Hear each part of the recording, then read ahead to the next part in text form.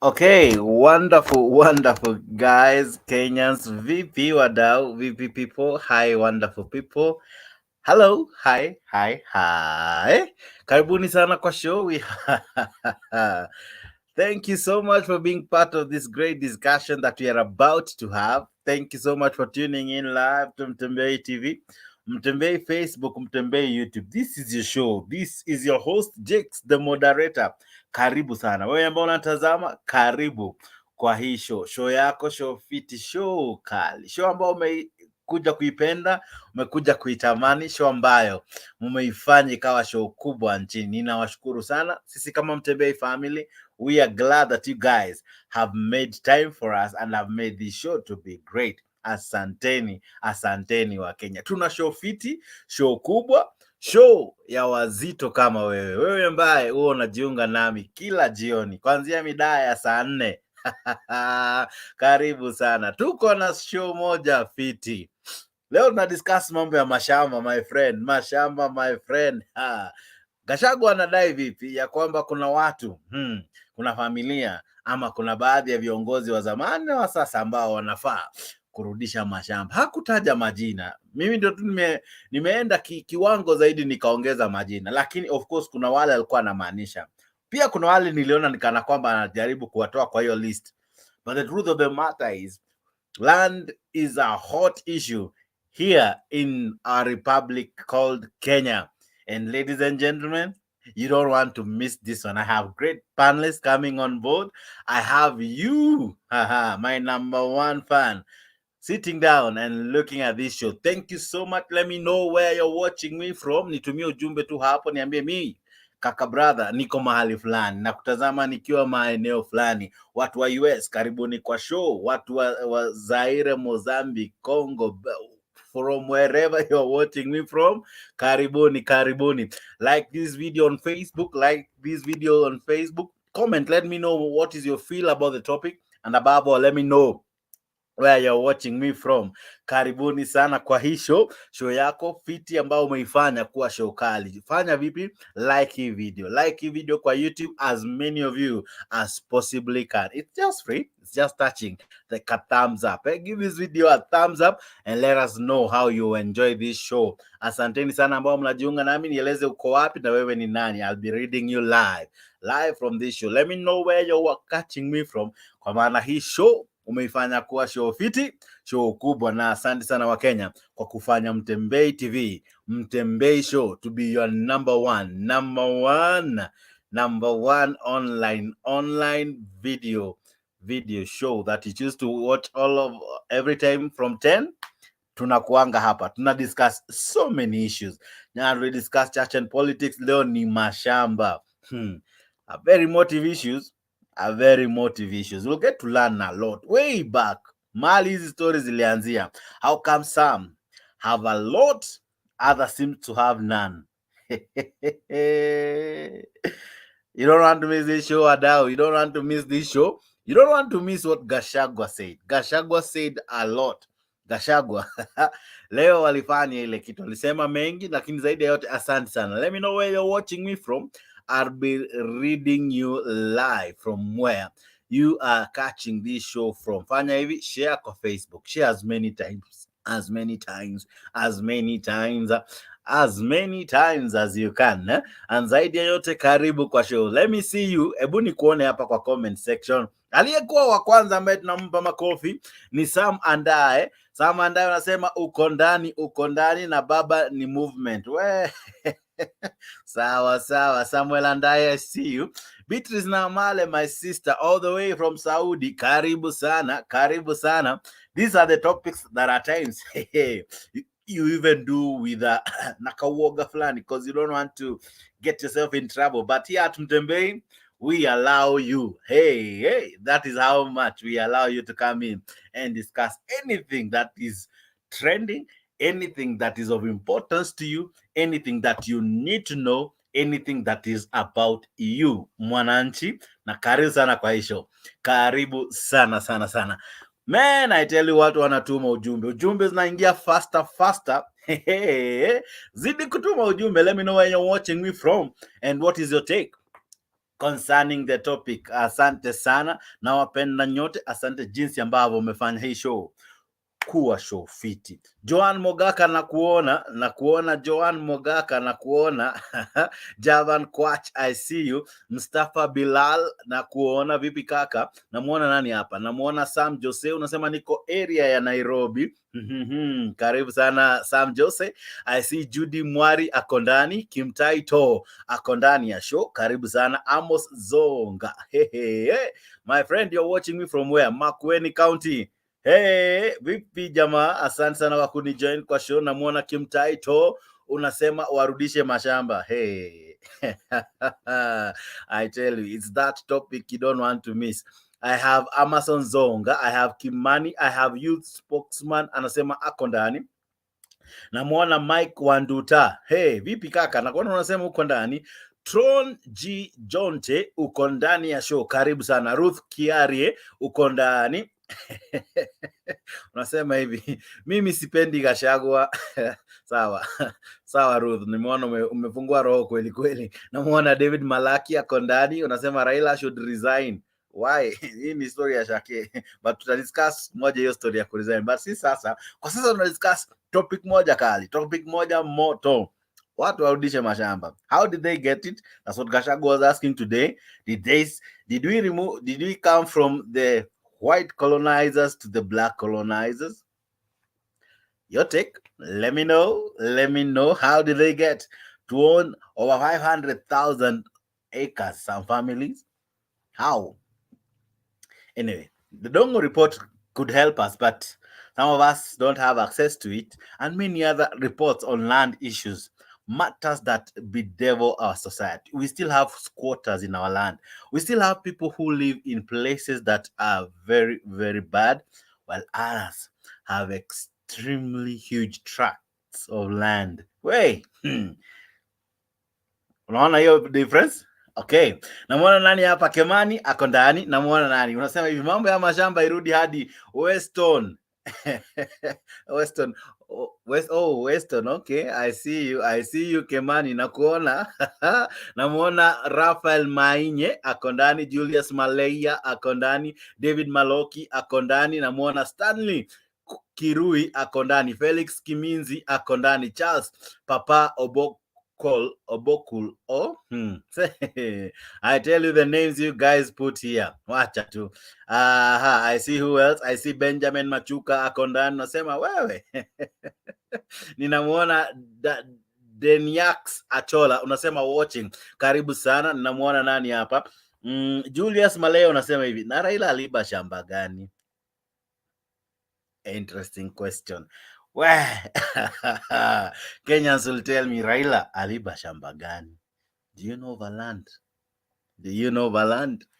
Tutajua tu. Namuona Mike Wanduta anasema Julius Malea, ukweli gani hapo? Okay, wanajibishana tu hapa. Namuona Emily Keya Emily unasema Gachagua asumbuliwa na wivu kwa Raila na Uhuru. God's favor uko ndani unasema Agwambo Tibi. Karibu sana. Julius Malaya unasema hivi Gachagua Malaya, sorry. Unasema although I am from Rift Valley, nimenyoshea na huyu DP. Nime what? Okay, we nakwambia ameenda sana. Huyo ni Jerry Dayo anasema hivyo. Anasema nikana kwamba DP anasonga sana na maneno yake, matamshi yake. Jana kuna mtu alisema ulimu wake una slide sana. Una slide.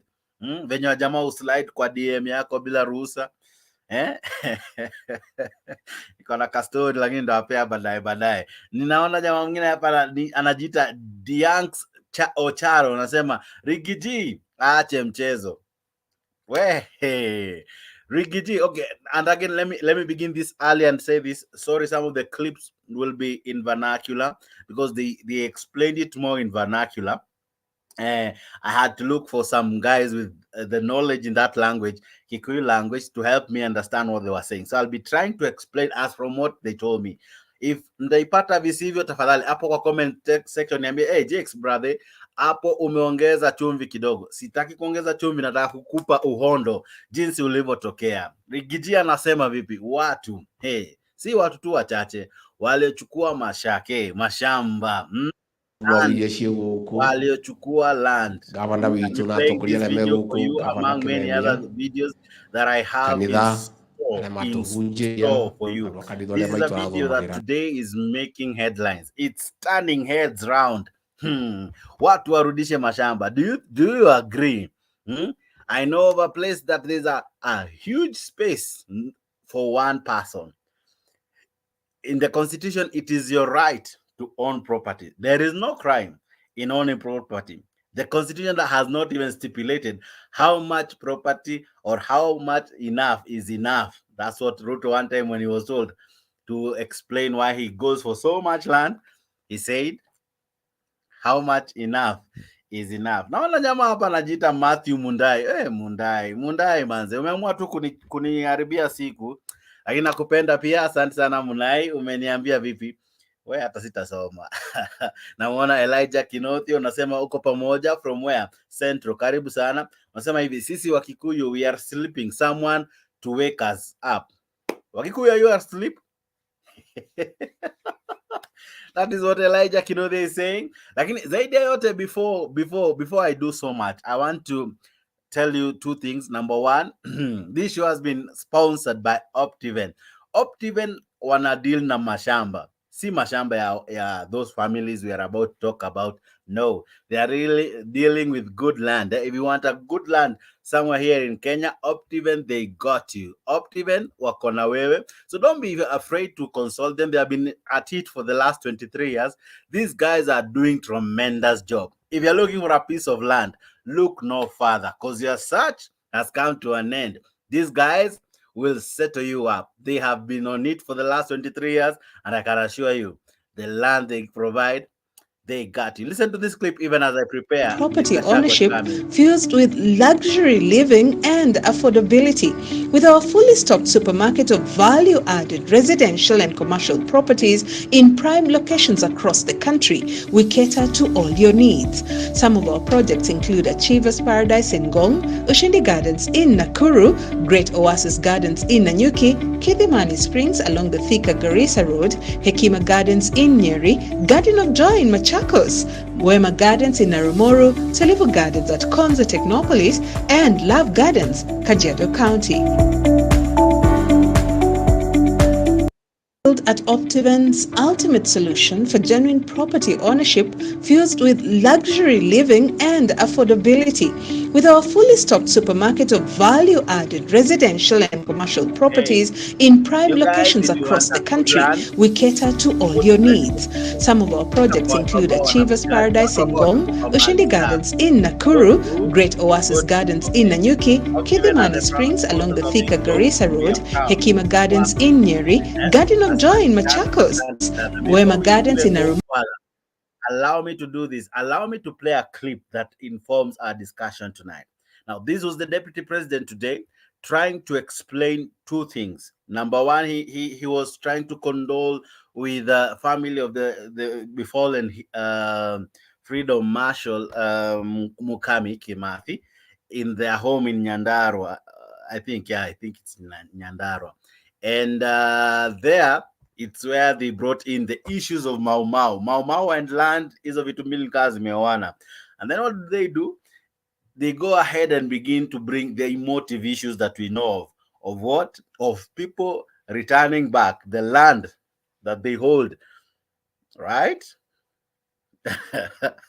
They say it's now time that Kenyans should know how these people acquired this land, how comes they have these huge tracts of land, who sold it to them, how did they acquire it?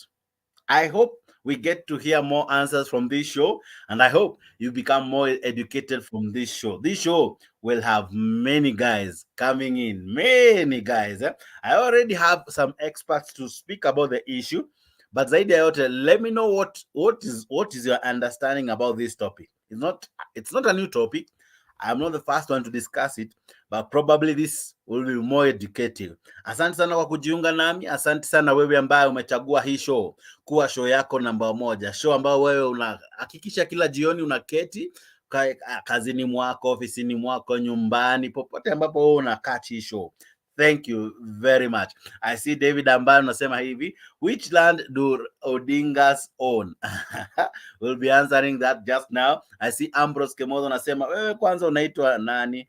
Jina yangu ndo hiyo. Mimi naitwa Jakes the moderator. Karibuni sana kwa hii show. Namuona Mustafa Bilala kona anasema start with your age mates. What about my age mates? Age mates wangu wameiba mashamba? I'm not sure. I'll find out. I see nani hapa?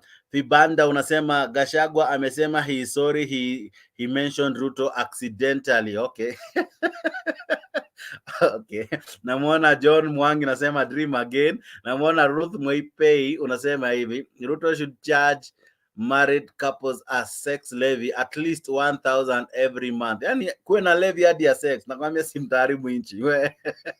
Laban Misiano unasema hivi, tuanzie Weston Langata Primary tukisonganga. Okay, John Mwangi nakuona uko hapo. Namuona Karisa Charo Mbuzi yeah. Unasema huyo Rigijini wewe sawa, sitasoma hiyo. Namuona Mary Alao ako ndani, asante sana. Feni Mwangi Junior ninakuona, asante sana. Mesha OGR uko ndani, karibu sana. Elijah Kenothia, I see you my brother. I see Matthew Diguri uko ndani, Julius Malea uko ndani, na wengine wengi, na Emily Emily wote wako ndani. Let me know where you're catching this from. Zaidi ya yote, like our video, share our video. I have a guest in studio, but before I bring them, allow me to play this clip so that you can hear what Riggy G had to say today. Ngikirire muthuri wa rurire ruru ngiuke nyambe ngithagane ngimenya ka mucii ni mwega nigetha tugicoka kwamukira ageni ya Kenya nginya thungu mangienda guka bari anya keru mangienda guka mekene tiri mundu wina uru wiyathi ni tuonire no migunda tutiakionire twendaga indo cigana wiyathi na ki no riu ri gwakionekire ya ithakane muku uria gwathire tukaria muthenya wa Juma mutigwana tukaria ni tukaria muria gwathire tikwenda gutinda tugiteria njuge reke twambe tuhurukie maitu uhoro wa family no uguo gavana Kimemia aria turari nao gwakwa obici na turarikanire tucucu tucukuru maundu maria makwenda kubangwo turarikanire na tutitiganĩria family no tondu maitu ni ahuruka. Family yake mathi ni itu na ni family ya gitio na ni family kwenda kurorwo na njira ĩrĩa yagĩrĩire, na muno kahinda gaka ndikuo tondu ni ngukimenya muno horo wa mau na uria kwenda. Koguo family no muiganire ora turaririe moka kunyona ati ndu cenjetie maundu ma family no ni tukurora maundu ma tukwaria tukumenya na tugwika tondu twina ngoro ĩyo na tuli thiini waho na ithuĩ gutiri mundu ungigitwinainia ka twenderie guoya kana tukanie no tumukanirie. Koguo ndeto icio ni igara ikiaragio na njira ĩrĩa yagĩrĩire. Niseme kwa sababu ya watu ya magazeti jua saa ingine wanajifanya wasikii Kikuyu lakini wanasikia. Tuko hapa kwa sababu huyu mama ambaye amepumzika ni shujaa wa taifa, ni mjane wa Field Marshal Dedan Kimathi Waciuri ambaye aliongoza Uhuru wale waliingia katika msitu wa Aberdare na msitu wa Mount Kenya kupambana na mbeberu. Mwingereza ambaye aliingia hapa kuchukua shamba ya watu ya hapa wetu, na kwa hivyo rais wetu Dr. Ruto ameamrisha sisi ya kwamba serikali ichukue jukumu ya kupanga mipango kababe ya vile huyu mama wetu atazidikishwa, na tungetaka kusema ya kwamba tumekaa chini na familia na watu wa serikali na tumekubaliana ya kwamba siku ya Jumamosi tarehe 13 mwezi huu ndio tutakuwa hapa kumsidikisha mama wetu, na rais wetu Dr. William Ruto ataongoza serikali ya Kenya kuja kutoa heshima kwa huyu shujaa wetu. Na tumeweka mipango, tuko na kamati mbili. Kamati ya kaunti hapa inaongozwa na gavana na county commissioner pamoja na familia kupanga maneno ya hapa, na tuko na kamati ingine national ambayo inaongozwa na katibu wa interior Bwana Omolo na maafisa wengine wa kitengo ya juu katika serikali ya William Ruto kuhakikisha kwamba historia ya Mau inajulikana. Hao watu wetu Mau waliingia msituni wa Aberdare na Mount Kenya kupigana na Muingereza ambaye alikuwa amechukua mashamba na kunyang'anya sisi uhuru wetu. Na hata kama tulipata uhuru, mambo ya mashamba ilienda kombo.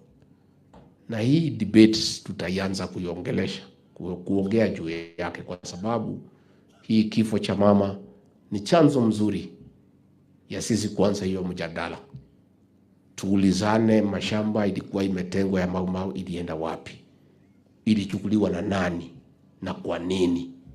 Na ni haki gani wale walichukua wachukue na wale ambaye walipigana wakose? Kwa hivyo hii ni mambo tutakuwa tukijadiliana tukienda mbele. Tumetaka kualika viongozi wote. I tell you. Hii mambo ya mashamba, as according to Rigiji, I'll be playing more of what he said. Lazima tujadiliane. I tell you. Kenyans vipi? Karibuni sana kwa hii show. Welcome to this show. I'll be having some panelists. I'll try to have some controlled panelists for some time, and then I'll allow you to come in. Just listen in through. These guys will tell you the genesis of all this and how we found ourselves here. I have with me Jeremy from Canada. Lakini huyu jamaa ni Mkenya, anajua story kibao kukushinda wewe na mimi ambaye tuko hapa mtaani. He is a great author and he has done a good work over the same concerning land issue. This topic is for you. This topic ni yako. Do you want to know something? This show will help you learn a lot of good stuff. I see Meshak Kipawa uko ndani, karibu sana. David Ambani, I see you. I see Elijah Kenothia, I see you. Great Stinks, I see you. Namuona Recho Keino uko ndani, karibu sana. Thank you so much, so very much. Mustafa Bilal uko ndani, unasema uko ndani. My brother, how are you? Good to see you. VP Jeremy. Unmute. Okay.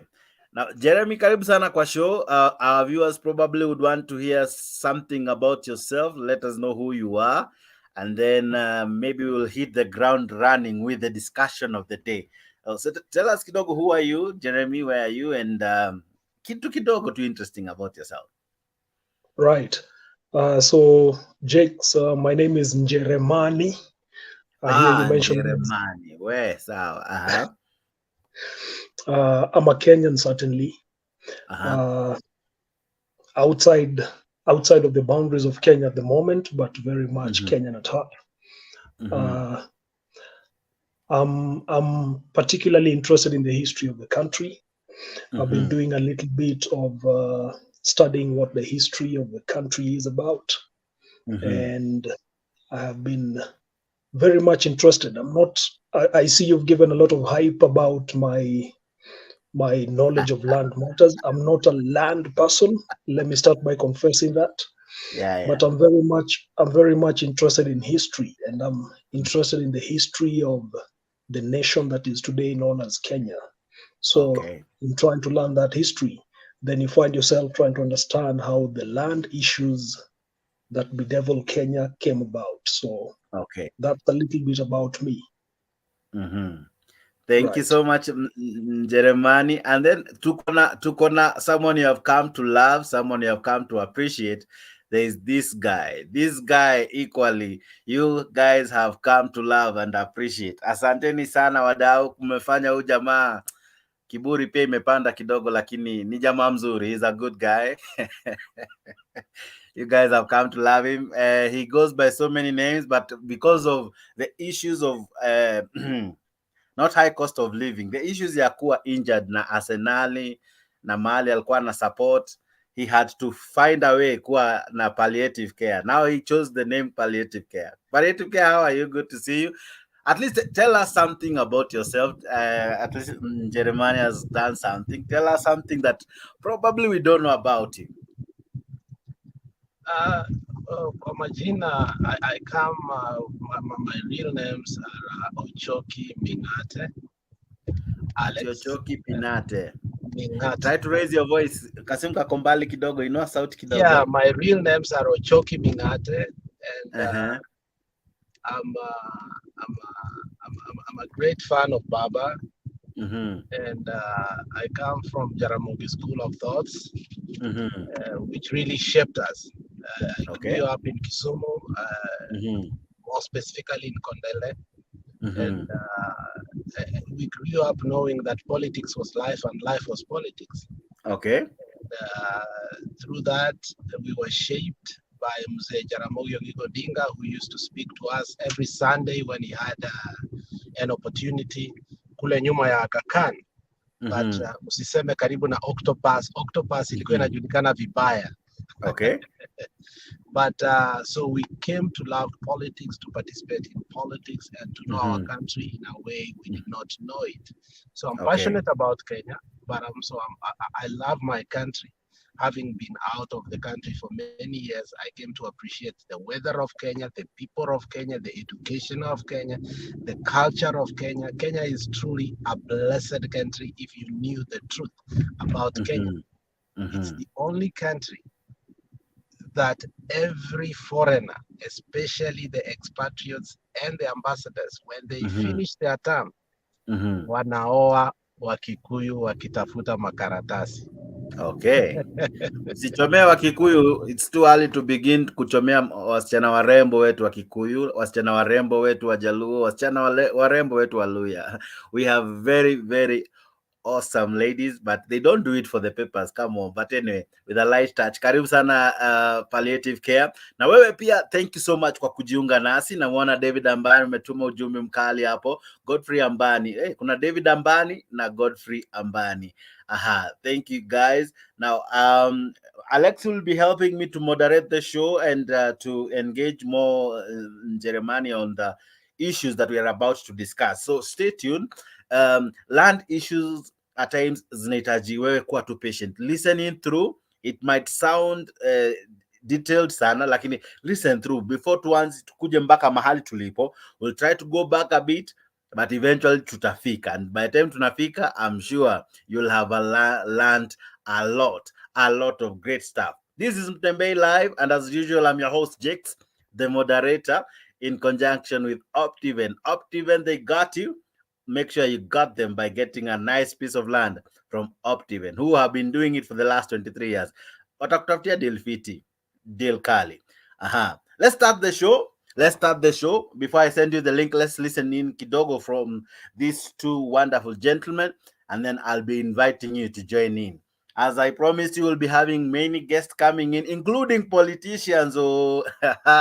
Including politicians. A lot of great things are about to happen here at Mtembei. That's how much we care for you, Monanchi, because you as well care for us and listen to us. Asante sana.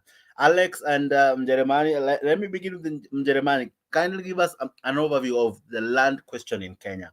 It's an emotional issue, sensitive issue, an issue that many dread to talk about, and many swipe it every time under the carpet. All regimes that have come to Kenya have tried to avoid that issue. Reports have come and go. Ndongo report has been there with us, but not many are bold enough to speak about the land issue here in Kenya. Rigathi Gachagua today was trying to open the Pandora box and the can of worms rather on issues bedeviling our country on the issue of land. I'm sure he's playing politics. I'm sure his sentiments were directed to some families, not everyone.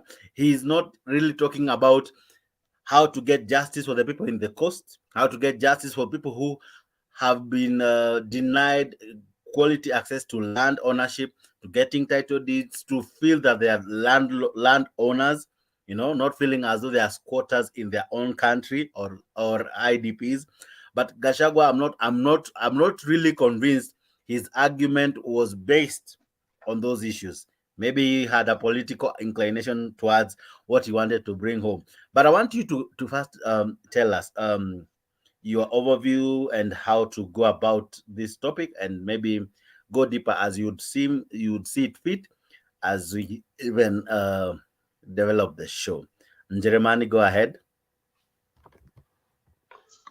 Thank you, Jakes.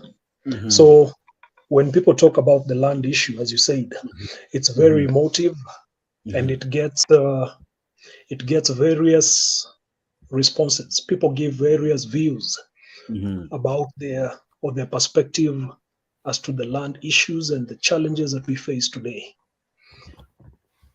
Many people always look at the Ndungu Land Report. And the Ndungu Land Report was at about the year 2004, 2005, 6, thereabout.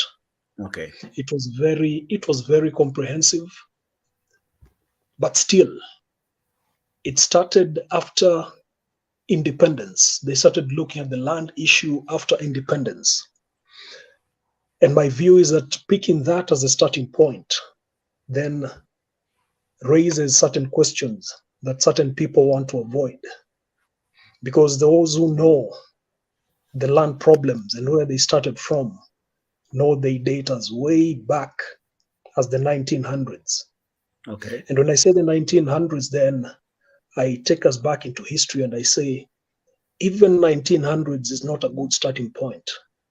A good starting point for me would be the 1st century Anno Domini, the current era. And when I say the current era, this is what I mean. There's a gentleman called Gaius Pliny, or Pliny the Elder. Pliny the Elder comes from, and just listening to the name, Pliny the Elder is from the Roman Empire. Okay. Pliny the Elder said, there is this place called Azania. Azania is in the east, not the far east, is in the east. And in a place that spices can be found. And spices were found in that particular area where Pliny the Elder described as Azania. The inhabitants of Azania were called the Zanj. And the Zanj, even today, and if you Google and get your dictionaries, you will find that the Zanj are described as the dark-skinned people who are found in a particular area of what we describe today as Africa or East Africa. This Zanj occupied a territory that starts from around Mozambique, coming up to Tanzania, the Dar es Salaam coastline, going up to the area called Kismayu.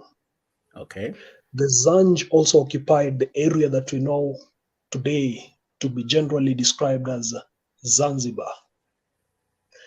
The Zanj, as the description goes, is the dark-skinned people that were found in Africa, described by Pliny the Elder of the Roman Empire. Okay. And this particular area of Africa, or East Africa, was under the control of the Roman Empire. Now, the Zanj did something very interesting centuries later. In about 869 AD, the current era, the Zanj, who were enslaved people in the Abbasid Caliphate. And when I talk about the Abbasid Caliphate, I mean Abbas, and then you add ID to it, Abbasid. The Abbasid Caliphate stretched from what is modern day Turkey all the way to what is modern day Oman. It didn't end there. They also occupied the territory stretching down to the north of Africa. And what we call the Indian Ocean today was historically known as Bahar al-Zanj. Bahar al-Zanj means the sea, or Bahar as we know it as Bahari in Swahili. Bahari is the sea or the ocean. So Bahar al-Zanj means then the sea or the ocean of the Zanj, where the Zanj come from. But today we know it as the Indian Ocean. So in the Bahar, let me take you back, in the Abbasid Caliphate, stretching all the way from what we know today as Turkey, cross all the way to Oman, and then go down to the area that we now call Mozambique, previously known as Sofala. That area was under the domain of the Abbasid Caliphate, and the Zanj, who were enslaved people, were then ferried all the way from the East African coast and taken to servitude in the Abbasid Caliphate. Okay. In 869 AD, the Zanj rebelled, and they went on a revolt and said, we can no longer be servants. We can no longer live in servitude. And historically, then that was the start of what is known today as the Zanj Rebellion. Okay. So for a period, the Zanj Rebellion took place in a place that we now call Basra. Basra is in the present day Iraq. So the Zanj for a period of time conquered that area, overthrew the overlords, and became the rulers for a short time before reinforcements were brought in. When reinforcements came in, of course, there was a great deal of slaughter.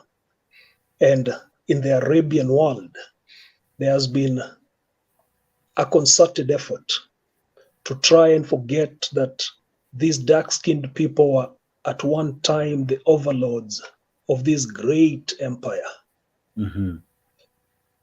With that came people who have written historically.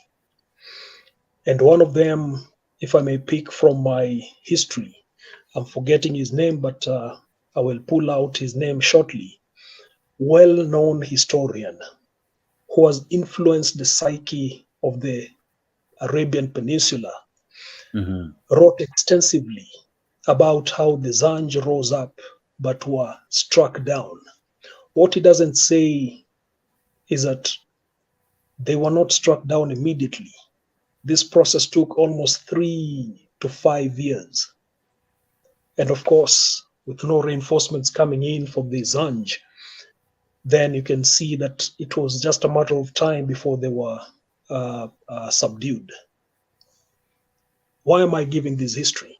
It's important that we understand that the area called East Africa plays a very significant role in the geopolitics.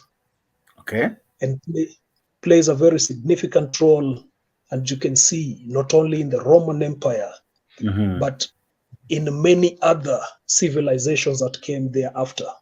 Okay. But I progress the story. So the Zanj Empire, in my view, and subject to other historians' views, is that the Zanj Rebellion was the start of the fall of the Abbasid Caliphate. Okay. Because thereafter arose kingdoms like the Omani Empire. Thereafter came the Turkish Empire.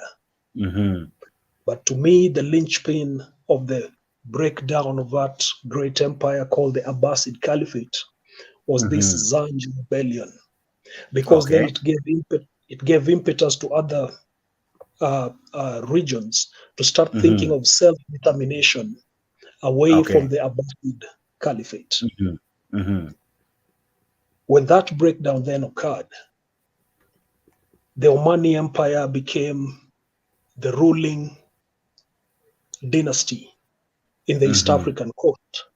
Okay. And the Omani Empire, as we know, it starts all the way from Oman, what we know today as the United Arab Emirates, a great portion of the Saudi Kingdom, stretching all the way down to the north, Horn of Africa, and towards the East African coast. Okay.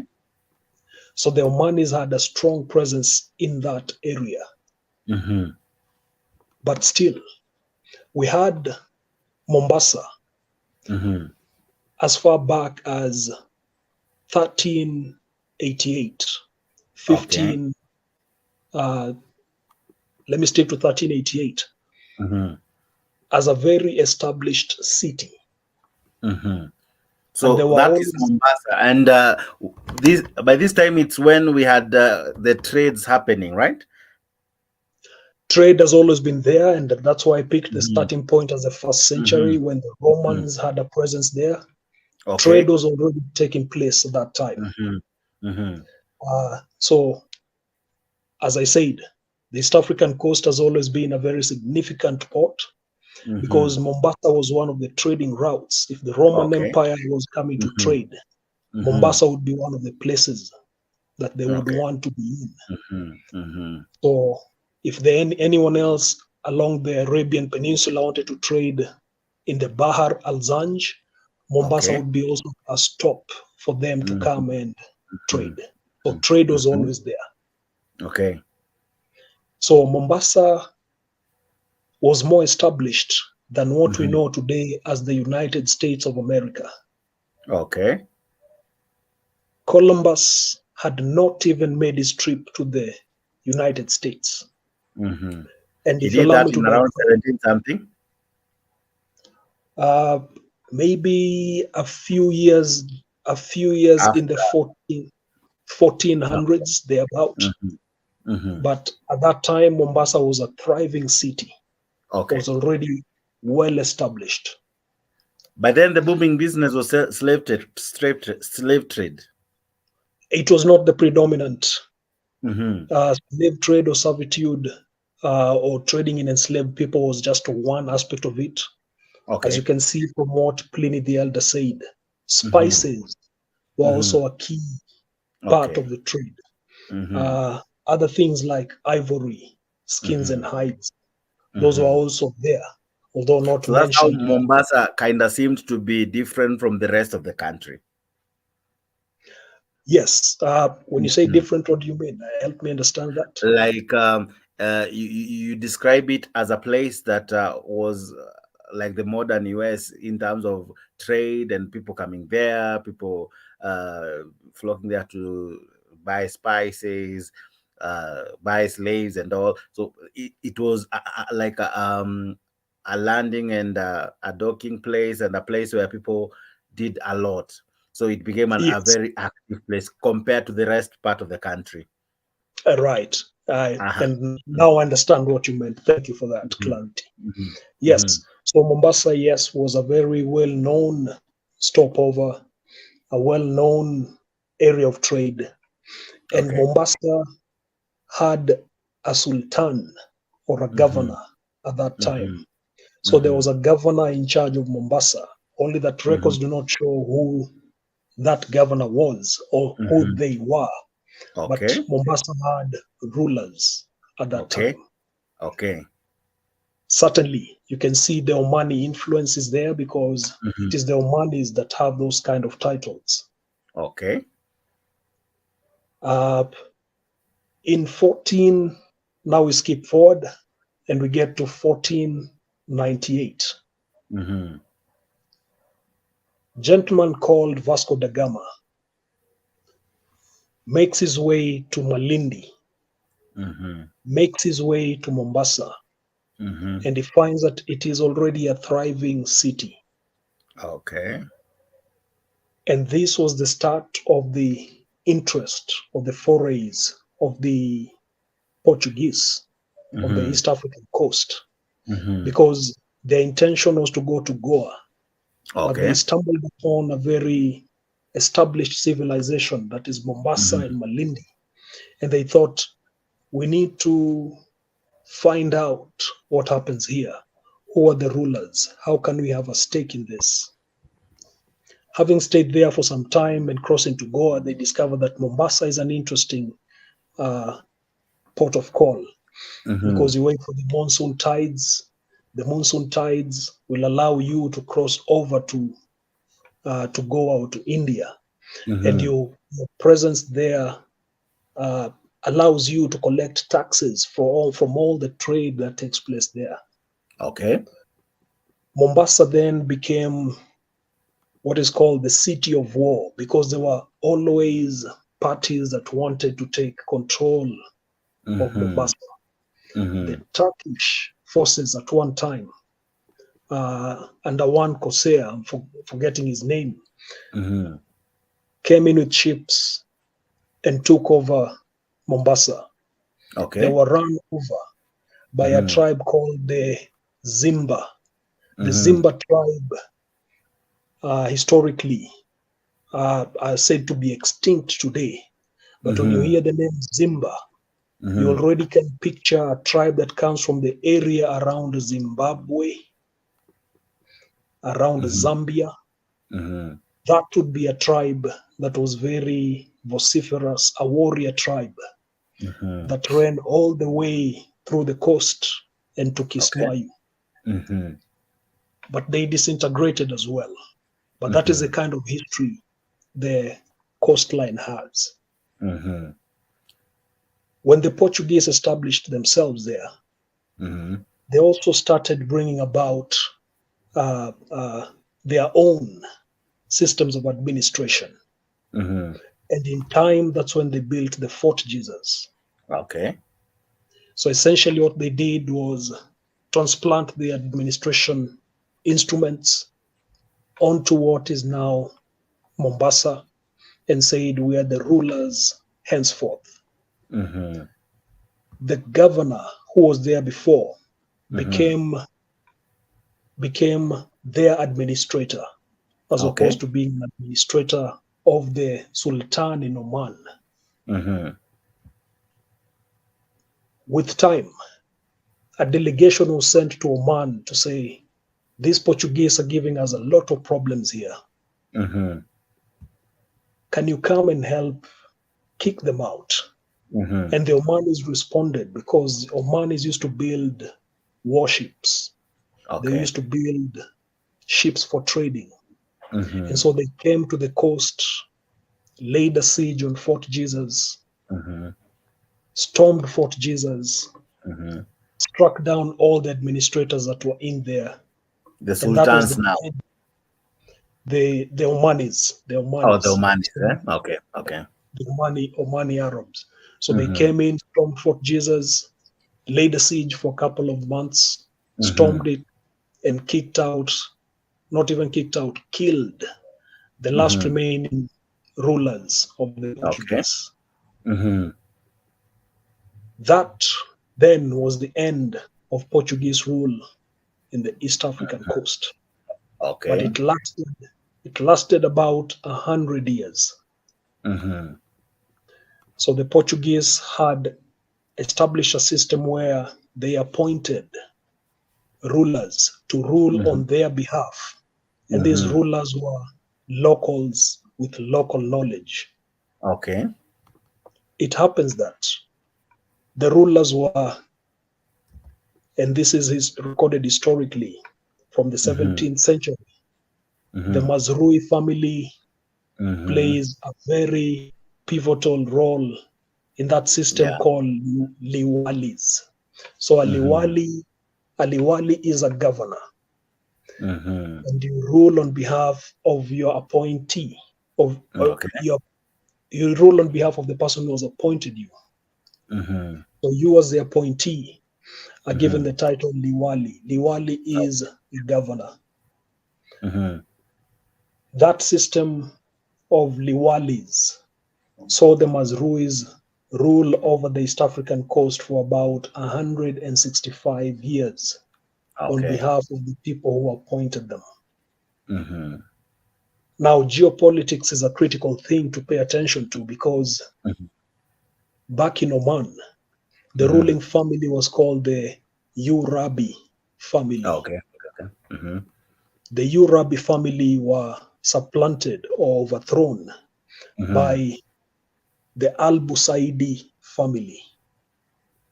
So the Al-Busaidi family overthrew the Urabi family and then became the ruling family in Oman.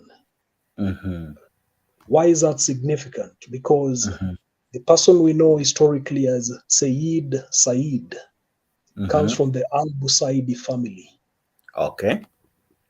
Sayyid Said decided to move his capital from Oman and to Zanzibar. So there were two seats.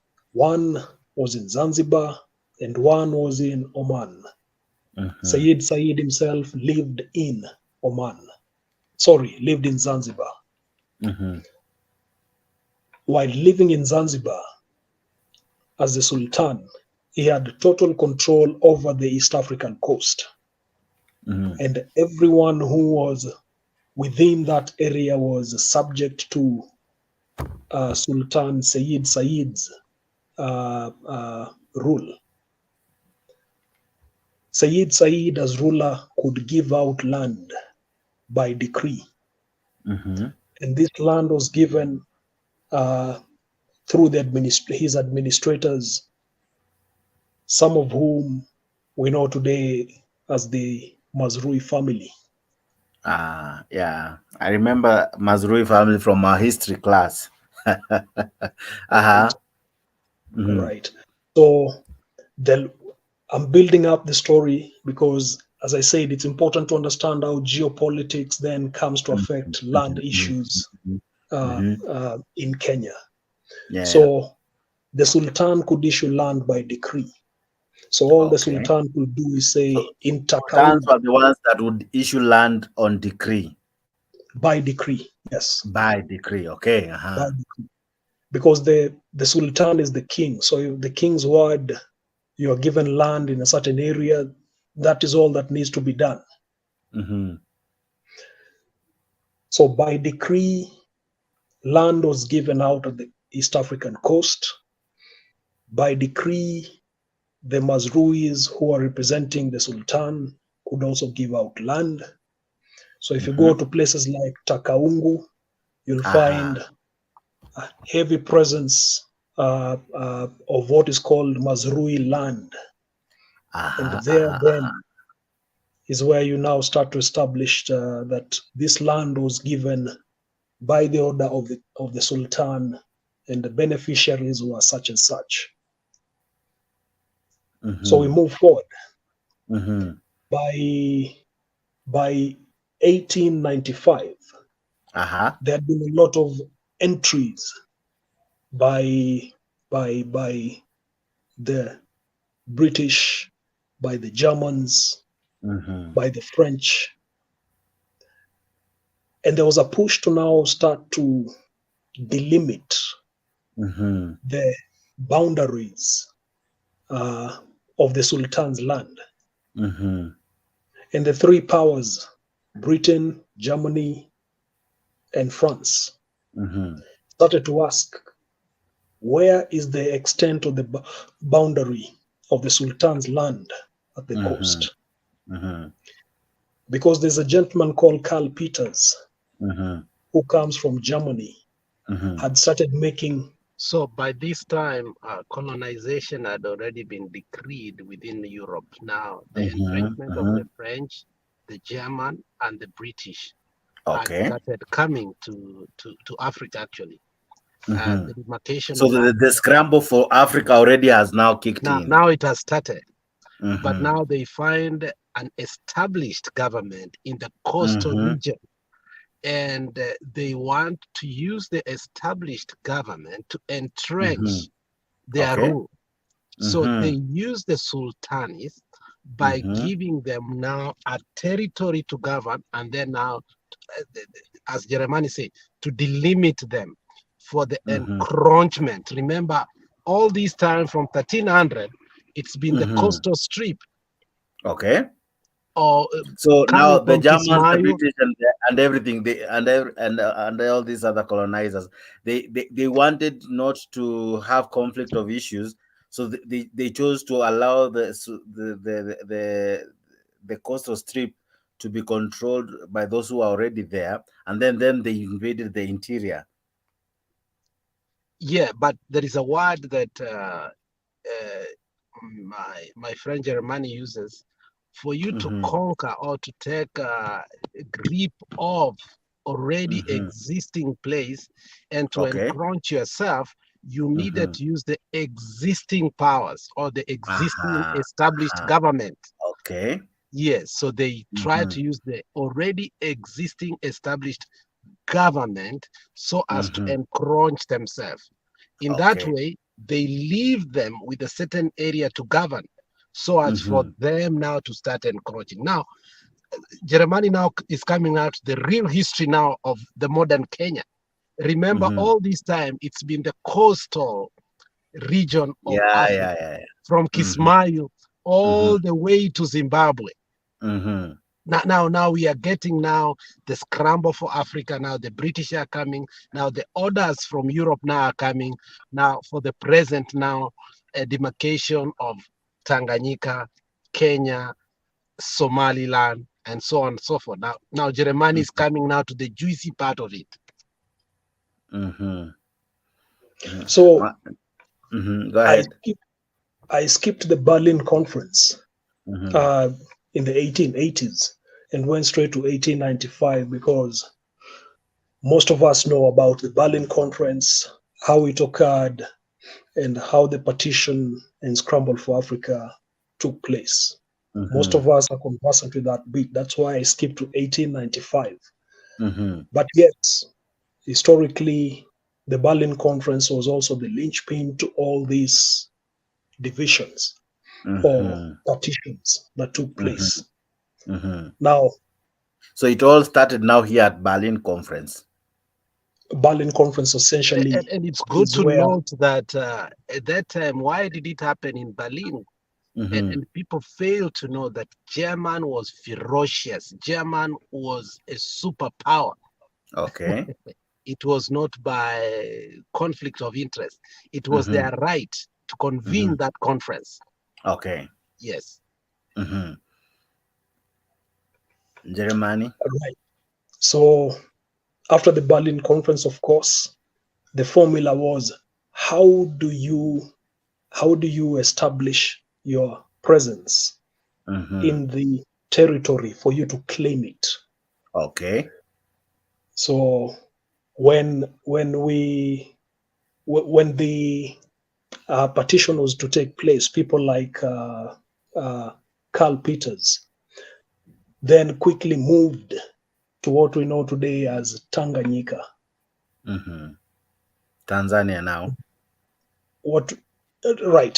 Tanzania, or previously known as Tanganyika. And one of the things that he did was he was already moving inland very fast. From Pangani, going towards Kilimanjaro.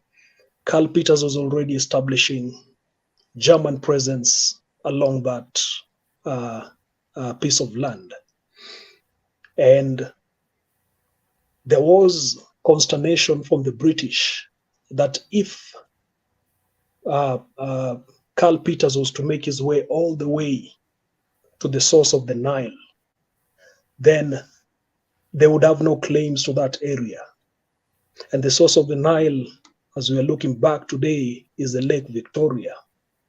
And so there was need for the British to quickly get inland and establish themselves in that area. And that's when people like Mackinnon then were given the charter by the Queen Victoria to go and establish a British presence in this area called East Africa. I think you need to make it clear, and that is what the most interesting part that Kenyans needs to know. It was not just East Africa, it was called East African Company. And when you hear Gachagua says, this is our company, he deduces that word from there. Mackinnon established something called East Africa Company. Kenya was a company to the British monarchy. Okay. So Queen Victoria gives the charter to the organization called the Imperial British East Africa Company. And the Imperial British East Africa Company goes on to establish itself in the East African coast. And they quickly try to determine, now, if this coast is under the Sultan, how do we lay claim to it? Because the Sultan is already a sovereign. The Germans, the British, and the French, they make an arrangement with the Sultan and some of his people and say, we are trying to find out where your boundary ends. And you will determine where your boundary ends, where we find a presence of your guards, the Sultan's guards, in that area. And so they start a process of moving from Shimoni. And where they find the guards, they say, this is where the territory of the Sultan ends. They move further down, and where they find the Sultan guards, they say, this is where the territory of the Sultan is. But as they moved along, they started realizing... That's how they were able to isolate the coastal strip. I'm coming there. And the most interesting part of it, Jex, is, and I want Germany to speak about it, because many people do not know why we have the 10-mile strip. What the 10-mile strip is, when they were chanting their ways, they realized the guards ended in a place called the police station, Mwatate, or how is it called, Germany? I'm coming there. Okay. Sorry, we are jumping the gun. Go ahead, Germany. So as they move along with the Sultan, trying to find Sultan's borders, they find that where the Sultan's guards are, this is the boundary, and they keep moving all the way. And they finally discover that they have been seeing a rotation of guards. They say, we saw this guard up there. How comes this guard is also back down here? So it appeared that the guards were being rotated to create the impression that the Sultan is almost everywhere. But they were not the same, but they were the same guards. And so these powers decided, this is the end of it. This is the last line of where we think the Sultan's boundaries extend. And where they say it was the last line is where we know today as the Makupa police station. Okay. So it is said that from the coastline to Makupa police station, that is a beacon that establishes the 10-mile coastal strip. Okay. So you use that perimeter, and then that will tell you the extent of where the 10-mile coastal strip gets to. So from all the way to Kipevu, and you move inwards. After that, then becomes the land of the Rabbi. So the 10-mile coastal strip was established that way by the three European powers, trying to establish where the guards of the Sultan was or were. Having said that, then, the Imperial British East Africa Company wanted to find out, how do we secure our rights and interests into the East African coast, or inwards into the East African hinterland? And that's when the construction of what we know as the Uganda Railway commenced. And the Uganda Railway was actually not for economic reasons, but was supposed to be a conduit for ferrying and moving soldiers very quickly to the source of the Nile to secure that portion for the benefit of the British interests. They wanted to make sure their presence is known before the Germans could make their way through through Kilimanjaro and into Mwanza. Okay. So by establishing their presence very quickly, then they could claim that area as theirs. That is the history of that. But I get back to 1895 and back to the coast. So in 1895, there was something called the Mazrui Rebellion. So the locals, being the Mijikenda, had said enough is enough. We cannot continue to be ruled by representatives of the Sultan. We want self-determination. We want to be able to rule ourselves. Okay. And that then became the history of how the British, together with some of the locals, overthrew the Mazruis as rulers on behalf of the Sultan on the coastline of Mombasa. So that was the end of the Mazrui, we can say, suzerainty, or the period of rule. Okay. Now we come to the British now in Kenya, and how now they ended up dividing the country into white lands and others and all that. Right. But allow me to take one step backwards and talk of a gentleman called Lord Delamere. Lord Delamere inherited the barony of Cheshire when he was aged 17. And this was about the year 1887, just as the scramble and partition for Africa was taking place. Lord Delamere III was now, I'll skip the history of how the Delamere family became barons, but by this time he's established as Lord Delamere III. He's inherited the barony of Cheshire, and he's 17 years of age. Looking for adventure, he comes to the Sea of Erythraean Sea, which is now in the area called Eritrea. Makes his way into the hinterland, shooting game and hunting with his friend Dr. Atkinson. Okay. They end up at a place called Lake Rudolph. Okay. Lake Rudolph is present-day Lake Turkana.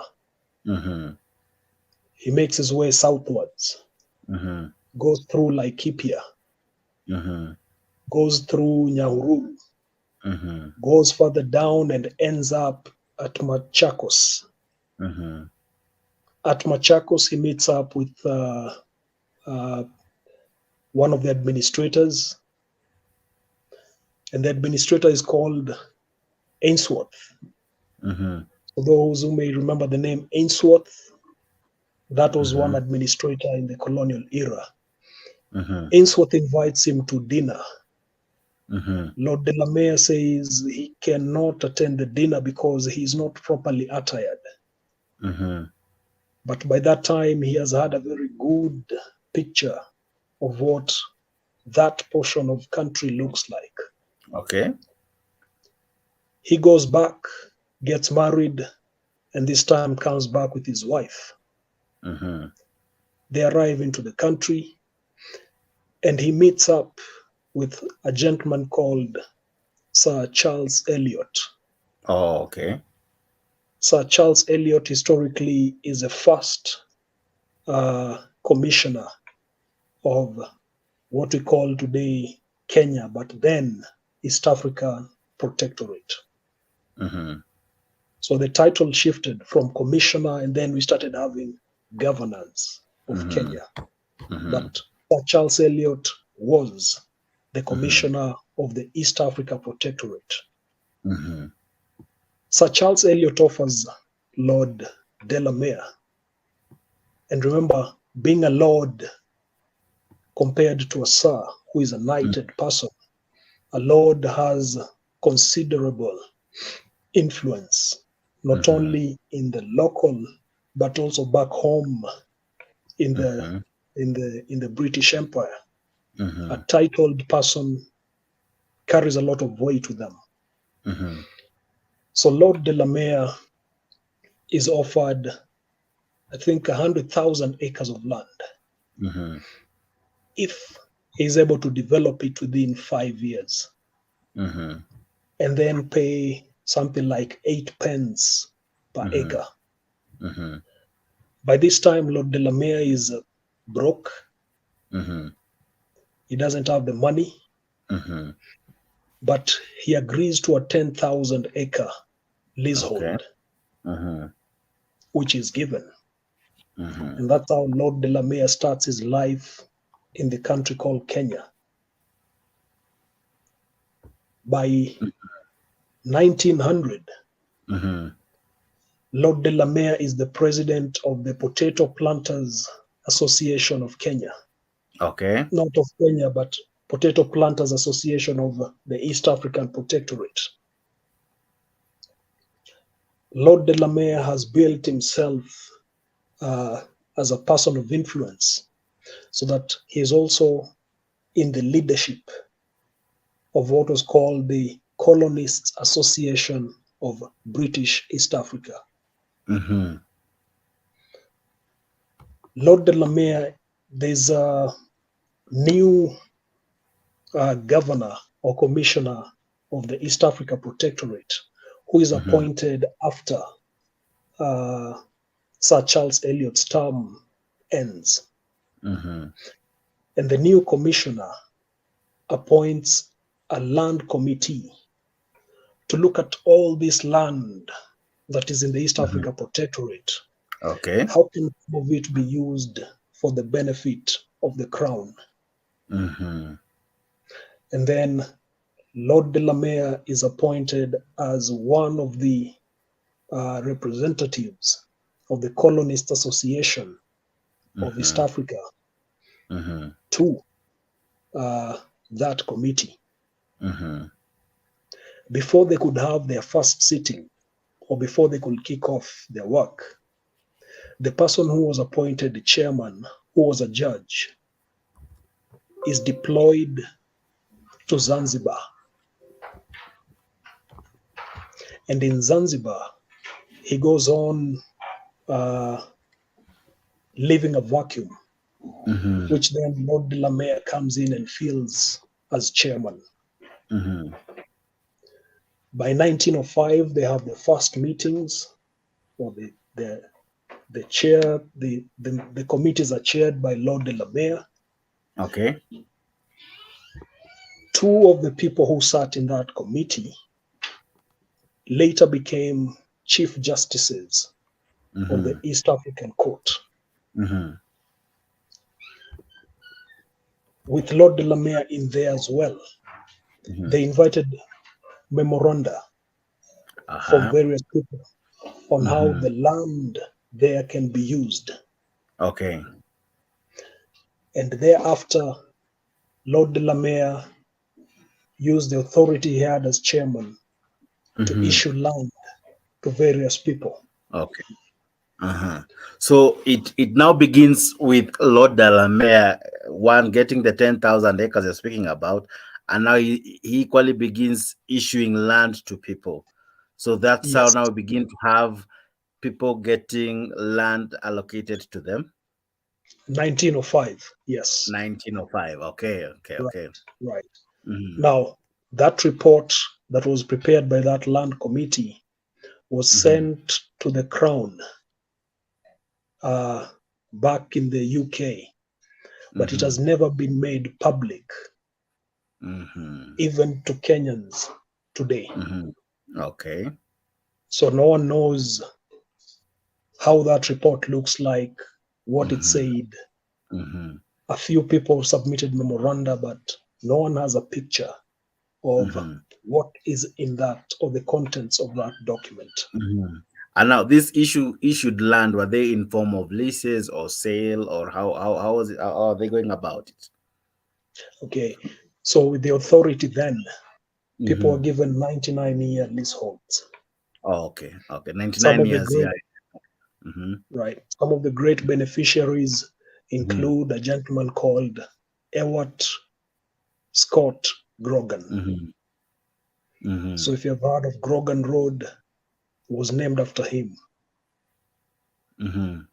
He was given about 100,000 acres of land at that time.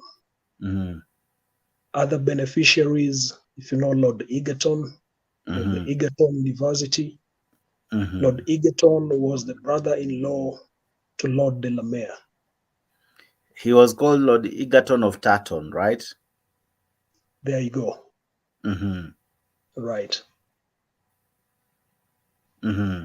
Okay, go ahead. So essentially what I'm saying here is many people start in the Ndungu Land Report of 2004, 5, 6. But essentially, and it goes way back. It covers the period 1963 to that time. Okay. But the argument I'm putting forth is that it goes way further back than what people are trying to look at.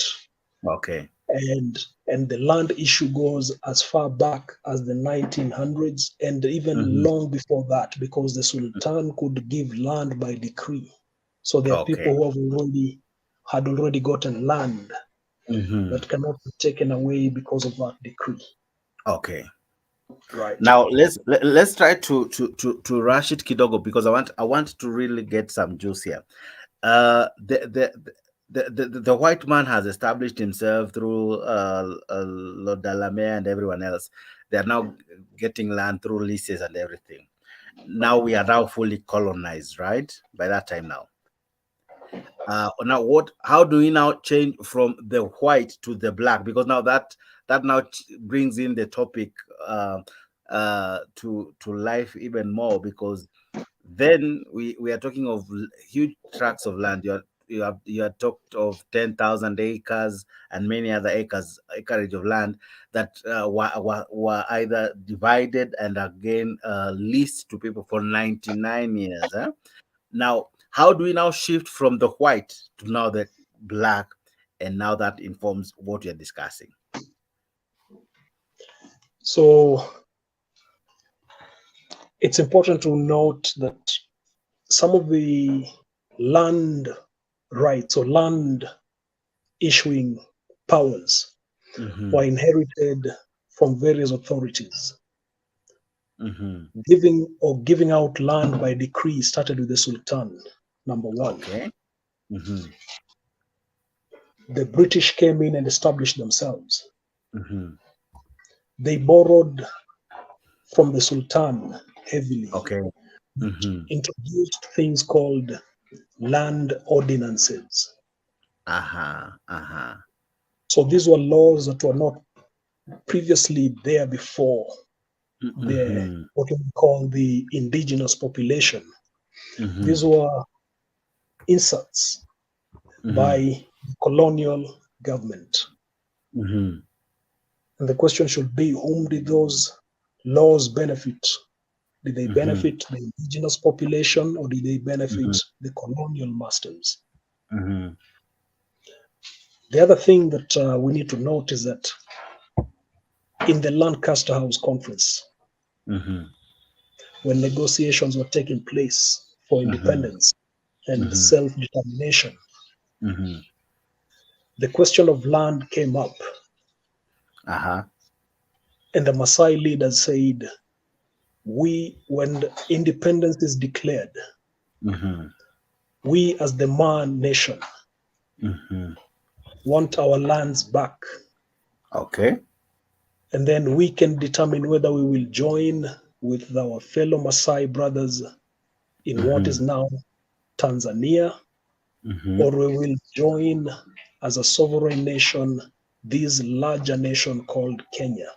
The Luya nation as well went on and said the treaties that were signed by the colonists and their chiefs, the Luya chiefs, will cease to be operational the day Kenya becomes independent. And then they will determine whether they will join the union called Kenya or they will join up with their fellow, could we call them larger Luya nation, some of whom are in Uganda, on the Uganda side. Okay. In the north of Kenya, the people in the Northern Frontier District said, we also want self-determination to decide whether we are going to join this larger nation called Kenya or we are going to remain or join with the Somali nation. Okay. The Mwambao people also said, we also want self-determination because we are not sure our interests will be taken care of. Okay. Join this huge nation and parts of the nation that we are not conversant with and people and culture we have not interacted with. Okay. So everyone was talking about having their own independent state. The Majimbo issue. Now, Mashamba was a compromise brought by Ronald Reagan because he said, instead of everyone going their own self-determination way, becoming the small state of their own, and we bring something called federated states. Okay. And that is where Ronald Ngala borrowed that from. Okay. But remember, Ronald Ngala also comes from two schools of thoughts that we must be informed from. First and foremost, we need to understand and know when Kenya got independence, it was a loose cannon that was not conglomerated today as we call Kenya. The coastal region still was under the Sultan. So when we get independence, the Sultanis leave the coastal region and the British also leave, which leaves the coastal region not really in Kenya, but also in Kenya. Remember that. So, and that is why you've always had this word, Pwani si Kenya, because Pwani was basically really never colonized by Kenyans. It was still under the Sultanis. Okay. The other thing is, as a compromise in our independence, the British fears the Kikuyus to take over. They are more educated, they are vivacious, they were the main problem to them. So with their going, they want to leave an ally behind.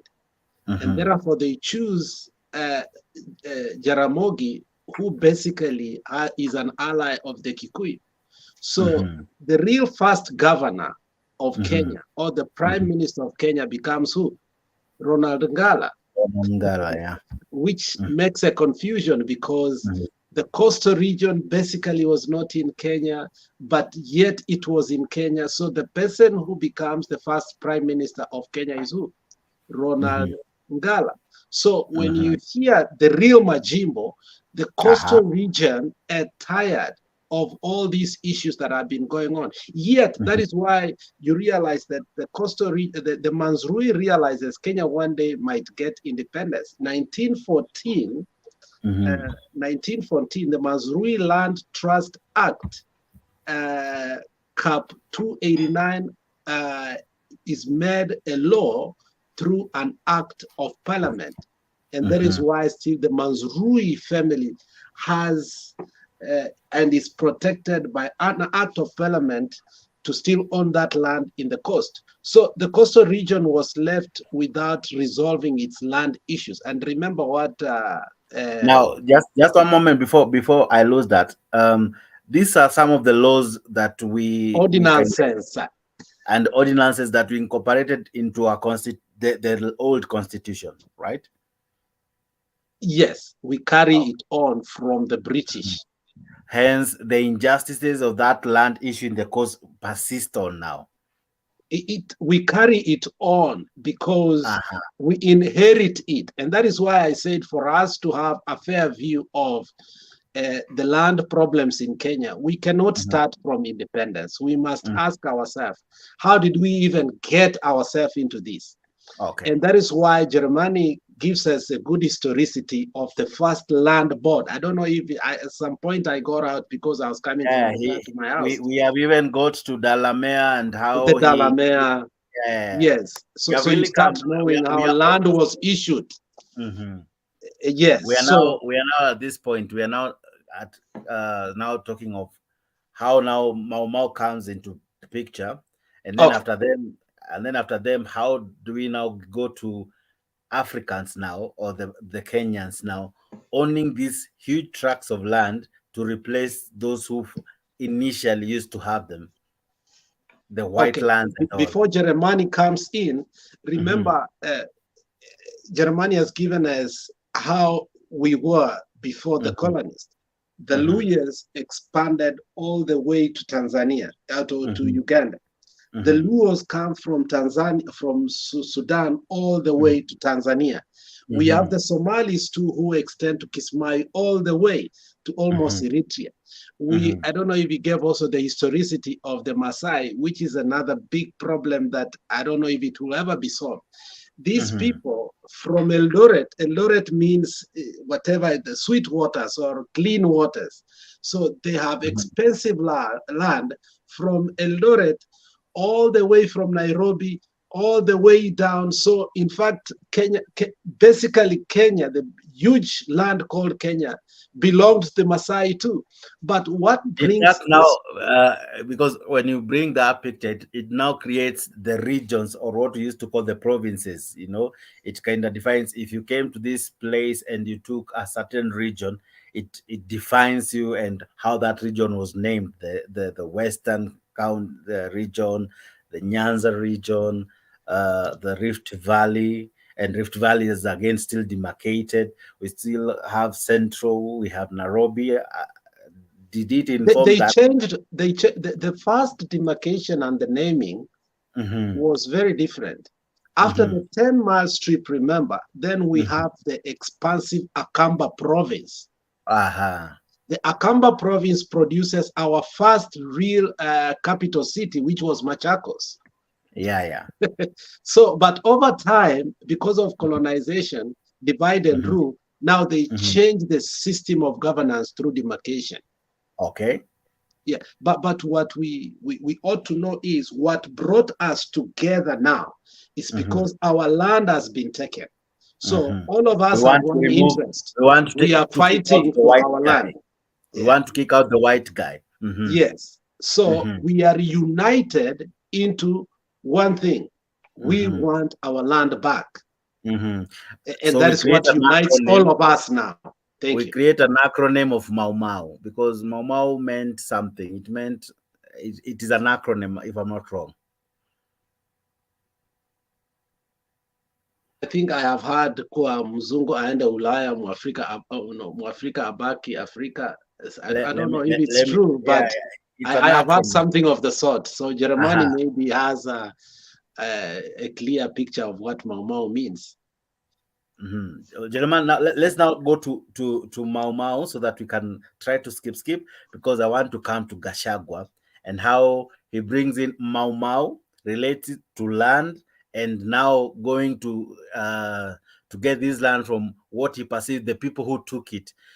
He kind of perceived, or rather he kind of brought this issue of people, the black now, became the new colonizers from the white ones who left these lands.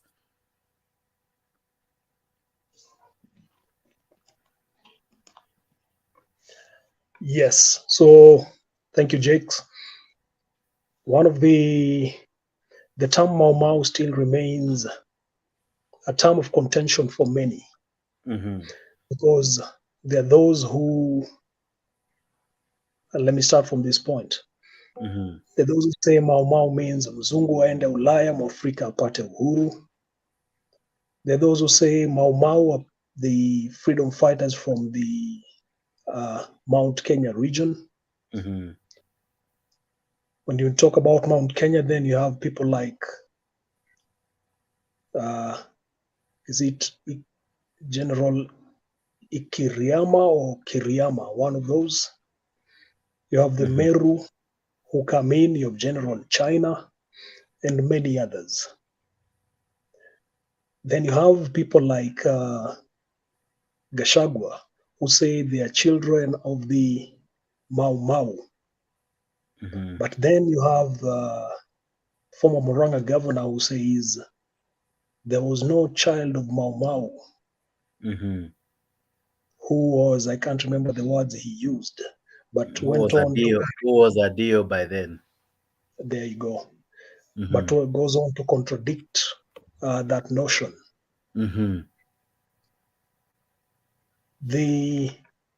my picking out of the history of Mau Mau, the name still, or how the term came to be used, remains inconclusive. So I do not want to share my thoughts on that as yet, because even Kamba still say it's their word, because they used to say it meant our grandfather, our is it our grandfather or our forefathers? Kamba still say it's their word. Kikuyu still say it's their word.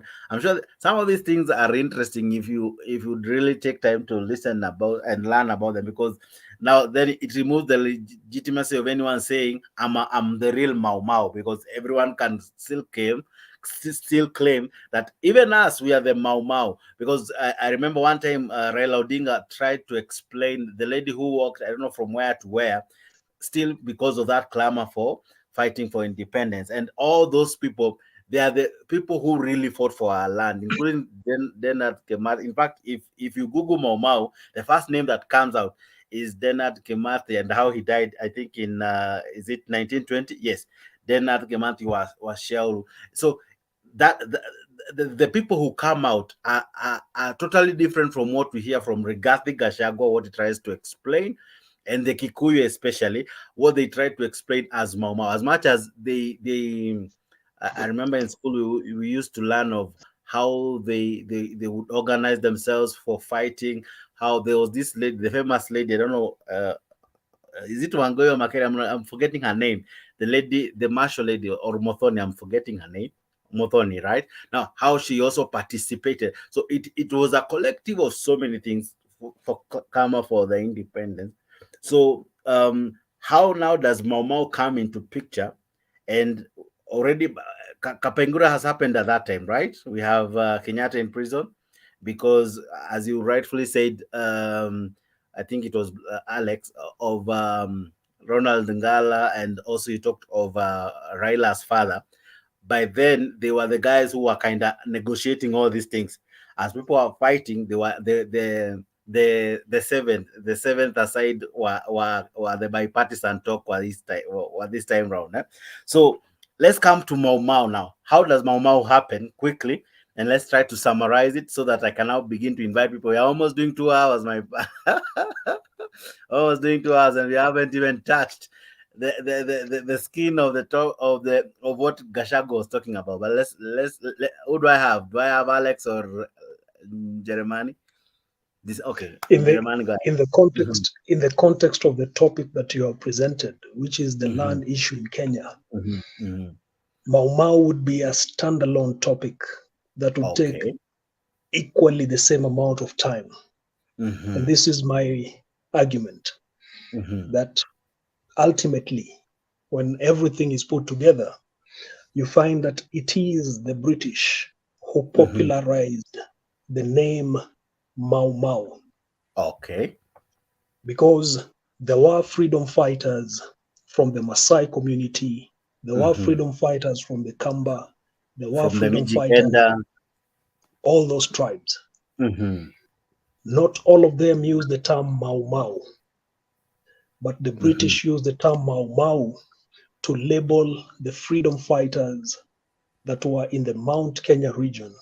And it was a term used derogatory term, derogatory sense, to label them as terrorists, to justify the calling of the British Army to come and help quell anyone that had the label Mau Mau, particularly in the central part of Kenya.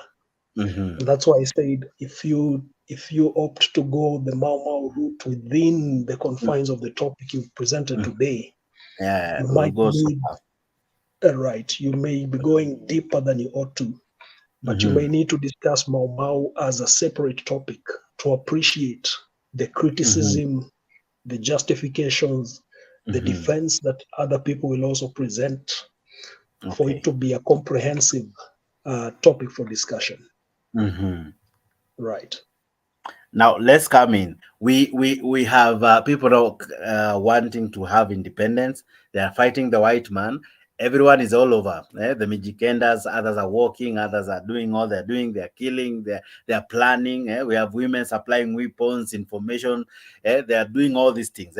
And then eventually the white man goes. He decides to give us independence. Kenyatta is released after the pronouncement, no Uhuru without the Kenyatta and all from Jaramogi himself. And then now we have a president. Now, what now changes from the white settlers to now the at times Raila calls them the Mzungu Mwafrika who now takes over?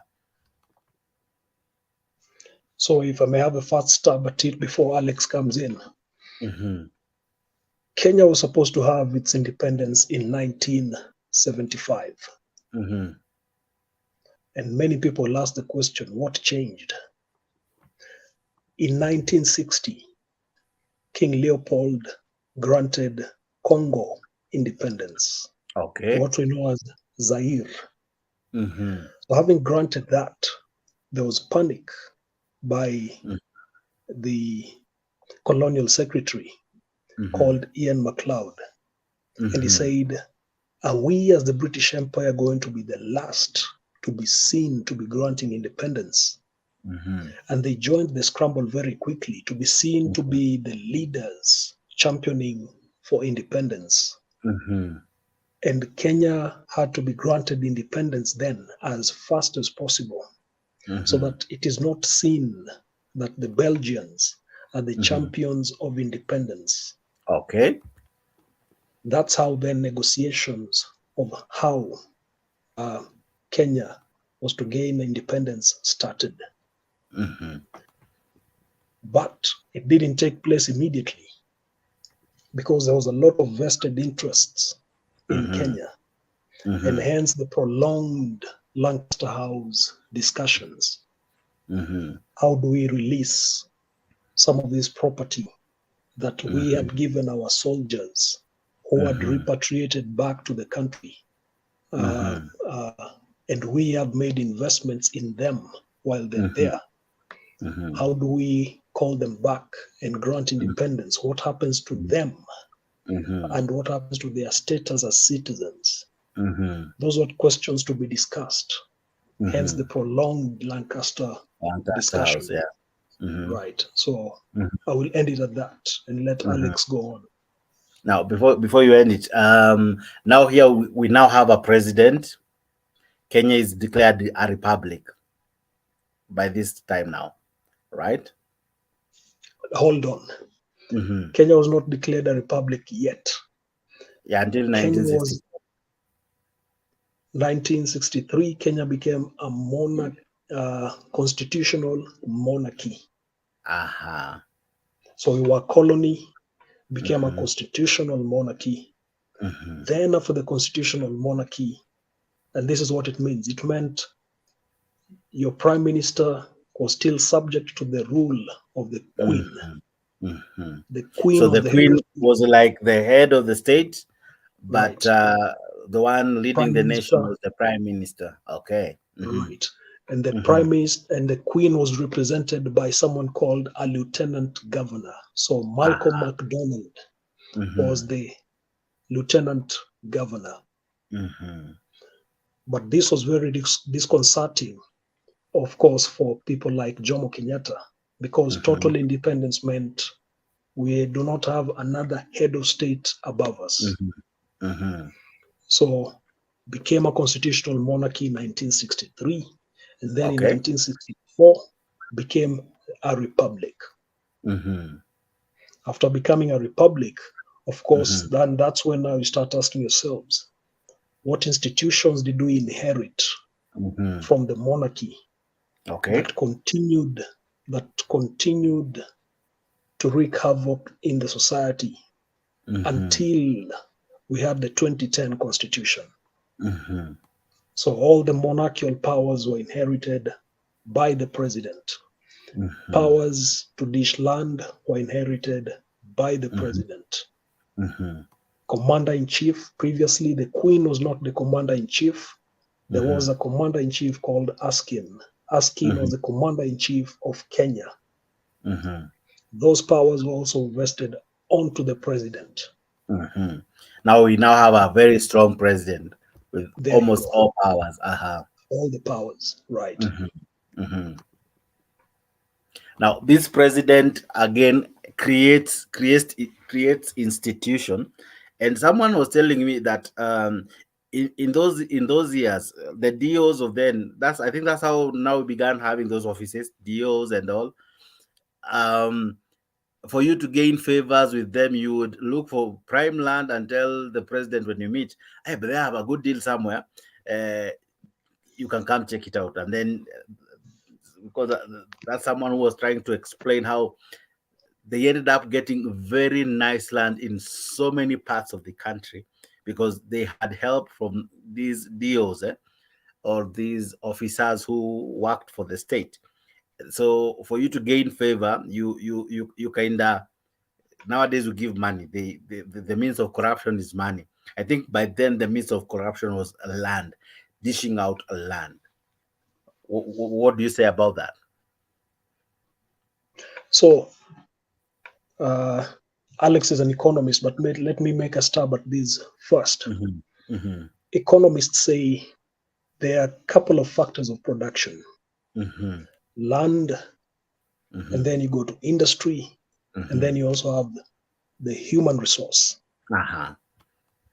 So all the people that we call old money today are beneficiaries of that initial allocation of land. So they have the factors of production in their hands. Okay. People like Pio Gamapinto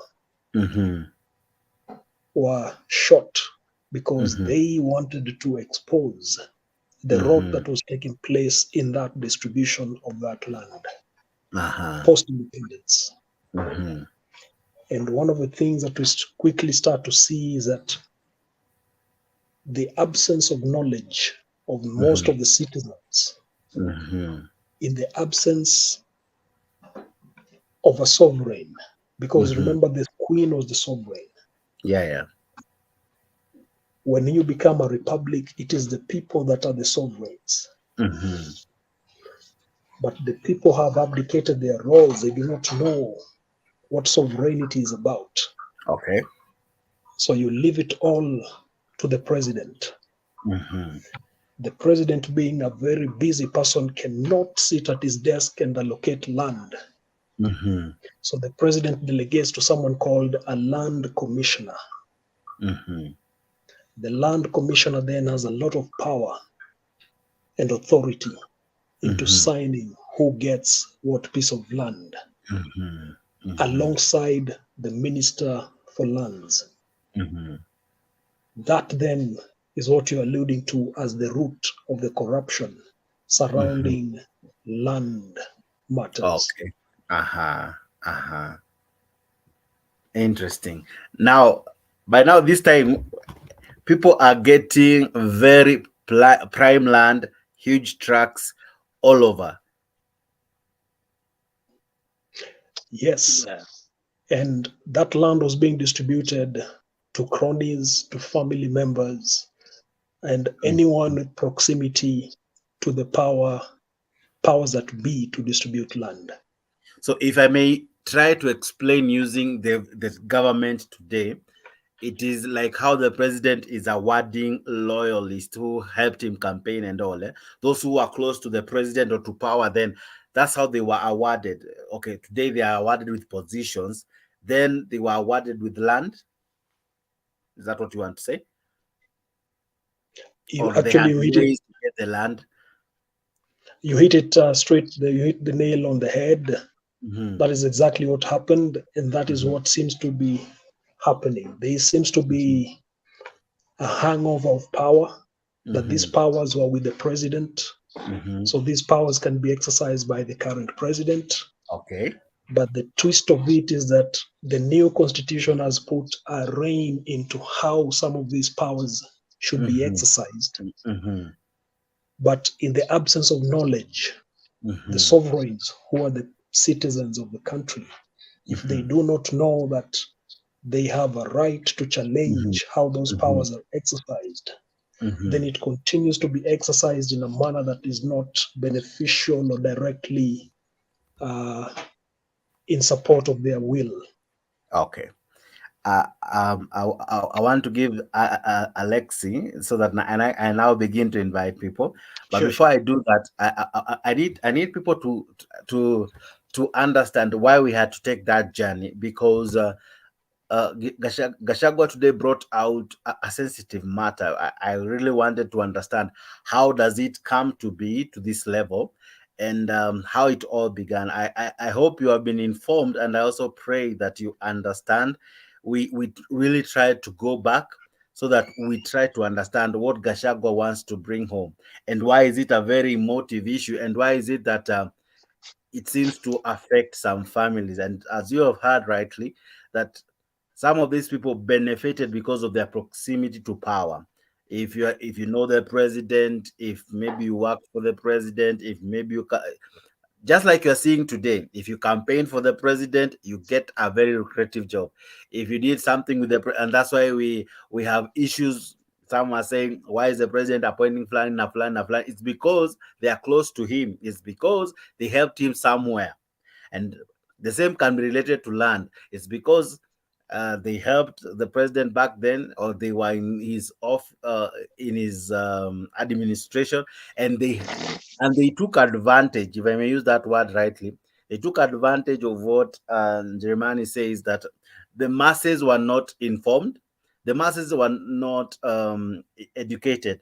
Those few who were knew how to maneuver the system, and they got very prime land. And up to today, they still. And I think that is where they even manipulated the constitution, because there was a law, I don't know, I think it was amended, where this land was exempted from taxes and anything. Okay. Before Alex goes on, I think if you allow me, uh, Yeah.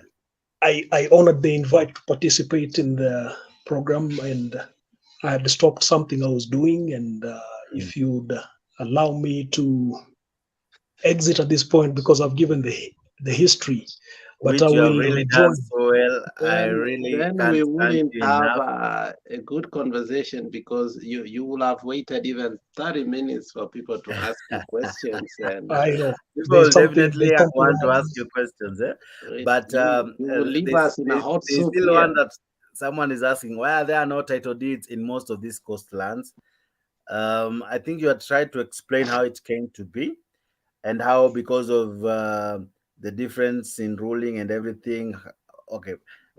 Black, I'm sure if you go back to this video, you'll get some of the answers, but I'm No, sure Black as can well. come in. Black can come in. Jeremiah can spare a I'm few almost ending minutes. the link, but let's finish it from this point, and that's why I want Alex to come in.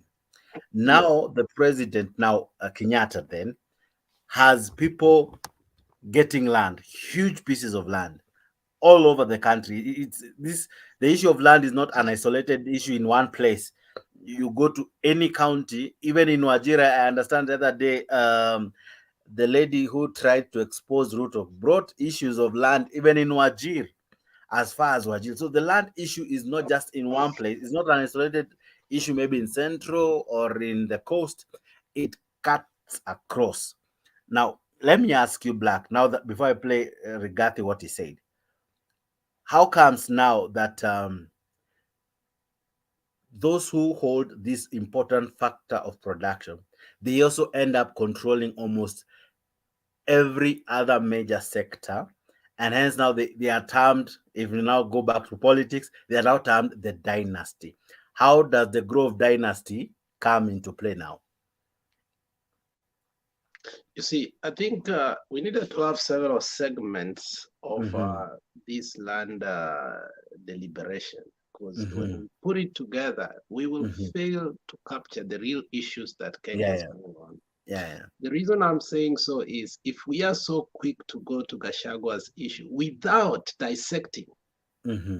Now, you see, we have come up to a point how the first land commission was formed. And how Lord Dalamere was very conniving, how he ended up owning some of the most exclusive country clubs in the whole nation. How still up to today, in 680 Hotel or which one, I don't know which, you still find a private room which only presidents or very important VVVIP people can only enter there. How did he maneuver to create such kind of persona? And how did we continue with that?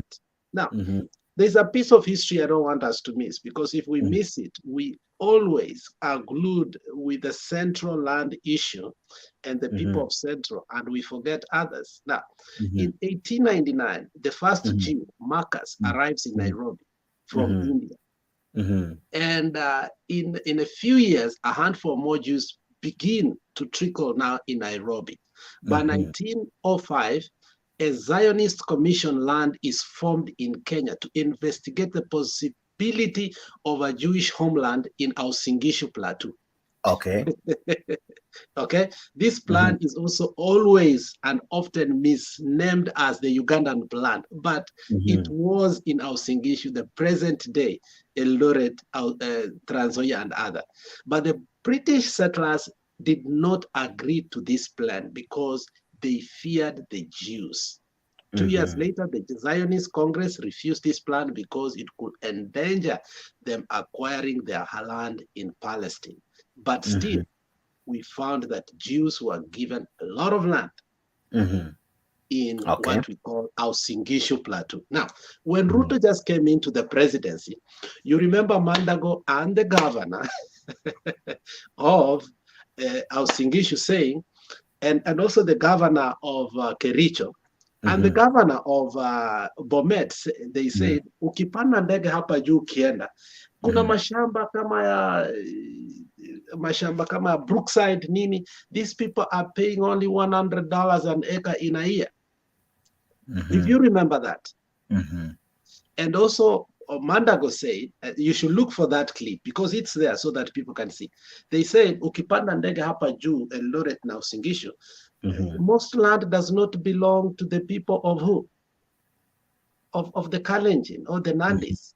Then he said, these are people who bought land. They don't live here. We can't touch the land, and there is nothing we can do. But some people like Kibor were able to get a piece of that land through what Uhuru told us during the debate of seller-buyer agreement. So also, I remember there was this other issue, if you remember correctly. Groups would come together and buy what they call slots or shares. So you'd find a given group, maybe Nyakenya or something, they go buy a place. So you find there's a group of people that have bought, or rather they have paid some money, little money then, and then through the slots, if you had one slot, two slots, depending on how much you gave it, that's how some even ended up having more land. Yeah.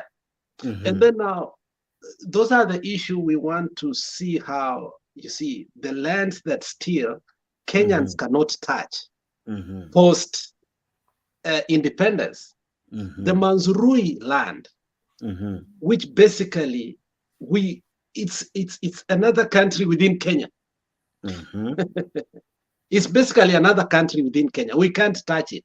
It belongs to the Manzurui people. And those Manzuruis are people who are buried even here in America. Remember Professor Manzurui? That was an remote issue that he never wanted to touch. He was very vocal, but when it came to Ndungu land issue, he kept quiet. Now, the other issues we need to touch base is, how did Kenyatta successfully succeed to move a chunk of people from some area to Likoni, some area to Lamu, okay? And how did it happen? Okay. So those are the things, first and foremost, we need to look at. And then we start seeing some of these discrepancies or the continuation of divide and rule within the colonial sector. And when we went to Lancaster, what deals did we sign that still affects to us today, including the conservatory that is in Nyeri, which is owned by the Queen? Okay, Laikipia is basically not Kenya. So we need to look at these things in totality before even we come to these Gachagua political issues, because Gachagua issues are political. I but see. there I are see. real issues. The man is raising his hand. Okay. If you may allow me to say one thing that was very detrimental to the Kenyan nation was a question of the Northern Frontier District. In the Lancaster House Conference, it kept coming up. And the representatives from the Northern Frontier District kept saying, when are we going to discuss our question of either to secede or to join the larger Kenyan nation? But it kept being pushed back and postponed. And then the colonizers said, Kenya, you have your independence, you have your prime minister. This is a matter you can now go and resolve on your own. And of course, the leaders from the Northern Frontier District thought they have been shortchanged because they thought this matter will be discussed at the Lancaster. And by 1965, that's when we had the shifter war or shifter affair coming up.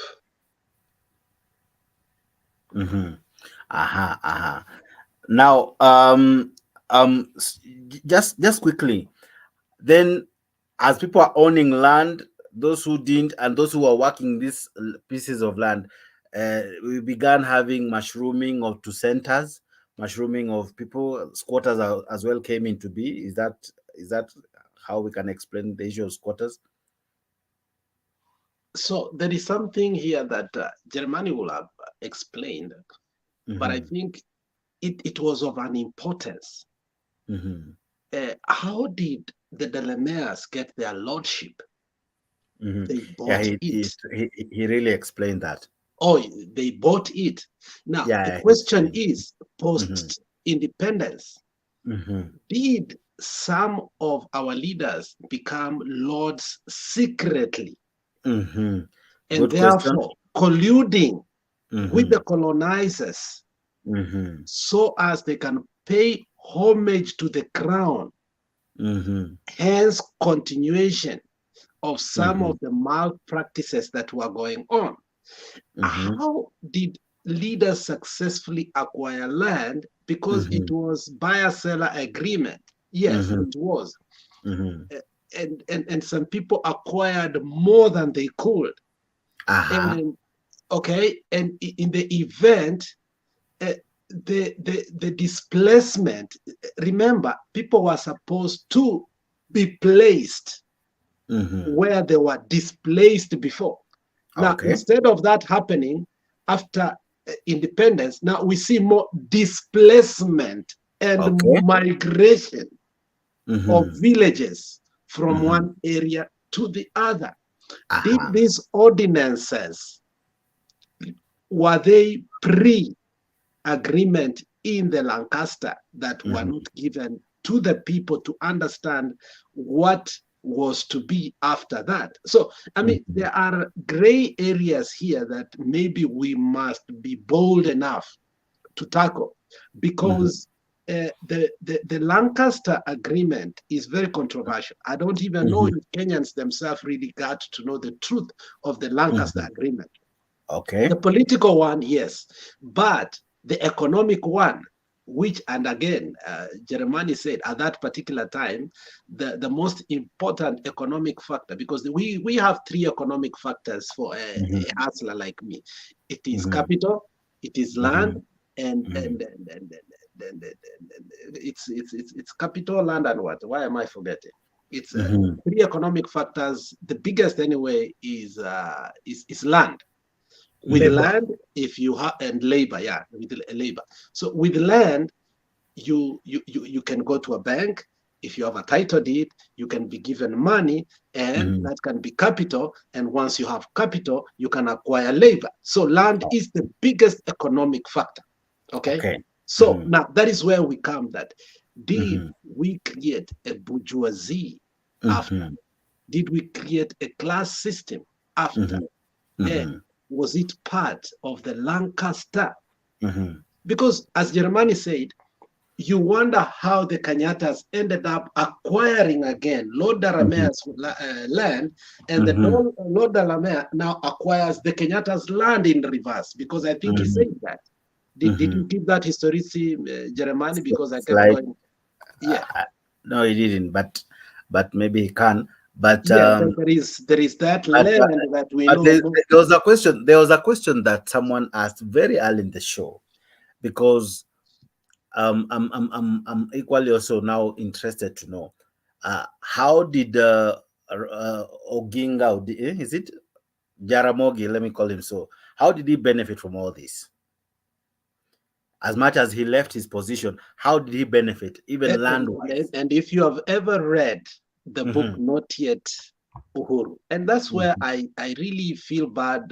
Sometimes I get agitated with Themba. Themba is a good reader, and we have said several times, let's have a book club. Let's have a book club, because it informs us. That book called Not Yet Uhuru, you could see where the rift between Kenyatta and Oginga came. And as Jeremiah said, the exposition of by what was he called? Giogamas Pinto of the land problem, and the famous killing of what was he? The JJ or KK? Somebody karaoke it was JM karaoke. They were all connected to the land.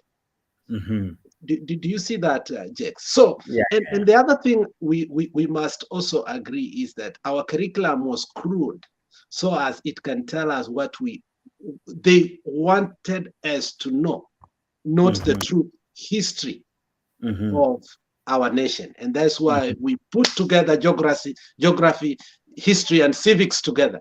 We never left history alone.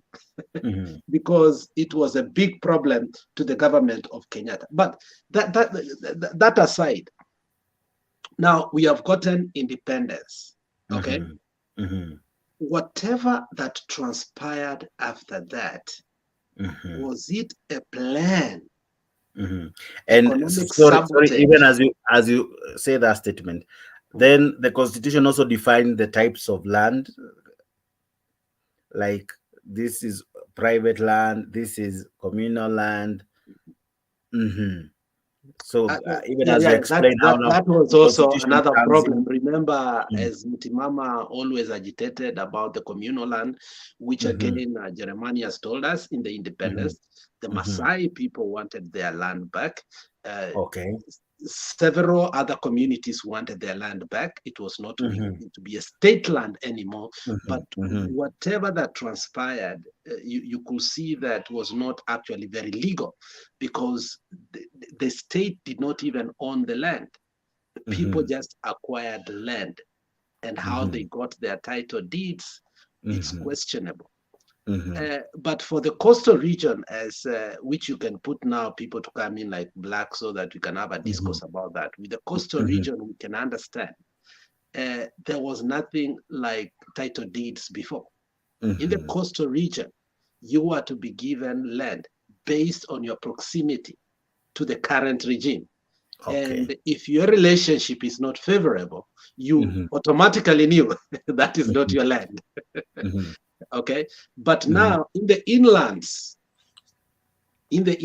now, from now the Akamba province, now going all the way to the Nile waters, which is Lake Victoria, there were many kinds of ordinances, different kinds of definitions of land that really confused communal land, private land, so on and so on. there were demarcations of industrial lands, and yet there were no industries. So I think that comes the confusion of and how those lands were acquired. Some lands were easily acquired by the Moi government. Some lands were not easily acquired. For instance, in Kisii, in my area, the coffee place from Daraja Moja all the way where Nyachai built his Elianto company, it has been very difficult over the years to grab that land. But almost all the land within Kisii town was grabbed by the politician. But how that land was protected, that it hasn't until Matiang'i tried to. I don't know if he succeeded, because I think there has been some speculation that he did. So what we are saying here is that there was mispractices within.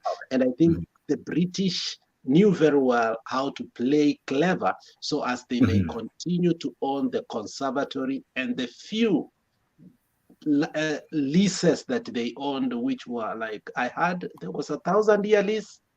German, you can educate me on that. There were, we had the 99 years here, 999. Now, even as Mjelemani tries to wind up and give his final words, because he wants to leave, I understand what he's saying. He has been with us for 2 hours, and actually we took him from what he was doing. He was in the office, but I really appreciate you, sir, for even coming in and also giving us 2 hours of your time. It's not easy, and I understand, and I really appreciate. Now, how would you now summarize this whole issue of now people wanting to say we are coming for these lands, because that's what Gachagua said today. Leo, he made it point blank that this issue of land, we must come and have a discussion about it, a debate about it, and agree this needs to be done. And I'm sure this, even from tomorrow, will begin to raise more interesting discourse in the country. So what Gachagua is raising today, how do you see it playing out? With all that you have given us, how do you see this playing out?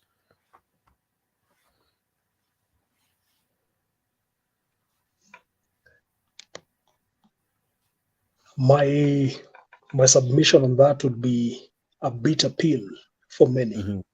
And the only way to get through it is to swallow that bitter pill. Because what happens is, it is those who get to the seats of power that then become privy to the information on who owns what land and how that land came to be in their possession or was acquired. Now, that is a dangerous point to be, because it creates political fodder for those who would like to use land as a political weapon. Like it becomes a blackmail chip. There you go. And my argument is, if we are to settle all of this very squarely, we'll present all the title deeds, all the ownership, make them public, list them down, say Alex owns so many acres, James owns so many acres, and then start going back. Alex acquired his land in 2000. Who owned it before Alex? Go all the way until. Don't you think? I like what you're saying. Don't you think it's also something that the president wouldn't wish? Because he's one person I would say that the Muteshi land really stained him a lot. Like the issue of land. I remember one of the strategic Azimio really capitalized on was the issue of land. They really say that Ruto is not trustworthy when it comes to land. The Muteshi issue, you remember she's called who? The Wajir women rep who came with a bag full of evidence. I'm was it JD or I'm forgetting her name. So the issue of land, it does not spare anyone, especially those who are in those high-ranking offices. Now, do you see this conversation really going anywhere? And that's why my final point in this one would be, we cannot leave it to the political class to bring about that conversation. it has to be through something called a national conference. Mm-hmm. The same way we had a constitutional conference at Bomas, we must have Mm-hmm. a national conference at Bomas on one topic only, Land. land. Mm-hmm. Coming with all the problems there are to land, spend 6 months on a daily basis discussing who acquired what, in what ways, Mm-hmm. make rooms for amnesty if there is need to be, repossess land that we believe was not correctly Acquired. allocated or Mm-hmm. acquired, Mm-hmm. then say from this day going forward, this is the benchmark we are starting with. Mm-hmm. It's a topic we should not avoid. It's a topic we Mm-hmm. should tackle head on. Mm-hmm. Otherwise, politicians will keep using it to fight each other and to fight the sovereigns or we, the citizens. Okay. Thank you so much, Njeremani, and thank you, Alex. Alex, I know tutaendelea na wewe, but I want to thank the viewers. My, you guys are just amazing. One, I want to thank you for sitting down and listening to that detailed. Sawa. Sorry to many, we took you back to class, back to some history, which is good. I'm sure you have learned one or two things. And above all, it has also started you to think more than the political part also. I want now to invite you to the show. As even as I'm inviting you, I'll be playing. Yes, Jeremani. So with that, kindly allow me to leave officially so that I can Yeah, we go will and have finish up questions. We'll something try else. to pile them, and then we'll have you soon, and No we'll have problem. you answer to them. Thank you so much. God really Nice do having you you, well. Jeremani, and I hope to Asante see you sana. soon in Mutembei to have another discourse about Kenyan issues. Thank you. Thank you Asante sana, too. Jeremani. Okay. And then they were two, me with palliative care. We don't want to be selfish. I know palliative care can do this show even alone, not even with me. But before we do that, allow me to do this. Allow me to send in the link. Here is the link, guys. It comes in 4 forms. Number 1, through Mtembei TV, Mtembei YouTube, Mtembei Facebook, and Mtembei Official. All these platforms, I'm sure you're able to watch. So some may think that we're only in YouTube. We are in so many other places. Mtembei is a big platform, and I really thank you, those who really follow up all our platforms. Asanteni sana, asanteni for being part of this awesome show and all the clips that we put in Mtembei. Follow to see more. Some of these clips don't even make up, or they don't make it to our mainstream medias, but you will find them live in Mtembei TV. Asanteni sana kwa kujiunga nami. Zaidi ya yote, asante sana. Naona wameanza kuingia kwa hapo. These are the guys who are patiently waiting, eh? Look at this one. What only ile smile anaingia nayo after waiting for hours. Look at this other one. This other one is coming. Mtu ya Eh? Mombasa. Furaha ya kuingia kwa show, eh? Now, thank you guys for coming in. I have many coming in. You are also allowed to come in. But before I even make them say anything, let me make the videos that made headlines today and what informed the discussion, because this topic we must have, because it has been used during campaigns. Some people have suffered because of the same. We have people calling themselves squatters in our land. We have IDPs in our land. We have people who have nothing, the term land, because they are not been titled, or rather don't have legal documents to show this is their land. We have people grabbing land, and many other interesting topics concerning the land issue here in our beloved land, Kenya. Thank you, Mother Kenya, for giving us this show. Zaidi ya yote, let's listen to this wonderful leader making interesting submissions. ya watu ya hapa na uhuru wetu. Na kwa hivyo rais wetu Daktari William Ruto, maundu mau nitũkwaria twĩra tũkorwo na tũrĩ thĩinĩ waho, ithuĩ gũtirĩ mũndũ ũngĩgĩtwĩneinia twendie guoya kana tũkanie, no tũmũkanirie koguo ndeto icio nĩ igũikara ikiaragio na njĩra ĩrĩa yagĩrĩire. Na niseme kwa sababu ya watu ya magazeti, jua saa ingine wanajifanya wasikii Kikuyu lakini wanasikia. Tuko hapa kwa sababu huyu mama ambaye ni shujaa wa taifa, ni mjane wa Field Marshal Dedan Kimathi Waciuri ambaye aliongoza wapiganiaji wa uhuru wale waliingia katika msitu wa Aberdare, msitu wa Mount Kenya kupambana na mbeberu Mwingereza ambaye aliingia hapa na kuchukua shamba ya watu ya hapa na uhuru wetu.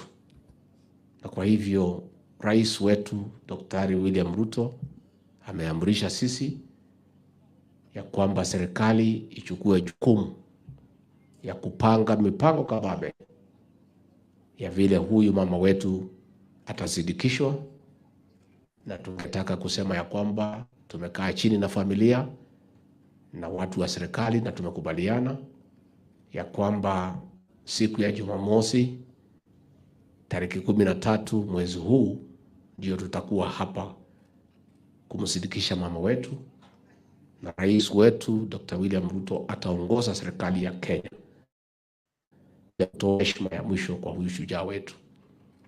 Na tumeweka mipango, tuko na kamati mbili.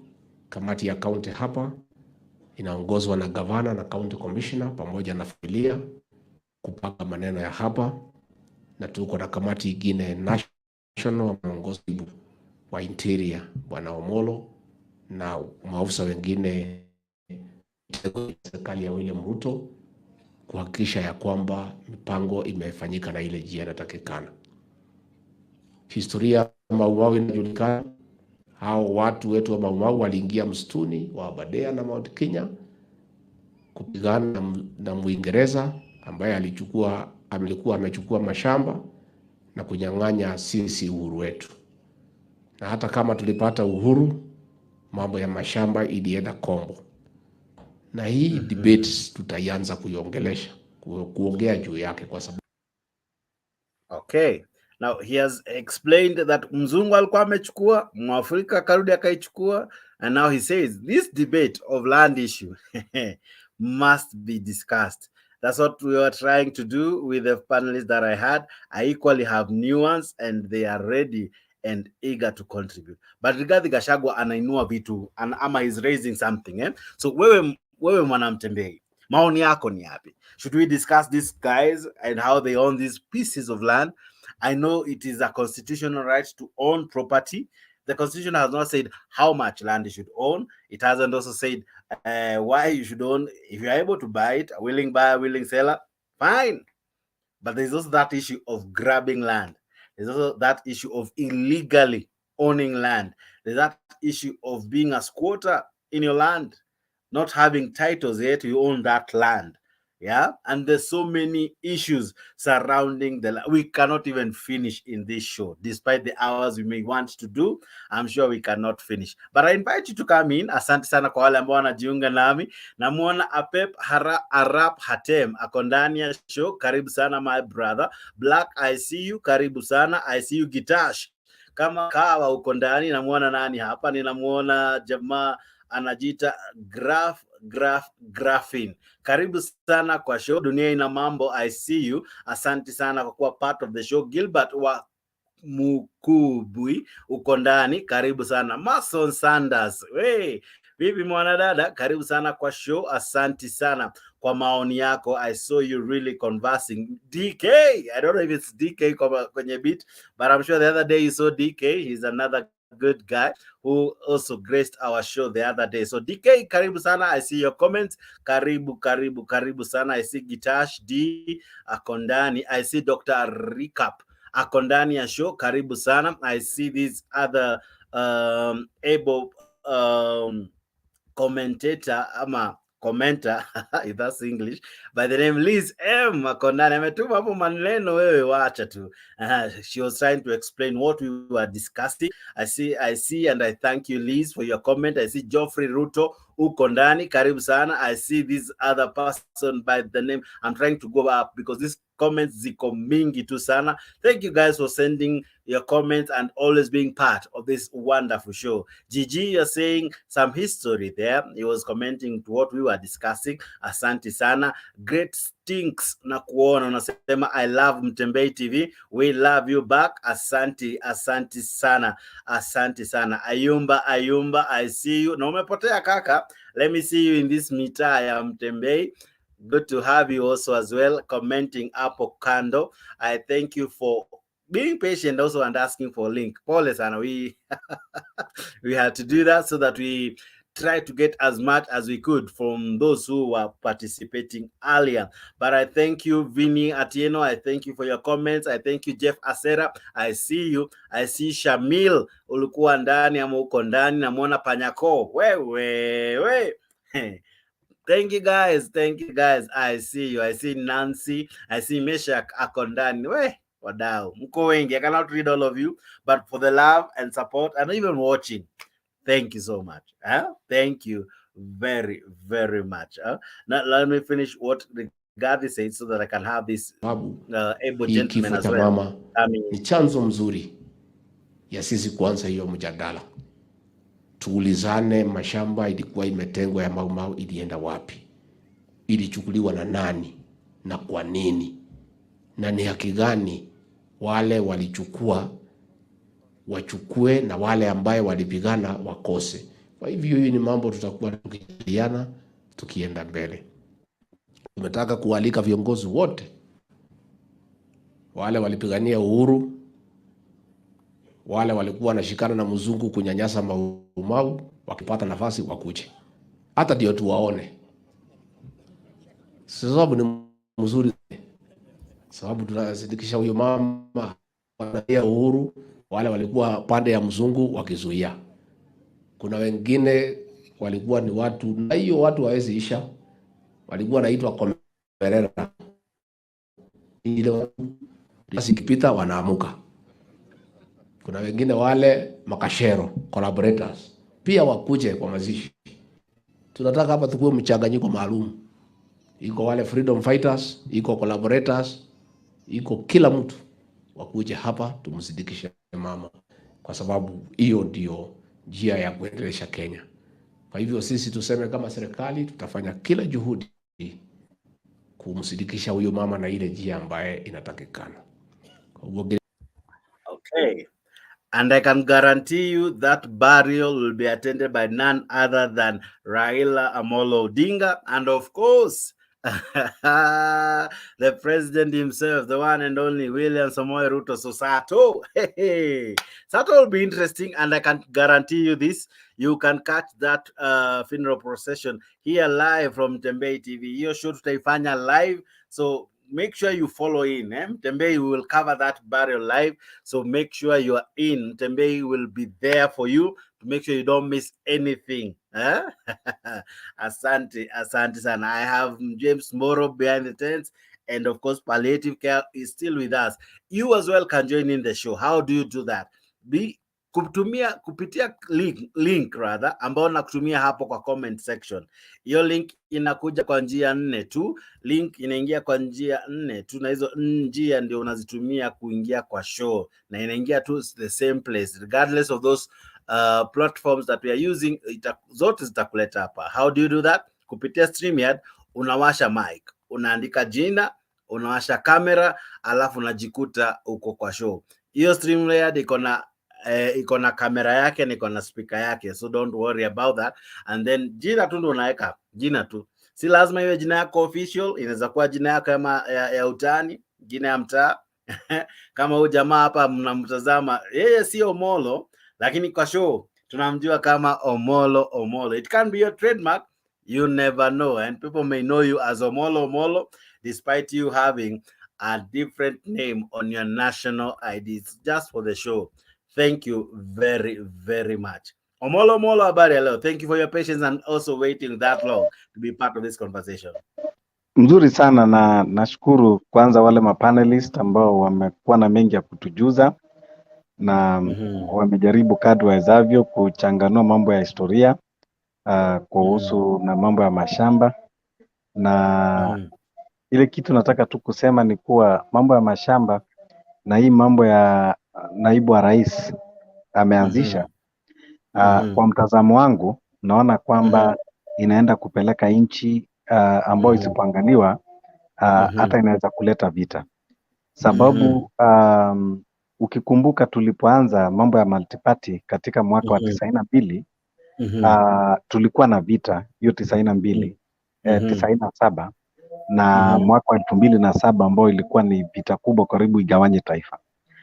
Na ukija kuangalia chanzo ya hizo vita haikukuwa tu kwamba ni uchaguzi, sababu ukiangalia kama ile ya 2007 mahali ambapo watu walikufa sana ilikuwa ni Rift Valley. Na wakati Rift Valley hawakuwa walikuwa hawana mgombea rais. Mgombea rais alikuwa ni Kibaki kutoka mkoa wa Kati na Raila kutoka Nyanza. Lakini kumekuwa na kidonda katika bonde la ufa ya mashamba, sababu wakati mwanzilishi wa taifa Jomo Kenyatta alipochukua hatamu ya uongozi na mkoa wa bonde la ufa ndio ilikuwa imevamiwa sana na wale white settlers, sababu ndio ile mashamba iko na rutuba, wakakuwa wamechukua sehemu kubwa. Ndio unaona hata juzi Kericho pale Finlay, zile mashamba Kibora ilikuwa nayo, ilikuwa ni ya mzungu mwingine alikuwa anaitwa Jeremy, wakale wakaanza kuita Jeremeri because they could not pronounce. Kibiator Biwot alikuwa na mashamba mengi makubwa sana. Kulikuwa na ingine ambayo ilichukuliwa ilikuwa inaitwa Londro, kama ulisikia mashamba ya Londro ilichukuliwa na one guy called Macto. And then sasa kuna mashamba za Nyakinywa ambao wale wa mama walikuwa wanamwimbia Kenyatta. Kenyatta akakuwa na reward, ndiye akakuja akawaweka. Ukienda kule sehemu za Bad Forest kuna shamba ya Nyakinywa, Wakikuyu wakakuwa wamepatiwa ile section. Sasa wenyeji Wanandi pale, ukienda sehemu za Njoro, ukienda sehemu za Molo, unapata kuna mashamba zinaitwa Ngenia, kuna zingine pia zinaitwa Nyakinywa kule, ambao ilikuwa ni wale wa mama walikuwa wanamwimbia Kenyatta, wakakuwa wanapatiwa kama mazawadi. Mwaka wa 68 pia kulikuwa na mbunge moja kutoka Nandi, alikuwa anaitwa Jean Marie Seronei. Aliwahi kwenda pale bungeni kulikuwa na debate kubwa sana. Kulikuwa na kitu inaitwa reserve. Yaani ilikuwa kila community lazima ikuwe na reserve yake. Sasa yeye alikuwa anawakilisha sehemu ya Nandi mali inaitwa Tindiret, ambayo hiyo Tindiret imeshikana na the larger Mawe. Lakini sasa hiyo Tindiret Seronei akakuwa amesema kwamba hii iko na shrine ya Wakalenjin na ni reserve ya Wakalenjin. Kwa hivyo kuna wakati Kenyatta alikuwa anataka pia kugawa ile, kuwaweka wale waimbaji wake pia Nyakinywa. Ndio Seronei akasema hapana, hii ni reserve ya Wakalenjin, manake hiyo ndio iko na shrine ya Wakalenjin iko pale. Sasa hiyo hata hiyo siku akawacha koti katika parliament. Aliporudi akaambiwa, Seronei, jana uliacha koti yako. Akasema, niliacha koti yangu. Kama niliacha koti yangu, kwa nini ningoje? Si mtu angechukua? Akaambiwa hapana, katika katiba ya Kenya hakuna mtu anaruhusiwa kuchukua kitu ya mtu. Ndiye akasema, katiba inasema hivyo, basi kama hakuna kitu anaruhusiwa kuchukua kitu ya mtu, basi Tindiret ni shrine na ni reserve ya Wanandi, hakuna mtu anafaa kuchukua. Nao hiyo ni picture tu kidogo na kupatia. Sasa ilipofika wakati wa election 92, watu sasa ile uhasama ikatoka, maanake watu Rift Valley wakawa kuwa nasikia vibaya. Kuna watu ambao walikuja tu wakachukua mashamba yetu hapa na tujui walikuja namna gani. Unasikia shamba sasa iko ndani ya Nandi unaita Kiamumbi, unasikia huku inaitwa Nyakinywa, huku inakuwa namna gani. Then kukakuwa na hiyo uhasama. In the same context, watu wakakuwa nauliza, kwa nini ukienda Central huwezi kupata mahali inaitwa Kapseret? Kwa nini huwezi kupata mahali inaitwa Nyalenda? Kwa nini huwezi kupata mahali inaitwa imagine, yani Central yote iko uniform, hakuna mtu aliinvade kule. Sasa hata ukisikia watu wa Central wakilalamika, ni wao wenyewe kwa wenyewe ndio walirushana nao. So hii mambo nani anajaribu kuamsha deputy president italete sasa kidonda, sababu sasa watuoni wale watu wakubwa peke yake, akina Uhuru Kenyatta, akina Lord Alamea, akina Finlay, hata hizi mashamba zingine pia watu watakuwa nauliza hawa walikujaje. Tukirudi katika ukanda wa pwani, ukienda kule Lamu, Kenyatta vile tunasikia historia, alienda Lamu akajaribu kwenda kwa gawia Wagunya mashamba pale, na ilikuwa ni pori kubwa. Kenyatta alipoambia chukueni hii shamba mulime, wakamwambia Kenyatta, tafadhali, hii ni pori kubwa, tuletee trakta iweze kutufyekea na iweze kutulimia. Kenyatta akaambiwa, mnataka nilete trakta? Sasa akaenda Central, akapakia mabasi, akawaletwa Kikuyu pale, wakuja wakalima mashamba bila trakta.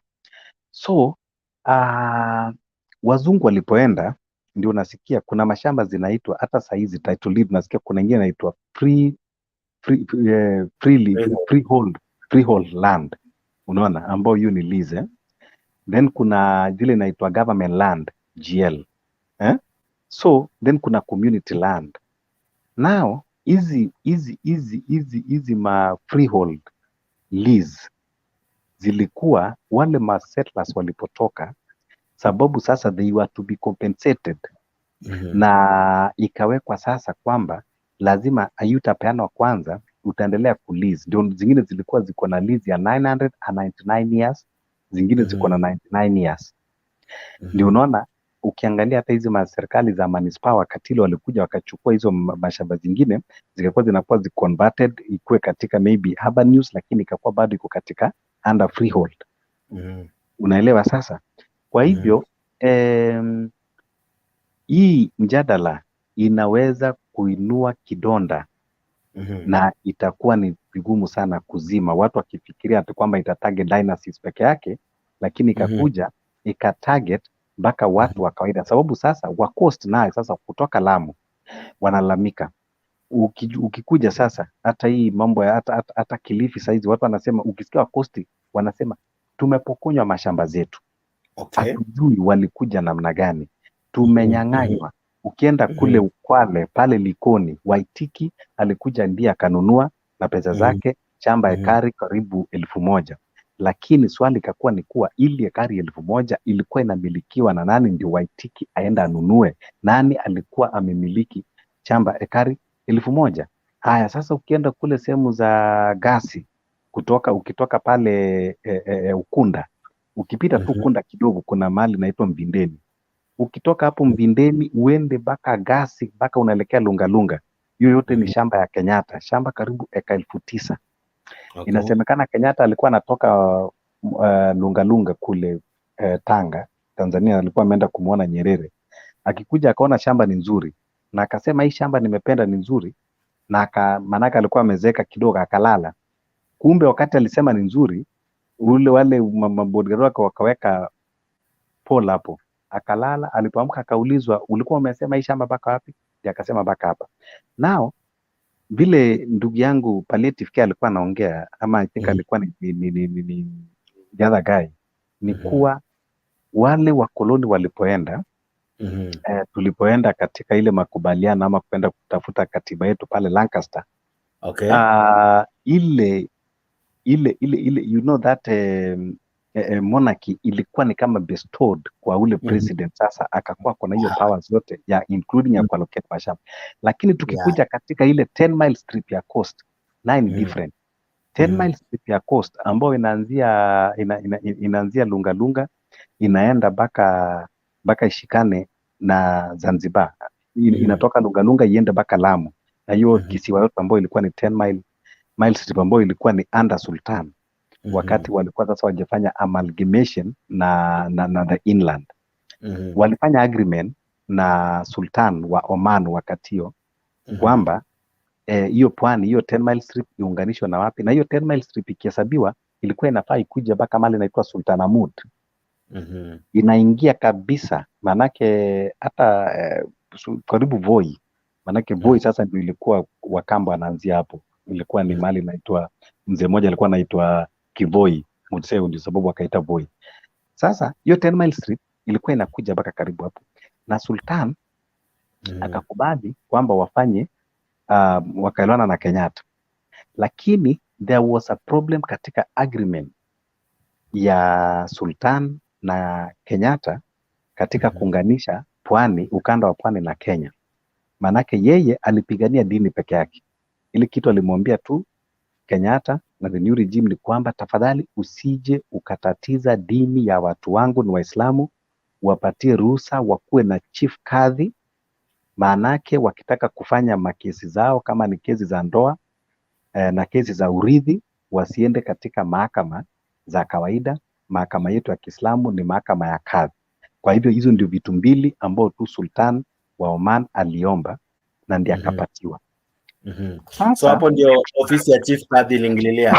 Hapo ndio ofisi ya chief kadhi iliingilia, maanake hiyo iko katika hiyo mkataba hiyo ambayo iliandikwa na Sultan wa Oman na na bwana Kenyatta wa kwanza. Yes. Na kulikuwa na mdahalo kidogo kuhusu chief kadhi, lazima awe ni mwanaume, right? Katika dini ya Kiislamu mwanamke hafai kuongoza. Kwa hivyo mwanamke hawezi kuwa hakimu wa kuamua kesi. Kwa hivyo chief kadhi lazima akuwe ni mwanaume katika sheria za Kiislamu. Okay. Endelea before ni wape hawa wengine. Sasa hiyo ndio makubaliano. Sasa hawakuongea mambo ya kiuchumi ya watu wake, hawakuongea mambo ya mashamba na hawakuongea mambo mengine. Kwa hivyo sasa Kenyatta alipochukua, maanake sasa haikuwa katika mkataba na ikakuwa sasa zile mashamba inakuwa sasa ni kama Kenyatta ndiye ako na uwezo ya kuamua vile atakavyofanya. Na ndio sababu wakati ile marehemu Ronald Ngala walikuja wakatofautiana na Kenyatta, sababu marehemu Ronald Ngala ndiye kwanza kusema kama ndivyo tufanye kitu inaitwa devolution. Yeye ndiye alianza kuleta agenda ya majimbo. Akasema kama ndivyo wacha kila jimbo ijitawale. Maraka alianza kuona kwamba hapa hakuna usawa, na ile agreement ilifanywa na Sultan haitekelezwi vizuri na haikufanywa vizuri. Ndio Ronald akakuja akasema kwamba wacha tukue na serikali ya majimbo, ambapo sasa alikuwa anasema wacha jimbo la Pwani ijitawale, autonomy. Unaona, ndio wakakosana na Kenyatta, na ndio mambo ya Ronald Ngala ikaribikia hapo, sababu alikuwa ameagitate kwa majimbo na Kenyatta akufurahia. Kwa hivyo ili donda la mashamba hii katiba yetu ilirudisha majimbo kupitia counties, but ni kama ikazidisha jinsi majimbo ingejigawa wakati huo.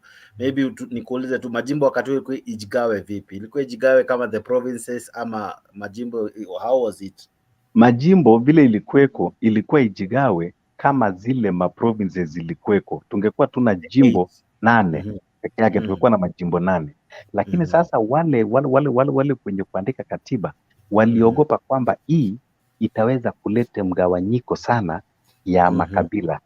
Unaona, sababu sasa kama Central ingekuwa ni jimbo, Nyanza wajione kwamba ni Wajaluo, Rift Valley wajione kwamba ni Ingelete. Sasa wakajaribu kugawa vile ambao waligawa, lakini ile Ronald Ngala alikuwa anapigania ilikuwa ni hizo majimbo 8. Yeye alikuwa anataka kwamba Pwani isimamie ikue kama jimbo. Na jambo lingine pia ambapo ni lazima ipewe kipaumbele, ndio nakwambia DP anaenda kucheza hii kitu, si kitu ya kuharakisha vile ambao wanaongea. Ukiangalia hata watu ambao wanalia kwa mashamba sana, si Central. Watu ambao wanaona wamedhulumiwa na kidonda imekuwa katika bonde la Ufa na katika pwani ya Kenya, wao ndio wanaona kwamba imevamiwa. Kama kwa mfano tukisema, ukiangalia Nakuru saizi inahesabiwa kama one of the county ya Central.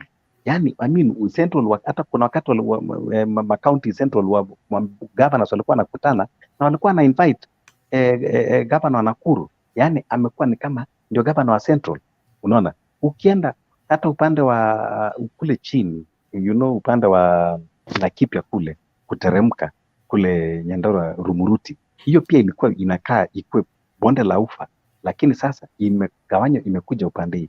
Sasa hii mambo ya mashamba italeta mipaka, italeta uhasama, italeta chuki kwa hata wale raia wenye mashamba ndogo ndogo. Sasa tukikuja katika za mashamba makubwa, ukiangalia wale watu ambao wamedhulumika pia ni Rift Valley. Ukiangalia ile shamba nani alichukua, mtu anaitwa Joshua Kulei, alikuwa ni governor wa Central Bank. Ukiangalia shamba Biwott alichukua. Ukiangalia shamba Macto alichukua ile ambayo ilikuwa imegawa, ilikuwa ni turning, ilikuwa inaitwa Lone East Africa.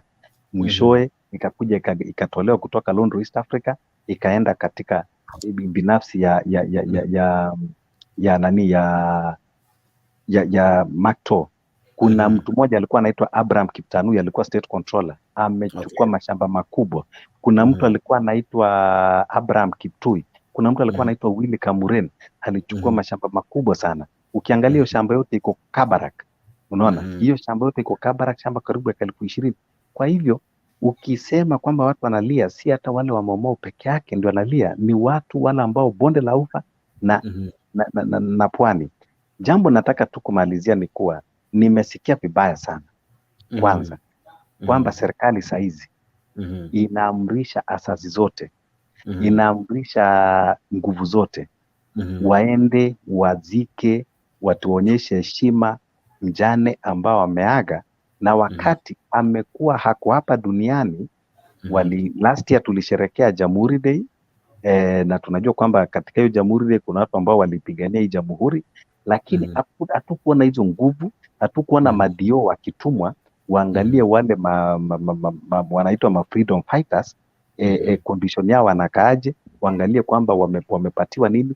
Lakini saizi mtu ameaga, yani the typical Africanism in us, kwamba ndugu yako huwezi kumnunulia kiatu, lakini ile siku anakufa unamnunulia suti ya 80,000 ama 100,000. It is so unfortunate, na nafikiri kitu kama hii serikali kweli kama inajali ni waache kungojea wakufe ati ndio waseme kwamba they honor them. Let them honor them while they are still alive. Asante sana. Naja kwako kwa maswali mengine mengi, na zaidi ya yote allow me to have Mburu and Palliative also come in. But asante pia wewe ambaye unajiunga nami kwa kutuma ujumbe. Namuona Ben Tengei unasema these guys really understand mambo ya mashamba. We try, not that we understand, we are just trying. We are just trying. I see Black ya in unasema about Mau, hata kama watu huongea mbaya of Gachagua, I recall him last year saying Mau wapewe land yao. Okay, that is Black and many who are still commenting. Asante sana wewe ambaye una comment. Thank you for being part of the show. Hiyo coffee inamaanisha I need to get a glass of water, so I'll be handing you over to Palliative. As I said when I started, he is a co-host. Na huyu jamaa amejiweza, msimuone hiyo ana maswali kibao. But zaidi yote, Mboro, how are you? I am organized. You are organized. Sasa ngoja usikie 3 hours. If he's organized, na ile wakati mwingine anakuanga hapa kule kwa gari everywhere. Leo ako organized. I tell you, you need to listen to Mboro. Today Sunday. Today Sunday, I'm setting up so we can have a good debate. And tomorrow, I want to leave you in the hands of Alex. I'm sure Alex will take you to the logo. Okay? Utaona moto, so be prepared and try to be fine. Very relaxed. Usiogope kuwa tortured kidogo, but it's all for the good. I am never afraid. Yes. How are you, Moro? So, we are good. I'm good. We are good. I have heard that. Alex, go ahead. This Omoro is so informed about land, and I had a question which was coming to my mind, Alex, before you go. Or Alex is not Alex, but Jakes is gone. Alex, with your permission, can I ask? No, I'm in. I just want to go take a glass of water or something. At least I've been talking for the last almost 3 hours now. You can imagine, So let me have Alex. Alex naona alikuwa ametoka kidogo, alikuwa amejipeleka Palliative kiasi, ameshiba, amekula vizuri. Now he has the muscles, Sijakula bado, lakini nitakula. I'm sure by the time Mboro is finishing, utatamani kukula immediately. But anyway, let's prepare. He's prepared. Yeah, he has said he's prepared. You can be assured he has a lot to give. Sawa, kunywa maji. Go on, Mboro. Yes, sir. How are you? I'm fine, Mburu. Go on. You had a question for... I had a question for Omoro. because he seems to have some more information about land in Kenya. I have heard Gachagua and the team talking about Mau Mau land. Which one is Mau Mau land? I am yet to understand. Is it what they were expecting to be given by the government, or is it land that was set apart for them and then somebody took it away? From what I understand is that actually it should not be classified as a Mau Mau land. There was nothing called Mau Mau land. Yes. Only some people, as before our brother here put it clearly, that some people, they were displaced by the invasion of the white settlers. Okay. And then when the white settlers left, they were again displaced by the black settlers again. So it was not actually Mau Mau, but those groups that were fighting for freedom, they call themselves Mau Mau. They ought to be rewarded for what they were fighting for. And what was it? To reclaim back the land that was taken from them. So the land that was in, Abadeas, go to Nyeri, go to Kiambu, like those T-zones that you see, those coffee farms that you see, that is owned by private farms, those were the lands that belongs to the indigenous of that place, and which most of them, they were more fighters, that they were fighting to claim their land. Wow. Now I understand you. What I get from you is that before the coming of the colonial government, people were already settled on those lands. Then they were taken to the shelters so that they may work on the farms. And when Kenya attained independence, they were never allowed to go back to their lands. Is that what we mean? Exactly. No, I mean, there is also a difference here, Mr. Mburu, which also we ought to know. Yes. When land was owned communally, we had clans. Now, for instance, you are maybe from Kiambu. You had a clan, let's say it's called Mburu clan. The Mburu clan may hold a titleship without a legal document, but there is a demarcation that that watu wetu wanaenda wanapeleka ng'ombe zao kukula nyasi up to a certain level. Unaelewa? There is that superficial demarcation mukonazo for respect, and also for cultural respect too. Now, kulikuwa na misitu ambao wabeberu walikuja wakatoa miti na wakapanda nini? Majani chai ama coffee. So some of this land, there was land that was being tilted, but there was land that was there doing nothing because of the population then, but it basically never belonged to anybody. So the settlers started with that kind of land as they encroached to now the land of the people. They never just moved the people right away. They went to where there were big trees and where our people could not, in an industrial way, come and remove trees. Like today we have tractors and all tree removers and do it quickly. But because of the machines they had, they were able to do that. Now, in doing so, they established what is called schemes. Yeah. Okay. That is what we call schemes. Schemes were where our people were not there from the beginning, but they established a settlement there. That's why they were called settlers. But later on, now they encroached further and moved our people. Okay? So now, when we got independence, the thing that we were fighting for is our land. From what I hear and what I have read, that made Kenyatta and the Mau Mau people, which I think the story you've read about some people refusing to come from the forest. I don't know, have you ever heard about that story? Some people, Yes. the Meru people refused to come, and finally Kenyatta coerced one of their leaders and ended up killing him. Some story like that has been said several times.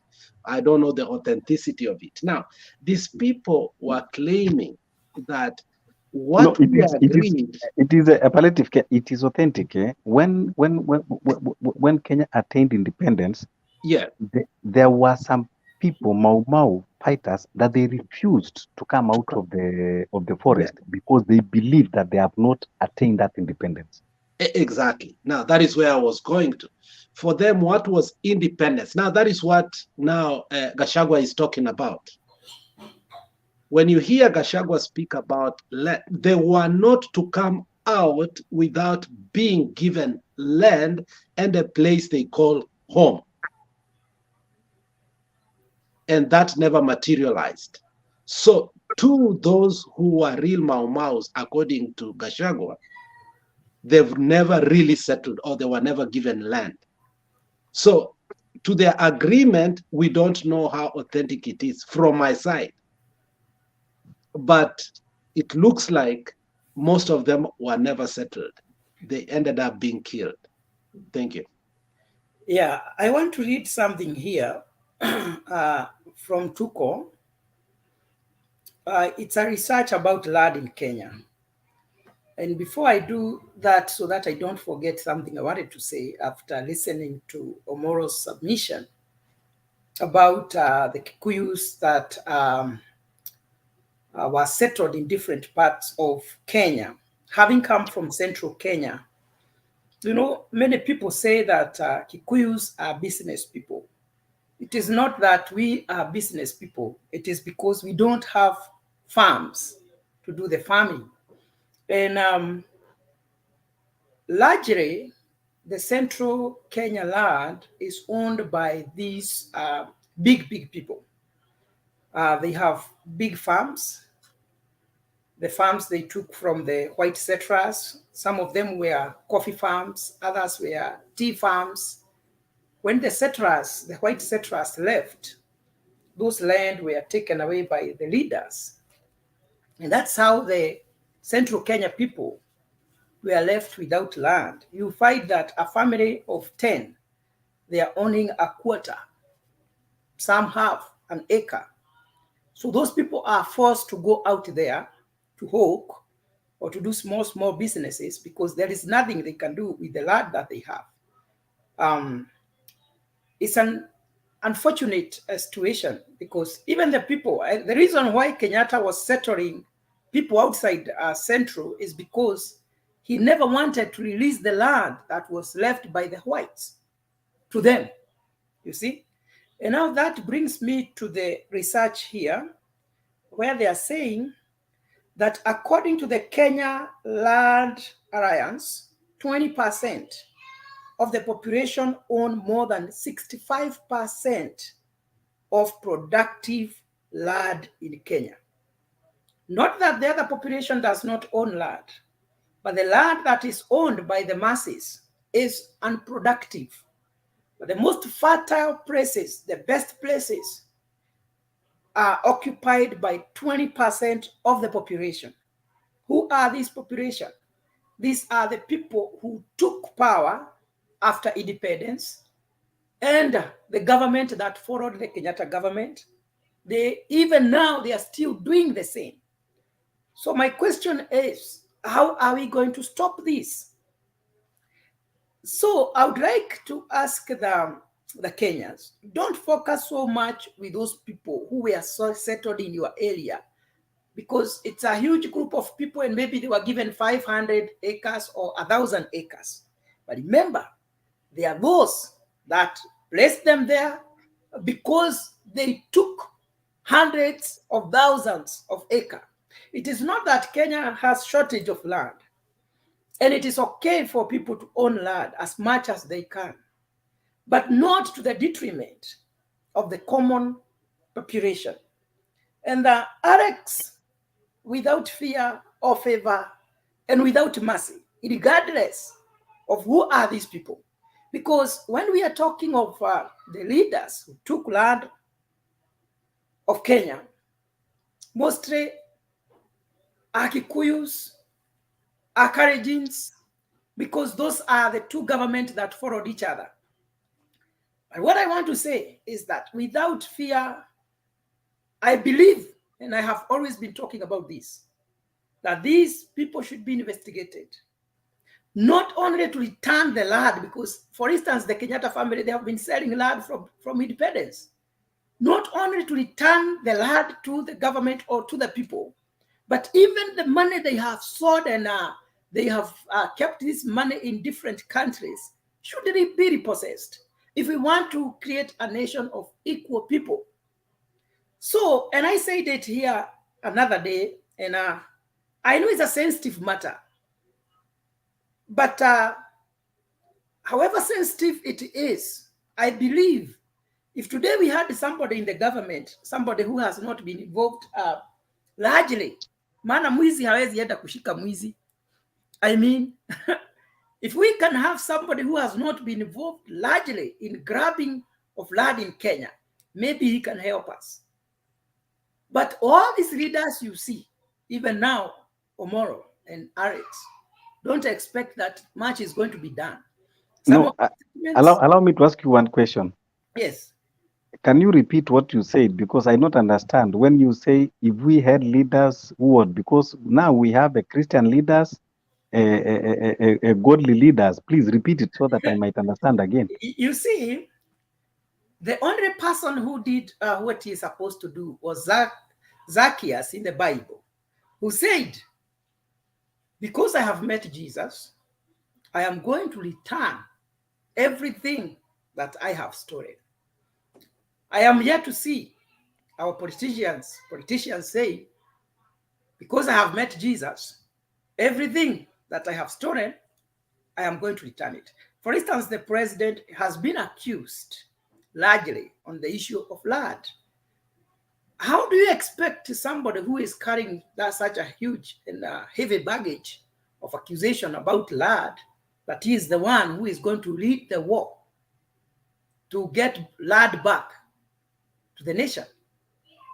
Sometimes huwa tunasema hapa, lisemwalo liko na kama halipo raja. So the leaders that we have kept copying from the others. And in Kenya, ukiingia kwa serikali, kitu cha kwanza huwa wanafikiria, naingia huko, kitu cha kwanza naenda kutafuta shamba yoyote ambayo iko free, nachukua. And on the same note, yes. Pole nikukatize kidogo ndio nikuweke katika hiyo point pia. Our current DP alikuwa DO, yes, upande wa Molo. During that time, the late Professor George Saitoti, wakati amekuwa vice president, alienda akajikatia kwa mali inaitwa on your way, inaitwa Kenjo Gate. On your way, kama unaenda unaacha ile njia ya Keringet, unashika ile njia nyingine ya kwenda on your way to Keringet, waacha ile ya Kuresoi. Alienda akajikatia more than 800 acres of land iko pale mpaka leo, while he was a district officer there. Yes. But Omoro, during Moi's time, when it was, it was a rule of a dictatorship, how do you expect a DC or even a DO or even a PC to stop the vice president from getting what he wanted? We were still a disorganized country. And I am not trying to exonerate Gachagua, because I don't know, he might have even... What Omolo is trying to say is, I think charity begins at home. And that's what I'm saying. I doubt even what they are saying, because I believe these are people who have been in the center of all these things. If we are to investigate, we will have to investigate the president, his cabinet, his many, the members of parliament, everybody who was involved, including the PCs and DCs and DOs, even chiefs. So, as a nation, we are in a very awkward situation. But this is what I wanted to say, Omoro, because we have said that what Gachagua is opening is a sensitive discussion. Alex, does it mean we shall never have this discussion because it's a sensitive one? Because, for instance, here, in this research, they are saying 20% of the population own more than 65% of productive land in Kenya. The Kenyatta family leads the pack with over 500,000 acres of prime land across the country, followed by the Moi family and Kebake family. So if you go to, you will see down here, let me just go down here and read for you what Moi family owns. Let me just keep the Kenyatta family because they have put it together. Moi family, let me read this one. They are saying Daniel Arap Moi, who served as Kenya's second president from 1978 to 2002, acquired large tracts of land during his tenure in office. Let me read just for you the list of acreage. Bahati, Nakuru County, he owns 20,000 acres. Kabarak, 1,600 acres. Oregruon, Nakuru County, 20,000 acres. Moro, 20,000 acres. Or Pajeta, 50,000 acres. That is now the second government. We are just touched only the president. Now we go to Kebake family. The late retired President Moi Kebake, who led Kenya from 2002 to 2013, has thousands of acres of land in Kenya, in his name. Nanyuki, 20,000 acres. Nakuru Ranch, 10,000 acres, which is actually for sale right now. They have been selling it. There is another one here called Gariri Farm in Nakuru, 1,200 acres. Iguamete, Laikipia, 10,000 acres. Romuruti, 10,000 acres. Ruare Range, 1,600 acres. Those are only presidents we are talking about. So this issue is as serious as that. And that is why another day I said here that Kenya needs a savior. Somebody who will come and say enough is enough. However sensitive this matter is, it has to be confronted. We had even the Dongo report. Nobody talks about it today. But for a nation to heal, people must discuss what ails them. People must discuss these things. Somebody want to say something, Alex, there? Before you give a Dunia Mambo, can I interject on something? Yes. Tumburu. You will have allowed. Okay, go on. Okay, your guidance. No, go on, and then okay, thank you. Dunia, and then we'll come back. Okay. Because see, the system that they used is rope Peter to pay John. Now, the people that they were displaced in Mount Kenya, they were brought some to Rift Valley and some to Coast. Now, when you are compensating them, the one in Central, the one in Rift Valley now will say, who will compensate us? Tell me, those lands, Nyakinywa, they call themselves Nyakinywa, in Man Forest, in Molo, in Kitale. Now, these are the people that they were brought. They displaced the locals there to acquire that land. And up to now, people, they are still not comfortable. So if you are going to ignite this thing, people will say, even this Nyakinywa farm is our farm. We need to repossess it. And remember now that the family is living there. Before you proceed, allow me also to interject. How sure are you that the locals were displaced? Because as far as, my father is an elderly man who is almost 100 years now. He used to tell me that most of this land were forests and bushes because the population was very low. So there were no people in those areas that the population was taken. But the point which you made, which is very important and very— I'll give you two instances. Yes. It is the point where you said they were robbed of their land and taken to other places. So before we even go for these small fish, these people who were doing that and took the land, for instance, in Central, you know, Central is one of the most fertile land in Kenya. They took huge chunks of land.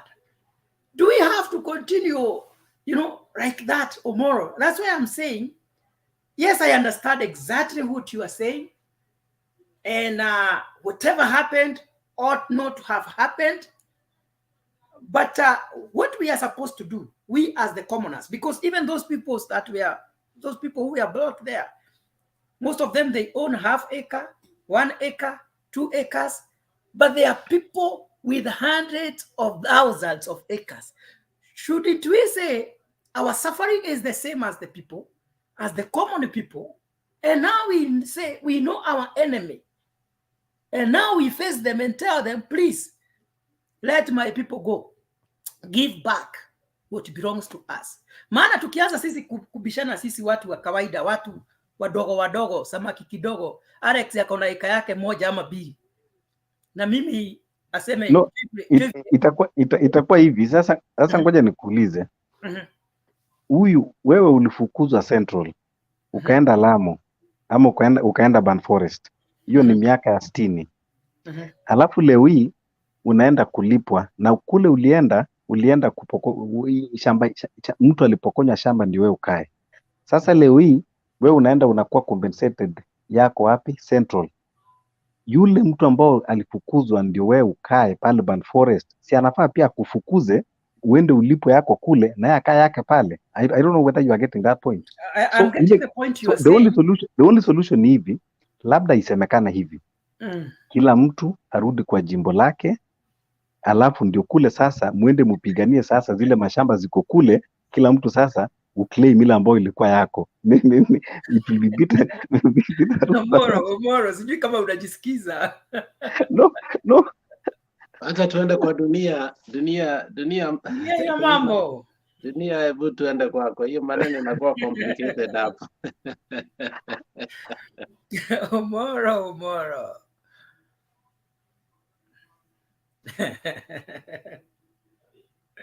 Dunia, unakusikia? Habari zenu? Nakusikia. Habari zenu? Okay, Mburu, can you mute? Iko sasa hii. Habari zenu? Asante sana kunipea chance niulize swali tu ndio aendelee na kuongea. Umenichekesha sana Mola. Kila mtu arudi pale umetoka. Haya, mimi kitu nataka kuuliza Mburu about shamba. Unajua hii mambo ya shamba, umesomea ma president ngapi? Wawili, Moi na Kibaki. Mimi nataka unisomea hao viongozi, ongeze president watatu, ongeze paka Raila pia, tujue kuna shamba ngapi.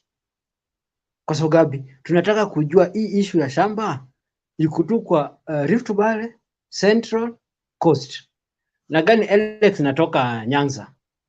Kitu ambayo mimi nataka kuambia Mburu, naambia watu wenyu pia, watu wengine, kwa nini Luo sana wanapenda family Oginga Odinga? Only one thing, hawako nyang'anya shamba. Hawako mba shamba wako hata kidogo wako. Hiyo ndio kitu naona, hata watukane aje, hata wapendue aje, hata waseme uongo aje, kwa sababu shamba hawako nyang'anywa. So wewe nataka kuambia nisomea hao wengine tujue wanashika shamba ngapi, kwa sababu au president wengine pia pako wale wako sahihi, paka wale ma deputy wako pako sahihi, wameshika shamba gani? Kwa sababu najua Gachagua wakati alikuwa dio, yeye pia kuna mashamba.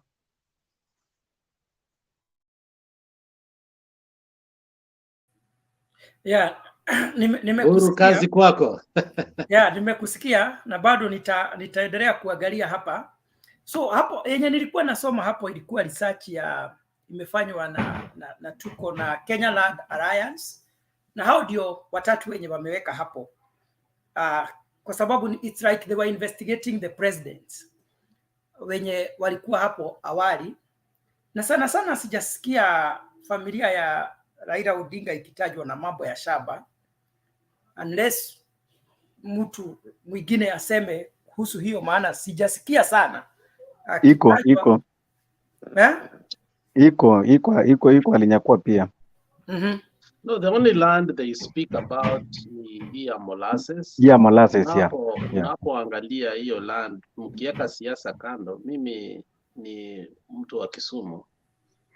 Hiyo land actually ndio ilifanya hata huko kuuliwa, kwa sababu for a very long time the Wat had an issue with the molasses plant and where it will be put, so on and so forth. So ile according hata vile agreement ilikuwa, it was also part of the communal land that needed kufanyiwa nini, kuwa na project which was very lucrative at that particular time. And remember, Biwott was also the minister for energy for a very long time. So molasses was a new energy too that the developers of that plant walikuwa wameweka pesa nyingi sana. So the agreement that ilikuwa through Moi na watu wa Otonglo kule Kisumu ndio ilifanya it needed somebody to have a manager or people who had money so as to take over, and that is how the whole issue Raila got involved in.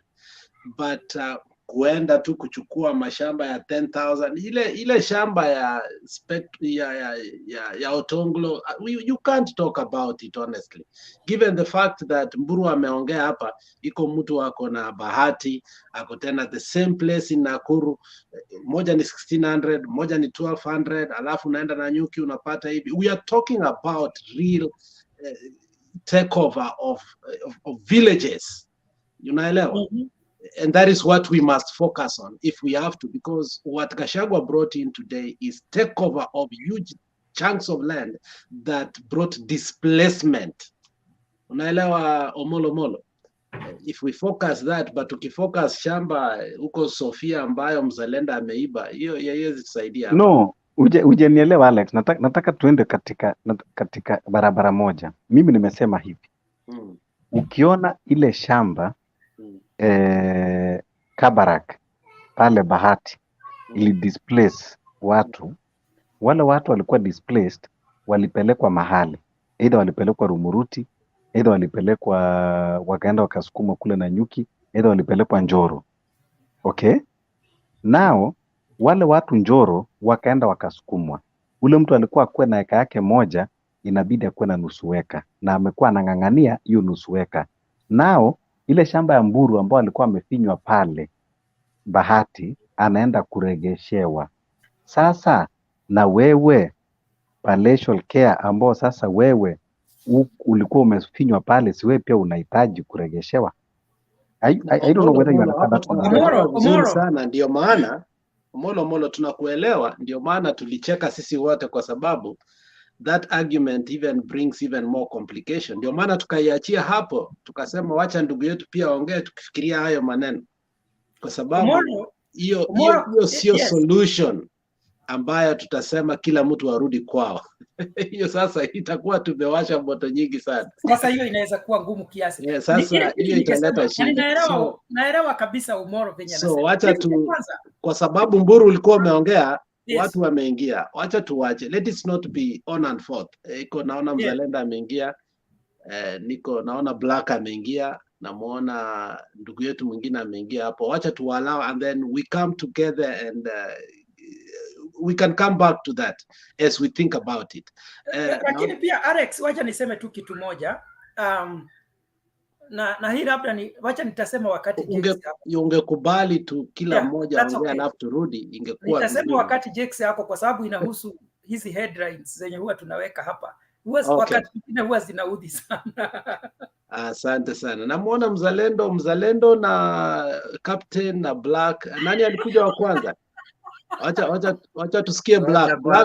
Black alikuwa na sisi kutoka kitambo. Palliative care hata unaona unyama vile ameniingililia. Hizo headings zako. Alex ni vizuri. Alex. You have a right of reply, then Jex alafu tuenda kwa Black, kwa sababu Alex, no, if I don't put the headings, how will you know the show needs you to come and debate that heading? But Alex, to be honest, mimi ile kitu hufanya nachukia media sana za Kenya ni kwa sababu the heading has to be juicy, and I like Jex. wacheni No, listen, niwaambie. Buru. Listen, Buru. They say the news is not when a dog bites a man, but when a man bites a dog. Exactly. Hivyo ndio But imewekwa. listen to me. Unajua Alex, kuna watu ambao wakisoma tu hiyo headline hawatashughulika hata tuseme wengine hata hawatakuja kwa show, wataamini kilichoandikwa pale. So hata kama ni headline unaandika, sema Buru, tuseme kwa mfano leo ni kuhusu venye Gachagua alisema, just say what he said.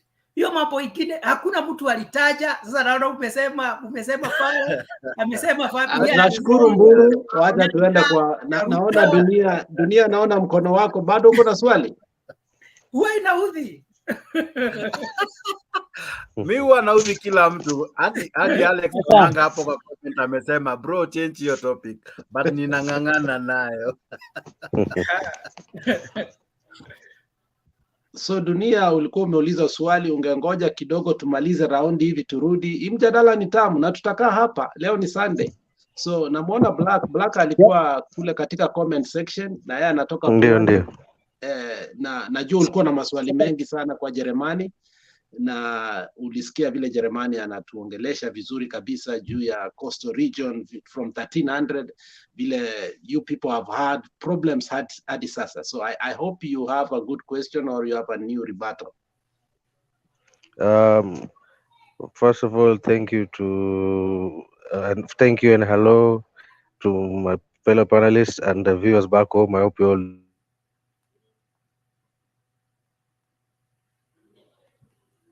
you can hear me clearly. Una katika kidogo, lakini jaribu kidogo, tukisikia tukusikii vizuri tutakwambia, but una katika kidogo. Sijui kama nasikika vizuri. Uko sawa? Sasa tunakusikia.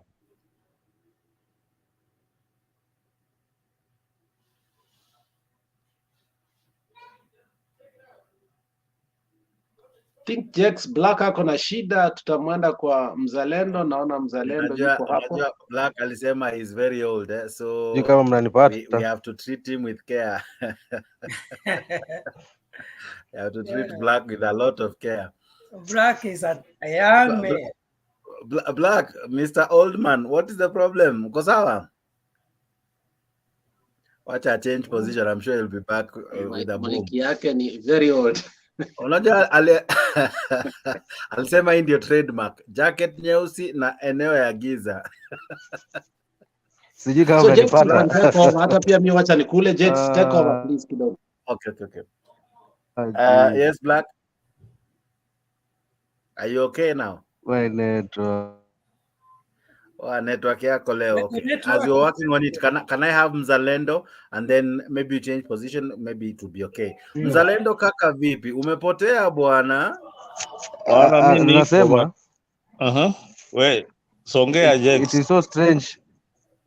Sasa naenda kuongea ndo network inaleta shida. Wow. Anyway, can you hear me now? Alafu inarudi sasa ile mwingine na. Tunakusikia, endelea. Yeah. First of all, Jambo, my fellow panelists and the viewers back home. I hope you're all doing fine. I had to change Wi-Fi. No matter say. I hope this one will work. The issue of land is very emotive, and first, most important, it's the most dearest topic to me as a Coastarian. I don't know if Omolo knows. Omolo umezaliwa huko, but sasa mimi pia huko sasa ndo nyumbani sasa. Wengine ulikuja. Mimi hapo ndo in my great, that's my origin. Huko ni nyumbani kabisa. Mimi ni mzaliwa na wazee wangu ni wa huko Digo. If sema Digo, then I can already know where you come from. You must be wale watu wa Kalonzo. Waliletwa wakati wa Kenyatta. Ni Mdigo kabisa. Mimi si hata siko Shimba Hills. Hapo Digo kabisa pale Tiwi. Anyway, don't want to get into personally. The issue is this. As to what Gachagua said today,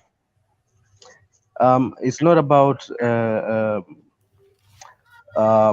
what exactly he said, but it's about what he may have meant. You know, saa zingine mtu anaweza kuwa anaongea, but most important thing is to filter out what's most important from whatever someone says. Naona others may take the political point of it, but to me I filtered out the land portion of what he said.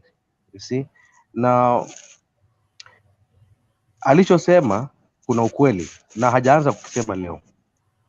I remember even some time back, I don't know if maybe Jakes, kama pengine utaruhusu, ndakupostia video hapo kwenye nini uangalie uone kama utaicheza. Gachagua tangu before hata mama afariki, kile kipindi ambacho walienda kulipa bili yake hospitali ambayo alikuwa amepewa pesa na alisema ameenda kumlipia kwa niaba ya rais. He mentioned the same thing and it's not the first time. He said that the Mau Mau before colonialists waliondoka, baada colonialists kuondoka, then kukatokea tena some other black colonialists, right? Now these black colonialists, I'm sure he meant the elite Kenyans that took up the land, and the people that actually fought for that land ended up with nothing, you see. Whereas if you go back into history, I don't know if Jeremiah mentioned it, there was something called the 1 million acre land, the 1 million land acre scheme. Sijui kama mnakumbuka hiyo. Whereby mkoloni, part of the deal ambao sasa the deal breaker ambao ndo ilifanyika ndo wakakubali sasa kuondoka was hii land yetu ambao tumelima tumefanya yote tutawachia hivi hivi. Wakasema tutawabidi tuwauzie. Sasa na Wakenya sisi wakati huo tulikuwa tuna pesa ya kununua. Wakasema sasa tutawapatia loan muweze kununua hii, tutawapatia loan pesa ufadhili muweze kununua hizi land kutoka kwetu. And that was the agreement. Now as to what transpired, it ended up with few people owning these lands, and the actual people that needed the land, that is the Mau Mau that even fought for it, did not get the land. Now that's another subject of discussion, right? I think also in the, I know also in the KKA Kenya Kwanza campaign last year, as part of the promises or ambao walikuwa wametueleza kama sisi kama watu coastal region, they said they're going to bring back the 1 million acre scheme that was implemented during the colonial times. Watajaribu pia kuifanya wakishashinda serikali. Naona. Now, how is this important to us? Kama Molo unasema kweli umetoka pwani, you'd understand that the issue of land titles is very sensitive. Unapata mtu anaishi mahali lakini land anapoishi na anafanya mambo yake yote hana title. You own it but you actually don't own it. I don't know if I'm making sense. You are making sense. That is the situation, yes. You own it but you don't own it. You own paper, you don't own it because you don't have the papers. You understand? That's the unfortunate situation of how coastal people live, and not only the coastal people, I believe other peoples elsewhere live. And for a long time, politicians have been taking advantage of this fact. They play with your emotions. They say that sijui fulani akiingia ama mimi nikiingia nitawapigania hii mambo ya land, na if they get in, nothing happens. I remember even some time back, Charity Ngilu, when she was kuna time alikuwa minister wa land, si ndio?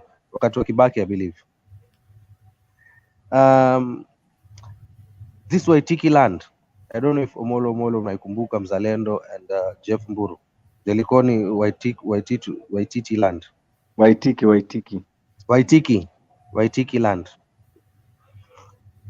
Kuna watu wengi wa pwani walikuwa wakiishi kwenye hiyo land ama hiyo ardhi ya pale Likoni, na serikali ikawa inasema kwamba itanunua hiyo land kwa niaba ya WaKenya. Now, politicians are very funny characters. Charity Ngilu decided to inflate the price of that land. I think that it was even a scandal, by around 110 million. The value as per Evanson Waititi, because that was the owner of the land, said that this 980-acre piece of land was valued at 10 billion. Na Charity Gilu akaongeza yake 110 million on top of the 10 billion. Now in actual evaluation, ilipatikana that it was only worth 2 billion. But the government ended up kuongea nao baadaye during the Uhuru regime, wakasikizana akalipwa 1 billion. Now, the question here is though, how did this man end up getting this 980 acres of land? He says that in 1975 he came from Japan, alikuwa akifanya kazi huko, akaja kanunua 980 acres of land. You know, this is a big chunk of land. So what am I driving to? I think it's about time, as much as Omolo says that this issue of land inaweza leta sijui mgogoro na sijui na nini, it's about time that we go back into time, way back in time, for us to unravel some things about these land issues. That's the only way we can resolve the present land problems that we have now. That's the only way. Because it will be very difficult sahi kuambia mtu pengine ana maeka of land apeane tu hivi atakataa. But if we can go back way in time to get to establish how this land was acquired, utashangaa sana that most, at least 90% of these owners of this land did not acquire this land legitimately. And if we can unravel that, then that will be an easier way of us now having a bargaining point ya kuweza sasa kurudishia hivi viwanja hata kama tutavinunua kwa bei ya chini kidogo, because these people, as much as yes wali grab his land, they may have done some developments here and there on that land, kama vile Waititi land, then to renew, kila mtu apate kiwanja chake. So what do I encourage here? I'm trying to encourage the Kenyan people now to try and hold into account the government that is in place right now, to ensure that they implement the promise ambao walitupatia sisi kama Wakenya on the 1 million acre scheme project that they said they would embark on as soon as they get into power. I am a Kenya Kwanza supporter, but most importantly, I'm a Kenyan. So we ought to have these discussions now as Kenyans, because this is our nation, and as much as ndio tunaishi hizi nchi zingine na nini, that is our primary home. Go east, go west, hata upewe mapassport za wapi, that will always be our home. So it's about time that we start talking these things tuweze kujaribu kutafuta solution. Yes, Omolo. Nataka kukuuliza. Yes. Kuna shamba ambayo inaitwa Vipingo Holdings. Yes. Around 34,000 acres. Kilifi huko ama? Yes, Kilifi, kama unaelekea Kilifi Yes, na watu walivamia, manake ile shamba ilikuwa iko under lease. This is nataka wote tufuatizie hii even Buru hii shamba ilikuwa ya lease, and the lease expired in 2015. Hiyo lease ilipo expire, then community sasa wakaingia shamba yao. Ilipoingia, all of a sudden, just some few months ago, kama munafuatizia news, there is a company, a South African company, I forget the name, it is an holding also from South Africa, wako na original title deed. And now there was a big limbo at the court. Hii shamba ilikuwa ni lease, ilikuwa haina title deed, it was not a private land, and it was returned back in 2015. Now mtu anakuja anakuwa na title deed ambao alipata the same year 2015 when shamba ilikuwa iregeshewe community. How do you say that? Omoro, can I just say something about that? Okay, ongea and then I'll speak. Yeah, hata umeenda mbali sana, maana hiyo ndio imekuwa ikiendelea Kenya. Kuna makampuni mengi ambayo walikuwa wamelease for 99 years as per the law in Kenya, na hizo mashamba time ikierapse ama ikiexpire, wanafaa kurudisha shamba na serikali ijue venye itafanya na hiyo shamba, either ni kuseto watu ama ni development ya aina gani itaendelea. But what happens, wale wako kwa uongozi, maana wao ndio huwa hata wanajua hiyo lease ina expire lini, huwa wameshajipanga vyenye watafanya na hii shamba. Na usiende bali sana, hebu jiulize shamba ya Daramea, maana lease ilisha expire. Do you know who owns that land right now? Baada ya Chomri kufa, Daramea mzee alikufa, Chomri akashikwa akakufa. Saa hii hiyo shamba ni ya nani? Sijui kama umewahi fikiria hiyo. If you know, tell us.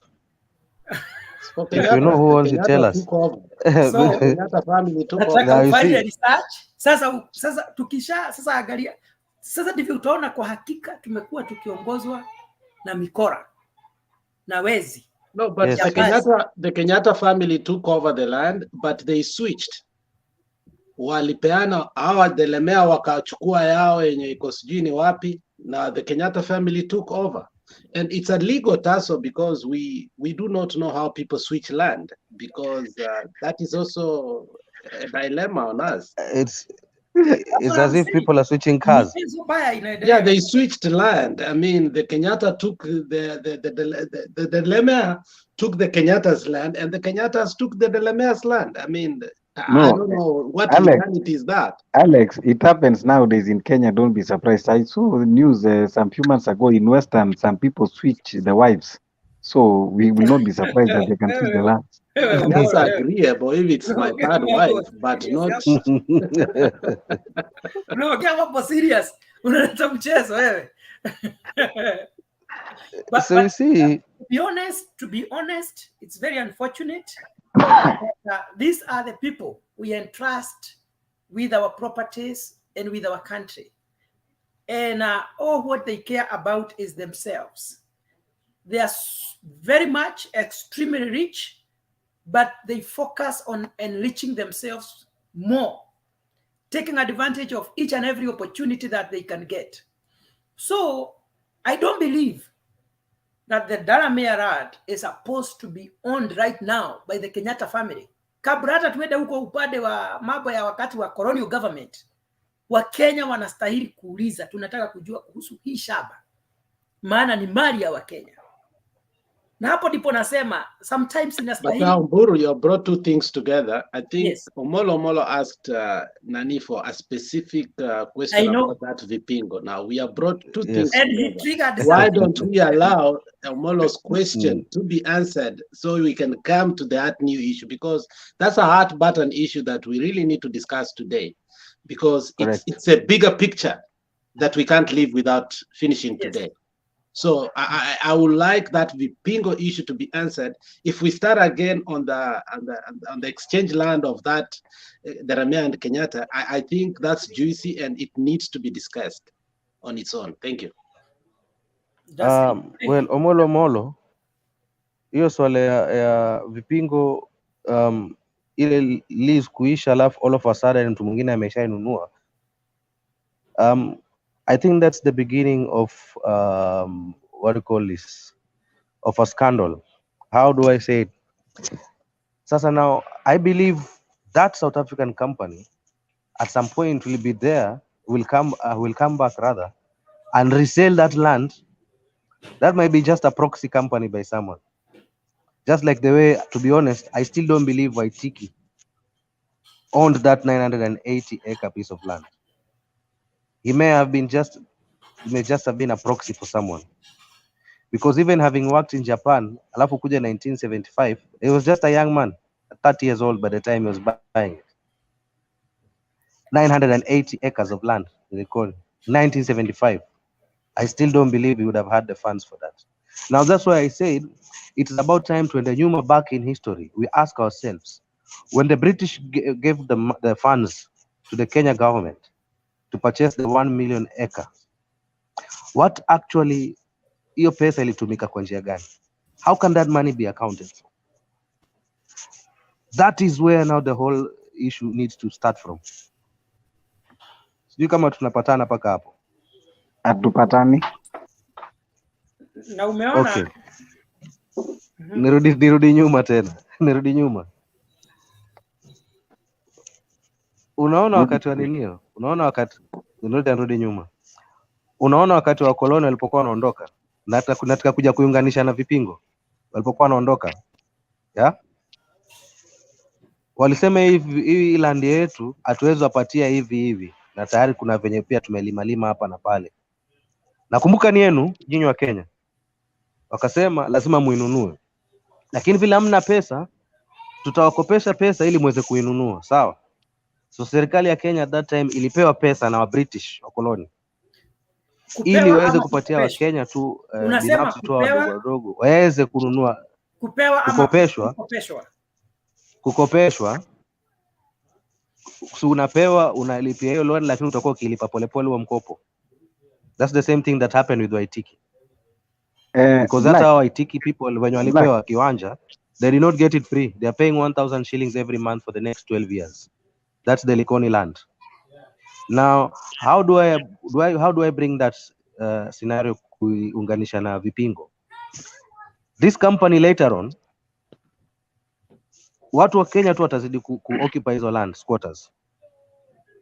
Later on they will want to own this land. Utaona hiyo vipingo hakuna kitu tafanywa. Later on they will want to own this land. The government will have to come and buy this land on behalf of these people. That is where now the scandal begins. I want to bring your attention in Vipingo, kama unajua mali inaitwa Vipingo Ridge. Everybody has heard about Vipingo Ridge. It is a very posh estate. Hata unafikiria hata president ako na shamba, hata Kibaki ako na shamba.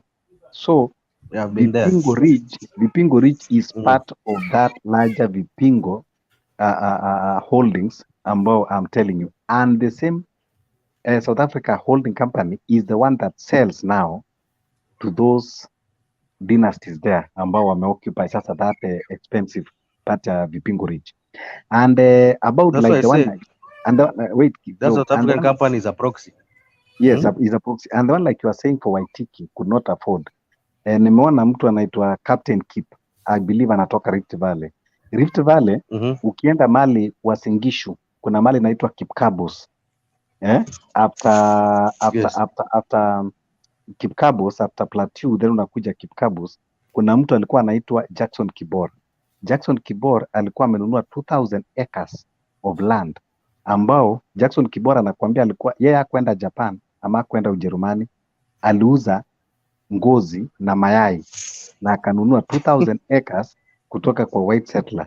So kwa hivyo huyu alienda Japan na nilikuwa anaweza kununua hata $1,000,000. Sasa huyu Kibor hakwenda Germany, aliuza ngozi na akauza mayai na akanunua 2,000 acres. That's why I say ndio maana akasema we need to go way back. That's the only way we can solve this problem. But Jakes, I mean Black, hata kabla hatujaenda na huko bahari kuna hawa wenye tumetajua. Alafu tuanze kureverse polepole tukirudi nyuma hivi. Kibora ameuza, unaona kama sasa eti ameuza mayai na ngozi. Let's have some structure. Let's have some structure.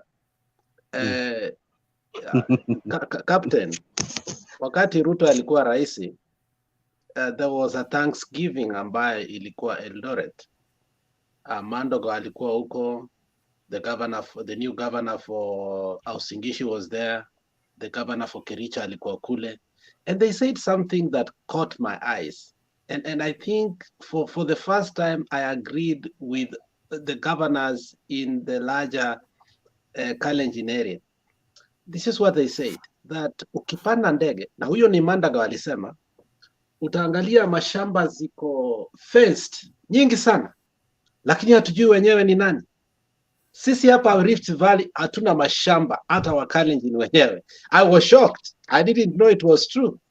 Na governor wa Kericho pia akasema Brookside imenunua mashamba ambayo they are only paying 1 acre, sijui ni hectare ama ni acre, only $100 a year. Akasema it is not sustainable. Watu wetu wanalipa more taxes than hawa watu.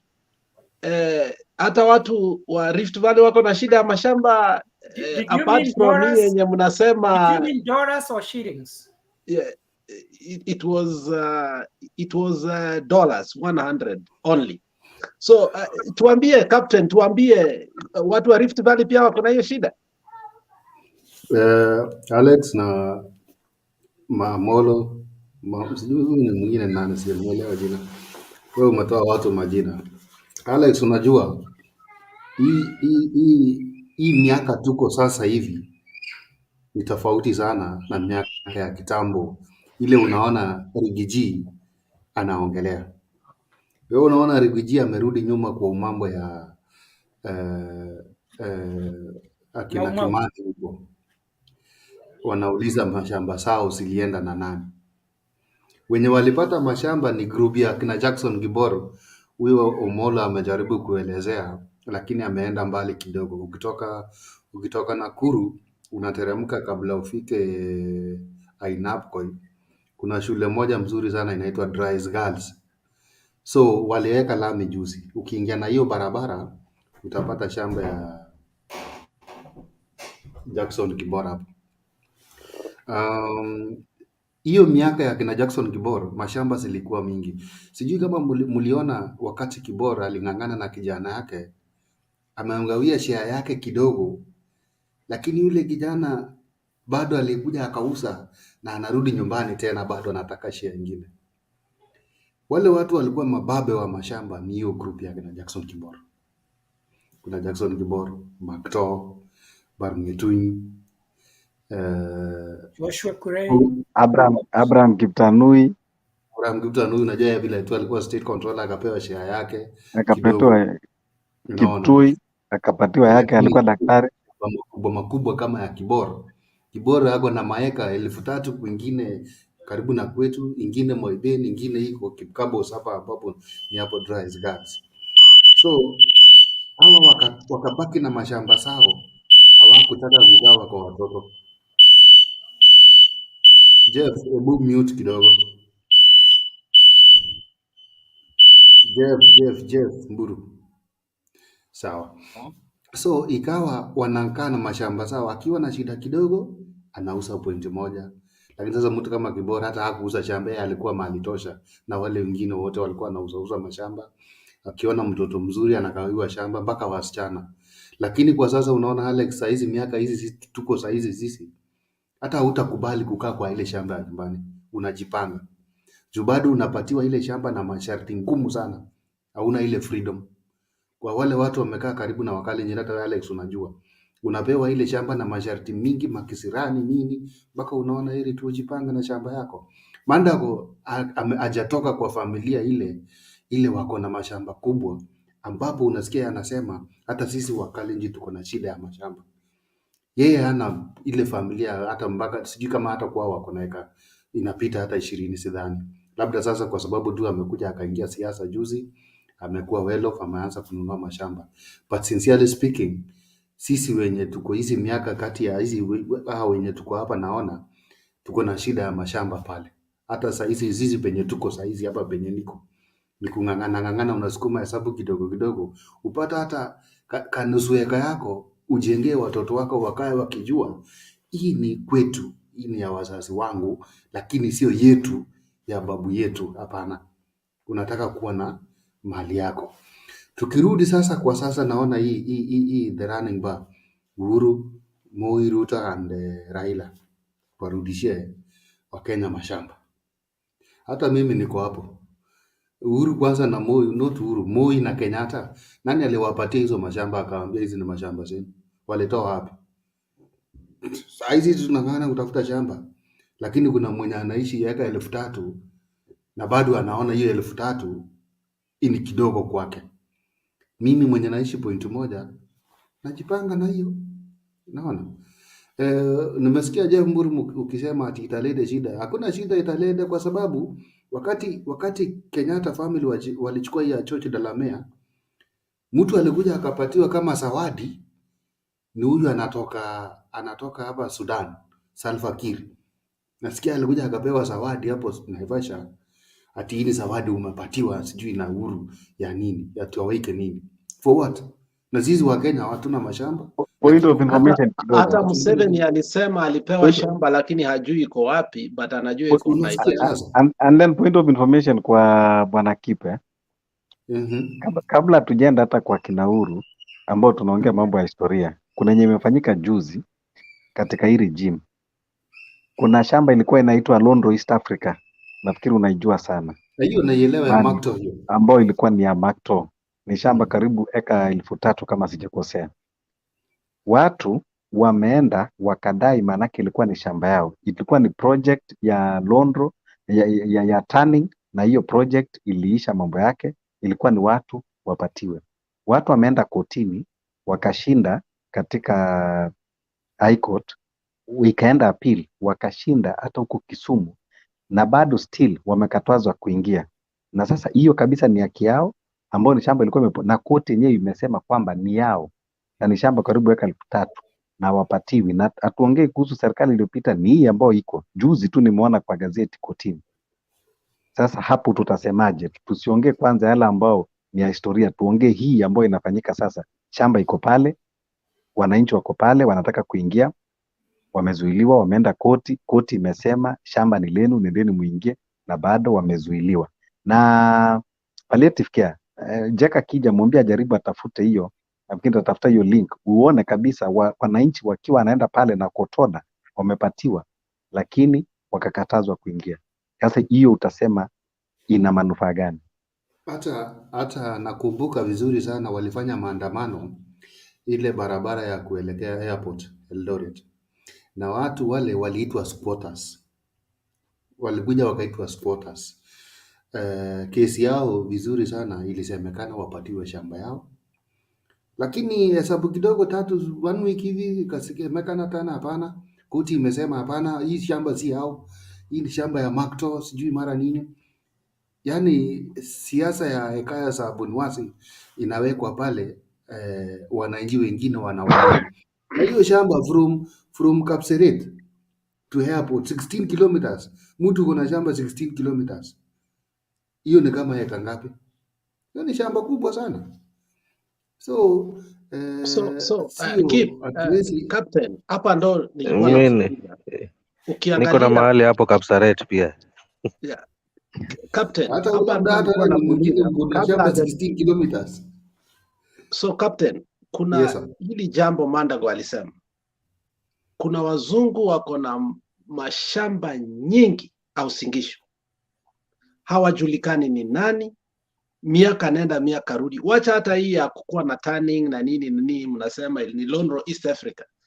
Alisema ukipanda kuku ndege iko mashamba iko na fence, na mimi ni governor hapa miaka 10 na nitakwambia mimi sijaijua hii shamba na nani, but nimekatashwa hii shamba siwezi liguza, na watu wetu wako na shida. Kuna mashamba kama hayo au Singisho? Ngoja nijibu hiyo, nimwambie bwana, nimefanya kazi wa Singisho, ndio unaona nilikuwa nikimuelezea hiyo mambo yote alikuwa anaongea hiyo, kutoka Ainapkoi uteremke mpaka Moi's Bridge, uende mpaka sehemu za Lesos. Naweza kukuambia with authority, hakuna mzungu akona shamba. Wazungu wote ni wazungu weusi, wazungu wenye rangi nyeusi.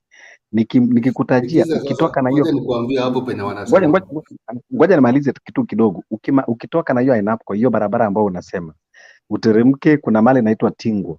Ukiteremka Tingwa hapo, ushuke hapo chini kidogo, ukienda upande huu Biwota kuna shamba karibu eka 2,000. Sasa ukiteremka unashuka unaingia mahali inaitwa Koiluget. Sasa ukija upande hii ndio unapata hiyo shamba ya Kibor. Hapo si mzungu, nimekutajia Biwot mzungu mweusi na Kibor mzungu mweusi. Upande ya chini ukiteremka ndio unapata sasa Abraham Kiptanui akona shamba eka 500 pale, yeye ni mzungu mweusi. Uende pale kuna jamaa alikuwa anaitwa Jackson Kiptui, alikuwa ni daktari wa Moi, ako naye shamba zaidi ya eka 800 pale, hiyo naye ni mzungu. Then uteremke upande ule chini kidogo, kuna mtu anaitwa Kamuren, alikuja akauza hiyo shamba inaitwa Chemusian. Willy Kamuren alikuwa pia ni mtu wa mkono wa Moi, alikuwa na shamba eka 2,000, huyo ni mzungu mweusi. Ukiteremka sasa sehemu za Tarakwa, Kapkoi, mahali president wetu amenunua shamba eka 200 pale, kuna shamba ya Maraba pale, hiyo inaitwa Kerita Farm. Hizo zote hizo ni weusi tupu, sioni mzungu pale. Sasa sijui wazungu utanihesabia nani? Na tukiteremka mpaka Bindura, wale wazungu tu walikuwa ni ma NGO mahali naitwa Bindura, ndio walikuwa ni wazungu peke yake wa NGO. Wale walikuwa wanazungukaga na film waki-advertise, au tu ndio wazungu utaniambia, lakini huko kote ni wazungu weusi, ni wazungu weusi kabisa wenye meno nyeupe. Na hapo Eldor, hapo Kapsabet hapo iko pia mzungu anaitwa Black, ako na shamba huko, mjua? Acha hata Black, kuna jamaa hapa anasema anataka kuwa president, anajiita Uhuru. Zangu nikaniweka kidogo, si nyingi. Za kuhesabu tu. Kuna kaeka kamoja hapo na Black. Zangu ni kidogo tu, si nyingi. Kapsabet. It's a very nice place. Lakini to be honest, tutaongozwa na hawa Naitanga Kapsaret. They pronounce it Kapsaret. Watu miaka na vikaka. Kwa sababu Alex, tuseme leo unataka kuwa kiongozi. Ni miaka na mikaka. Miaka na mikaka. Na vikaka pia. Whatever. Alex, wacha mimi nikutajie wazungu. Tuseme kwa mfano. Sasa. Huyu alikuwa yes. Tuseme kwa mfano ungempea captain amalize hilo swali la wazungu, alafu tukuje kwako, kwa sababu tulikuwa tunaweza alafu kuna huyu mzee mmoja hapa, sijui kwa nini mnamsahau, mzee mzalendo, mzee mzima bana wewe. Amelala mbaya, uone. Mzee mzima ako gangari kinyame, hebu muite uone yuko kwisha yeye, uone bana. Mzee mzima mzalendo vipi? Ndio huyo mzalendo. Hata amejia. Washa mic mzalendo. Wakati huyu jamaa, kila wakati huyu jamaa yeye udhani nimelala. Nimekuwa nakusikia tu kwa background hapo, na acha mnang'ang'ana na mambo ya mashamba yale hata muyajui, hata yale mmeyapata tu. Hajaiba shamba lolote. Wajaluo Jaramogi babake Raila aliiba shamba ile, unaona ile shamba kile iko pale airport. Hiyo ilikuwa shamba ya jamii ya wale wanaishi hiyo area ya airport, hiyo area yote ya Riat, hiyo area yote ni shamba ya wenyeji wale wako pale. Una kesi kotini mpaka wa leo, those people have not been compensated.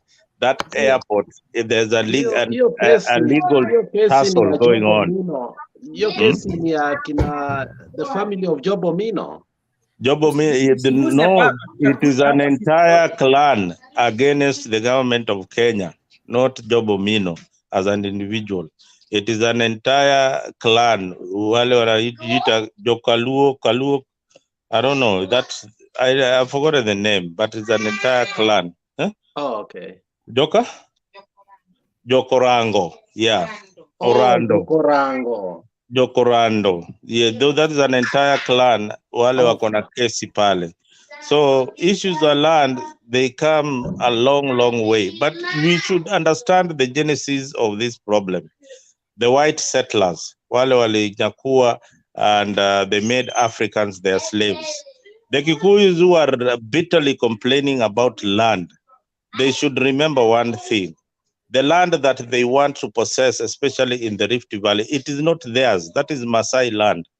Masai land inatokea kutoka huko Elgon. Kwenda, in fact, wale watu wameunyang'anywa shamba kabisa ni wa Masai. Shamba yao inatoka pale Elgon inaelekea mpaka kule Tanzania. Ndio maana unapata wa Masai wale wa Tanzania wako pale kule Kilikumi, sijui ni mali gani, nimesahau jina. Wako kule Tanzania. Mzalendo, umedistort story. Nimedistort story kidogo. Nilitaka kurudi kwa tunarudi tu. No, hata hiyo umesema si facts. Manake wale watu ambao walihamisha wa Masai si ma white settlers. Wa Masai walihamishwa na white settlers. They were resettled from their land. Ngoja sasa nikulete story sasa kidogo. Story ya Wamasai ambao walikuwa ni wana occupy part of Uasin Gishu, na walikuwa ndio wanaenda mpaka Mount Elgon. Wakati kidogo Molo hawa kama wananiambia leo nipumzike, namwona nishaambiwa good night hapa. Mnanibarikia, nitafurahia. Nifanye ile kitu. Uongee na nilikuwa nauliza endeshe program. Paleti wako sawa, Mzalendo wako sawa, Uhuru naona pia amejiweza. Kwanza leo amesema ako prepared. So hii show iko well managed. Okay. Ni sawa, endelea ndugu yangu. Land tunaweza enda nao mpaka asubuhi. Nielezee hiyo shamba ya Wamasai. Anything tutakuwa tu hapa. Sasa Mzalendo utaeleza penye hiyo jina Uasin Gishu ilitoka kwanza, ndio sasa hapo ndio genesis of those land issues. Sasa nikikuelezea mambo ya Wamasai wale watu waliohamisha, hapo ndio genesis ya Wakalenjin inaanzia.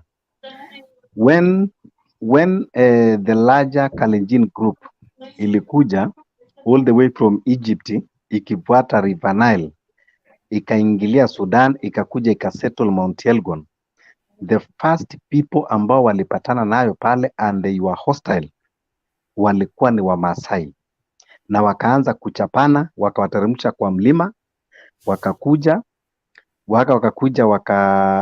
settle kidogo hapo Uasin Gishu, wengine wakaenda mlimani pale Kabarnet, wakakuja tena sasa, manake Kalenjin wakakuja wakasplit, ndio ukasikia kuna Elgeyo Marakwet ambao walienda to the kwa ile escarpment, alafu kukakuwa na Nandi ambao walibaki hapa center, na walikuwa Wakipsigis ambao walienda kule south wakipitia sehemu za hapo mahali unasikia Inapkoi, ndio walienda kugawanika pale, wala wakateremka.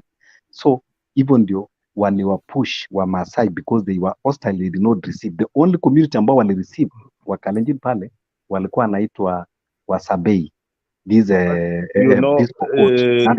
Wewe umenirudisha kwa settlements of communities in Rift Valley. This was before the white settlers came. That is right? It. That is it. Me, I am telling you a story of the people who robbed our people of their land, the white settlers. All right. But Maasai were not there. That's what I was trying to tell you. Lorinyo iko wapi? Lorio, unajua mali iko? Find out Lorio. And Mount Elgon, hiyo area ya Mount Elgon. Then ukifika wakaenda mpaka wapi? Basically, what I read earlier on is that Maasai were left with only 40,000 kilometer stretch of land from 1,555 kilometer stretch of land. It was not from white settlers. It was not from white settlers. They were pursued by the Kalenjin that time because of the hostilities when they were. You see now you are bringing the issue of this hostility between the Maasai and the Kalenjin. This one came much later, much later. Much earlier before the white settlers. Earlier before the white settlers. Yes, much earlier before the white settlers. But my point is the African man, the Kenyans, especially the Maasai and the Kikuyus and the other Zune were pushed away by the white settlers for peanuts. Maybe some were pushed because of for labor. Others were pushed and deceived that they cannot do a certain kind of farming. New crops were introduced. They accepted that fate then. They accepted their fate then. Ndio maana we have so many large tracts owned by white people, and they legally own it. Not that they are illegal. They legally own it because we surrendered the title. Some of them, like Dalemea, got their 100 years lease, which when it expires, another generation, maybe the family takes it up, like that. So some of this land is legally owned by the white man. Look at the kind of settlement that they were having. Yeah, And when Kenya now gets independence, and now Mau Mau comes in as the liberators, and they need part of whatever they were struggling in, with Kenyatta promising the Mau fighters that he will give them land. What Kenyatta told the British is that our watu, he will deal with them. They have got no problem. He will deal with them. But you see, if you watch that video where, I don't know, it is Dead and Kimathio, there is somebody in a video that is normally played on Independence Day. Mali Kenyatta anaongea na wazungu, and there are some Mau fighters on the background. Yeah, these are the Mau fighters who were deceived by Kenyatta. Then were deceived by Kenyatta then that watawapatia mashamba na hawakuwapatia mashamba. Sorry to interfere. It was that Meru fighter more something more. What's his name? Your video. They're always in the background. I've tried to listen to what they have been saying. There was that Meru freedom fighter. Very tall. Yes, ukisikia kitu ile wanasema kwa background pale. Kama unakumbuka wa Molo jina yake. Nani? Or something. Anaitwa? This name. I can't recall the jina yake. It started with an M. A Meru fighter. Anaitwa nani? I'll get the name, then I'll remind. Nitaisema hapa hivi. And then the same thing happened to the Costarians. The 9 tribes, Wadigo, Wakauma, Griama, and all those communities were lump summed into some settlement schemes, and the white man took over the land. Some of the land was as compensation to the railway line that was passing through their land. And they were deceived that, hii shamba tutafanya hivi na hivi. Wazungu had got a way of talking to the black man to surrender their parcel of land. But in that context, we also give credit to the Mau fighters, because they brought the land issue. They brought the land issue and really fought very, very hard and managed to liberate us. Again, there was some organization like in the Luo community, I don't know, fighting alongside wanaitwaje, the young Turks that were fighting alongside Mau formed so many groups that ended up forming the Cow Party, the Cow Movement Party. Then the pressure group increased the number of representatives in the Legico, and the land issue became such an immortal issue. And finally, we got independence. And after independence, the African became the white man. The way you were saying, ati hao wazungu weusi, now they became the colonials in this same land. They became the colonials. Kenyatta could go, we were being told stories where Kenyatta could go with some of his loyal followers, anawambia, he takes a drive in a Land Rover, anawambia funga macho, pale utafungua hiyo shamba yote ni yako. Those stories, we had them. We had them from our father, we had them from so many people. So the land issue, if we revisit it, we might not be able to sort it out. Unfortunately, we might not be able to sort out the land issue because it goes back to generational mistakes by our forefathers. And Uhuru is not really a culprit. You cannot pin him, yeye ndiye amefanya makosa. Ni shamba ngapi Uhuru amenunua? Na kama amenunua kama yeye Uhuru Muigai Kenyatta, amenunua legally following the procedure. Aya, kama ni William Samoei Ruto, na hiyo na watu wale walifanya na Moi, from the kuna huyu jamaa alikuwa army commandant, ana own track sijui ngapi ya land, hata sijui yende na mingi zaidi. Hawa Kalenjin wana own land mingi sana, zingine hata huwezi ona horizon. They have large tracts of land and they own it legally. So going to somebody's property na uanze kusema ati hii land ilikuwa ni ya babu zetu, Babu yako pengine alishakufa kitambo, hawezi hata ana keuna hata makaratasi. Nataka nikuulize mzalendo. Nataka nikuulize. Nikija kwako leo nikuibie simu, nimeiba, mimi ni mwizi. Alafu hiyo simu nikuje nimuuzie Kip na nimpatie receipt. Does that make that phone legally obtained? Ukuje kwangu uibe simu. Alafu niende kwa Kip nimuuzie hiyo simu na nimpatie receipt. Does that legalize that phone? That phone still remains a stolen phone. Remain a what? A stolen phone. Hiyo ni simu ya wizi. Sasa tunafaa kusimplify mambo ya shamba hivyo sasa. Ulipata kwa wizi haimaanishi kwamba ati sababu ulinunua kitu ya wizi ambayo ilipokonywa watu wengine na inabaki kwa stolen property. Inabaki Mzalendo. That's how you look at at add on that.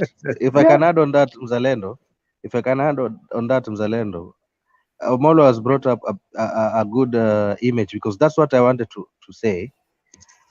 What I think wazungu walikuja wakafanya, they made sure they brought a system of title deeds as a proof of ownership of a land. Mind you, before that, this land belongs to someone, because they're already occupants of that land. There are people already occupying that land. Sasa kumbuka, Mwafrika anaishi mahali kwenye land fulani, mzungu anakuja na system yake, anasema land lazima kila kitu kuwe na title deed system. Alafu anajiallocate title ya hapo mahali.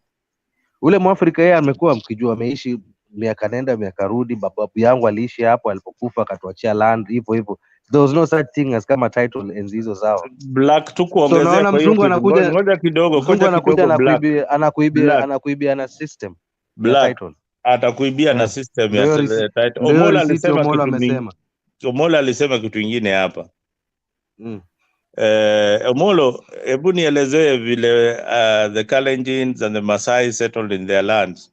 They drove other communities out of their land. So does that mean that that land is it belongs to that particular community that managed to drive the other community out of their land? Does that land belong to that community? Ngoja sasa nikueleze hiyo story vile ilikuweko. Actually, I want to know from your analysis of the phone, the person who drove, when walikuja wakasettle from wherever they were coming, they found the occupants. These are not white settlers, but other Kenyans who were occupying this land. They fought a war and drove them out of that particular piece of land. Then who owns this land now? Now let me explain it. Let me now explain it so that you can understand. First, we are talking of invaders who are not of African descent. Africa, number one, understand.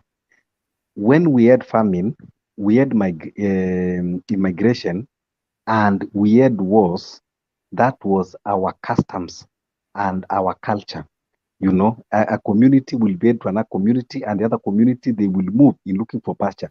Like Maasais, they are pastoralists. They used to move from one place to place looking for water and food for their animals. Okay. So when they come and they settled in the Mount Elgon region, understand that these Kalenjins and Maasais, they are all Nilotes. The difference is that others are plain Nilotes, others are highland Nilotes. They came from one source. They came from all the way from Egypt. But along the way, they had divisions and different groups. They form different groups. That is why Maasais and the Samburus and these other Nilotic groups, the Turkanas, they form one group and they go in one route of tending the animals and looking for water and pasture for their animals until they settled in Mount Elgon. They just actually not settling, it's just a camping there. But in that Mount Elgon, there were people that they already come and settled there before, called the Pokots. These Pokots are still the subtribe of the Kalenjin, Nilotic, Highland Nilot also. So they used to have a conflict with the Pokot. Now, with the arrival of the Kalenjin, and they settled there, actually they were to accommodate each other because they were like brothers. But now the conflict started. When the conflict started, the Pokots, because they are actually like their grandfather, they are the main head. Even when you follow the Kalenjin culture, you find out that the Pokots actually are the main source. They are the head. They call them the head, the bigger house.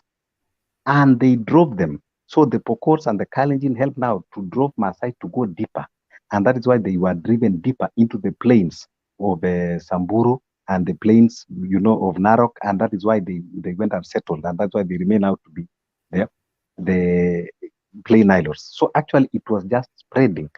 And they didn't have any permanent shelter, because that is how they used to migrate. And that is why even from there, some they migrated until they reached to Tanzania. Now, the other Kalenjins also, they did not only settle in Mount Elgon and nobody chased them. They now continue spreading. That is why others go to south, others go to along the escarpment, na wale wanaitwa Tugens, Pokot, Tugen, Pokot wakabaki kule, Marakwet, Elgeyo, hata kuna part ndogo ndogo wale wanaitwa El Chamus, they also part wale ambao wako area ya Tiati pale, and then the larger Nandi wakabaki katika Central, wakaenda all along to Kapsabet, wakaenda wakagawa na karibu Kisumu kule. So, but we are talking of the white settlers ambao walikuja sasa waka. And then another thing, notion, and this is Tumburu, ni kitu ya kwamba we are always saying that ati Mau Mau ndio walipigana na wakoloni, forgetting that there are a lot of tribes ambao walipigana na wakoloni even before the emergence of Mau Mau. When you read the history of Mekatilio wa Menza, mama yetu kutoka Mombasa, hata story ya Kalenjins kwa Talel Samoe, they fought. Even huko kwenu Mzalendo, Luanda Magere, they started to attack the invasion of the British before even coming to settle. Now Mau Mau, they came and fight later when they already settled. But when you see like the story of Kwetal Samoe, they were fighting, even they did not accept, at all the invasion of British in the land, of which all the communities resisted. And actually, we are told that they resisted more than 8 years, until they killed the king. That is when they were able to penetrate. That is good, Omolo. You brought an interesting subject, because for some weird reason, it's always made to be believed that it's the Mau Mau that fought for the freedom of this country. And thus it has given the supremacy. To certain persons of a certain region, in that belief that they're the ones that fought for freedom, and without them it wouldn't have been. And there's something that I had the DP mention. Ikitu sijui kama mkomo na read between the line when he said both the Mau Mau are welcome and the collaborators are welcome.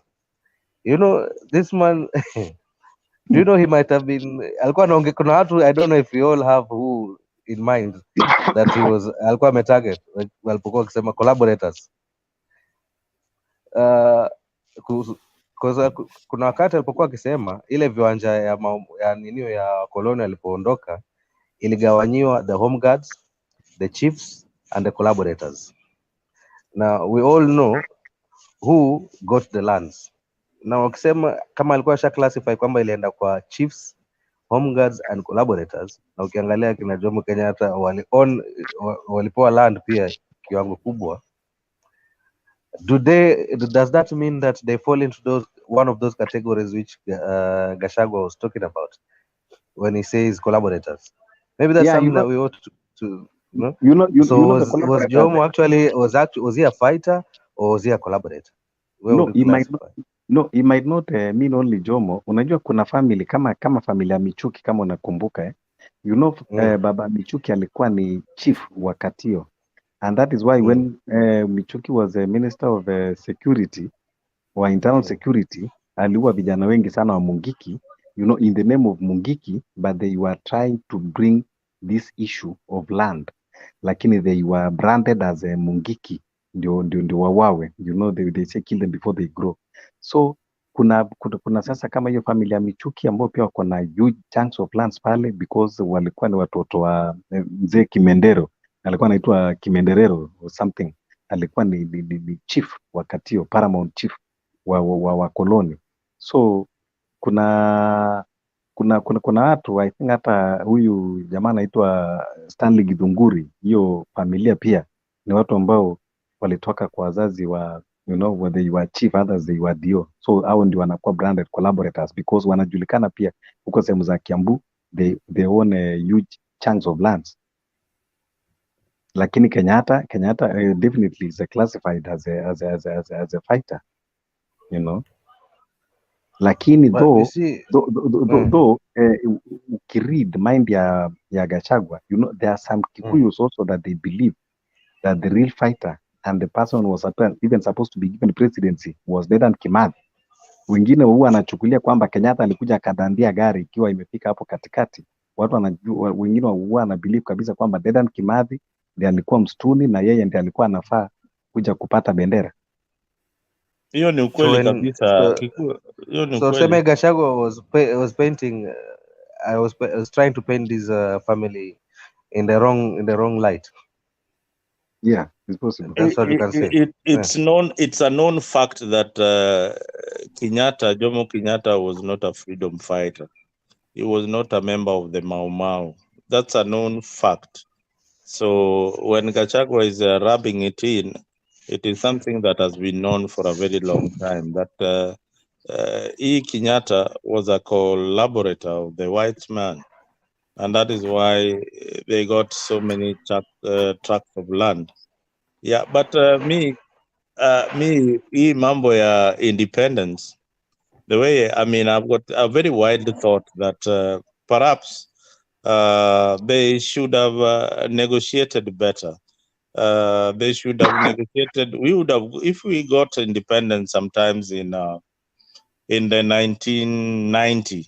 If Kenya got independence in the 80s or 90s, development-wise would be far much ahead than where we are at the moment. Ask me, I will tell you that is a fact. That's a fact. It was wrong for us to be independent in 1963. It was very wrong for us to be independent in the early 1963. That was a very wrong. Look at the countries that got the independence much, much later. We got independence and we didn't know what to do with the independence. We had not matured politically to know what we wanted. We are still using the infrastructure that is being used, that was left by the white man. We are still using the same boundaries by the white man. Mzalendo. But I think, Omolo, I think I can agree with Mzalendo to an extent that if we could have gotten even independence like 2020, for us in Nandi, we could have even seen a railway. Because the person who was fighting a railway, I don't think he was fighting for a good thing for us. It was out of ignorance. Because right now we don't have a train in Nandi, but look at the people, those people who have the train right now. They'll benefit to some extent in the near future. Do you people put into But it has advantages and disadvantages. Do you people put into, before making those statements, do you put into consideration the level of cruelty that was there with the colonial government? Do you put into consideration the level of suffering that the slaves were going through? Forced labor. Yeah, that is the thing I'm talking about. That is what we should have negotiated. We don't want forced labor, but we want your mechanism. Those forced labor. We are not. That is the negotiation that I was talking about. But Mzalendo. Yeah. There's no way you could have negotiated that, because you see, even in the US, the development. No, I want you to do US in Bali. Angalia South Africa. Was from forced labor. South Africa. Angalia South Africa. I want you to go just South Africa here. It was from South Africa. Unaenda mbali. Enda South Africa. Then urudi ukuje hapa, uenda Botswana. Go to Botswana. Then urudi Zimbabwe. I understand. That's what I'm trying to explain to you. They used forced labor to do that. And then after that what they did is, unajua ile mbo mtu unanyimwa chakula, sijui kama ile unajua hiyo design ya kuroll mtu, unamnyima chakula and you make them work just to eat. Sijui kama unaelewa. By that I mean unawanyima ile economic and financial freedom ama independence. Are you a Christian, Black? Are you a Christian? Yes, I am. Why is there a verse that says if somebody is not working, does not deserve to eat? Yeah, it is. There is a difference between you people yes. I understand. There's a difference between forced. Mimi nakwambia, but there's something. There's something called it is just slavery. Slavery. No, slavery is not employment. You know, those are two different things. Allow me to just respond to Kip. Nataka kumwambia Kip kwamba when we are talking of colonization and Christianity, always they go in tandem. Christianity is part of colonization, and they cannot leave each other. So they use Christianity to colonize us. All those verses that you are saying are the parts of the tools they use to colonize, because the reason why they manage to colonize us is by changing the way of our beliefs, by changing our values, taking away our languages, taking away our civilization and instilling their own that has been corrupted. So tukienda hiyo, that is a very wide topic. But now the point here is tunaongea mambo ya topic ilikuwa ni mambo ya huyu mambo DP anasema mambo ya mashamba, na nikasema tusipoenda taratibu, the only way ninaona kwamba ni kuwa kila mtu kwanza arudi kwao, aenda achukue ile shamba ilikuwa imechukuliwa, na mtu ule yako ulikuwa umechukuliwa uchukua hapa, kama hivyo ndio atarash maneno. Who is the moderator right now? Who is now the debate? Is a Kip. Now what I wanted to put here is I want to bring solution and my thoughts. I want just to my thoughts. What the DP could have done is to form a task force that will go into the Ndungu report and the TJRC, and then they check on how to repossess those huge chunks of lands that does not benefit community, just benefit individual. Then after the government has repossessed all of them, alafu sasa sisi kutoka hapo ndio sasa wananchi wapewe either kwa kulipa polepole, ama serikali kama itaamua kwamba ikuwe ni community land ambao tuna cultivate na iweze kulisha the community, because there is a law ambao tunaweza kuweka kwamba an individual cannot own more than 100 acres of land. You don't need it. Even if we are in a capitalist, but why should you own more than 100,000 acres of land? Ukiangalia kama marehemu Biwott alipokufa, kabla hajakufa, alikuwa na mamake anaitwa Bibi Soti, 2000 almost 200 acres ya kaburi peke yake, just a single grave. So vingine ni abuse and greediness, kuchukua hizo mashamba zote. So tunaweza kuweka sheria tukasema 100 acres is the largest that you can own as an individual. Yes, and then hiyo ingine, and who will put that law? But then also I will keep insisting on this 1 million acre scheme, 1 million acre land scheme. Kips, are you able to add revolution? Sijui. No, I'm not the moderator. Moderator is Jakes. I think Jakes left, but I don't have the right to add anybody. Nimeingia na simu.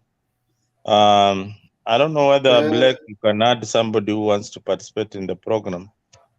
I came in as just a regular, what do you call this? A regular person. Nimefinya tu link to There's somebody who wants to come in. Yes. Yeah, revolutionary. Wacha niamshe Jax. Endeleeni, just continue with the discussion. So as I was saying, okay. Now we all know this, what we are saying, right? But the current government which has come in, because now it's a government for all. So when you talk here, we are not talking that asijui Azimio Kenya Kwanza, no, because siasa ni kando. So this is hii ni serikali yetu sote sisi now as Kenyans. It's supposed to work for you Omolo. It's supposed to work for me as Black, as same work for you as Jeff Mburu, for Captain and Mzalendo. It has to deliver, right? Now, politics aside, as part of their manifesto, they told us last year, again, narejelea kitu nilisema in my submission, that they're going to bring back the 1 million acre land scheme, which was exactly like what Waitiki land was done, whereby serikali inakwenda inanunua land eka kadhaa, alafu inakuja inapatia wananchi pale pale mnapoishi. It's not that it's going to buy land somewhere else and then come and give you, no. Pale pale mnapoishi, they buy the land, then you get to pay that land in installments. Like now, in the example of Waitiki land, they are paying 1,000 shillings every month for the next 12 years. See, now, how can we hold into account this government to ensure that they implement this? Because if they actually get to realize or implement this promise that they did to us, itakuwa poa kwa kila Mkenya, because now watu wengi ambao hawana matitle nani Black, wajua shida yes. Shida hatusemi mambo ya serikali kutunulia mashamba, tunaongea hapa mambo ya injustices. Mashamba zetu zile ziliporwa na kutumiwa na mabwenyenye kidogo. Sasa sikiza, ngoja ukienda, manake serikali inakuwa run by our tax, inatumia tax zetu, unaelewa? Sasa ikiwa KIP aliniibia shamba yangu, alafu wewe ambao nimekukabidhi ukuwe meneja wangu, unaniambia ati nimeenda kukunulia shamba, unaenda unanunua tena hiyo shamba niliibiwa, hapo utakuja nifanyia justice? So what we are saying is, nataka what we are saying is justice ya hizi mashamba makubwa kwanza ambao zilichukuliwa kutoka kwa community, indigenous community kwanza zirudishwe. Unaona, sio tu kwamba kununua haijaleta justice, manake bado zinabaki kuwa stolen. Ndio nikakuwa nimeleta ile nia Mzalendo kumwambia kwamba if I steal something from you and sell to the A person and I give him the receipt, it doesn't legalize that phone, it still remain to be a stolen property. Unaona, so serikali kuja kuweka ati 1 million scheme kwenda kununua, what about the one that was stolen? Hiyo justice ya hizo stolen property yetu itakuwa wapi? Kwa hivyo waacha hii tununuliwe kwanza, alafu kama serikali nataka kutuongezea, waende sasa kama vile alikuwa anasema Zambia, waende wa Zambia watununulie eka 1,000,000 tulime mahindi tukileta, lakini tutauzuaje shamba zetu? Yani wewe uniibie shamba yangu alafu tena uniuzie. So what we are saying is tunataka kutoa hiyo kutu ya kutumiana, ya kufanyana mafala. Unaona, you took my property legally, return it. Alafu sasa ndio tuongee. Unaona, ndio tunasema kama ni Kenyatta, wewe baki na eka 100, hiyo imekutosha. Hiyo ingine uliiba, hizo umecultivate miaka yote hatutakulipisha, just return it back. Joshua Kulei, rudisha. Saitoti, rudisha. Biwot, rudisha. Unaona, hawa kina Michuki, rudisheni. Alafu sasa kutoka hapo. Nataka nikupate kidogo kwanza kwa sababu as much as you are still talking of such tycoons to return those lands, remember we have people right now, they are buying pieces of land in Kenya where the land is still big large scales, and we are talking of wengine warudisha. Lazima ujue hapo kwanza, na tukiongea mambo ya shamba hapa hatuko kwa siasa, tunaongelea kitu ambapo ina touch each and every one of us. Acha nikupatie mfano moja ya shamba hapo kwetu Eldoret, hapo juu kidogo, kwa wale wanajua, nafikiri unaweza elewa. Ukipanda njia ya Kaptagat, utabranjia mahali kabla ufike Kaptagat kwenyewe, mahali inaitwa Naiberi, you turn left. Kuna shamba ilikuwa ya msetla moja alikuwa anaitwa Chogiri. This guy ile ya kuelekea Sirkoi pale kwa mlima. Sasa waje Sirkoi tena iko na issue yake tena, hiyo ya mlima iko na issue tofauti. So hii nasema iko kabla ufike pale.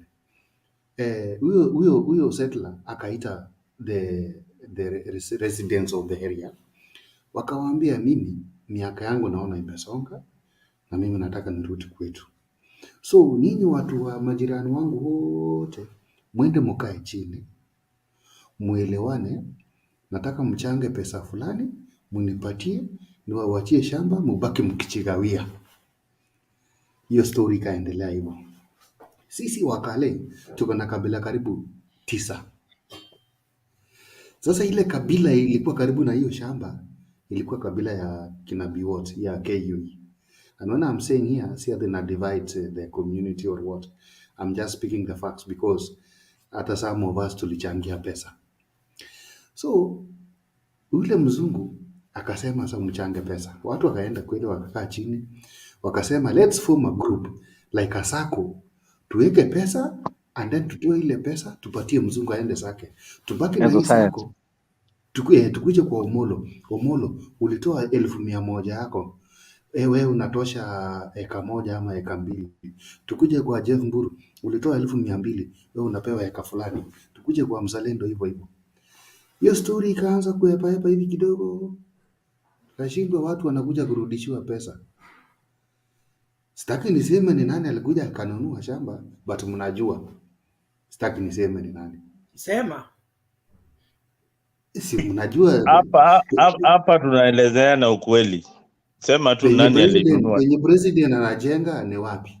Ile nyumba ya 2.2 billion ni wapi? Yote uko sio Sigoi.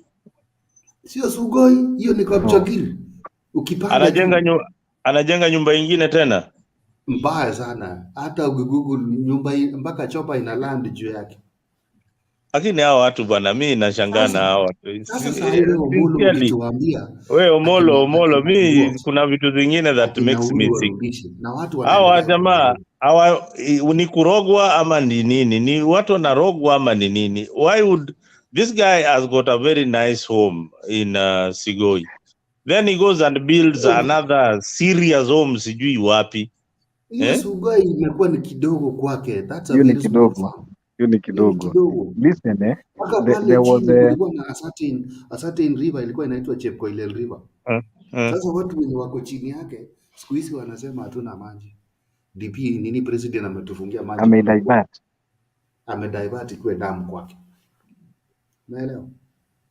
Alafu so, kuna nini Mburu alikuwa anatusomea. Kuna Mburu alikuwa anatusomea research ilifanywa na Tukwe. Ilikuwa ndani ya Arap Moi. Ikakuja Mwai Kibaki, hata nimeshangaa kumbe Mwai Kibaki alikuwa na mashamba. Unajua nimeshangaa Mburu akisoma. Mimi nilikuwa nafikiria Mwai Kibaki was the most cleanest president. You know he was the vice president of Moi for 10 good years. Yes. And the now so the trend inaenda tu sasa. Huyu naye sasa amekuja na trend yake. Itaendelea hivyo. Sijamaliza kama Wakenya tuseme enough is enough. Sijamaliza kuongea. Ngoja kitu amalize. Kipu umeleta mambo mzuri bwana, endelea na hii story. Unajua this is what kujengwa huko naye Faruk the man akakuja akanunua opposite yake. The same family of the same settler. Sasa yake ilikuwa kidogo. Faruk amenyakua hiyo. And some of our own people walijaribu kidogo hata wapate eka moja, nini ilikuwa shida. Mpaka saa hizi kesi inaendelea. Masai Mara Gilgori huko. Mko na ripoti yako na shamba huko msijie eka elfu ngapi? Hiyo iko kabisa. Nitafahamiwa na Wakale kwa comment section, which is okay. Iko. Haitanisaidia. Saa hii mimi niko na watoto wangu, hata wakiniua saa hii I have no problem. They remember me with my kids. But the fact is that hii mambo ya mashamba hata mkisema 100 acres, but 100 acres kuachiwa mtu, hiyo ni kesi ya baadaye tena kwa watoto wetu. Watakuja kusema tunataka mtu akuwe na eka 20 ama eka 50. Are you seeing? Na nikiwaambia hawa viongozi hawatatusaidia. Hatutasaidika. Na mimi nataka niulize, unaendaje Ministry of Lands na upewe title ya eka 3,000? Which document is it giving you that parcel of land that they give you the land certificate? Now alafu any public office holder. Sasa wewe unasema 3,000. We are talking of 20,000, 100,000, 50,000 acres. Ndio hiyo sasa. Crazy. It's very crazy. That is why Mburu alikuwa anasema this will be, I agree now with Mburu. Hii si regime ya kuongea mambo ya mashamba. They are not even supposed to try and talk. They lack the moral. They lack the moral. Yeah. Speak about it. Hawana bwana, hii mambo ya Sergoid Tehil, hiyo mlima. Unajua bado ni white settler ako pale na ako na wanyama wake. I know. Yeah. Yeah, kulikuwa na ranch pale. Tayari ashajitolea, anataka pesa aondoke. So tunavutana pale kati ya Wanandi na Wakeyo. Unaona? So atujui itakuwa nani wako na pesa Wakeyo, between Nandi na Wakeyo nani ndio wako kwa pesa kwa serikali? Wote wako na pesa. Lakini ngoja niulize. Hawa kale unapata wanaishi nyumba yake ya nyasi, lakini pesa iko. Ngoja niulize. Na kuna wasichana walikuwa nalia juzi kwamba huyo jamaa wa Kapseret amewapokonya shamba karibu eka 2,000. Sijui kama ulisikia hiyo story tena, niliona lakini sikutaka kufuatilia sana. Yeah. But hiyo story iko. Mburu ulikuwa na kitu ya kusema, hebu changia katika hii mjadala. Naona hii mambo ya land, mimi according to me hakuna serikali sasa inaweza isolve. Hata molo mkijaribu kudebate namna gani, because ukiguza hii community hiyo kura utakuwa nayo. Ukienda coast pale uende ufukuza wale wengine, hiyo kura una. Sasa sikiliza. Unaona sasa kama za hivi vile mimi nimesema. Unajua nakata across. Sasa si mau. Unaona vile kipa anaongea. Mimi niliwaambia land issue Rift Valley ndio iko sensitive kuliko karibu kila mahali. Boya Momou ni kidogo. Rift Valley ndio analia shamba kuliko kila mtu. Nilikuwa nauliza hivi mzalendo. Under the constitution that we have and the laws that we have, the land laws and all that, I may not be well conversant with that. Do we have a framework under which titles can be cancelled if somebody did not acquire land legally? Because some of this land, sio ati zilibiwa kitabo, zimeibiwa kwa wakati wa serikali ya Moi, kwa wakati wa serikali ya Kibaki, na hata sasa inaendelea. Na nikiangalia katika Dongo report, allow me just read 3 areas under which shamba zinaibiwa Kenya, na uone inastahili ifike mahali wa Kenya waseme tumechoka. Kwa hivyo ukishajua hii shamba iko area hii, wa Kenya waanze kuprotect their own land. Mkiona mtu amekuja huko sijui anaanza kujega, mnamuuliza tunataka kujua imekuwa yako namna gani. Mburu. Sasa juzi kuna kampuni inaitwa Finland ambayo iko na tizo hapa Kericho. Wamemaliza lease, wakipsigis wanangojea wakifikiri itarudishwa, ndio hiyo moja kwa moja imeuzwa Sri Lanka. Sasa how will they protect that? Haiwezi rudi. So ni lazima tufike mahali tuchoke, na ndivyo nasema ubaya wa Kenya, na diposa nimesema tutaongozwa miaka na mikaka. Kwa sababu gani? Kenya, kama niko na pesa, mtaniibia nyimbo, mtanifanyia mrorongo wa tuktuk na bodaboda na magari zenu zote, kwa sababu niko na pesa. Maskini ambaye hana pesa ya kuwapatia, lakini anawaambia nijaribuni, nipatieni kazi, niwafanyie kazi, lakini pesa sina, hakuna mtu atamsikiza. In fact unaambiwa wewe utoshi boga.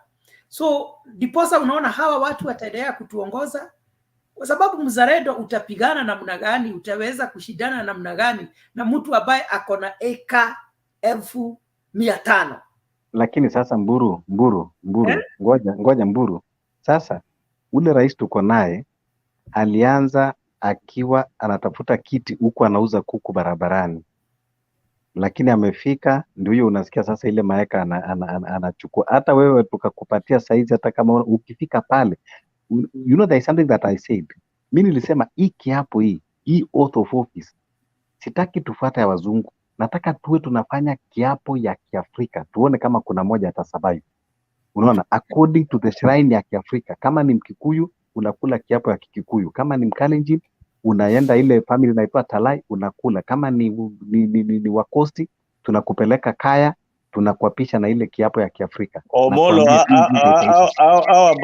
how about kukula kiapo useme mimi kama ni mfanyikazi wa serikali, ile mali niko nayo mpaka saa hii ni full stop, sitajakuwa kitu yoyote,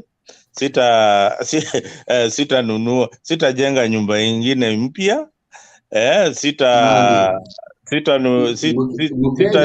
mali. Unajua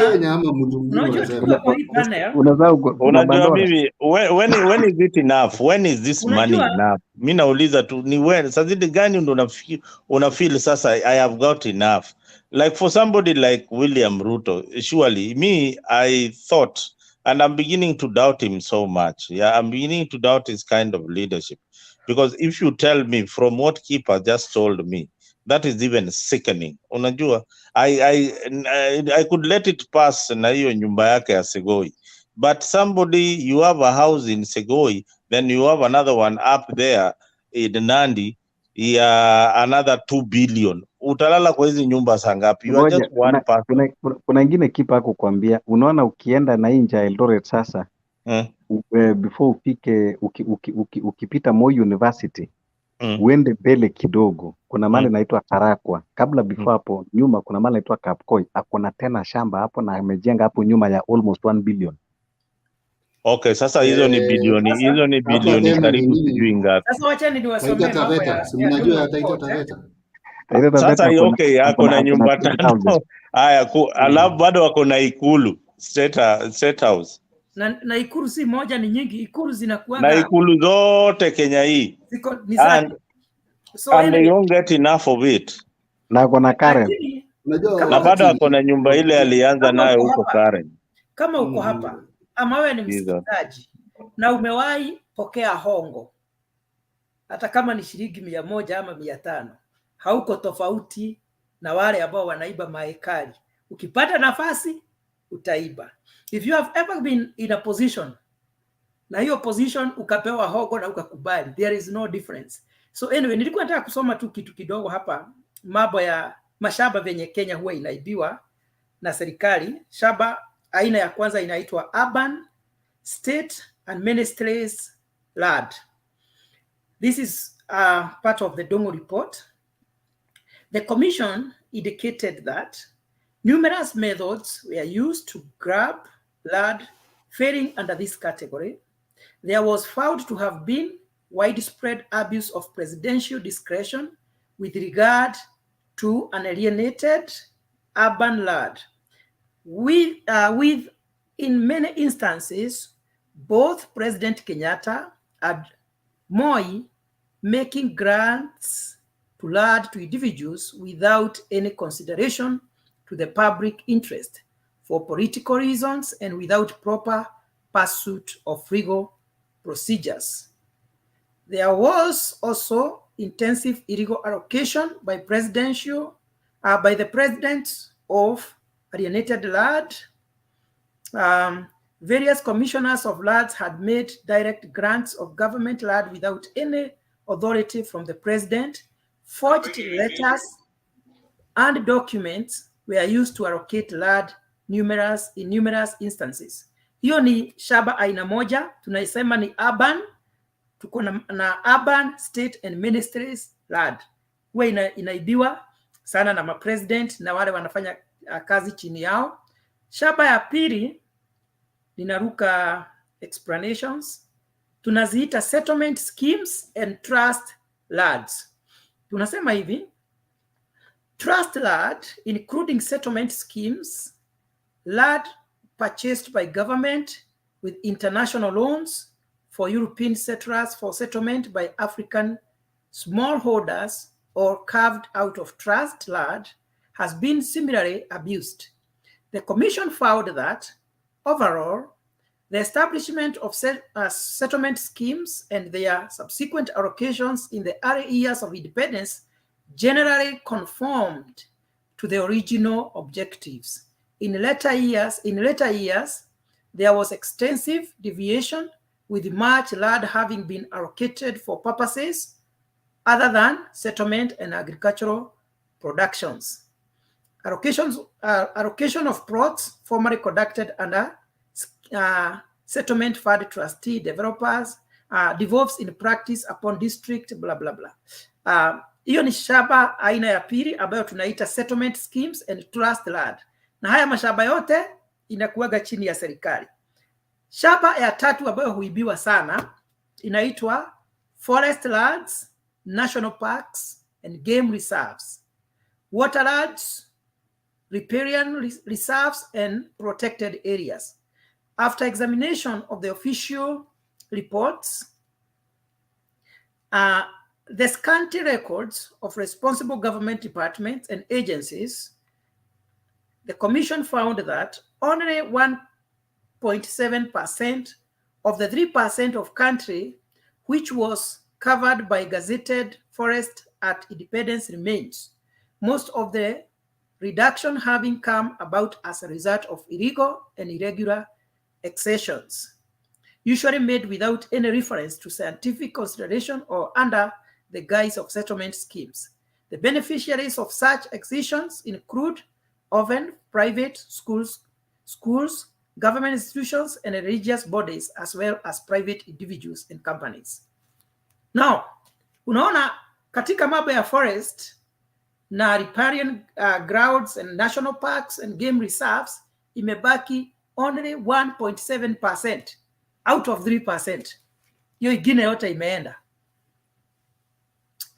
Na umeona, that is the Dungu report yenye we don't even talk about, maana it is detailed. That's just, hiyo nimechukua tu a summary. So ukiangalia, na ndivyo ninasema, we need to have a commission, not a commission of inquiry, a body given power by Kenyans to do the audit from 1963, and this body be given power to cancel the titles and repossess the land back to the nation up to date. Wakati niliongea hivyo, mtu mmoja alisema ni vigumu sana. Why is it so hard to do it? Because we need a nation of equal people, not a nation of having some people who are very special because they have stolen from us. Not that they are smarter than us, not that they are better than us, but simply because we appointed them, we elected them to go and serve us. After even stealing from us, we paid them for it. Yani tunawalipa na taxes waende wakaibe. Na wanafikiria they should go away with it like that. Such things should not happen.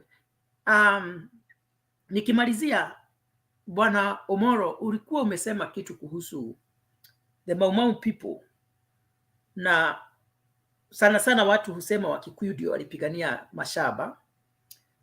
Ile sababu huwa inafanya hivyo ni kwa sababu wakati wazungu walikuja, the interest ya wazungu walikuwa wanaangalia the most productive land for farming, na diposa walikuwa mashamba nyingi upande wa Central.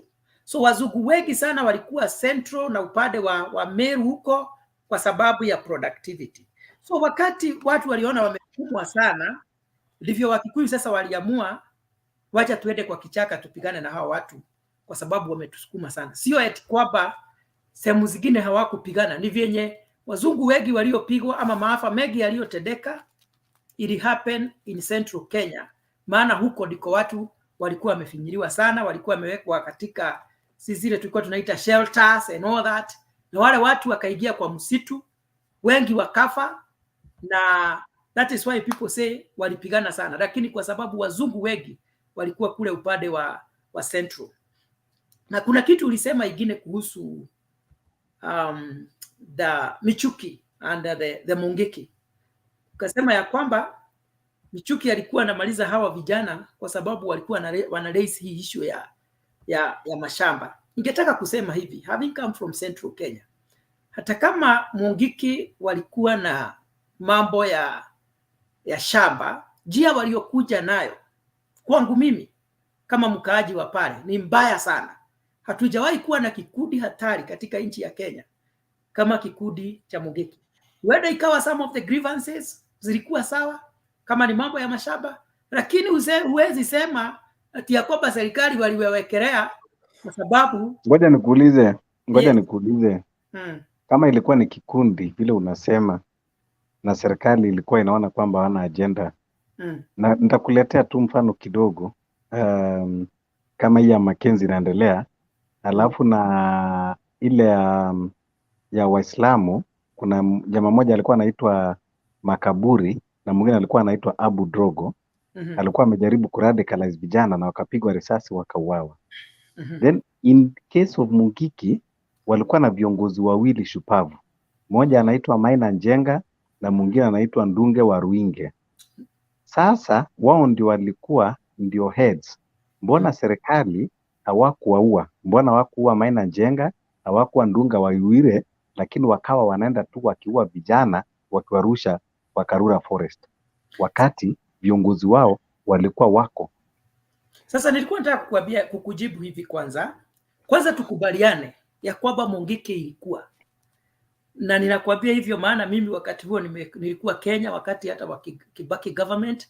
Wacha sasa, serikali yenyewe ilikuwa inaogopa Mungiki, na si kwamba ati Mungiki iliisha. Makosa moja ilikuwa inatendeka kubwa. Ukitaka kujenga nyumba, wanakuja wanachukua kodi.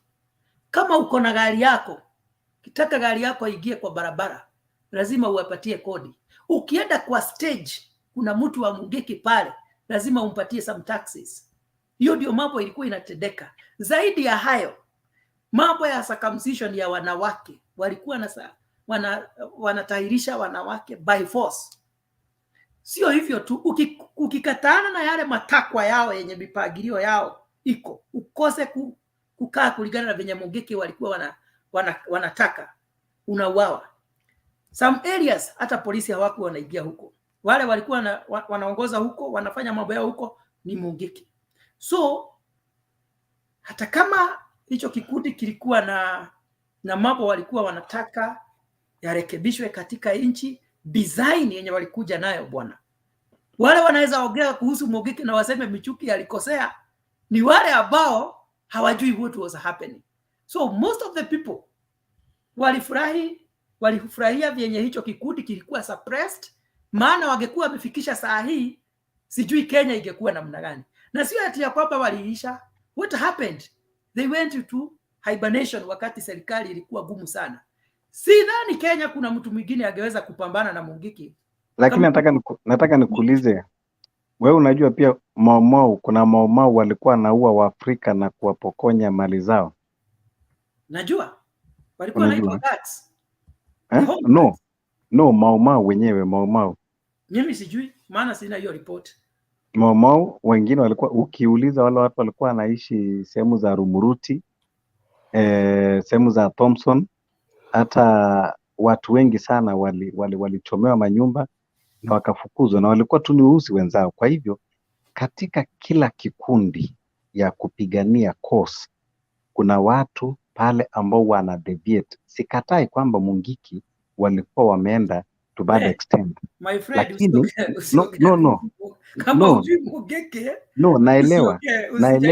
naelewa, lakini najaribu kukuambia kwamba apart from that, serikali ya wakati ukina Michuki manake ndio walikuwa oppressors, awangetaka kujua kwamba kile kina ignite au vijana ni nini. Shida haikuwa kuuawa, shida ilikuwa ni kutafuta suluhisho ya kile kitu ambao kinawasukuma. Lakini ukiangalia ni vijana wengi wa maskini waliuawa, na hata ikakuwa hata kuna watu wengine innocent walikuwa wanawekwa tu. Kama wewe labda unaonekana unaongea siasa ambao inataka kuumiza wengine, wewe si Mungiki, lakini unakuja unapigwa risasi, inasemekana wewe uko katika kikundi ya Mungiki. Watu wengi innocent pia wali. Ukitoka Nairobi uende Murang'a, lazima ugeenda uripoti kwa chief, useme nimekuja, mimi ni mtoto wa fulani, nitakuwa hapa siku fulani na nitarudi wakati fulani. It was that time. Hiyo Mungiki, wacha nikwambie, the reason why they were let people like ina Maina Njenga bado wako mpaka wa leo, because they are protected. Politicians in Kenya are thugs. They need these people for political survival. Mungiki iko, hakuna pale Mungiki ilienda. Mungiki iko. Just And kama if hiyo what kama and if EMDD unaona imeanzishwa, usije ukashangaa miaka inayokuja EMDD ikakuwa kitu ingine worse. yeah, exactly. Hizi ni movement zinaanzisha tu polepole hivi. Polepole.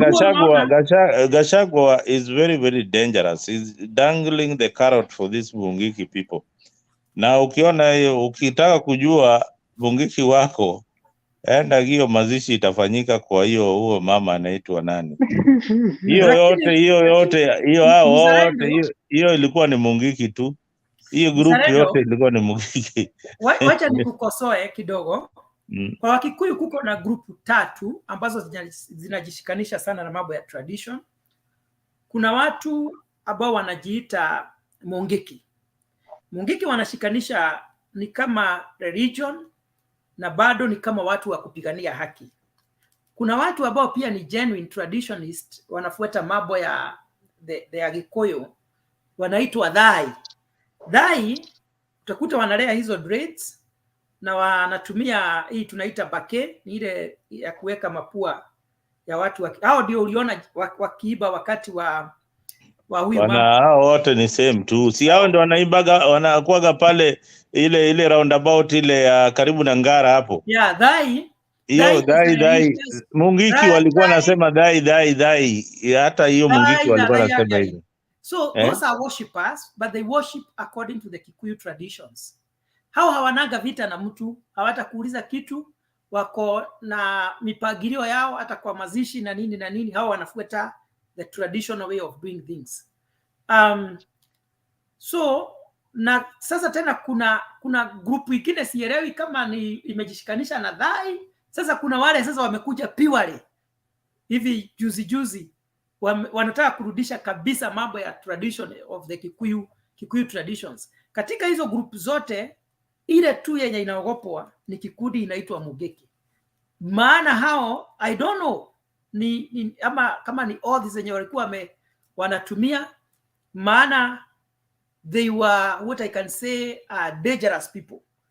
Wangekuja wakati mwingine ukute wamefieka watu kufieka, kama maybe kuna disagreement or something, singejua, but sisi wenyewe tulikuwa tunakaa na uoga mwingi sana. Yeah, because you know the whole idea was to unleash terror.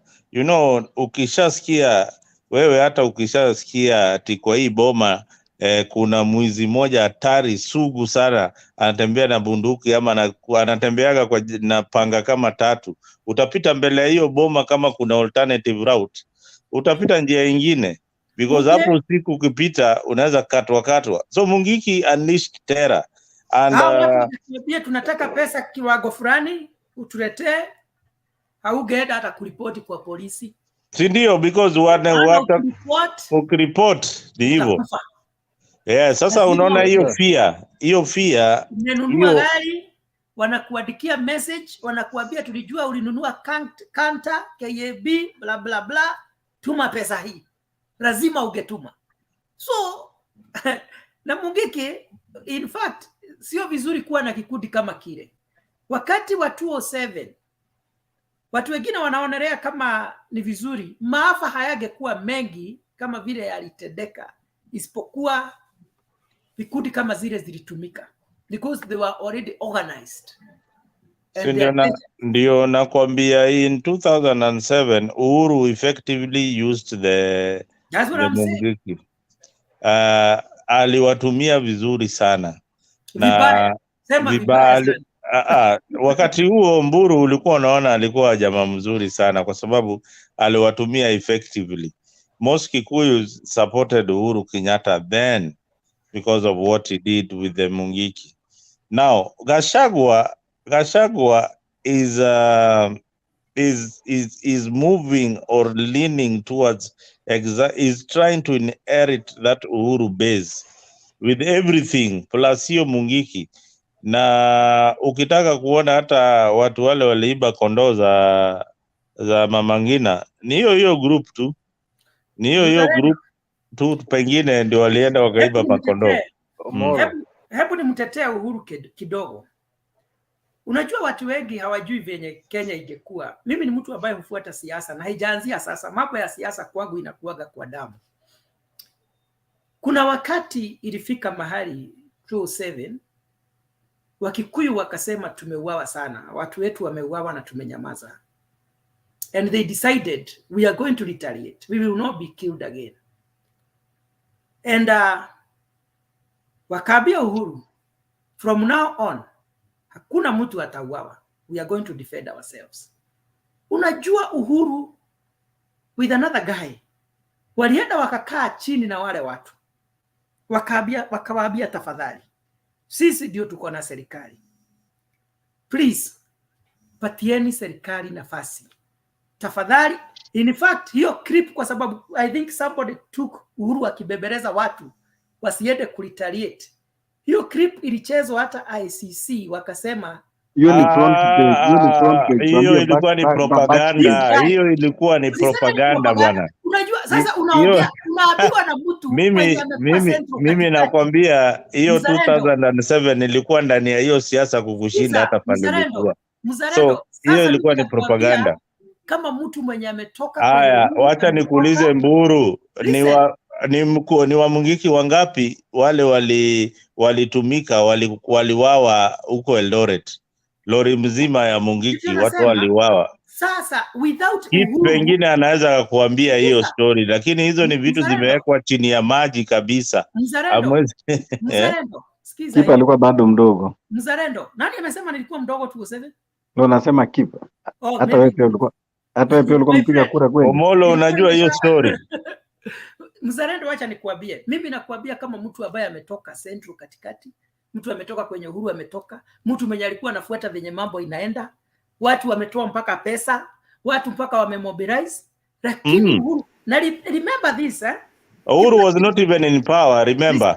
Listen, remember this. Na lakini hapo Mburu kidogo. Kibaki was a quiet guy. Kibaki hakuwa anasema kitu. How did Uhuru come in and he was not even in power? But let me ask Mburu one thing. He was not the president. How did he come in? Wacha nimalize venye nasema Mzalendo. Huyu Uhuru mwenye mnasema kuhusu Uhuru, apart from Kibaki, the second person mwenye alikuwa na influence kubwa Kenya ni Uhuru Kenyatta. Na sasa kwa sababu Kibaki is a quiet guy, mtu mwenye alikuwa anaongea anasikika ni Uhuru Kenyatta. Na Uhuru aliambia watu wengine wako very close na mimi, wenye tayari walikuwa wamejipanga, watu wamejipaga venye wataka.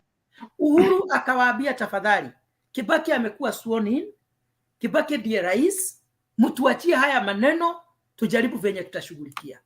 Uhuru to a greater extent tried to cool down the situation ya 2007. So hata kama tutasema ni mtu mbaya ama nini na nini, but I know he really tried because things were going to get out of hand. Hiyo tu ilikuwa tu kupitia. Turudi kwa mambo ya nini? Turudi kwa mambo ya ngoja. Kipa alikuwa anataka kuuliza kitu. Yeah. Buru, nataka nikuulize swali. Yes. Umesema kuna clip ilichezwa ICC kuhusu Uhuru sijui na Mungiki. Lakini mimi najua kesi ya Uhuru ilitoka. Nimesema na Mungiki. Nimesema na watu ilichezwa vijana wakitaka kuretaliate. In fact walikuwa na mapanga, walikuwa wamena crude weapons, wamejitayarisha kwenda vita. Uhuru mwenyewe ndiye alienda kuface these groups na kukaa chini na wao, akawahakikishia ya kwamba Mburu swali ni wale vijana walikuwa fika hearing kweli? Haikufika hearing. Haikufika hearing, ilitupwa mapema sana. Juu clips kama hizo zinajazwanga wakati wa hearing for the purpose of evidence. No, wewe hauko unafuata kesi. Wewe hauko, inaonekana huko unafuata kesi ya ICC. Singefuata aje na sisi wenyewe tulikuwa tunanyongwa huko. Yes, guys. Hauko unafuata. Haya, tuache hiyo story. Okay, sawa. Hebu tuache Omolo aseme. Omolo, can say something. Haya, wacha niseme something. We are deviating from the sasa topic. Ile kitu ambacho nataka kusema, and I don't want us again to deviate. Yes. Unaona, hatuwezi kujilaumu kwamba tumedeviate. lakini unaona hii topic ya mashamba, you see where it is leading. Unaona vile hii topic tu imekuja automatically. And I'm telling you, if this issue of land continue, hii topic bado itarikaa na itarikaa na itarikaa. Everybody should be prepared. Huwezi kutenganisha mambo ya mashamba na hizi mambo ambazo tumeongea. Si ati kwamba tumeongea kupenda hizi topic hiyo molo. Shamba. Ndo maana molo in my view, I think and I believe the 1 million acre scheme, land scheme is the best way forward, because kusema unaweza kufuatilia kuchukua yale mashamba kutoka kwa hao watu italeta mvurugo, because no one will want to just let go of their farm just like that. But I believe they wouldn't mind selling off their shambas, even if it's at a very discounted or throwaway price. They wouldn't mind doing that. That's why I'm thinking it's best to go through the 1 million acre scheme. Is the most win-win, is the most best win-win situation we can have, both for us, the little guys, and the owners of these huge tracts of land. But kusema tu kwenda grab will take them out from their hands. These guys will not let them just go hivi pole pole. So they'll pay off some people, maybe no. So I think for a win-win situation, for a win-win situation, it's best to have that 1 million acre land scheme. Tulipe pole pole, serikali inunue in bulk, alafu si tulipe serikali pole pole. Kama ni 1,000 per month, kama waitiki land, it's okay. Black, wacha nikuulize swali kabla Mburu aingie. Hii land unaongea juu yake itakuwa inanunuliwa from who, and who has got the mother title of this parcel of land? So that's what I'm saying. We already say that we know that there's some people that own some huge tracts of land which they got them illegitimately, but somehow managed to make them legitimate by the virtue that they own the papers to that land. Like the way Omolo gave that example. No, somebody took a phone from you. You already call it legitimate, so there is no way you are going to revoke that parcel of land. That's what I'm saying. They have legitimized the illegitimate.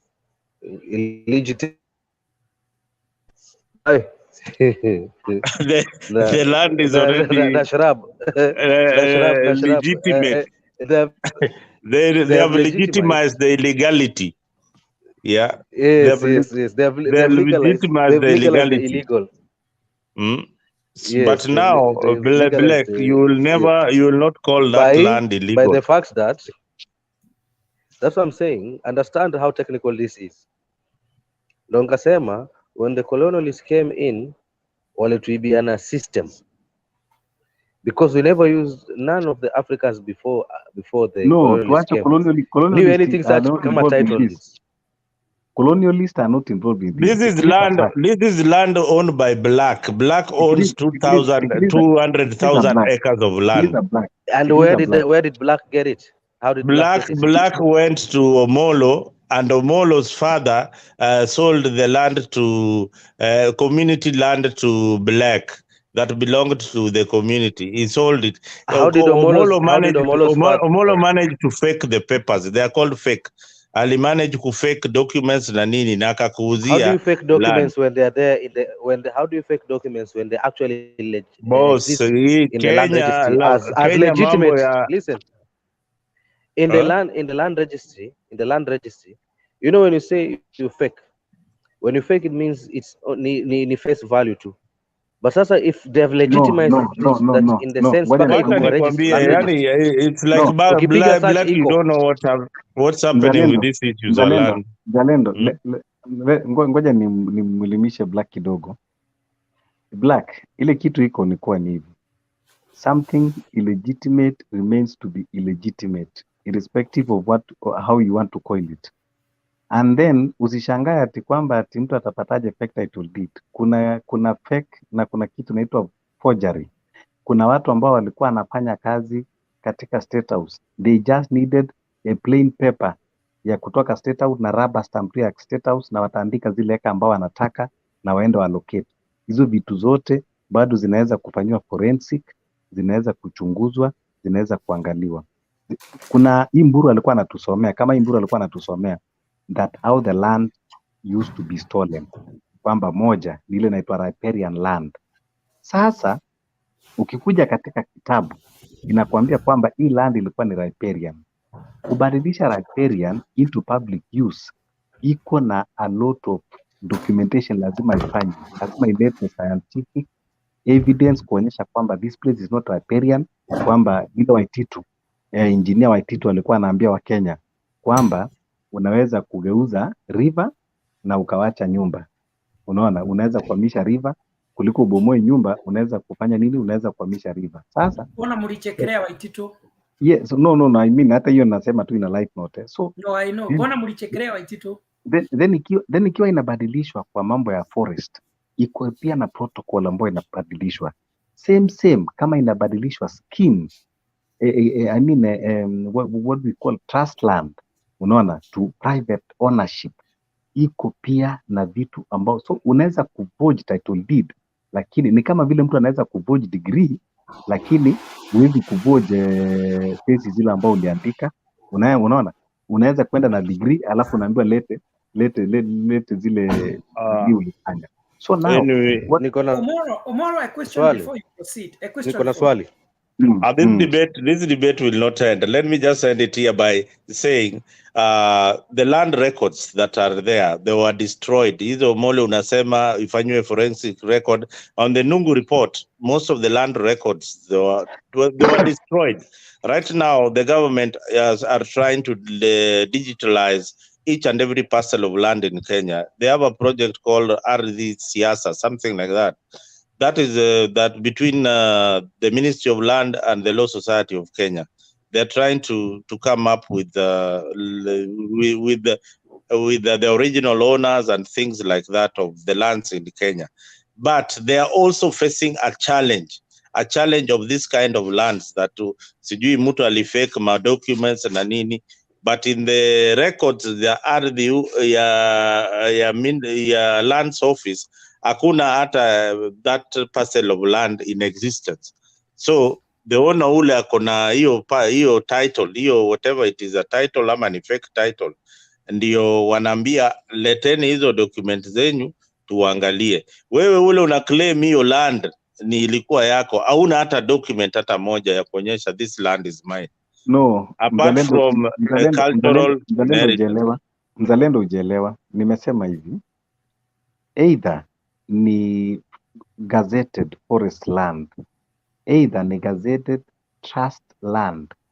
Before we convert into private use, kuna protocols lazima imefuatwa, na kama hakuna hizo protocols lazima zimefuatwa, because kuna protocols zingine lazima upate from environment, lazima upate imefanyiwa scientific, imefanyiwa research, ikaonekana this can be put into private use. Unaona, then kama hakuna report ambayo imesupport from other agencies kwamba this land can be converted into private use, that means that land was acquired illegally and it's made to be illegal. Same na trust land. Kama trust land ambayo ilikuwa ni ya community, hakuna report ambao ilileta ikakuwa authorized ibadilishwe from trust land community into private use, then ukiwa na title deed peke yake bila that report, hiyo inabaki kuwa nini? Hiyo inabaki kuwa illegal. It is clear like that. That is why TGRC report na Ndungu report ilikuwa hivyo. Kama una title inabaki tu kwa title peke yake. You are right. Then nilikuwa nataka kumjibu Mburu alikuwa ameuliza kama hii constitution inaweza kurevoke title. Nataka kumwambia kwamba hii constitution ilipotengenezwa, ilitengenezwa kitu inaitwa Land Commission. Land Commission ndio imepatiwa authority ya kudecide kwa mambo ya lands, maanake ilikuwa devolved, lakini haiwezi kurevoke title, but inaweza kufanya nini? Inaweza kurecommend revocation of title, ambayo sasa ina recommend court, alafu court sasa inaweza kurevoke that title deed. It is very possible kuwa revoked. Nilikuwa nasema hivi. Very simple question. Very simple question. Now as it is situation as it is right now, right? Tumezunguka sana. what will be the immediate solution to hii problem ya land? Kwa mfano kuna watu wanaishi na hawana titles in the coast region. Same thing happens in the Kalenjin land. What is the immediate solution? Immediate solution ni hivi kwanza. Wale watu ambao wameishi shamba, maanake hata sheria huwa inasema ukikaa shamba I think 7 years na umedevelop na kuna proof kama umedevelop, you are entitled to that land. Unaona? Because iko na proof kwamba umekaa for that longer period. So wale watu ambao wamekaa kwa mashamba zao kwanza wako na haki ya kupewa title deed, either hata katika hiyo kipengee ya kwamba umekaa miaka 7, umedevelop na develop inaonekana, then wewe you are the rightful owner ya that piece of land. Then zile shamba zingine ambazo sasa ziko vacant, zile ambazo ziko na zinaishi wanyama, zinaishi sungura, zinaishi misitu, alafu iangaliwe sasa, ndio sasa tufuate hii mkondo tunasema ya Ndung'u report. Hii shamba ilikuwa ni trust land, ilikuwa ni community land, iliendaje kwa Kenyatta, iliendaje kwa Biwott, iliendaje kwa Omolo, iliendaje kwa fulani. Unaona?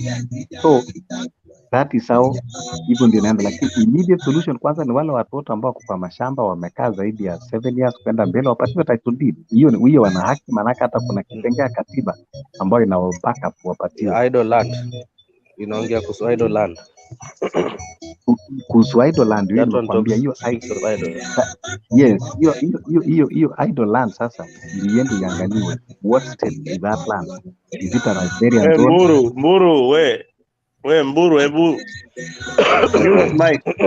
Mburu, can you mute your mic? Mute him. Yes, mute. Sio wewe. Nani anafi?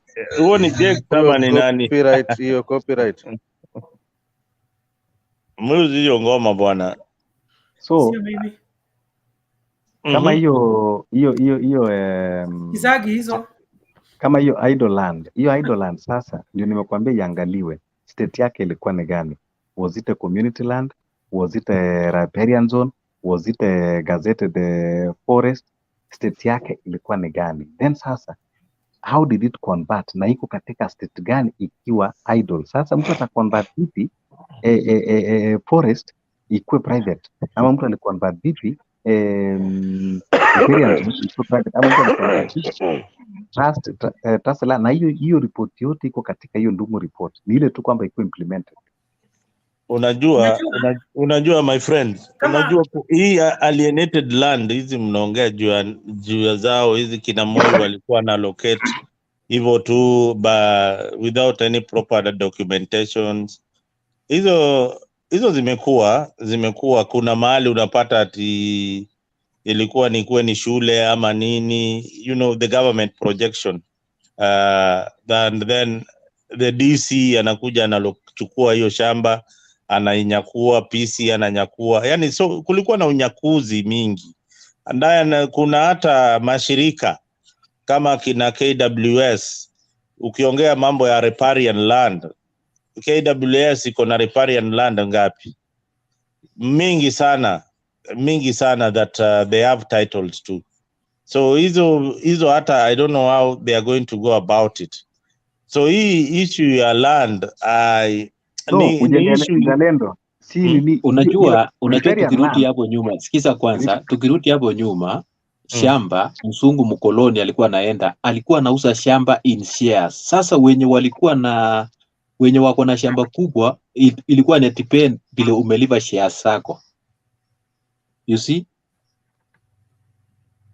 Si ati mtu alichukua shamba, ulikuwa unang'ang'ana unalipa shares. Even me in Trans Nzoia tulinunua shamba kuhusu shares in Trans Nzoia.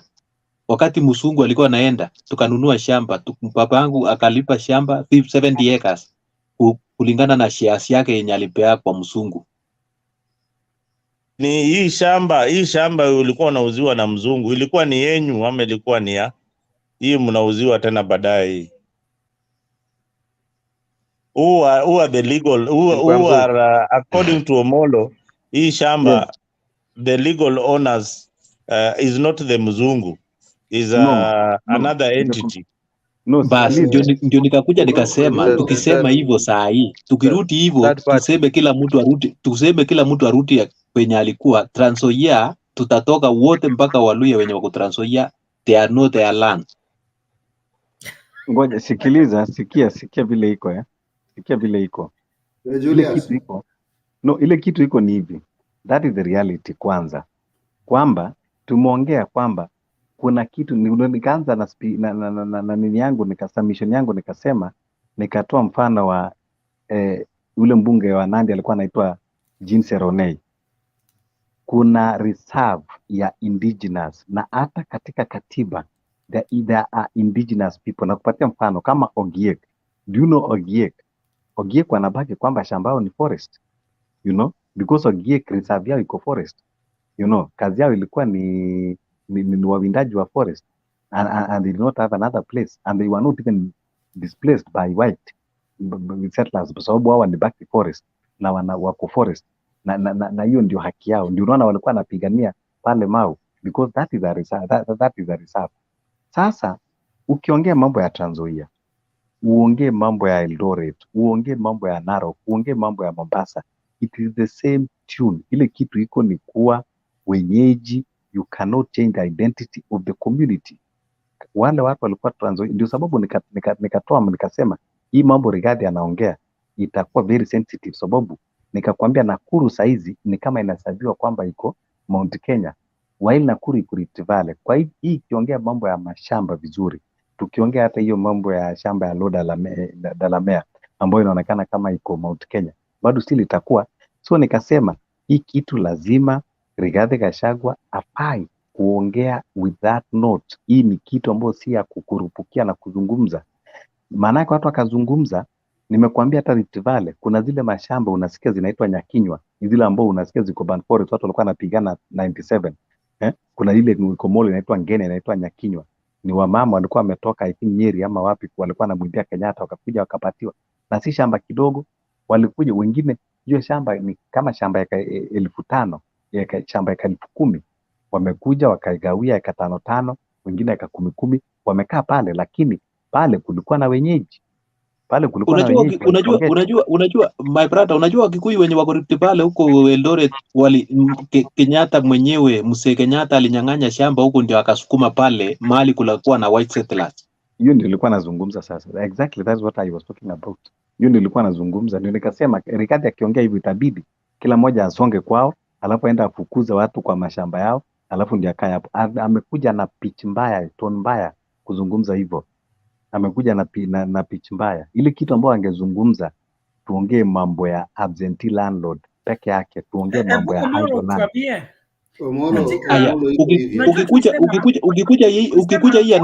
Ukikuja hii ya Nakuru County, mwenye ameuza Nakuru County ni the first governor ya Nakuru.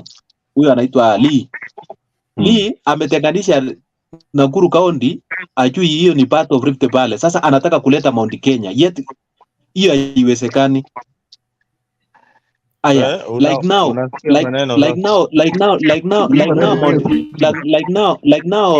Mount wenye wako Mount Elgon. Umeona Mount Elgon wanataka kujitenga na Western. Walipeleka watu wa Mount Elgon Western, yet hawa wako pande wa Rift Valley. Unajua hiyo ndio maneno ambayo inakuja. Kitale watu wanaongea kwa hiyo ndio mambo iko. Saa hizi tuna discuss hapa hii mambo ya shamba. Juzi Northlands ilifahamiwa. Masai nasikia kuna shamba pia walifahamia kidogo wakasimamishwa. Nao yani wananchi washaonyeshwa kumbe inawezekana. Kumbe tunaweza ingia pale tugawe shamba na tuchukue ile mali iko pale, na yani kila mtu apate shamba yake. Sasa hizi tunaongea hapa kama ni mchezo, lakini it is developing to be a big question. Well, keep. Nataka nichangie hii shamba ya Westland. Unaona hii shamba ya Uhuru?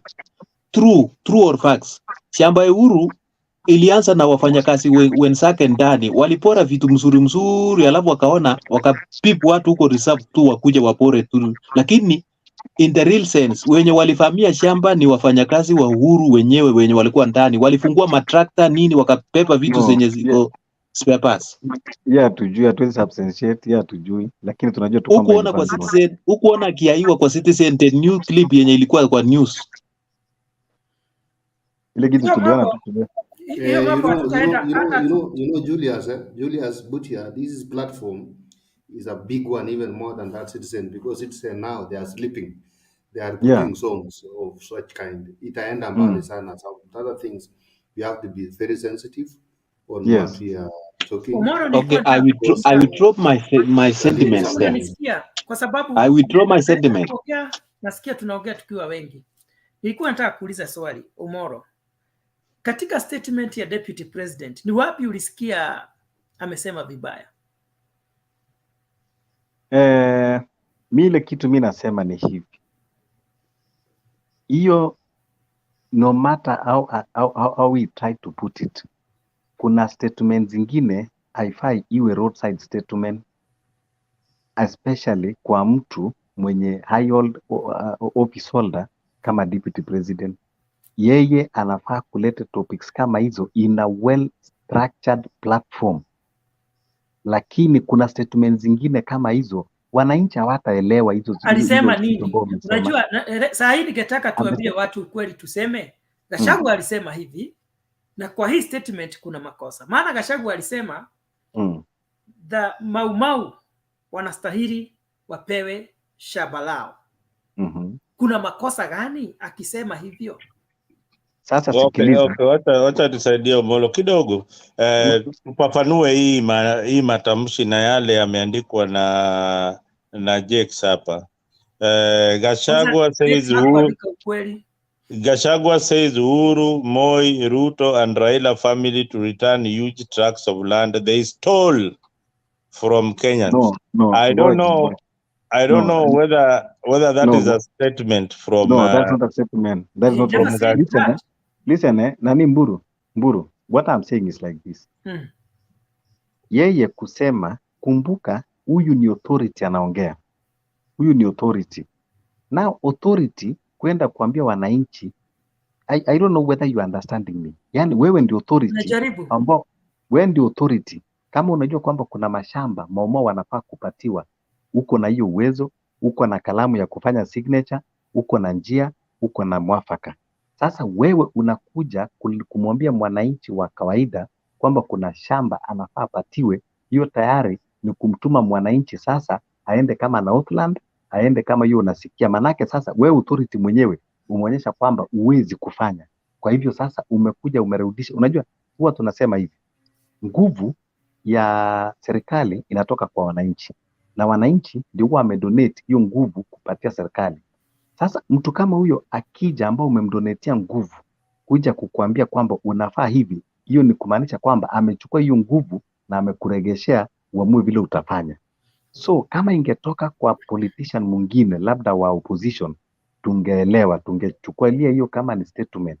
Lakini hii inatoka kwa number 2 ambao ofisi kubwa kwa taifa, number 2 ambao yeye ndiye anasimamia wa minister. Yes. Omoro, unajua watu wamezoea kuattack the deputy president, and no matter how good the statement can be, watu wamezoea kutwist. Lakini ukweli ni kwamba anaongea hivyo kwa sababu kuna mtu hapa ambaye ni mke wa Mau fighter ambaye ameaga dunia, na sio eti ya kwamba amesema hivyo tu saa hii. Amekuwa akisema watu wa Mau baada ya Uhuru kupatikana hawakuangaliwa, and he has made this statement consistently. Na amesema hivyo kwa sababu ya kipindi hiki ambacho a wife of a Mau fighter Dedan Kimathi amekufa. Anasema, na hajasema hawana uwezo, amesema ni lazima watu wa Mau wapatiwe haki yao, na hajasema hana uwezo wa kufanya hivyo. Huenda ikawa kuna mikakati, kuna mipangilio serikali itaweka kuangalia zile familia. So hiyo statement yenye Gachagua alisema it was okay, it was in order, and in Kenya no matter who you have freedom of speech so long as hakuna kitu baya umesema. So hata tukisema mambo mengi, sioni shida yoyote ama makosa ya vile deputy president alifanya. Alisema makosa iliyoko na diposa nikasema ni headlines zenye sisi tunaweka kwa media zetu. Ati amesema sijui Gachagua, amesema Raila Odinga, Uhuru Kenyatta warudisha. Hajasema kitu kama hiyo. His statement was a very simple statement. The Mau fighters have been neglected and we are going to look to see. I think Mburu, if there is an issue that has been highlighted for a very long time, is the issue of Mau. And Gachagua amekuwa kwa serikali, kwa serikali ya Moi. No, ngoja tusiende huko nani amekuwa kwa serikali. Nataka kumuuliza Mburu, huyu mjane wa Dedan Kimathi atazikwa wapi? Mimi sijui. Okay, atazikwa Mburu. Mara mingi unasikia DP akisema yeye ni mtoto ya Mau. Huyo ni mama yake alikufa? Huyo ni mama yake. Sasa hiyo swali inakaaje? Sasa unajua ile mimi nauliza Mau walikuwa compensated the other time na the British government. Hao Mau hawatosheki, walipewa fedha mingi sana na serikali ya Uingereza. Yes. Alafu Mburu, ile kitu ilikuwa nakuuliza ndio sababu nikakuuliza anazikwa wapi. Nakumbuka tulikuja tukatoa shamba kubwa sana Nairobi inaitwa Freedom Corner. Na tukasema tutakuwa tunazika wale mashujaa. Na sijawahi kusikia shujaa hata moja amezikwa kwa hiyo shamba. Na hiyo shamba sijui bado iko ama hakuna tena. Mimi shida yangu ilikuwa hivi. My problem was only one. Let us be fair to the statement that someone makes. Nikisema kitu nihukumiwe kulingana na venye nimesema, sio kulingana na venye watu wanafikiria. According to the statement of Deputy President, unless convinced otherwise, it was in order and it was said at the right time. And I believe there is a reason why he is saying that. Yes, Mburu. I think Gachagua makes very sensational statements, probably at the wrong time. Hata akisema kitu nzuri tunampiga tu. Lakini unaona Gachagua shida yake ni moja, ako na ile inaitwa ukikuyu mingi. He seems to be more of a Kikuyu leader than the Vice President of the Republic of Kenya. He's consolidating his base, man. Whatever he's doing, right now, he should know that it is not a political season. We gave him work as the Deputy President of the Republic of Kenya and not the Deputy President of the Kikuyu community. All right? He is the Deputy President of the Republic of Kenya, not the Deputy President of the Kikuyu community. All his functions ziko huko central, and he's talking mara anaongea juu ya majani ya chai, mara anaongea juu ya Mau fighters. He has become too local. Sasa wewe mzalendo unaweza ongea na Gachagua alikuwa huko kwenu Nyanza juzi na akaleta maendeleo nyingi sana huko. Hiyo ni serikali imeleta maendeleo, and the people of Nyanza and the people of Nyanza have got a right.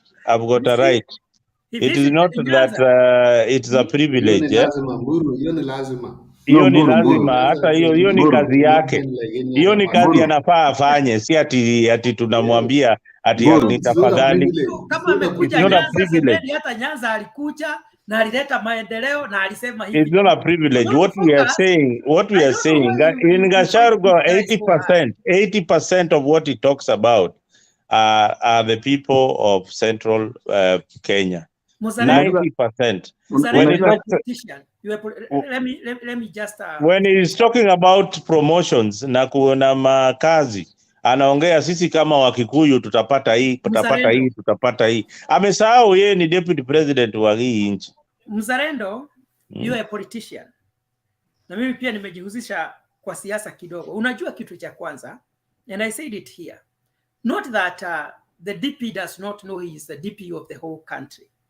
Lakini ujue kuna challenge kubwa ambayo imekuwa mambo ya kingship. Ni nani ambaye Wakikuyu watamwamini? Sasa anataka kukua kingman wa Kikuyu ama anataka kukua vice president? Malize Umoro tafadhali. Sasa huwa tunasema hivi hata kwa Kikuyu, sifa huanzia nyumbani. Kabla hata huja kuwa sasa useme utaweza kuongoza taifa, kama watu wa kwenu hawajapaga laini nyuma yako kukusupport, utakuwa na wasiwasi kidogo.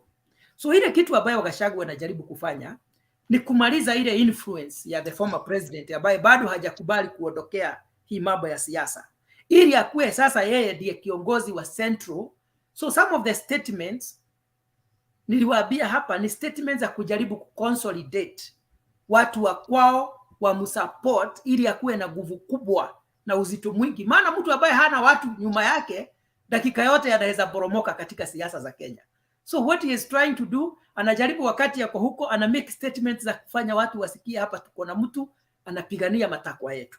So hana shida yoyote, na ninajua wakati tu Gachagua akiweza jua Wakikuyu sasa wamenikubali kama kiongozi wao, because right now bado haja stamp authority ya kufuatwa na watu wa Central Kenya, bado akobali kidogo. So anang'ang'ana tu kujaribu kufanya watu wa feel like he is fighting for us.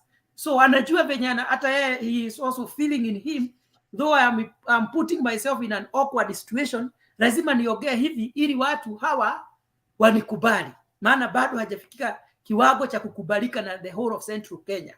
So that is what he is working to do, kuleta watu karibu na yeye, kufanya watu wasikie kama kuna kitu anasema kuwahusu, but angetaka hata yeye kuhisi ya kwamba ni national leader. But huwezi ukawa national leader. Unajua Deputy President Ruto saa hii anajua ako comfortable, watu wote wa Rift Valley Kalenjin karibu 90% wako nyuma yao, wako nyuma yake, huyo wako sawa. Gachagua sikia Mburu, that is a very dangerous statement, na kama hivyo ndio mnafikiria na DP, that is a very, kwa hivyo nyinyi ndio mnapanda sasa ile ukabila kabisa. Yani, you have been made a national leader na unasema that you want to consolidate base at home. Where is your home? Your home is supposed to be Republic of Kenya. Si Kenya. Unless unaishi Japan, kama wewe unaishi Kenya. No, I think Mburu, let me tell you, you live in a civilized country, and Kenya is not like US. Hii mambo ya tribalism, we need to fight it, you know. We need to fight it at at all levels. Ngoja nijibu. Wote wakifuata Raila hakuna shida. Kuna shida kwa sababu Wajaluo wangapi wote wanafuata Raila? Hebu niambie, ni Wajaluo wangapi wote wanafuata Raila? Hakuna shida. Akisema anataka watu wake wakufuate, you see, kuna shida. Sisi sahi, wacha nikwambie ile kitu, ukabila inakuwa ukabila wakati ni mambo. Ngoja nimjibu nani Mburu. Unajua ile kitu iko ni kuwa nyinyi pole kuongea hivi, maana yake sasa ndio unaleta hivi. Nitasema pole kwa watazamaji. Nyinyi mnaenda kwa trajectory vibaya sana na mnajirudia tena mali mlikuwa isolated, sababu wale hata ukiangalia wakaleji saizi wanafuata mpaka rigiji kama ujui, na hata wakati huyu president akiwa deputy hakudwell sana na local politics. Kama unakumbuka, mara nyingi sana hata alikuwa anajaribu kukwepa kabisa. Unaona, alikuwa anajaribu kukwepa kabisa mambo ya local politics. Unaona, alikuwa amejiweka mara nyingi. Unajua, alianza hata kwenda huko kwao the last minute wakati wa kufanya campaign. Mara nyingi ulikuwa unamwona ako Mombasa, ako Tana River, ako Taita, ako wapi. Alijaribu kwa kuconsolidate wale watu wa nje. Wewe kama ni Mkikuyu unahitaji nini Wakikuyu? Wakikuyu watakufuata wenyewe wakati wakiona taifa nzima imekushikilia. Wachana na nyumbani. Ruto alifuatwa na watu wake wakati watu wake waliona kweli Ruto alikuwa kivyake na Gideon Moi alikuwa kivyake, lakini Gideon Moi lose grip taifa nzima wakati watu waliona kwamba Ruto amekubalika huko nje. Ndio sasa wakasema kwamba we Gideon Moi kaa kando na tutakusikiza baadaye. Sasa mtu mwenye tunataka kumfuata nani? Tunataka kumfuata Ruto. Maanake tumeona kwamba amekubalika kule nje. Sasa wewe unasema kwamba wewe ni Mkikuyu alafu ati uende uambie Wakikuyu nifuateni. Alafu utaenda kuambia nini wale Wakenya wengine? Ni utoke uende kule au wako watakufuata. Sasa wewe kwa mfano unaenda kutafuta unaenda watoto wako unakuja kujipigia campaigns. Uende huko nje na unajua watoto wako watajua mahali ambao unafaa kwenda. Unajua ile vita Rigijia ako nayo. Na nimewasikiza. And when I listen to you, I hear people with some kind of ill feeling against Kikuyus. Wakikuyu wamewafanyia nini? Because every discussion nimekuwa nikifuata sana na nyamazia. Hebu sasa tuongee. Wacha leo tufungue hii. Wacha mimi nikuambie ile vile mimi generally mimi natoka kwa kabila fulani. Na ile maongeo ninasikia katika hizi kabila zingine. Na vile William Samoei Ruto alipata uongozi, ile matarajio nilikuwa nayo katika serikali yake. So mambo ya Ukikuyu na Wakikuyu ni Rigiji kwa maoni yangu. Unajua hii mambo ya 10 tena yangu. Kabila mingi haijapokea hiyo exchange, hiyo ping pong game between the Kikuyus and Kalenjin community easily. Yes, before you proceed, is there anywhere where Gachagua has said that he want to vie for the presidency? Yes, Gachagua will has already said that. Where? That he will be the presidential candidate after William Ruto. And the reason why is the deputy president of the Republic of Kenya, because that is the second highest office, and the next highest office is the presidency. There is no any other further place. Or you want to tell me Gachagua wants to be the governor? He doesn't want to be the governor. Is that what you said? Is that what he said? Gachagua, you're contradicting yourself. You are saying Gachagua. What did he say? I can answer you by whatever you just said. Gachagua is consolidating the Mount Kenya vote for what? To become a governor. To become a governor. You see, or to become an MP. You see, Muzarendo, you talk as if you are not a politician. No. In politics, you need to command influence of the people. You see, so Gachagua, na mkubaliana na mimi ya kwamba Gachagua walishikana kama kikundi na wakakampenia Ruto, sio kama hizi viongozi wengine. Ukitaka kuleta kura za Wajaruo, Raila Odinga akikusupport, unajua Wajaruo watakuja. Kalonzo akikusupport, unajua Wakamba watakuja. Ruto, wacha nimalize tafadhali. Ruto akikusupport, unajua Wakalenjin watakuja. Wakikuyu wako tofauti sana. Wakikuyu wanaweza pigia Ruto kura, lakini bado hawajamtabua Gachagua kama vyenye hawa viongozi wengine wametambulika kwenye wametoka. Na nikawaambia tunasemanga hivi kwa Kikuyu, gemi shumaga na mushie. Kama haujakubalika kwenu, sijui ni wapi kwingine utaenda ukubalike zaidi ya kwenu. So sahi nikawaambia hivi, Gachagua anajua ya kwamba walishikana kama kikundi wakakampenia Ruto, but up to now kuna watu bado wanasikia hajatosha boga, so he is still trying to prove himself. And I know, Mzarendo, deep in your heart you understand what I'm saying. Having said that, na nikakuja hapa nikasema kama Gachagua akona ambition to become a president, and he has worked and he is working towards that constitutionally, he has a right to do it. Kwa sababu kama Uhuru alikuwa rais, hakuwa rais kwa niaba ya Joyfrey ama kwa niaba ya Gachagua, unless we change the laws that governs how we elect our leaders. Kwa hivyo hatufai kukuwa na shida na Gachagua, tunafaa kukuwa na shida na jinsi tumeweka sheria zetu ama demokrasia yetu, kwa sababu it is Hapana, Mburu, it is constitutionally right, but it is socially wrong. Hiyo imetosha. Sasa tuseme kwa mfano Umoro, Mburu anataka kukua rais, na labda nimekuwa na ambition ya kukua rais. Nikienda kupigania kama wale wanaume wengine, nitakuwa nimekosea wapi? Utakuwa umekosea socially wrong. Kwani wewe pia lazima ukuwe conscious na mandugu zako wengine. So because you got to be cautious of yourself. You got to be And cautious. you know, there are things that if let me tell you, Buru, this is the fact. For the first time in the history of Kenya, Kikuyu community are voted for somebody outside their tribe. And you should appreciate us for that. No. Ngoja nimjibu. Hawajawahi.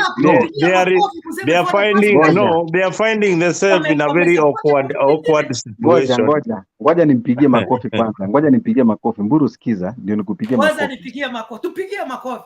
Ngoja ndio nakupigia makofi. Ngoja sasa nikwambie. Kwanza Wakikuyu ni hivi. Wakikuyu, tuambiane ukweli, ni kwamba walipotea njia. Walikuwa haja yao ni kupanish Uhuru, na wakajua wangesupport mmoja wao wangetupa vibaya. So kupanish Uhuru ilikuwa tu ni kutafuta alternative, ule ambao amekuwa ni adui ya Uhuru, ambao angekuwa ni Ruto. Sio tu kwamba Kikuyu usioni bila ati kwamba alipigia Ruto kwa sababu amempenda vile. Tuambie ni kweli. Walimpigia Ruto kumpanish Uhuru Kenyatta. Anybody that Uhuru Kenyatta, hata kama Kenyatta angemsupport Ruto. Umoro, ebu wapia kwa sababu ni Wakikuyu wengi sana wanakusikiza. Walikuwa wanataka kupanish Uhuru kwa sababu gani? Uhuru alikuwa amefanya nini? Thank you. Ile kitu ambayo ilikuwa inafanya wapanish Uhuru Kenyatta ilikuja ikafikia kiwango ambao Uhuru Kenyatta akakuwa ni kama amekuwa distorted na Wakikuyu. Unaona? Number one. Uhuru Kenyatta alikuwa amewajenga Wakikuyu kiasi kwamba Raila ni adui mkubwa sana. Alikuwa amewajenga kuonyesha kwamba Raila ni adui mkubwa sana wa Wakikuyu. Sasa wakati Uhuru aliwaletea Raila kuambia kwamba hapana, huyu mtu nilikuwa nimemwandarate, si vile tulikuwa tunamfikiria, is a nice man, tufanyeni kazi na yeye. Wakasema hapana, wewe tutakupanish na mtu wako. And that is how it went. Sasa singetaka tudwell na siasa za Wakikuyu sana kwa sababu it's not helping us. Lakini whatever you are saying is a wrong perception. Kwa sababu kama rais wa miaka 5, miaka ingine 5, what business does he have with the incoming government? Na sisi kama watu, especially watu wa Central, huwa wanaangalia mbele.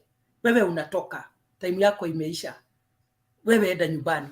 Usidhani ati kuna mtu akona shida na Uhuru hata saa hii. Uhuru akienda huko Central utaona watu wakibufurahia. Lakini kile walisema ni ya kwamba kulikuwa na makubaliano kati yako na Ruto. Miaka 10 halafu Ruto. Halafu tena mumeshikana na Raila. Na hujatuambia mliongea nini. So watu wakamwambia sidhani anyway, Mburu, let us hear from Ashley.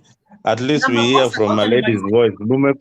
Mumekuwa mkiongea sana hapa. Wacha Ashley atuambie kidogo. Wacha nimalize kwa sababu kuna maliza, alafu Ashley aingie. Wacha nimalize, niachie Ashley. So makosa ambayo Uhuru alifanya, na hapa ndipo alipoteanwa na watu, and maybe he has wrong advisors.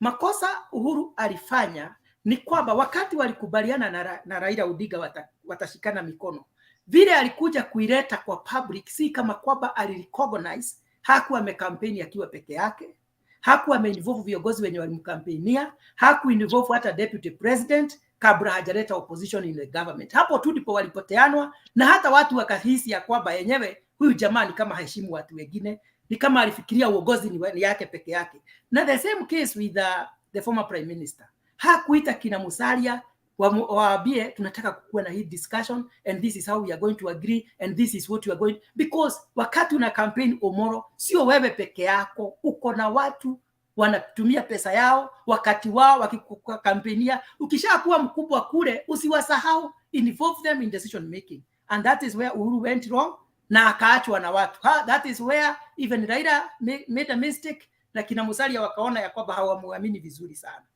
Asante. Ashley. Asante sana Mburu. Asante. Kuna watu wale kwa hiyo mjadala wanakusupport sana kama Geoffrey Ruto pale kwa comment section. They really like what you're saying. they are saying that let Gachagua consolidate his base. I think it is the right thing to do, but it is a wrong thing to do at this particular moment. These leaders have already been elected. We need services from them. Ashley, karibu.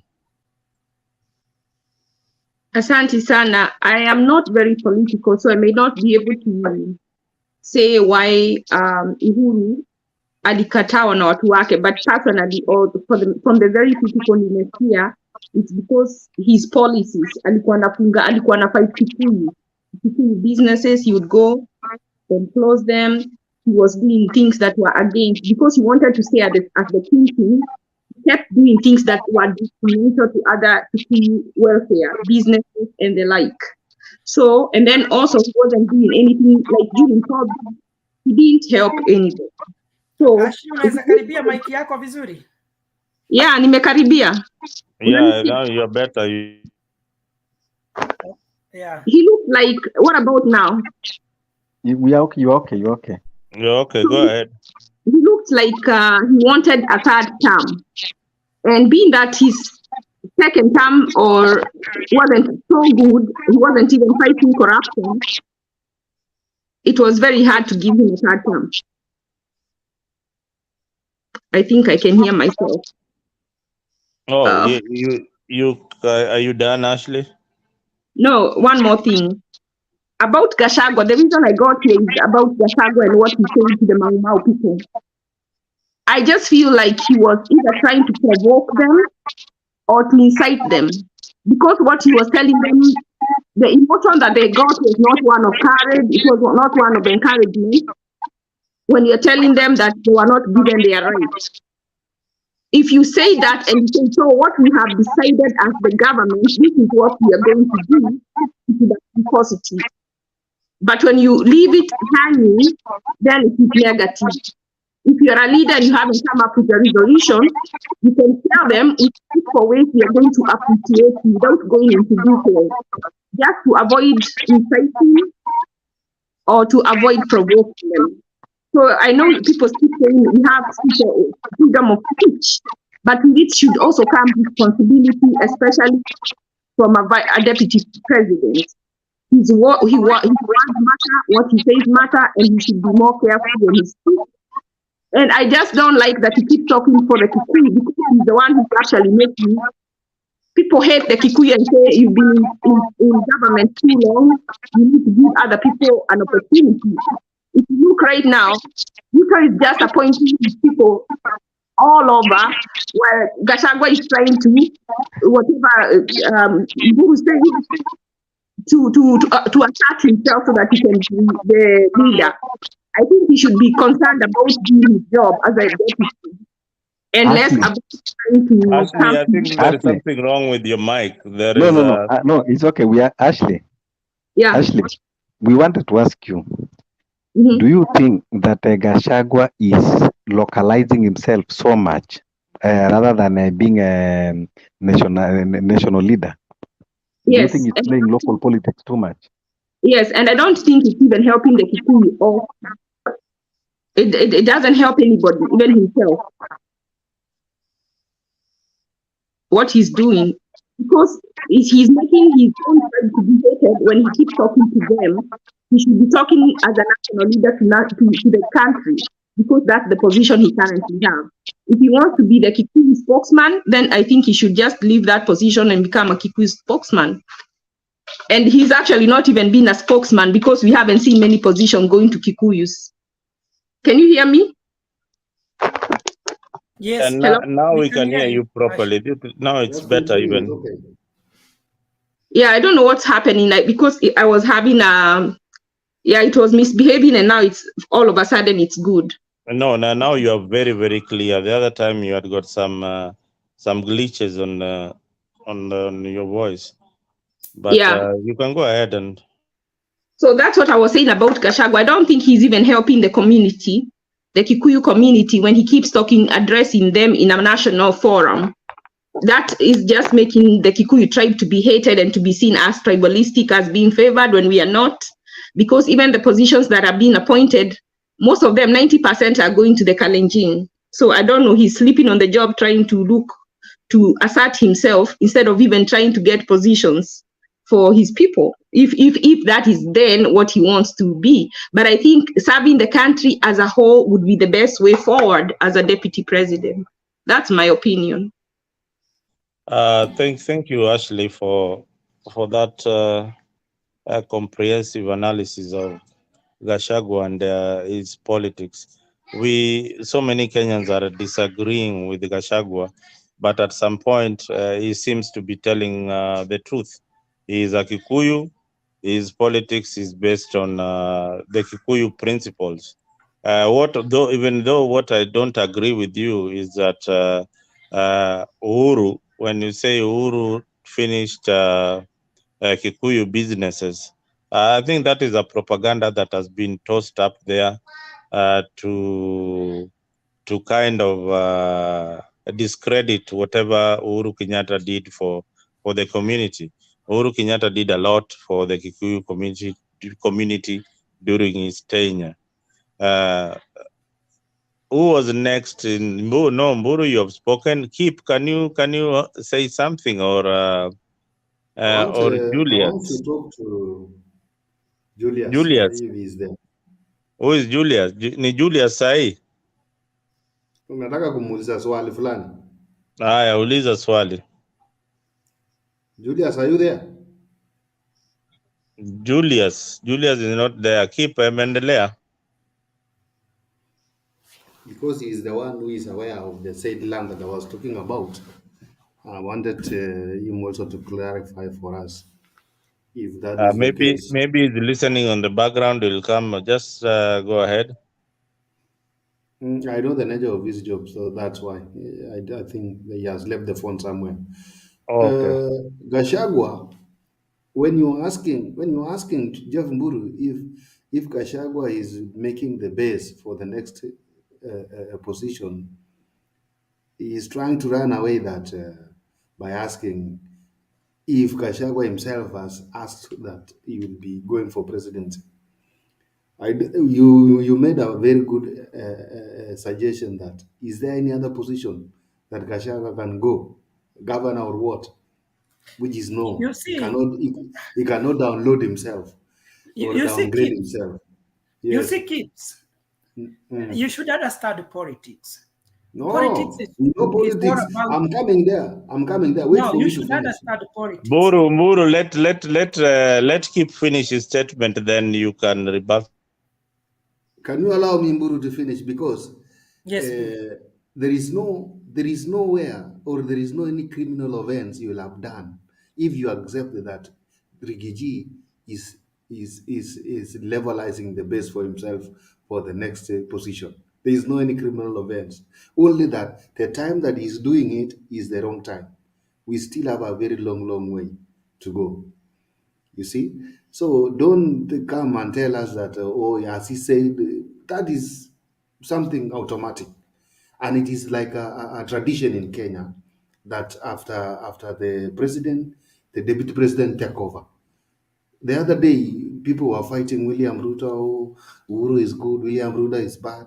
Uhuru is good, William Ruto is bad. But now the topic is changing. William Ruto is becoming good. Rigiji is the one who is bad. So what if now we will give Rigiji the presidency and to be deputized by Musalia Mudavadi? Musalia Mudavadi will be bad. Rigiji will change again to be good. Is that the case, Mburu?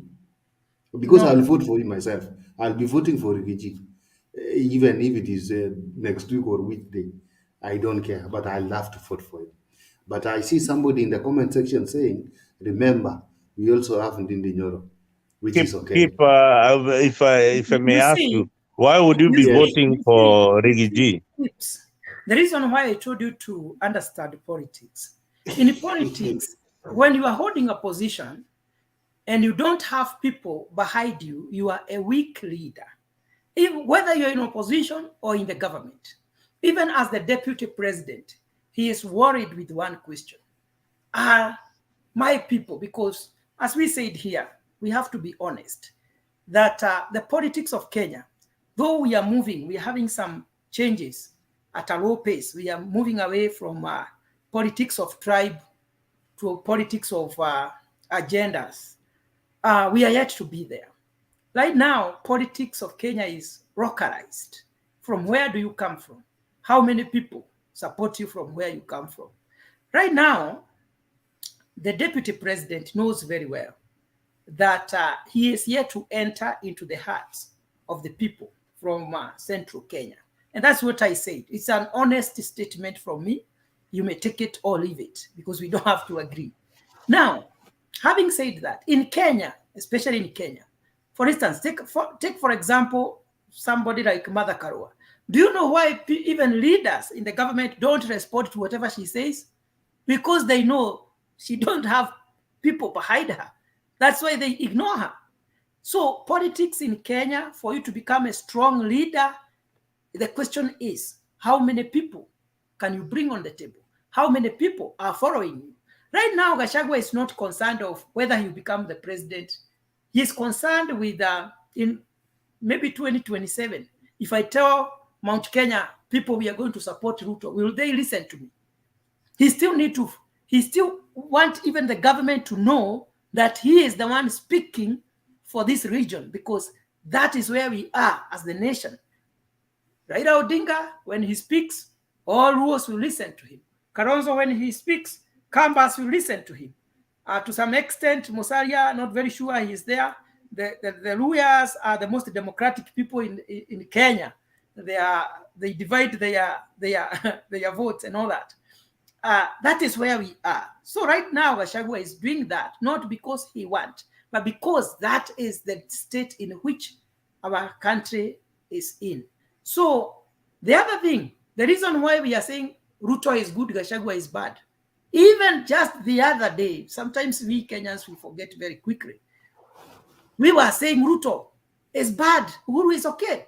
And you heard that even in one of during the burial of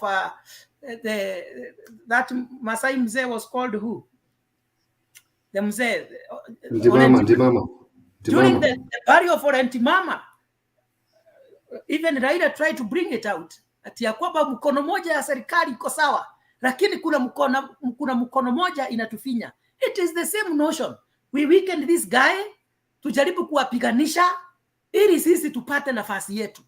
So Gachagua zile ati yako na shida kubwa, maana I am yet to kusikia ati kitu baya sana amesema. But the fact that anajulikana mahali ametoka, anaweza pata influence kubwa na anaweza pata namba kubwa, lazima ajaribu kukua weekend at whatever means. So anaweza kuwa kuna weakness zake, kwa sababu watu wenye huogea sana wanafanya mistakes nyingi, but sio ni kwa sababu tu ati yeye akona shida kubwa kuliko wale viongozi wengine. No, because that is the politics of Kenya. We try to weaken huyu jamaa kwa sababu huyu jamaa ina kadi anatuzuia kupata chenye tunataka. Sasa wacha nikuulize, Gachagua aliandarwa akaambia atawapatia pesa ndio wanunue TV wamuonange kwa TV. Is it people who are trying to weaken him, or is he weakening himself by his own utterances? Sorry, sikukusikia vizuri.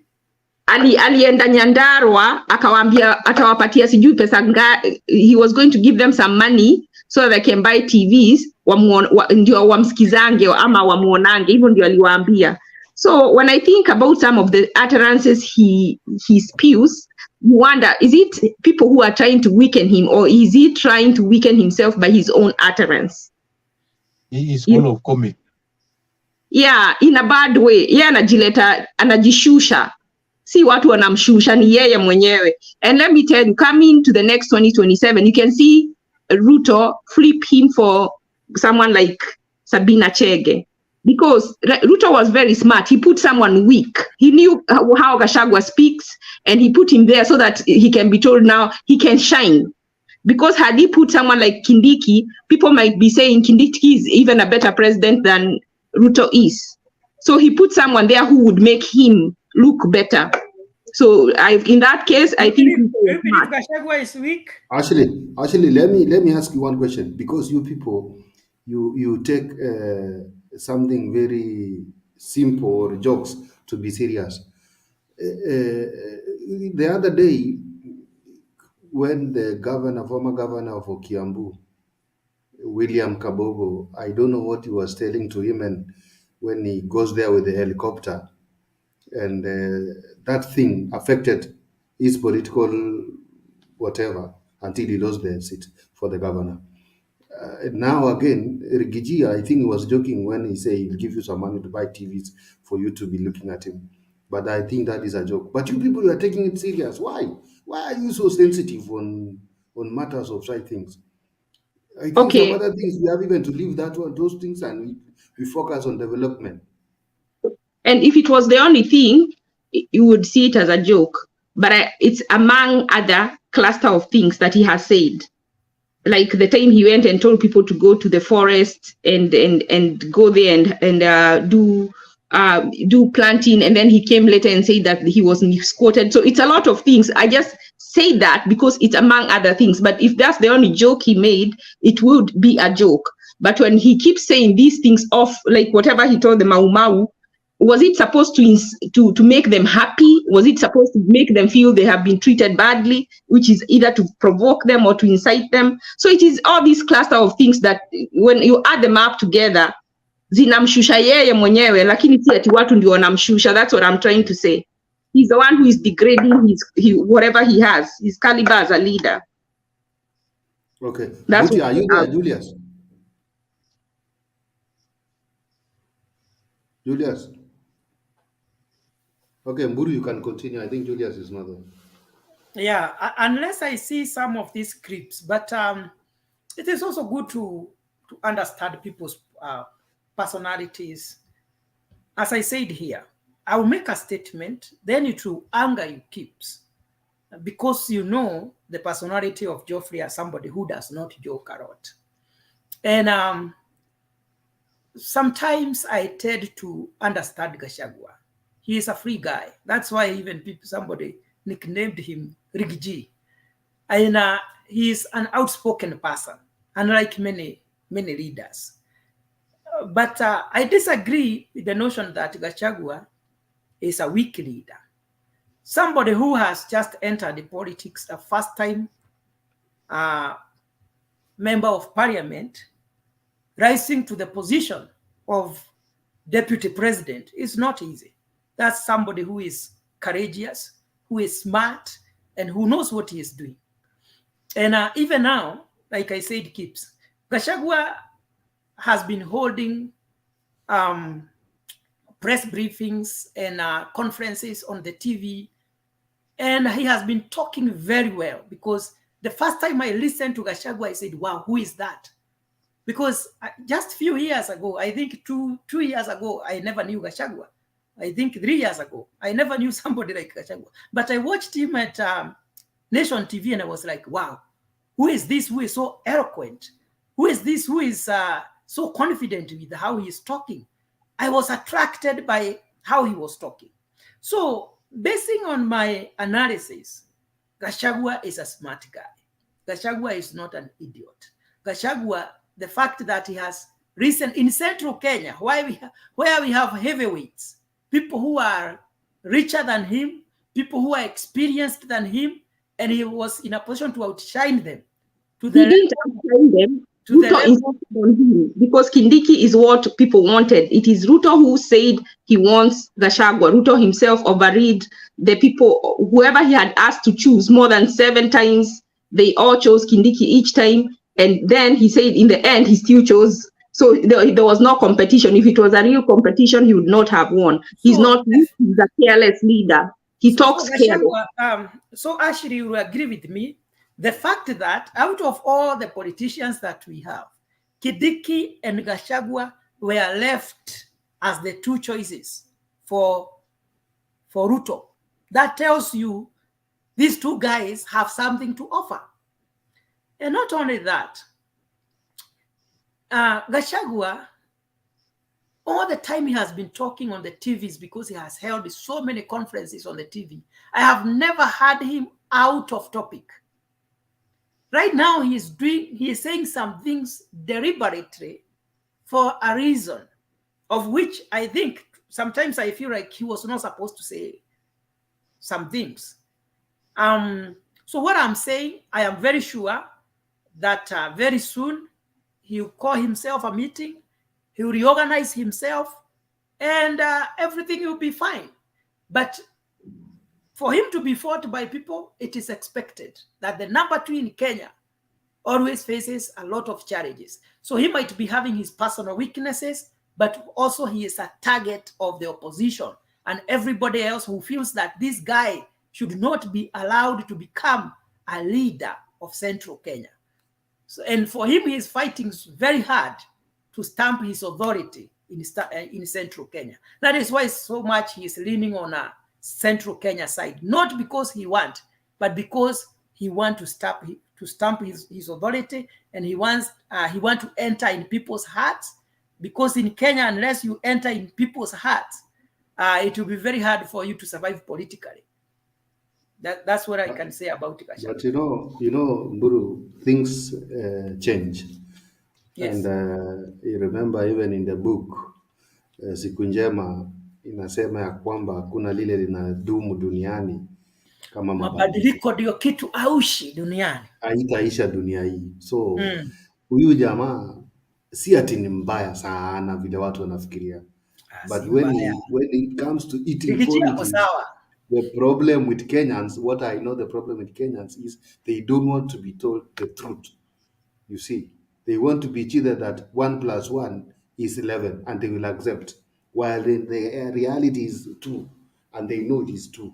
That is what I know from Kenyans. Rigiji sio mtu mbaya sana, hizi maongeo mbaya kidogo kidogo tu ndio labda inamharibia. Alichukuliwa kama naibu wa Ruto kwa sababu he is the old man and he can advise the president properly. Wale wengine all of them they were vijana, so ikawa sasa itakuwa ni ngumu kwa upande advice kidogo. That was what Ruto considered. So kama kuna wengine actually toa maneno, tunaongelea mambo ya mashamba. Hizi mashamba watu wako nazo watuziwa na nani? But now, just on that, before we conclude about this guy Gachagua, it's good to look at somebody basing on the experience he has. The deputy or the president chose him to be his deputy because, one, he proved to be a loyal person. Gachagua stood with Uhuru from the time Uhuru was appointed by Moi, and he stood with him. He was actually the personal assistant to Uhuru Kenyatta. Not only a personal assistant, when Moi decided that he wanted to leave power to Uhuru, he gave Uhuru to Gachagua to mentor him politically. Why? Because he knew Gachagua is able to do it. Actually, Gachagua himself said they took Uhuru to their home, and they were taking care of him together with the wife. And he was, he says, for the people who are very close, that Uhuru was a total, I don't want even to talk about it, but he wasn't fit to hold any political or any leadership. But they were in a position to mentor him, to reduce drunkenness, to tell him what to say in front of people and all that. The fact that he was able to nurture Uhuru until he became somebody who could talk before the people and who could have a standing of a president until he became a president. That's not a guy to joke around with. Gachagua, Moi gave him different leadership positions, and he was a trustworthy guy. Even Ruto, by the fact that he gave Gachagua, it is because they have worked together. They have worked together very well. So this guy, not that he's not experienced, he's well experienced with leadership, and he has something to offer to the country. The only thing I can say, politically, he is not well experienced. But in administration, Gachagua is very good. Gachagua is a strong man. He has been in the government from the time he left university until now. He is an old man. So this is not just somebody people can just lavish and say he doesn't know what he's doing. He has been in the government all this time. He has experience. Are you the moderator? Hakuna moderator si amelala. Moderator amelala wapi?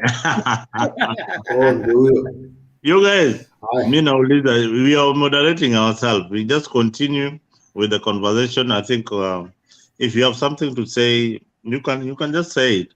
Mburu, you have really defended Gachagua. I agree with you. No, I'm not defending. I'm just giving. I give what is in my mind. I am Yeah, not. I like the way you are open. You have an open mind. So I'm just saying that Gachagua is an administrator, just as you said, and he has got a lot of experience in government and running government. He might not be your usual politician. That is why ropokwa, because he thinks like he's giving a decree all the time in the podium. So that is his weakness, but I believe probably he will polish up and reflect a national leader.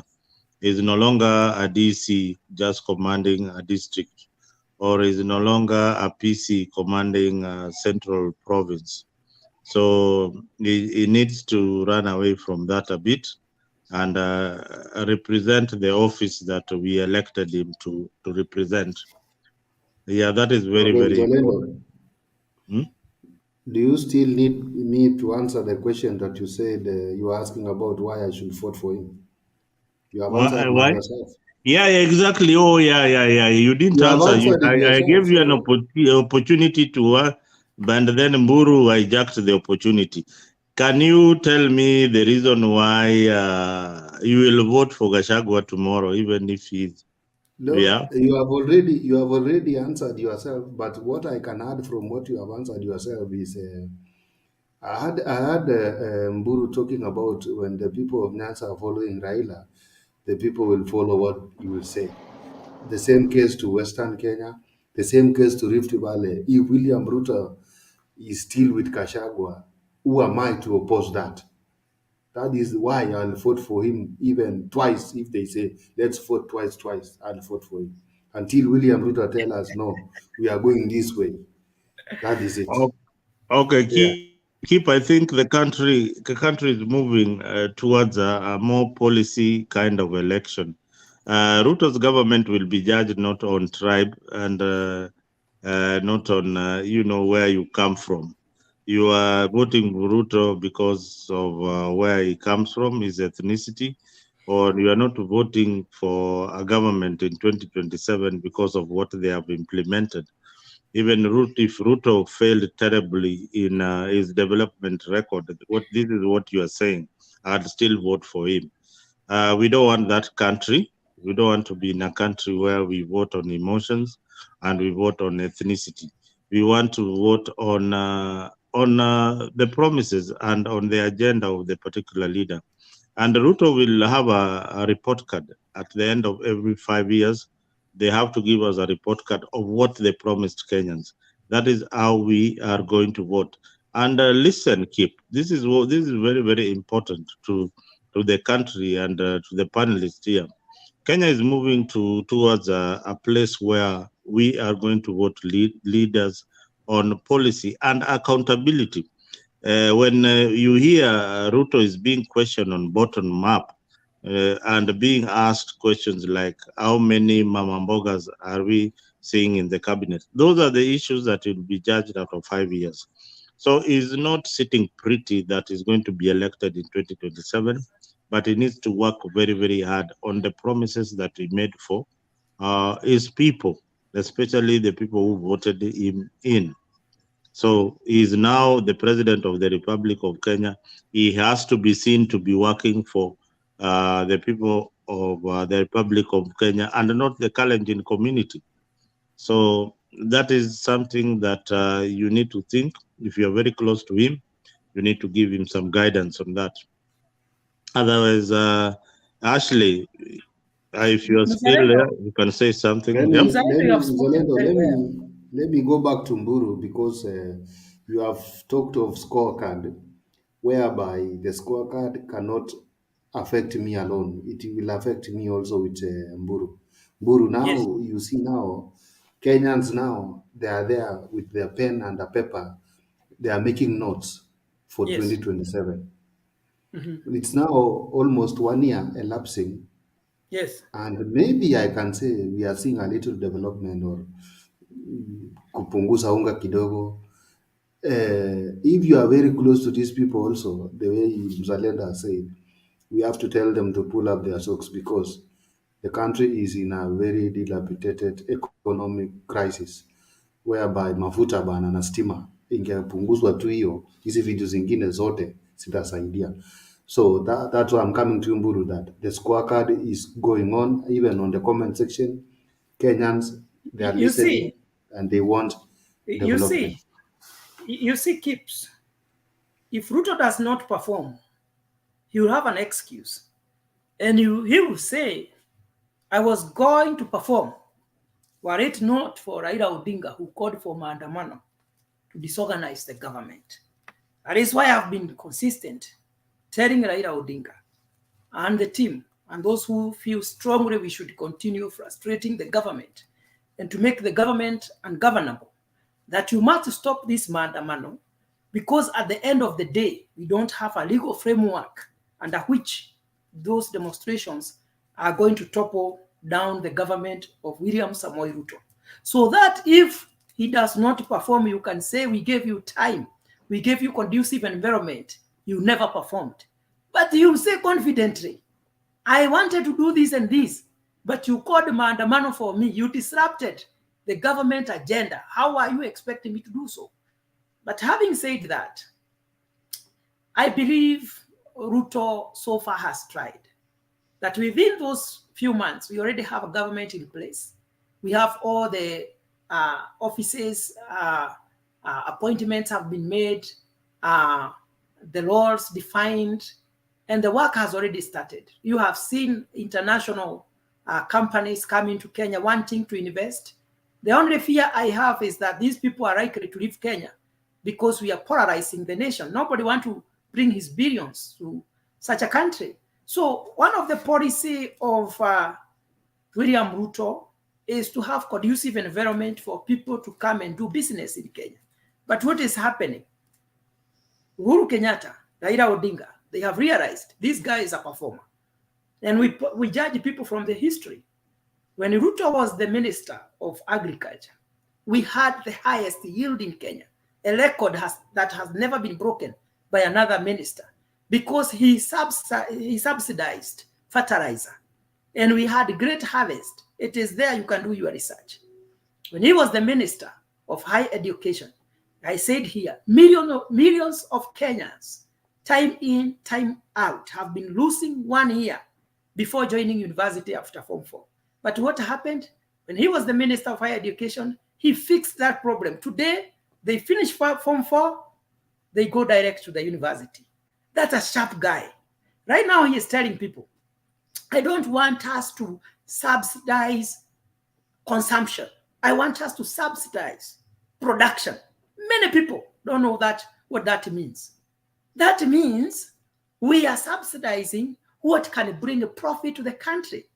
Because as somebody was trying to explain, Kenya is in a bad state when it comes to international debts. And when you abscond or when you cannot pay your debts, you become a slave of the lender. And the nation will be in a very bad state because no country will be in a position to trade with Kenya. We will have sanctions if we don't pay the debts. These debts were not even borrowed by the current government. The previous government overborrowed. Then we built infrastructures at highly inflated rates. You find like a road that is supposed to cost, just for example, maybe 100 million is costing 300 million. All those problems we are in, it is because of the previous government. But this government must try to tackle those problems. But what is happening? The previous government and those who worked with them, they have realized this guy is smart. This guy has an agenda for the nation. This guy is going to outshine us.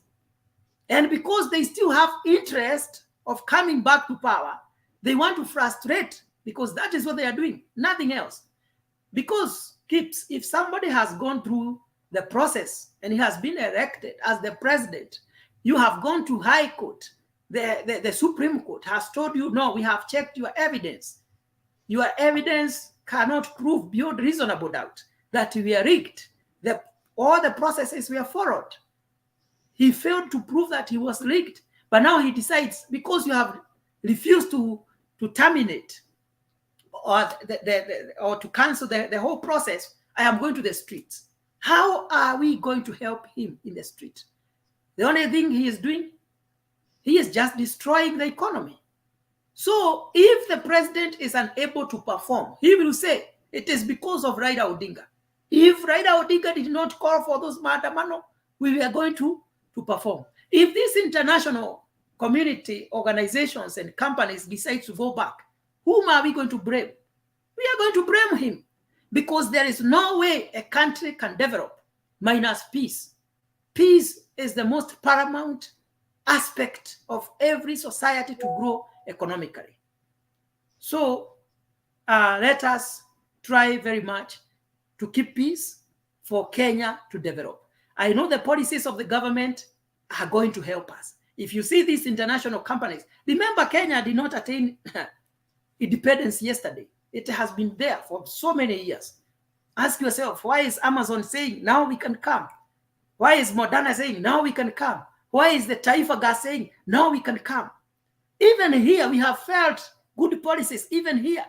For all these years from independence, if you want to get your passport, to renew your passport or any document, you had to go to Washington, D.C., to the embassy of Kenya to get that done. But what is happening today? We can do it within our states. So the person we have in the office is capable. He is somebody who is able, who is very flexible. We just need to give this government time. Let us see what they have in store for us. Nobody should feel that because we are not in the government, we are so special. We should disorganize the government. It's unfortunate. To me, I feel so bad. I wish there is something I can do against those people who are disorganizing the government of President Ruto. I think, Mburu, you have very high hopes in President Ruto's government. The other part of the country have got very, very low hopes in President Ruto's government. With the kind of appointments that he has been making, it's not a reflection of the country and what he stands for. We still believe that he can do better than that. We have got 42 tribes in Kenya. We don't want to wake up each and every day for the President of the Republic of Kenya or for the deputy to appoint people from their community. We need to start moving away from that. I don't say that the people of Kalenjin community don't deserve this job, or the Kikuyu community. They are equally qualified as Kenyans, but what we are saying is that you can't have, people from your tribe occupying all these positions. Let him try and balance. We have given him the mandate to govern this country and not to govern his community. So he's the president of the Republic of Kenya. Just like we remind Gachagua, he is the deputy president of the Republic of Kenya. Ruto is the president of Kenya. Ule kauna kule coast lazima awe pale katika serikali na awe ameandikwa kazi ama amepata appointment. Hiyo isionekane kuwa wale jamaa wamejikenda pale wajasoma, wao pia wameitumu. Kuna watoto wao wale wanaweza kuwa katika hizi nyadhifa, na shida iliyoko ni kuwa we complained very much about Uhuru's government, and the same as the DP complained, but is recycling the same parastatal heads and the cabinet that served in Uhuru's government. So there's nothing much that is doing apart from appeasing his base or people who gave him political support. So we need to talk the reality, what is on the ground and what people are saying. So these are the only channels. Mtembe is one of the channels that you have a forum to talk, because these leaders listen to these channels. They listen to what we are saying. And Mburu, for your information, Raila is doing his bit putting the government on check is what the minority in government should do. We don't have a position for the official opposition leader. So that is what the minority leader should do, put the government in check.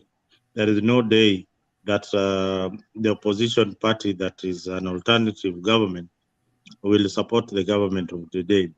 We only saw that when Uhuru and Raila joined hands in the handshake, where we had the opposition of the minority joining government. And during that time, you realize that we didn't see any kind of scandal.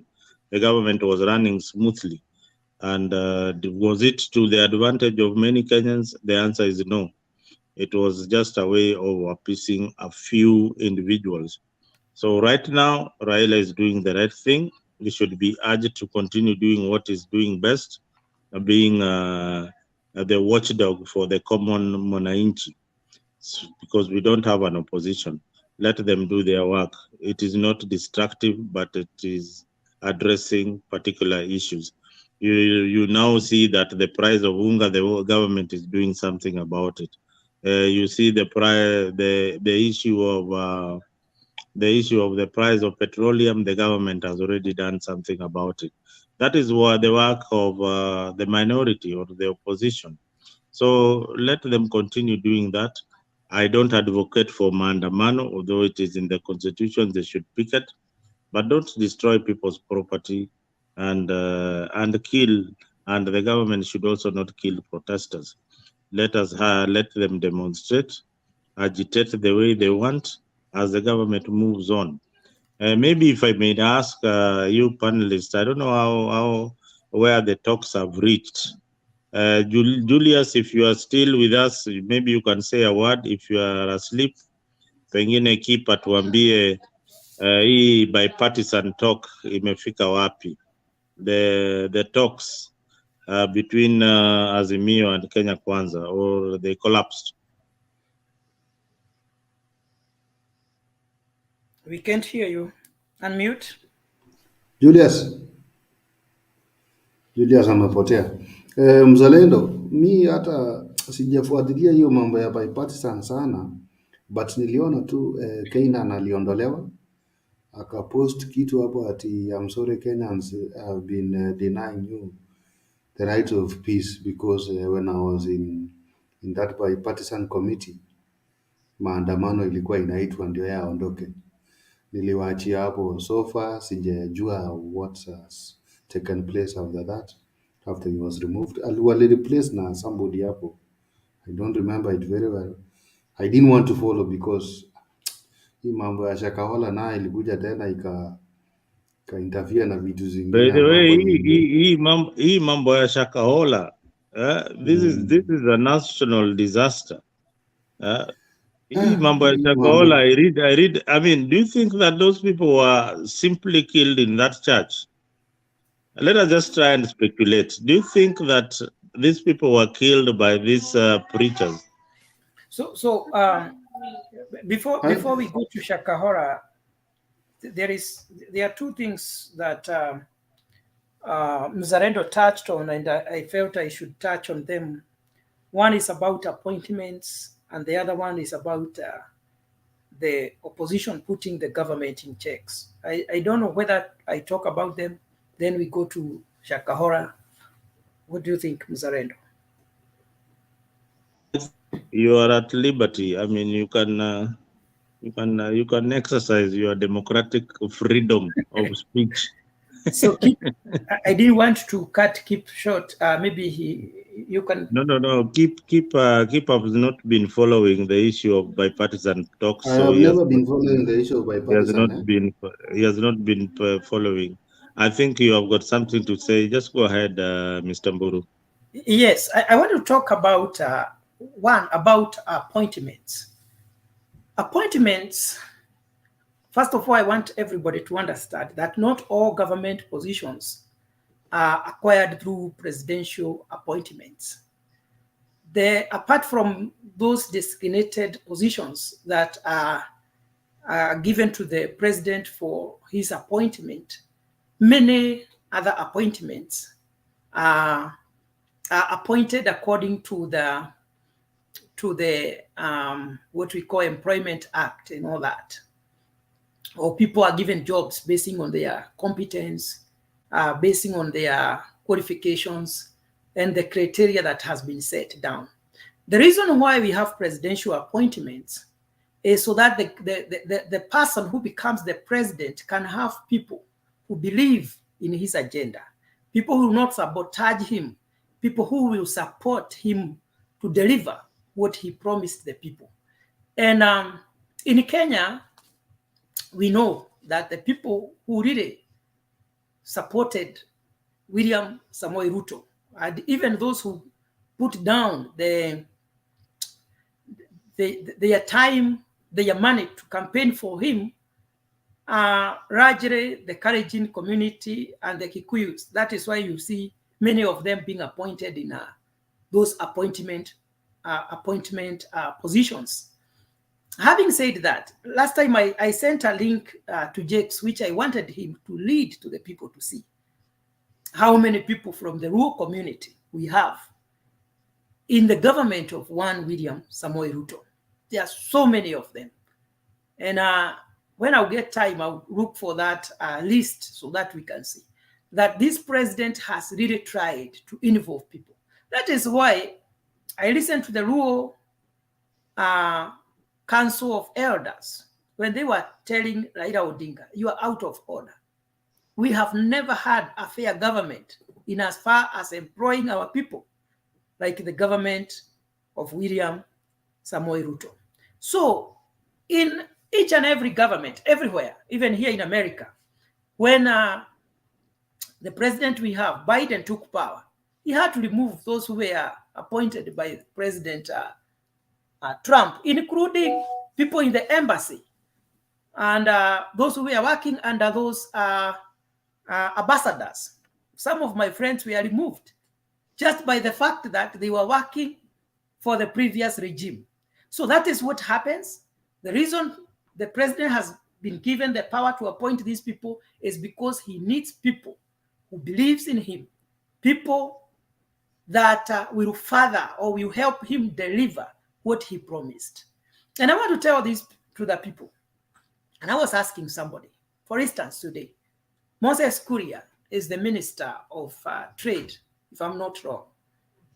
How do I benefit as a person, as a Kikuyu, because Kuria is a Kikuyu? How am I benefiting more than Mzalendo, who is not a Kikuyu? The only thing is that Kuria is earning a salary and he's a Kikuyu. But his salary does not mean anything to me. So there is no policy in the Ministry of Trade that will benefit me as a Kikuyu directly. Having said this, if we are discrediting the government because of appointing people who are not qualified to hold those positions, as Mzalendo, you said, we should now start shifting from tribal sentiments and feelings and see ourselves as Kenyans. If the president feels that Geoffrey can help him do something and deliver his promises to Kenyans, it is good for all of us. So I don't see any problem with the appointments he has made. And I'll get time. I'll come with a list here. You see how much president is trying to equalize people and to bring all people together. So I am yet to see that strong feeling that people are having, because I'm just going even beyond what people are saying and doing my own research. I even have a list I had sent to Jakes. I wanted him to read here and let people see that Ruto is not that much discriminative. On the issue of checking the government, Mzalendo, is this what we call putting the government in checks? Calling people to cause chaos? Calling people for protests, to burn tires on the roads so that people don't go where they are supposed to go? Is that what we call putting the government in check? Telling people not to recognize the government, telling people we have fake government? That is not putting the government in check. That is what we call hooliganism. We have, even here in America, we have opposition. All these other countries have opposition. I am here to see a country that polarizes its community like Kenya, simply because somebody is not in government. So his way of politics is doing more harm than good to the nation. That is how I feel, because that is not how to put the government in check. He is supposed to tell people, we already have a government. Up to now, he has not accepted that President William Ruto is the president of Kenya. That is where we should start. Which government is he checking? A government that he does not recognize? To me, that is very unfortunate. It's very unfortunate. Well, thank you, Mburu. It's only that we were told that the government has got shareholders, and the shareholders are the people who put enough shares in forming the government. Those are the people who are going to get the first priorities when it comes to appointments, and that is what Gachagua said with his loose tongue. So unfortunately, it had to come from him. So yeah, the statement could be right and could be wrong in some quarters. So if they invested well, they oiled Ruto's campaign, then they should get the plum jobs in government. And Gachagua father said that they made the big offices that is a preserve for Dr. William Samoei Ruto. That is something that he said in public, and you can check some of his statements. That's a preserve for President William Ruto. So, you know, sometimes this is what I say denies somebody with the qualifications to run some of the ministries or the parastatals, just because of this kind of tribal appointments or this kind of shareholdings in companies and in politics. And Mburu, you know very well that in states like Texas, it's run by Republicans, the red states, they can never implement policies that are coming from the Democratic government of Joe Biden. They have got their own way of translating their laws according to what they believe in. So whatever Raila and his constituency are believing in, that is what they know. They know that Ruto didn't win the elections, and you cannot change that perception. Just like where you are, there are those who are in the MAGA movement believe that Trump was rigged out and Biden actually stole the elections.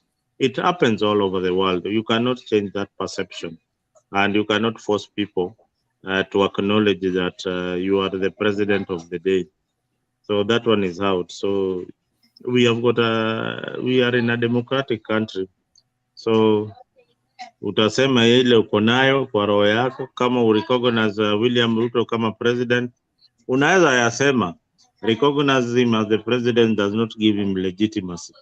He is already the legitimate president of the Republic of Kenya through the court and through the vote. So hiyo mambo ingine anatafuta ya legitimacy is not neither here or there. Asante. So you were talking something about Shakahola. Yes. Yeah. The issue of Shakahola, you know, it is, I find it annoying because we had all these state agencies that operate in Kilifi. They slept on their job, including the police. Now, what Kindiki has done, he has redeployed, I don't know, the police, the DC, the DC, the commissioners, everybody who has got an administrative role, including the chiefs. They have been redeployed. But now you are moving the same problem to another county. Ora watu wamewapeleka wapi? Wale polisi walikuwa wazembe, wametolewa Kilifi, wamepelekwa wapi? Wamepelekwa Kisii ama wamepelekwa wapi? So, and you know, that's what I have a problem with, because if you look like in the States, when there is a problem with like, let's call the George Floyd issue, all those policemen, instead of being redeployed, they were put on suspension leave as the case was being investigated. Because in this case, I think Kenya needs to put those people on suspension, because they also need to be investigated if they were involved. And if they were involved, they also need to be charged. So they shouldn't be still working. I have a problem that they are still working. They need to be looked if they were liable, or if they took bribe, or what part they played in refusing to address this issue. And I heard someone else earlier saying that in the earlier show today, they were saying that Ruto did not have a way of knowing if Mackenzie was in the at State House. What they don't know, before you go there, when you go to State House, there is really a long line. They have to do even background check on you. They have to do a lot before they let you in. So the background check must have been performed on him. And if it was performed on him and they saw all these issues that he's had with the law, why did they still allow him to get into State House? So this issue is big. And this is one issue I would wish that Ruto would give to the FBI, someone outside the country to investigate. Because what my question is, this Mackenzie, he started getting these people in, I think, during COVID in 2019. And until January, that is when he started asking them to fast. What prompted him to ask them to fast? Remember, these people have bought land from him, so he has their money. Then he asked them to fast. So he's actually stealing their money. He's killing them to keep their whatever property that they have bought from him. But you want to wonder, to investigate what. I don't think we need all these commissions, because we had one in Waco, Texas. There was a cult like that where people were given poison to drink. This is a crime that was committed. The government should act on it, so that if any other church or any other organization ever tries to do this, they will know they will not get away with it. We don't need a commission. This is just a crime, and it needs to be handled as such. There is no need to investigate all these things. This is just money that is going, because all these inquiries, all these committees, it's just money that is being used. And if you think about how many committees we've had for land, how many committees we've had for a lot of things, another time there was demonic worship. They had a committee, they came out with a resolution. It's still gathering dust up to now. This crime should be addressed head on by outside organizations, I think. And this Mackenzie should not be in a normal cell. All those people should be put in isolation, so that they do not talk, so that they do not regroup. And each of them should be seen by psychologists or psychiatrists, so that they can understand what made them do what they will. Now, if they put them together, they will make them come up with a plan. But if they put them separate, they can be able to question, and one of them will crack and say the truth. Most people I have had being interviewed have said there's 4 visitors that came to talk to them when they were fasting. So there are 4 people outside of Mackenzie in the population of Kenya that are involved. Who are the 4 of these people? So the survivors are at risk of being eliminated, because we might be surprised who can be mentioned in this issue. It's a bigger issue than we can handle. And I would wish that Ruto would give it to the outside investigative agencies to handle. You know, this issue of Shakahora is a very serious issue, because Mackenzie himself is seen in one of the videos saying that his membership has grown to 4 million people. So I am just trying to imagine if these people decide to fast because their leader is in the custody. It can be disastrous, because they might say we are going now to fast until we die, because they have arrested our leader. So I don't know what the government is doing to check and to make sure there are no people who are actually, because these are people who have been radicalized for years and they are scattered all over. Nobody knows them. So we can have a more serious problem if there are people still fasting and the government is not aware. We might end up losing 4 million people in Kenya because of this one guy. I listened to somebody saying that the government should talk to Mackenzie to come and address his supporters and tell them, guys, what I did is wrong, and please don't fast because I'm just a criminal. But up to now, I think there are people who believe Mackenzie as their leader, and they might actually decide to employ that tactic of fasting as a way of sabotaging the government. So Uhuru, what you don't know is that Mackenzie is denying. He's saying he went to the farm of Shakahola to farm. He did not have a church. I had him talk. If Jakes was here, we'd play that clip. He's denying having told anyone to fast, having been a leader of anybody, that he was farming. Oh my God. Let me ask you actually, because you are the one who said Mackenzie was in State House. He was invited. When was that? Was it before the issue arises or after? I don't know that he was, but I had someone saying that he was. So they are saying, you know, this time when many leaders, evangelists were called into State House to walisema kutoa mapepo. There's a time a lot of preachers went there to pray for their White House. I mean, for the State House.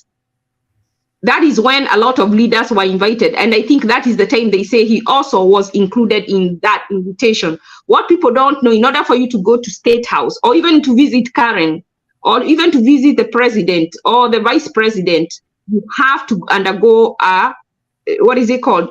A background check. Actually, so, yeah. I think you are mistaking Kenya with America. Our security system is very poor. I know that because I know people who have gone to visit. I know because I know someone who has gone. I'm not speculating. I'm telling you some unknown fact, something that I know. I have some very small friends who were going there, musicians going to see the deputy president at the deputy president's house, and our security system is not like in America, whereby when you put your name and everything, or your record comes. We are still far from having the background check, proper background check. And also having said that, Ashley, we have to also be fair to the president. The pastors that were in State House were in hundreds. Not that the president knows all these pastors. And also there is no mistake if Mackenzie... No, I'm not talking about the president, by the way. I'm saying about his security.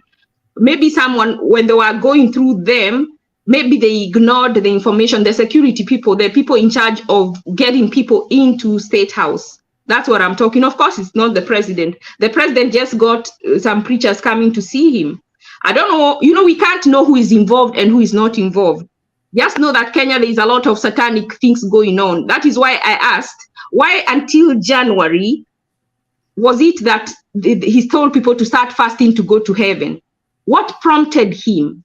Because he's had this church since 2019, 2020, 2021, 2022, until January of 2023 is when they started fasting, from one of the many stories I've had from someone who was there, and people started dying in March.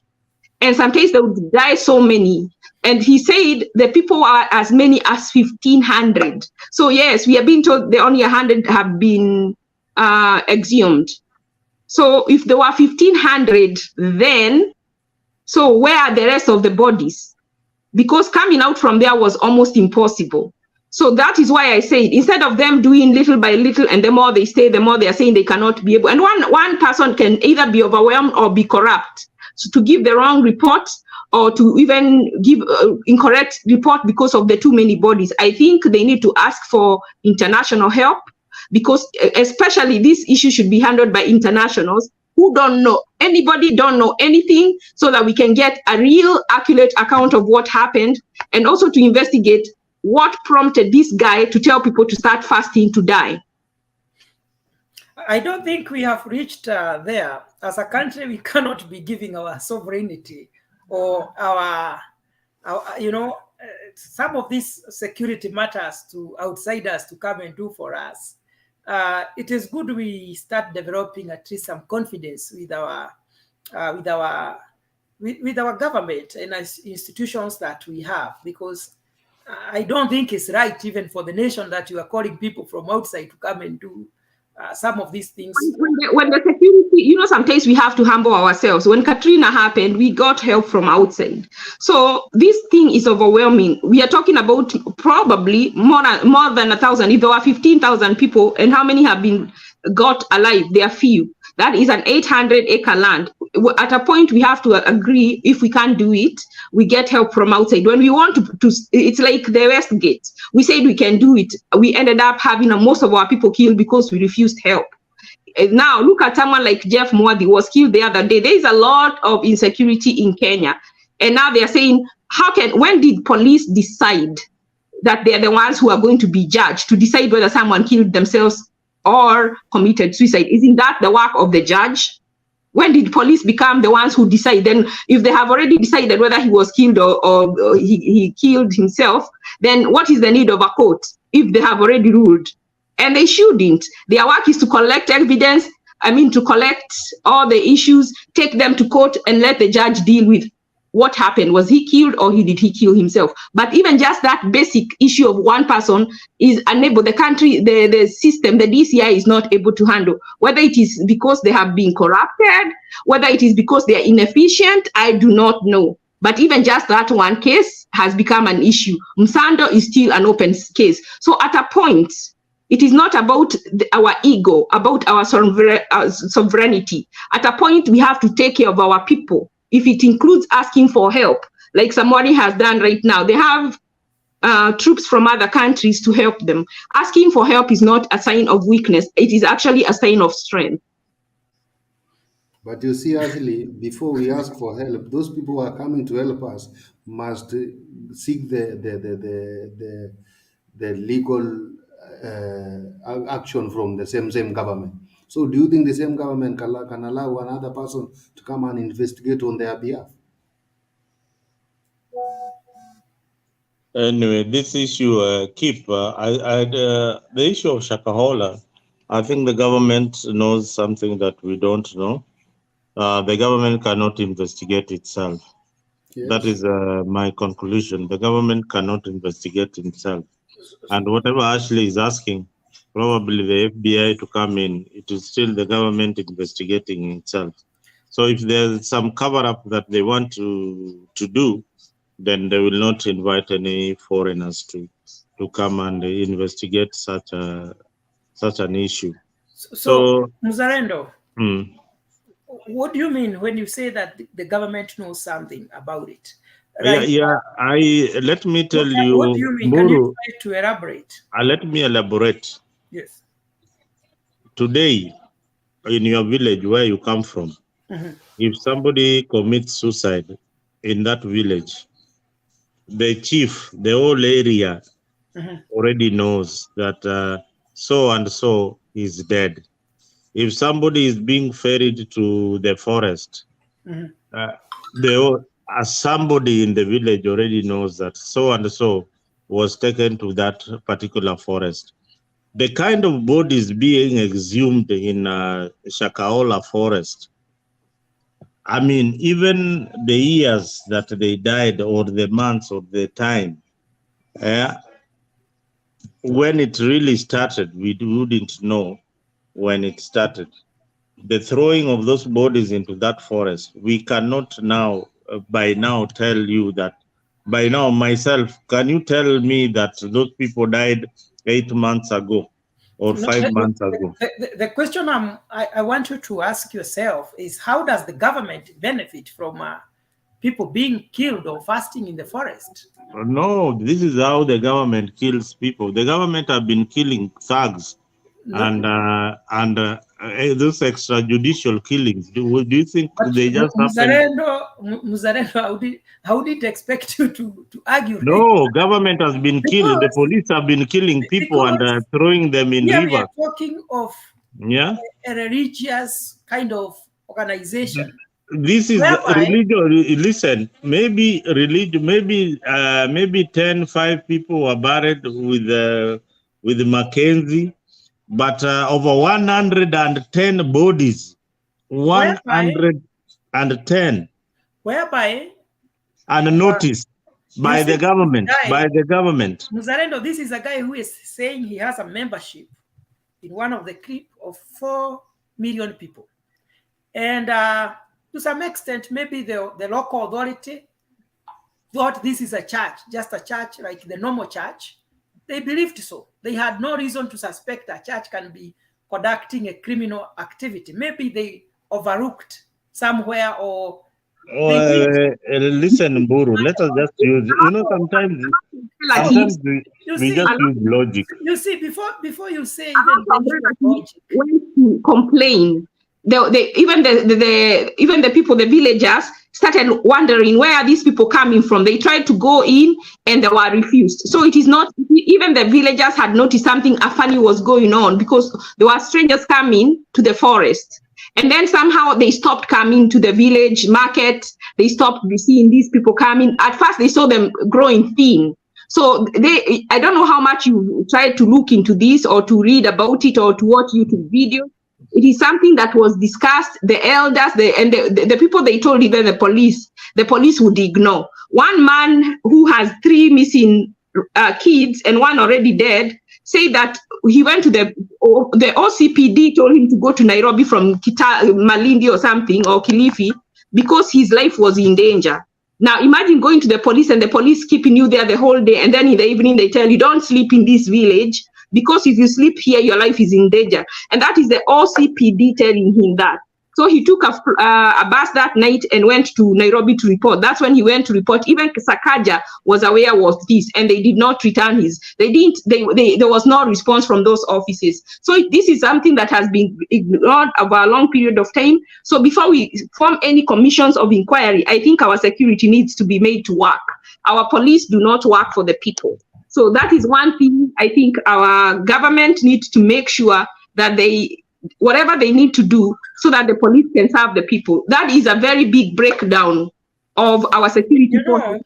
The people, you have to have money. If you go to the police station, you have to pay them for them to come to your home to record a statement. So ask yourself, these people who have no money, how do they get their issues addressed by the government? A government that should be taking care of them without any fee.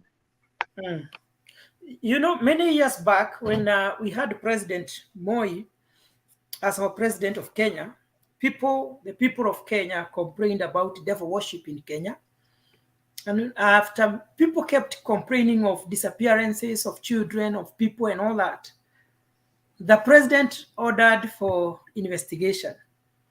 And the report came out that that devil worship in Kenya, demonic sacrifices and all those are rampant. What happened? Up to date, nobody has ever acted upon that report. So in Kenya, just like in many other countries, devil worship is real. You are just seeing Mackenzie, but there are so many things that happen in Kenya, but I don't know what is supposed to be done. Because when you hear there is freedom of worship in a country like Kenya, you see we have even some of the halls there, them, that we know very well. These are people who worship the devil. I don't know where the government and how the government is supposed to act and what the government is supposed to do. But these things have been going on in Muzalendo for a long, long time. From the time of Moi, I saw the report. I read the report that was given by the commission that was formed by the former president, but nothing has ever been done. The public was never even sensitized about these things. And I don't know how or what we can do as a country to stop these things. The hard fact is that this Mackenzie guy, if he committed this kind of crime, he did not he did not force these people to fast. Mm-hmm. How this thing will be prosecuted is is very, very, very I know. unique. We are dealing with the issue of somebody walking into a church, then deciding that and agreeing that I will fast to death until I meet Jesus Christ. They did. They forced some of them. People were forced to fast. By the way, they were forced to fast, and the people who tried to run away, that's why you're hearing some have head injuries. The people who are, those men who have been arrested with him, when the ones who attempted to run away from there and they were caught, they were killed by that. Now this is speculation. Those who have like head injuries. I know, Ashley, there is a lot going in the media. There is a lot of stories about this Mackenzie thing. No, people are making jokes on the issue. Yeah, he was there, and he said that even the father of the 3 children, I don't remember what his name is. He said they attempted to run away. When you attempt to run away, they will get you and kill you. So you would have attempted to run away, and some of them were able to escape. And those who are able to escape are the ones giving the stories. And those who are able to escape at a very high risk of being killed. That's why I say they need to be given, witness protection, and these people need to be held without bail, regardless of what the Constitution says.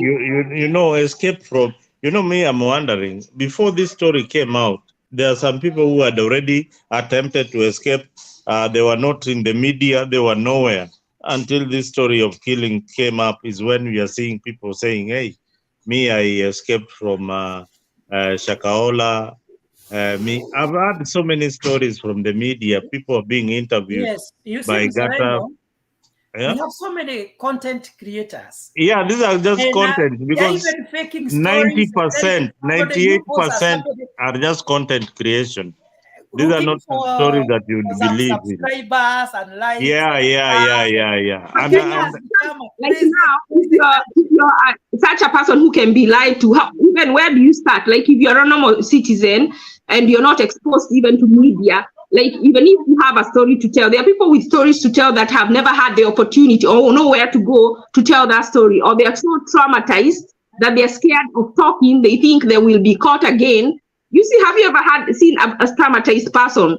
Some of them, even now, they can't speak. They have to be in a safe place to even agree to tell you what happened.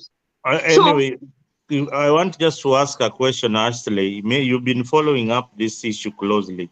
Have you seen any expose in the mainstream media? Mainstream meaning KBC, Citizen. And, I don't watch those. Yeah, so if you watch anything on YouTube, those will be speculations. Those will just be speculative. Those are things that we can't. So crazy with the content creators. They are coming up with stories. They coach each other. They say you are going to post like, I listened to one of them and I said, this must be a crazy person. Yeah, in stories za miraa, watu nakula miraa alafu wanaanza ku create content. Even that story of Chakahola itself, it looks like a crazy story if someone came to tell you and you can't see those bodies being exhumed. That somebody can agree to be told to fast until they go to heaven, and the pastor tells them that I will be the last to fast. And remember, you have paid that person for a piece of land, and now they want you to fast. You will be like, even your mind will tell you, this person wants to take my piece of land by killing me without violence. But can you imagine that happened? You see, that looks like a story. This is what I think. These are spiritual matters. And some of these things don't happen when you are in your normal senses. One, they brainwash you. They make you know to believe in them, right, as if you are God. Number two, I tend to believe that these people are using, or we are using some demonic powers to confuse their victims. Because under normal circumstance, I don't know at what point I can convince you not to eat until you die, So that's a deep thing. That's very serious. Hata mama yake anauliza, anasema mtoto wangu ni mbaya. Anauliza mtu wa media, wewe nikikwambia usikule hadi ukufe, utakubali? So under normal circumstances kila mtu anakubaliana na huyu baba anasema hapo yenyewe ukiniambia nisikule ni hadi nife. How do you convince somebody ati usikule utakutana na Yesu? Eh? And now you're seeing yourself, you are dying. Na mtoto pia uko naye on the side. But anyway, I saw the bodies being exhumed from Shakahola.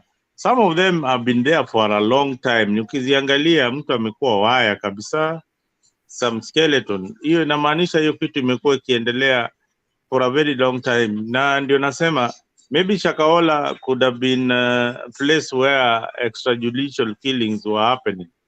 And you know they also watu huko, wanaua watu huko, wanatoka. Also, the government is saying that the Pastor Ezekiel, one of the things that they want to charge him with, I think they're still investigating, is that some of his patients were taken to Shakahola. And one of the grave diggers of Shakahola said some of these corpses look like they had been taken, they've come from a hospital. They don't look like they were just, there's a difference between some corpses and from those from Shakahola. There are some which are different from those from Shakahola. And those are the ones believed to be coming from Pastor Ezekiel's church. Personally, my speculation is at a point, this guy went to the forest to do farming. And then when he sold his channel to Pastor Ezekiel, someone offered him an offer he could not refuse, of that one of dumping of bodies. That is what I think. And that is why that guy, Mackenzie, should be put somewhere and forced to talk. Because I think there is more than meets the eye. Even this one of telling people to die was a cover-up, to cover something else. That's what I think. So Ashley, where did you get that report about Ezekiel and Mackenzie working together? Where? No, he did sell his channel to Mackenzie. Yes. Mackenzie sold his channel to that one, you know, right? Mm-hmm. No, I think I'm speculating. Nani yuko hapo ndani, Pius Uhuru alisema ameongea na Ezekiel na amemuoji na amesema hiyo maneno ni uongo. Pius Uhuru wako pale tena. Oh my God. Alimuzia channel and he only paid the first installment. According to Mackenzie, I had Mackenzie say this. He sold him the channel and he only paid him the first down payment, but he never paid again. The next time he saw that Pastor Ezekiel had opened his own channel, so he assumed that he did not want to continue with the transaction, and he never followed him up for the difference. So he owes him for the remaining amount of the channel, but he did not follow up and he did not finish to pay that. That is what Mackenzie has said. But so is there any significant relationship between the transaction of the channel and the bodies? So that is what we don't know is what the government knows, because we know that the government knows a lot. The government is saying there is a connection, and they are saying that according to them, from whatever suspicion, they are suspecting that Pastor Ezekiel transported some of the bodies from his church to the Shakahola. That is the government saying, not me. So these people who are dying, I don't know where they're getting the intelligence. We do not know where they are getting the intelligence from. That is what we need to find out. So these people who were dying in the Pastor Ezekiel's church, were they fasting or were they people who were sick? No. I think the ones at Pastor Ezekiel's church are the people who had gone to get prayer and they died because maybe they were told not to take medicine, or we don't know. So that is where the government comes in, and with their intelligence, they are connecting Mackenzie to Ezekiel from their intelligence. Anyway, we are just speculating on this issue. I think this one is above my pay grade. So let us wait for what the government will come up with. But meanwhile, we can't rule out that in the same country, body parts have been sold. Yeah, people have been killed and their organs taken. Now you are talking. Are those people who have we are looking at this thing in All let of us them look have at things holistically, yeah? Do they have all their organs intact? Yes, they do. Yes. The one who is doing the examination said they all have their body parts. And remember, a body part has to be healthy. By the time someone is starving themselves to death, their organs are not healthy anymore. So the guy said that he has not found a body without all their organs, from my understanding of what I have heard him say. So that to me has not come in to where people have been found without organ parts. Me personally, I think it's a demonic thing. What I'm wondering is Kenya Kwanza or Azimio involved?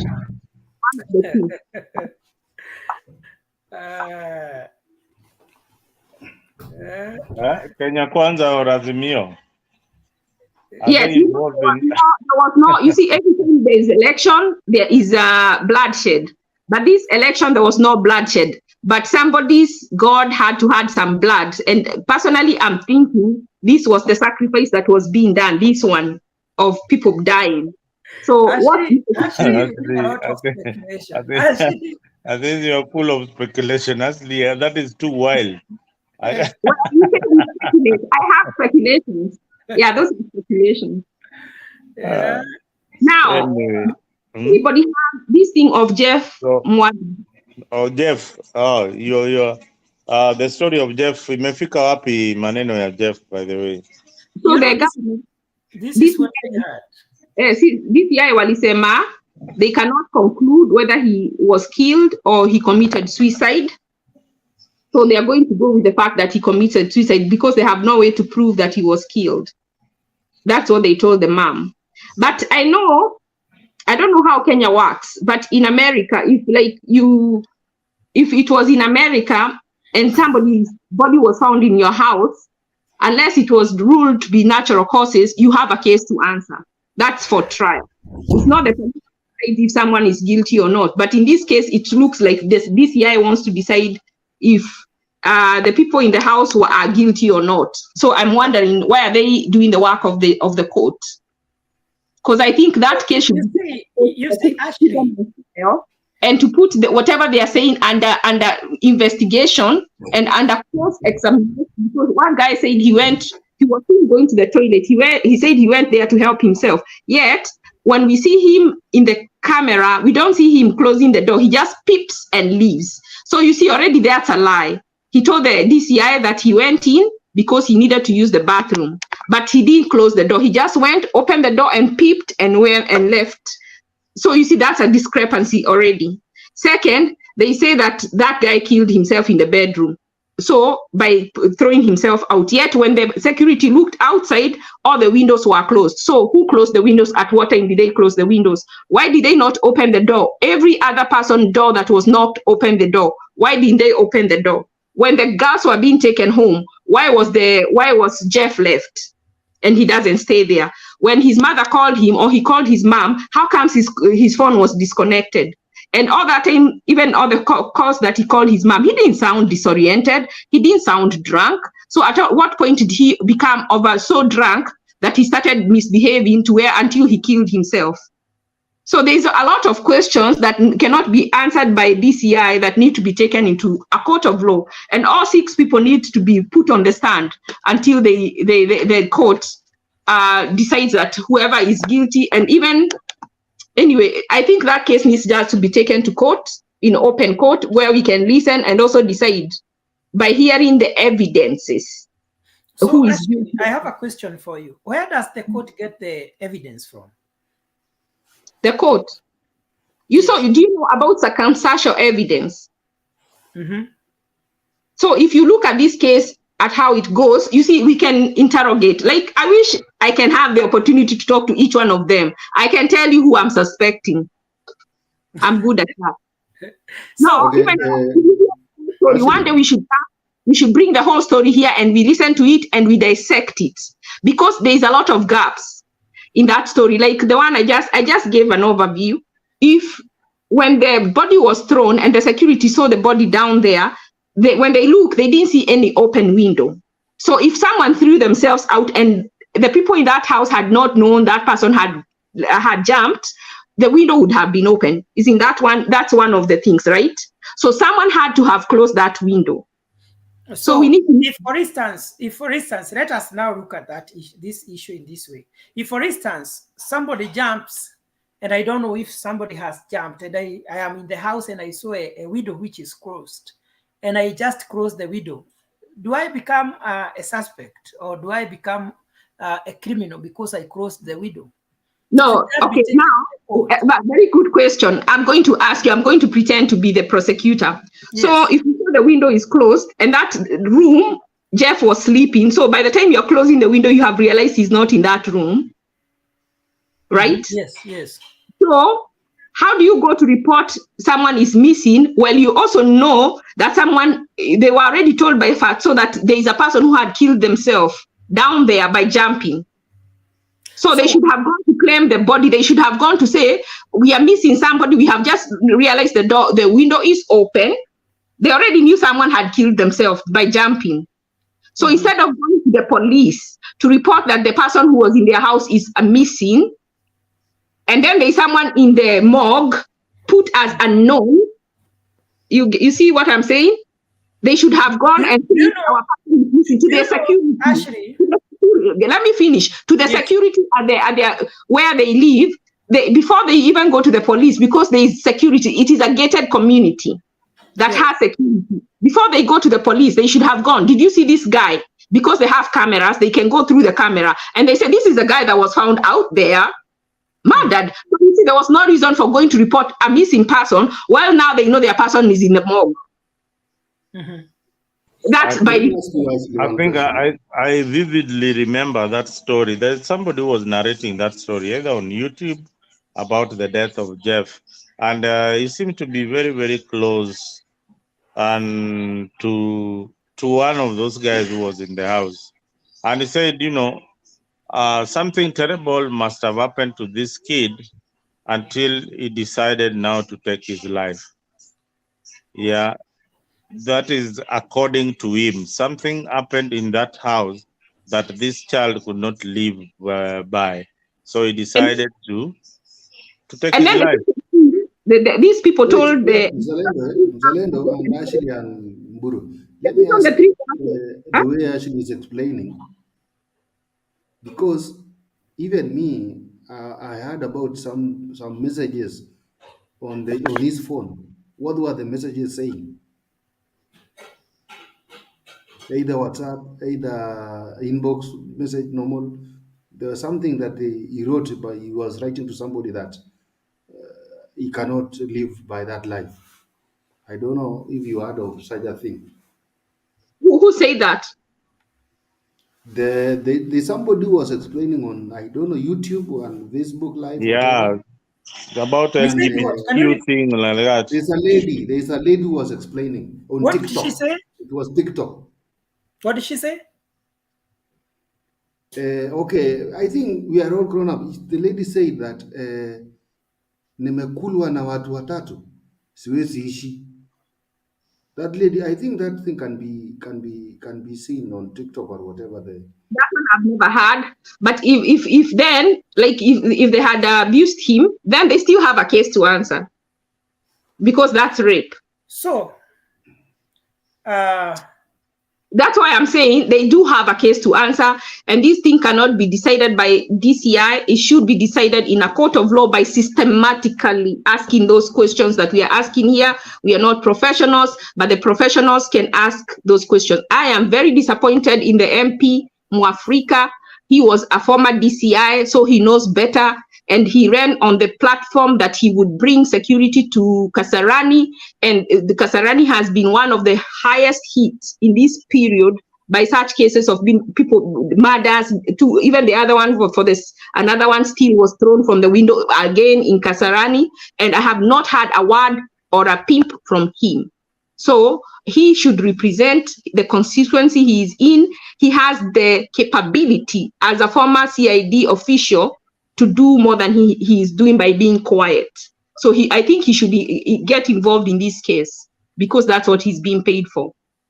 So I don't know whether it is true. I had the report from the DCI or from whatever body was doing the investigation, said that during the time of the death of Jeff, that DJ was not in the house. Did you hear that? That is what they are saying. That's what they are saying, and that's why I said we need to go to court. They need to take this case to court, because a pathologist, even a second one, me, if I'm the family, I would try to get good lawyers, like the ones who are representing Pastor Ezekiel. Those are the ones I would get. I would try to get a very good pathologist, not the ones from the government. I would try to get my own, because when they went to exhume the body, for some reason, they insisted on doing the examination at the scene, at the grave side, and back burying the body and leaving with some parts. So are you telling me some of Jeff's parts are going to be disposed? Because they should have gone with the whole casket, done the examination, and put the body parts back into the coffin and buried it. So they carried some of his parts. And they insisted, even the family didn't want the body to be buried. They insisted on doing hiding. They didn't want even the family in there when they were doing the examination. Yet we saw another one in Kisii where even the villagers were surrounding them as they were exhuming the body. Why is it so special that during Jeff's examination, they didn't want the villagers standing there? And why was it that the one they did in Kisii, they carried the whole coffin to go and do the examination? Yet for Jeff, they insisted on doing, what was the urgency in them doing the examination at the graveside and then burying and then carrying some parts? So some of his body parts are not there. They are gone. So are they going to be, what are they going to do, those body parts? Are they going to give them back to the family to bury in another place? Or are they going to exhume the body to bury those body parts? There is just a lot of something going on in this case that doesn't make sense. A very simple case, if our government, I believe the security in Kenya have the capability to get to the root of this if they have the will. It's not that they're incompetent. That I don't believe. Ashley, can I ask you a question? Because you've been following this case very closely. When this body was found, where did they take the body? The body was taken to Kenyatta, to a very bad, what's the worst hospital in Kenya, to a hospital that yes, they took it to City Mortuary, and then it was labeled as unknown, and it was not, and then it was not refrigerated. It was kept outside for 3 days. Who took the body to City Mortuary? The police, when they were called by the security you remember we said it's a gated community. So the security noticed a body in their grounds.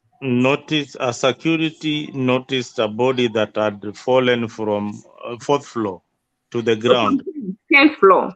Huh? They didn't, let me, I think Mzalendo, you don't put some words in Ashley's mouth. Yeah. So tell Ashley to tell us where the security guys found the body at. Okay. So the security noticed a body on the ground. They didn't know where it came from. So what they did, all the windows on that side of the apartment building, they went to each of those houses knocking to ask if anybody was missing from those apartments. Everybody opened their door apart from one. The DJ Faso's room or apartment did not open their door. That's the only apartment that the door was not answered by the security. So they called the police took the body. Now what happens when DJ Faso is coming back from dropping the girls, he finds people surrounding the body and he's seen hiding. He looked quickly and he held his hand over his face so that he would not see, and went into the apartment. And he's seen stopping to talk to one of the residents, and the person told him someone has thrown themselves to the ground. See? So he goes upstairs and tells those people up that he has found that there is somebody who has jumped to their death. So at a point, they discover Jeff is missing. Why didn't they ask the security to see the video to see whether it is Jeff. Because why did they run to the police station while they knew someone had jumped? And then second, even the security management, if someone has jumped in their compound, the first thing they want to know is where did this person come from? Do you think at a point they did not go through their camera to see how that person ended up being in their complex? Okay, You know, okay. Ashley, there is one point that you really brought that is important. This guy called DJ Fasto came back to his apartment.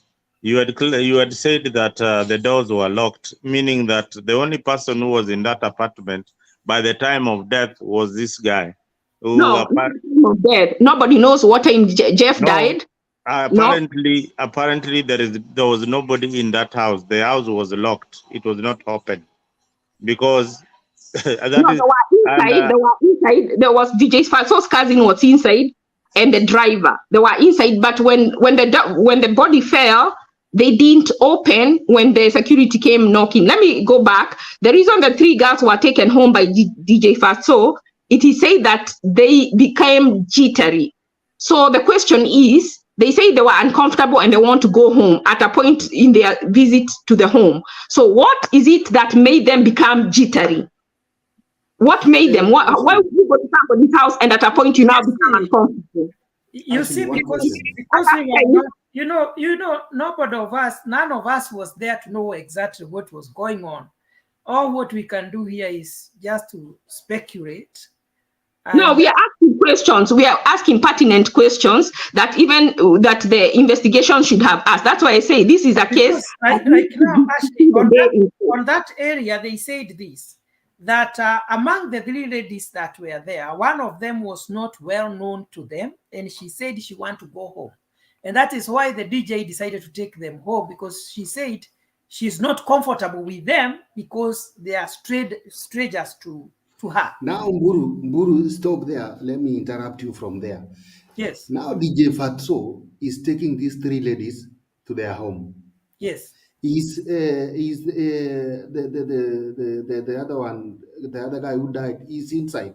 Was he left there? Inside with the other 2 guys. Nobody's talking about him. So there's a possibility he died even before they left, and that is why they were jittery. So until somebody tells us, the people who can look and tell us a time of death of that body, we cannot determine when. It is possible that he died when they were there, and that's why they became jittery and they started getting scared of, like you can go somewhere and things turn and you're like, I don't know whether I'm in the right people, I need to go home.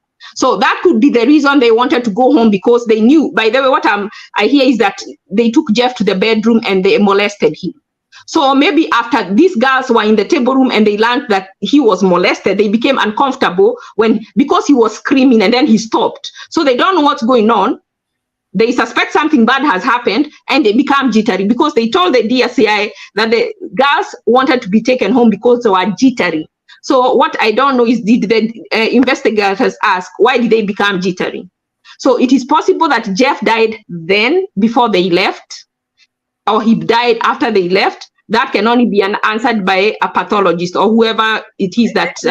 Actually, that is where, and that is when now the investigative body came in, the forensic auditors and all that, to tell us, to add all those dots and tell us what they think. And that is why they are giving the report that they are giving of those things that we don't know. So one of the things they are saying is that we have tried to listen to the story from all the sides. And they have said that they have already concluded that DJ was not in the house when this thing happened. So we don't have any other information. If we don't trust them, then, and the reason why I was asking where the court gets the evidence from is because a case cannot be admitted in the court if there is no concrete evidence.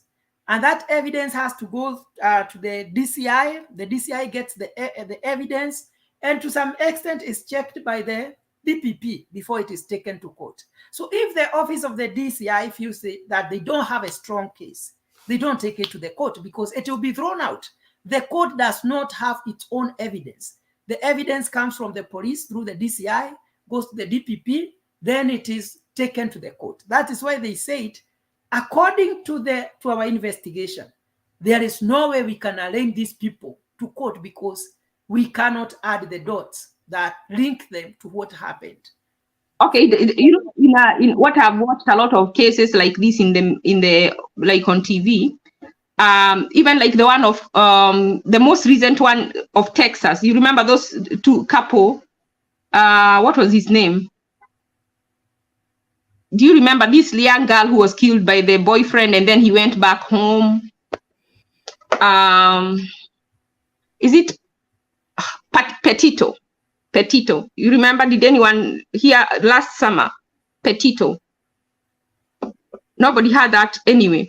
This girl, the guy started lying what he was doing. So what the police wanted to catch him on and he ran away was for using her credit card. All the police need to do is to find a reason to put them behind bars so that they can question them nicely. And one of the reasons that they can find is that they went and filed a missing report, knowing very well someone had fallen from their own apartment building. So there was somebody who had killed themselves. So if Jeff was missing, before they go to the police, so to me, I would be charging them with filing a false police report of someone missing who they know they had killed him, even though he may have killed them himself in the house and they threw him out when he was already dead. That's a possibility. It is a possibility they killed him and threw him. So we don't know. But until we put them under trial, that is when things will come out. Someone will break. But if they're not, and the DCI is not the judge, they cannot decide a case. So they should take this case before a court. And the first thing that these people should be asked, why did you report him missing? Well, you knew someone there was a person whose body was found in your complex. Why did you not first find out who that person was that was found? Because had they gone to find out, they would have found it's Jeff. So there was no need to file a missing people report, a missing persons report. It's that simple. You see what I think, Ashley? This is what I think.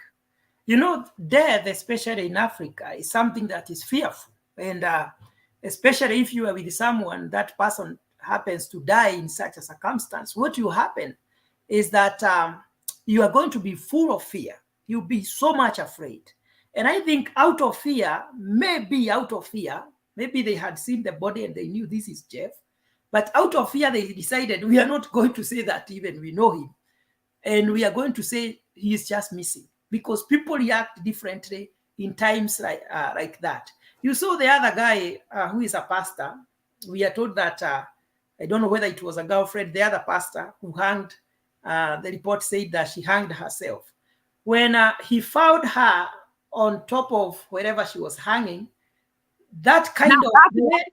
Yes. Guru, that one did not kill. Now, if you talk about that one, people say, oh, he also killed. No, I can see how the girl can be pregnant because he was already dating someone else and go to his house to frame him, to kill herself in his house so that she can frame him. Now, that one is in jail incorrectly. So I think, well, he shouldn't. I actually think what this guy reacted, maybe this is just my thinking. He reacted, he saw somebody who is hanging, and maybe he thought this person is not die. Let me take her to the hospital.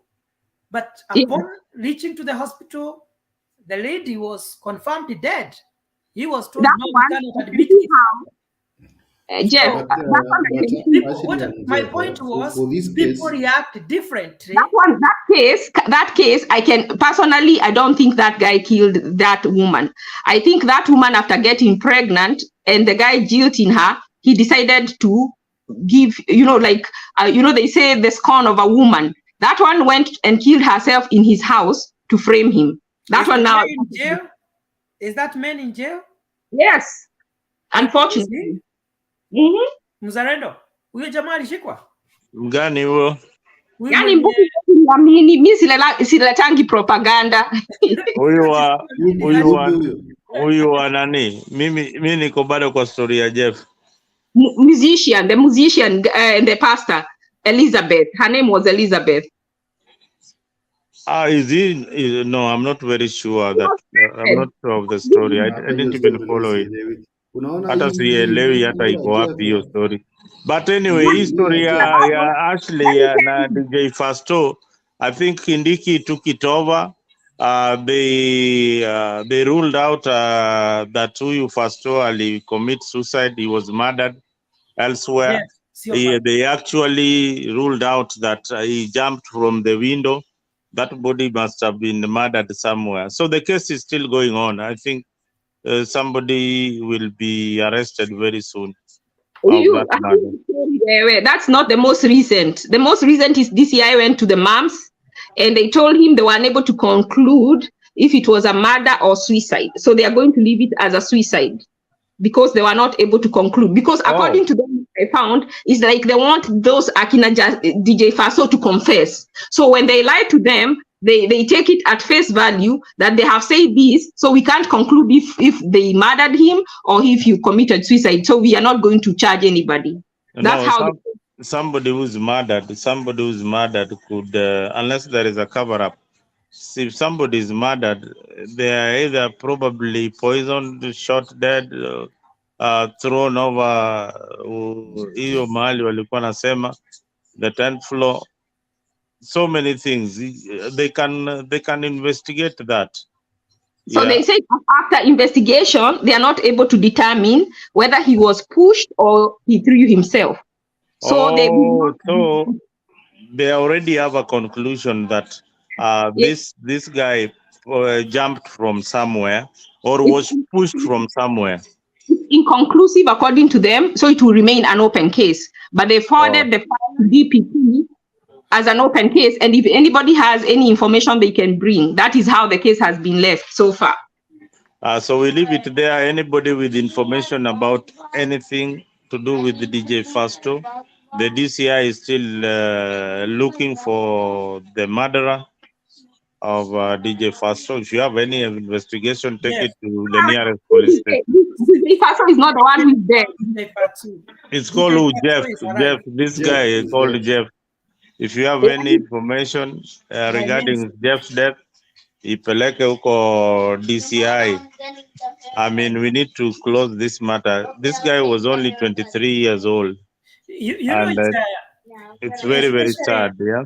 You know what I was expecting from the DCI? I thought they were investigating to know whether this guy was molested before all this happened, because that would have given them a clue. I don't know how comes that they are not in a position to find out, because they said they could not know because the body had stayed for some time. And you know, there is a body that was exhumed just the other day after 12 years here in America, and they want to try and find out some information. I was like, if they can do for 12 years, how can they not do for 2 years? For 2 weeks for Jeff. And also, when the police went to DJ Faso's, even though it was 2 weeks later, they found condoms in their trash. So if they look at those condoms, they can be able to tell about semen. So there's a lot in this case that I feel they're like, if the girls said they were jittery, why were they jittery? Nobody has said why they were jittery. Why did I don't know whether Fatso was asked, why did you decide to go to the police? And before you looked at the body, make sure it wasn't Jeff when you discovered Jeff was missing. These are the questions that are missing. And also they said, I heard that they said Jeff was totally drunk. They saying that, but when he was speaking with his mom, if you listen to the tapes of him speaking with his mom, he sounds like you and me. He doesn't sound disoriented. That time, I think that time was before they went out. No, it was after they came back. You know, they were out the whole night. He was calling the mom the whole night. And at 3 a.m., he tried to call his mom and he said, "Mom," and the phone was disconnected. And when his mom tried to call him from that time going forward, she was not able to connect to him. So did the phone disconnect, or did someone disconnect the phone for him? And from 3 to 5, between the time I believe he died, what happened to him? So if someone disconnected the phone for him, was he trying to tell his mom something and someone snatched him the phone? Because the mom said she was not able to get him after that time. And even his girl, nobody could get in touch with him. The phone was turned off.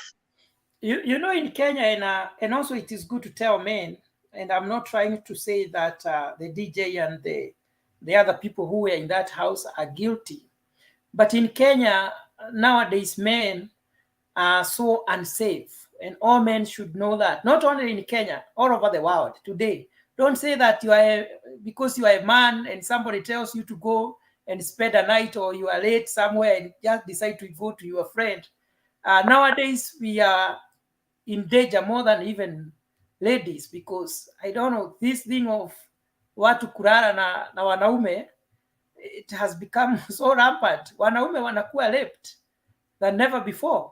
Yani mambo ambayo ni sijui ni ushetani ya aina gani that is going on, and it's just very crazy.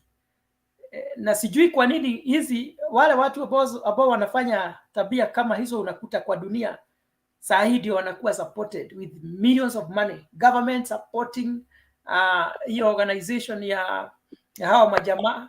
Huku sijui tukiongea mambo ya LGBTQ unaanza kujikuta hata uko kwa shida, wakati mwingine hata hatuongei sana kwa sababu inakuwa ni kama una discriminate. It's very unfortunate. It's very unfortunate. Na shetani ni mchafu. Shetani ni mchafu kwa sababu you can imagine how those guys, especially men, what they do to satisfy themselves. Hiyo uchafu yote na hawaoni kama ni shida. Na dunia inaona ni sawa. So, na wanapewa mabilioni ya pesa ili waendelee kurecruit watu wengine kwa hayo mambo. I don't know.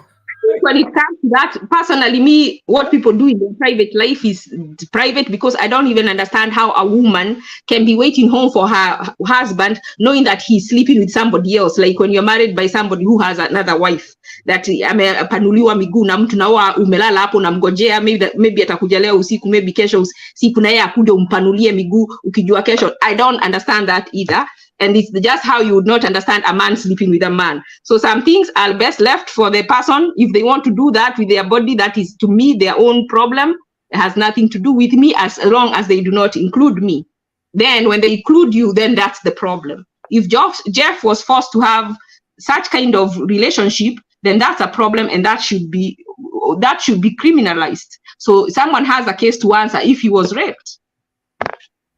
You know, actually, no one can force to include you or me or Mzalendo, but the society that we are in will force us to be part of the problem. And when we are part of the problem, you have to be part of the solution. That is why now we are here to look for the solution.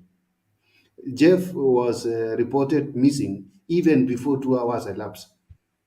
And when you are reporting somebody, it's at least not more than 24 hours, even let's say 20 hours. You can say mtu amepotea tujui.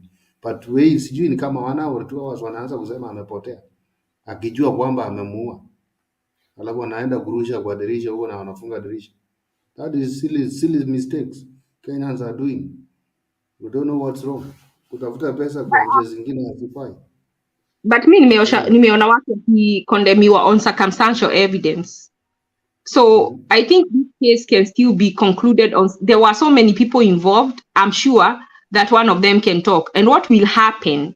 They will keep quiet and they will start being killed. By the person who did this, they will start killing the ones who are witnesses, so that this case will never become known. Na hivyo ndio Kenya ukua. Ukinyamaza, utauliwa. Kwa hivyo, if I was one of them and I saw it, I would sing like a bird, because then you become worthless. Right now, they are walking corpses because they are next. Yes, you will start even some of the topics that we've been discussing here, even some of us, we cannot raise the same topics if we are in Kenya. There are some things we cannot even say when we are home, because you receive several calls, they will start tracking you. What were you saying the other day? No, sometimes, the society, yani soko ilichafuka kitambo sana. So utachafuliwa hata wewe, nachunga sana. Na ndio mimi napenda mtu kama Sonko anaendanga na tape. Yani unakumbuka ule judge, he could not have been able to catch that judge had he not had a tape on him. And I think huyu Jeff alisikiwa what he was doing, the girlfriend saying he was video recording what was happening.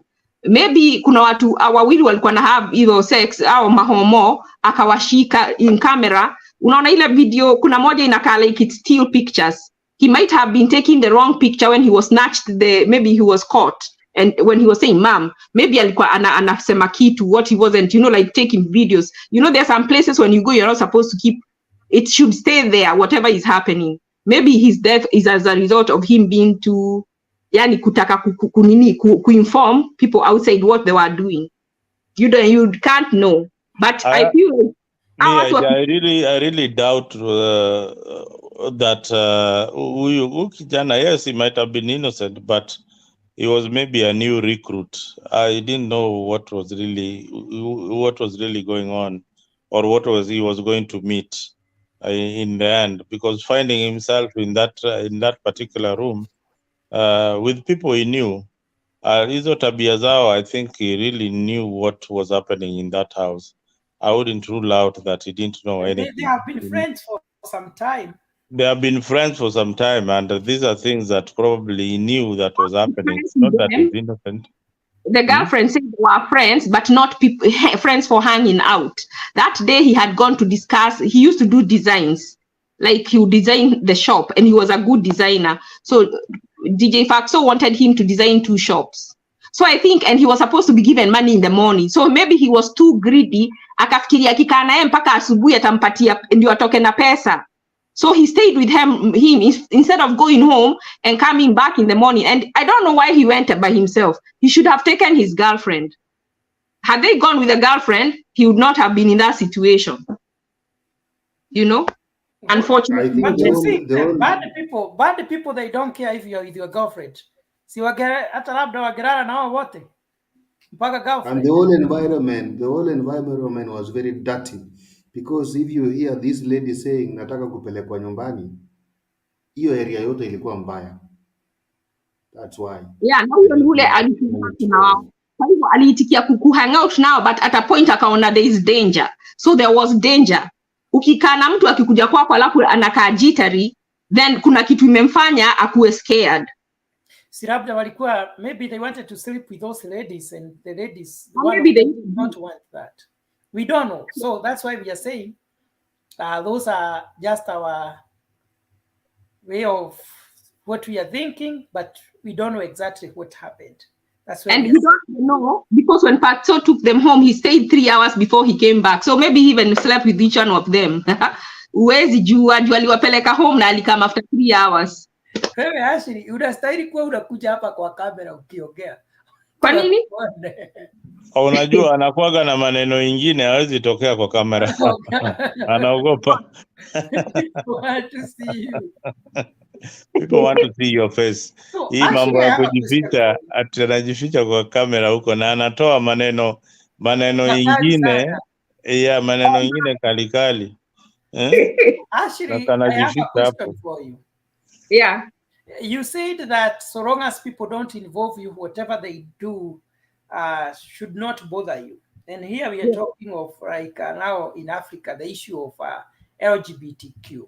And that is the stand that many Democrats or people here have, that so long as it is them doing that, it should not bother us. What do you think with Africa, whereby we feel that we should be involved in whatever they do, that if we know those people should be arrested and be jailed? For instance, Uganda just passed a law that if you are known to practice those things, you are imprisoned for life. What do you think about that? You know what? I'm not going, everybody has to live their life the way they want to be. Mm-hmm. One of the reasons I like America is because it's the land of the free and it's the home of the brave. Mm-hmm. Anything to do with the bedroom is between, when the bedroom is shut, it has nothing to do with me unless I'm behind that door. That is what I'm going to say. That's what I believe. And it might be different from someone else. And that's how they want to live their life. Me, I want to live in a free society where I'm free to do what I want. If I have any sin that I am doing against my body, I will answer to my God. But my God has given me free will. And I will exercise it as long as I am not committing any illegality or murder, like all those things. That's how that's my belief. And I'm happy I'm in a place that I can do that. Don't you feel afraid when, for instance, maybe you have a child or you have a child here in America? Don't you feel afraid that these children are growing in a society whereby your son tomorrow will come and introduce another man and tell you, Mommy, this is my wife? The Bible says, teach away in the way he should grow. And when he is old, he will not depart from it. And that is true. So for me and my household, I will have a certain way of life because I will involve myself in their life. When you see kids, most of the time, not all the time, when you see they deviate from what their parents are doing, it's because the parents are not in their lives. They are so busy doing other things. You know, in the previous settings or in the old day setting, the children used to be around their parents. But today, most of the learning they are getting from school, from the peers, from the social media. So it is not sometimes much what you have taught them. Sometimes they even disregard what you have taught them, and they want to go with what they have learned from others and the social media and friends in school. And nowadays, you don't have that much control over your children. Let me give you a scenario, Ashley. I know of a Christian family. I went to Seattle, and they invited me to their home. And the mother told me that her daughter want her friend to be using their surname. And I told her, do you know your daughter want to marry that other lady? She said, what did you say? I told her exactly. Your daughter right now, she is taking herself as a husband to the one she wants to use your surname. And she was like, can you repeat that again? I told her that's exactly. She bursted in cry and tears, and I called her. I asked her, can you tell me the truth? You said you want so-and-so to be using your surname. Yes, why? Can you tell your mother the truth? You are a husband and the other one is the wife. She said yes. And the mother and the father could not believe it. They are Christian. They have brought up this child in the church. But right now, she is a lesbian. But let me tell you something. For a parent not to understand when a child talks to them, yes, they stopped understanding or connecting with their kid a long time ago. Before, if your kid is in school, before even the teacher tells you there is a problem, you should already know as a parent that there is a problem. If your kid is not doing homework, you should be the first to know. The teacher should not be telling you. If the teacher is coming to tell you, or someone outside is coming to tell you something about your child, then you have to look where you have failed, because you should be the first to see that behavior. You should be the first to understand how your child talks.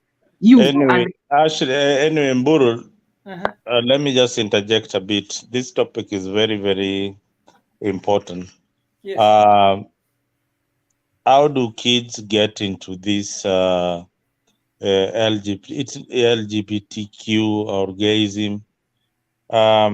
First of all, here in America, kids are taught to identify themselves to what they want to become, not what their parents want them to become.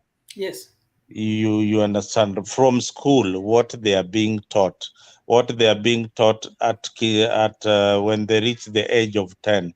That is when they become they identify themselves as, I am a girl, I am a boy, and things like that. And later on, when they are growing up, the teachers themselves tell them, you can identify yourself like, if you're a boy, you can identify yourself as a girl. It's normal. It is what is being taught in the schools. This is beyond actually what you teach at home. It is what is being taught in the school. And when your child comes home and tells you, and Mburu, you are having like sometimes I have a chat with my daughter. Then she tells me, then I tell her, that boy is behaving like a girl. Then she corrects me and says, why are you saying that? You are being, there's a word that you are being homophobic. That is the word. Have you ever heard of the word homophobic? Yeah. I heard the word homophobic from the first time from my daughter. You are being homophobic, meaning you are discriminating. That is their choice, against their choice. That is what they want to become. And you are not modern. You are like Yani, you are like somebody who is so primitive, outdated, outclassed. Yani, the things that you are talking about should not happen in modern society. When you grow, when you go now to an age of the age set of 18 and 21, there, when you meet somebody who is a lady who is a lesbian, you ask them, why, how did you find yourself in this particular situation? The kind of answer they give you. Do you know the kind of answer they'll give you? Hey, Mburu, how did you know that you are straight? You first, how do you answer that? How did you know that you are straight? This is a country, again, where you find the guys the families that subscribe to this, even when they have a child, they will name the child when they are 18, when the child is able to identify themselves as a boy or a girl. So they have gone to that extreme that a child cannot be identified at birth that they are a girl or a boy. They must identify themselves at the age of 18 on when they decide of who they are going to become. You see, this kind of extreme teachings is that what we call freedom, really? Ashley, that is what Ashley is calling the land of the free. That's the parent. That's when the parent, you see, it is how you teach your children. Now, if you teach them that, the probability is half will be gay, half won't be gay, because you're giving them that leeway. But you as a parent, there is a way you want your kids to be. I'm not supporting that, but I'm not going to also restrict another person from what they want to do. That's what I'm saying. I don't support it, but I'm not going to be also police somebody else to believe that. You see now, actually, and Mzalendo and Mburu, there are some things we are trying to avoid, because when you question some behaviors, unaanza kuambiwa wewe haushikanishi, sijui una nini. Yani you are outdated. You know, yes, they look at you as somebody who is so stupid, who doesn't know what they are talking about.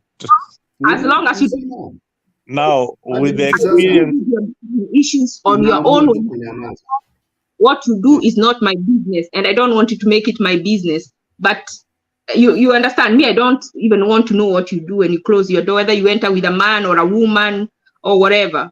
But then there are cultures. You see, like in America, marrying 2 wives is a crime of bigamy, punishable, where I stay up to 2 years in jail. Then in Africa, it is not, but gayism is a crime. So you see, it depends with cultures. So we have to respect different cultures and the way they live their life. But in mine, I try to just worry about me. When it comes to those issues of, I don't try to dictate to people what I believe. Because that's their body, they can do whatever they want with it. Are you a Christian, Ashley? Born again. Don't you believe that you should teach the Christian values to all the people, and you should believe in the Christian values? Because that is what the Bible orders. That's a good question, and one that I haven't found an answer. So you see, in Africa, in America, there's something called to respect other people and their religion. Actually, I don't even want to talk about, when we come to religion, it's a very touchy topic. Actually, I don't even have an answer, because in Africa, they teach you to teach people your Christian values. But now, is this person a Christian? Because then if they are a Christian, then we can talk. But if they are not a Christian, I can't impose myself on them. You teach people, first of all, to become Christians, and then teach them the values of Christianity. And you should believe that if people don't live, because we as Christians, we believe that Christianity is the acceptable or the accepted gospel. So we should try as much as possible to teach the ways of the Bible. And as a Christian, I expect, as much as America is a free country, that you should have that strong feeling to know when people are going, because it is either right or wrong. And if saying it is wrong, it is wrong. It is, and saying it is wrong and saying it is wrong is not an offense. But let's say, or what's the name of this person? Is it Kipto? Whichever, Captain. If he's not a Christian, I can't say it's wrong for him. So that is why I told you that's the place I don't even know how to. If someone comes and asks me for advice, I'll give them. But for me to go and impose myself on someone, I don't believe in doing that. I used to do that, but I changed at a point and decided that I will respect other people and their beliefs as they respect me and my beliefs. And that is where I am right now. So I want to say this way, Buru. Yes. There's a friend of mine. Let me call my neighbor. I know these people very well. They are Christians to the perfect. But one of the sons, watu wakienda kanisa, yeye anabaki kwa ile nyumba ile inaitwa singira ile. Watu wanakula chakula pale sitting room, lunch time, sapa nini. Yeye anangoja watu wakimaliza, anakuja anakula peke yake. Hata ili aende jikoni pale anajitolea peke yake. Kidogo kidogo jamaa ameanza kuweka zile masikio earrings. Na amevaa kofia ingine, hii kofia ya usi hii inaitwa mavi. Atoangi. Sasa hiyo sasa ashamaliza form 4. So ameitwa one of the universities in Nairobi, tukampeleka pale. So imefika kiwango sasa inafaa anyolewe ndio aende shule. So no believes that wazazi nini. But ilikuwa kizungumkuti kunyolewa hii nywele. Kofia ile funguliwa imeshukwa. Na hiyo sasa ni ujue ni ushago huko. Tukakaa tu akaenda university yake akarudi. Ile long term sijui long holidays and all sorts. One of the relatives wakamtembelea. So akaambiwa so utaenda kulala Singira huko na vijana huko. Yule mgeni alikataa, alisema aende kulala hiyo Singira na hiyo jamaa anasumbua usiku. Usikia? Kitu inaanza tu ujinga in the compound, but ina grow inakuwa kitu kubwa sana. Na keep sijui ama mzalendo, sijui kama unaweza kurefresh. There are many people who were watching on Facebook na ni kama naona kama Facebook ime cross ama Facebook iko sawa, yote yangu ni Facebook. 8 hours, so they have to refresh if they want to get them back. Yeah, sijui kama bado inaenda. Ameenda kabisa. Wewe nimpigie. So hiyo story kaendaje? So sasa si jamaa sasa imejulikana tu ako hivyo. One of my brothers akapigiwa simu akaelezewa kwani hii jamaa vipi? Akaambia hata si tushaona, lakini ukijaribu kueleza wazazi wake wanaruka vibaya sana. Ni nini mnataka na mtoto wangu? Mara nini? Nini? Tunaona so such beliefs ile tunaongelea saa hizi. Mtu akijaribu kuelezewa labda mtu ataona unaonea mtoto wake na maisha yake ya mtu ile anataka, wacha aishi maisha yake vile anataka. So what can we do? But if there is some room to correct on a Christianity way vile umesema, which bado nakataa, juu wale wazazi ni Christians to the core. Lakini watoto wao acha tu. Watu waanze kupeleka watoto kuanzia, kwa sababu tumekuwako tangu kitambo na haya mambo hayakuwa sana. Nimesomea boys school, hiyo mambo hayakuwa. Why now? Sasa ndivyo watu wamebadilika wakajua sasa wanaweza kuwa wanalala na wanaume wengine. I mean, sasa ndivyo wamejua gender yao. I mean, to me ni mambo baya kabisa. Especially wanaume kulala na mtu na huku nyuma. Watu wanafanya nini na huko kwa hiyo uchafu? Kwa mafi jamani. Shetani ni mchafu. Unaenda kutafuta nini huko kwa sewage bana? Kwa sewage. Shetani ni mchafu. I mean, so nilikuwa nafikiria kuhusu hiyo sheria ambayo imepitishwa Uganda. Wanasema ya kwamba ikijulikana ya kwamba wewe una practice hayo mambo, evidence ikipatikana watakufunga maisha. Ashley, do you think we should do the same as a country in Kenya? I will plead the fifth. Yeah? I think we have other issues that are dire than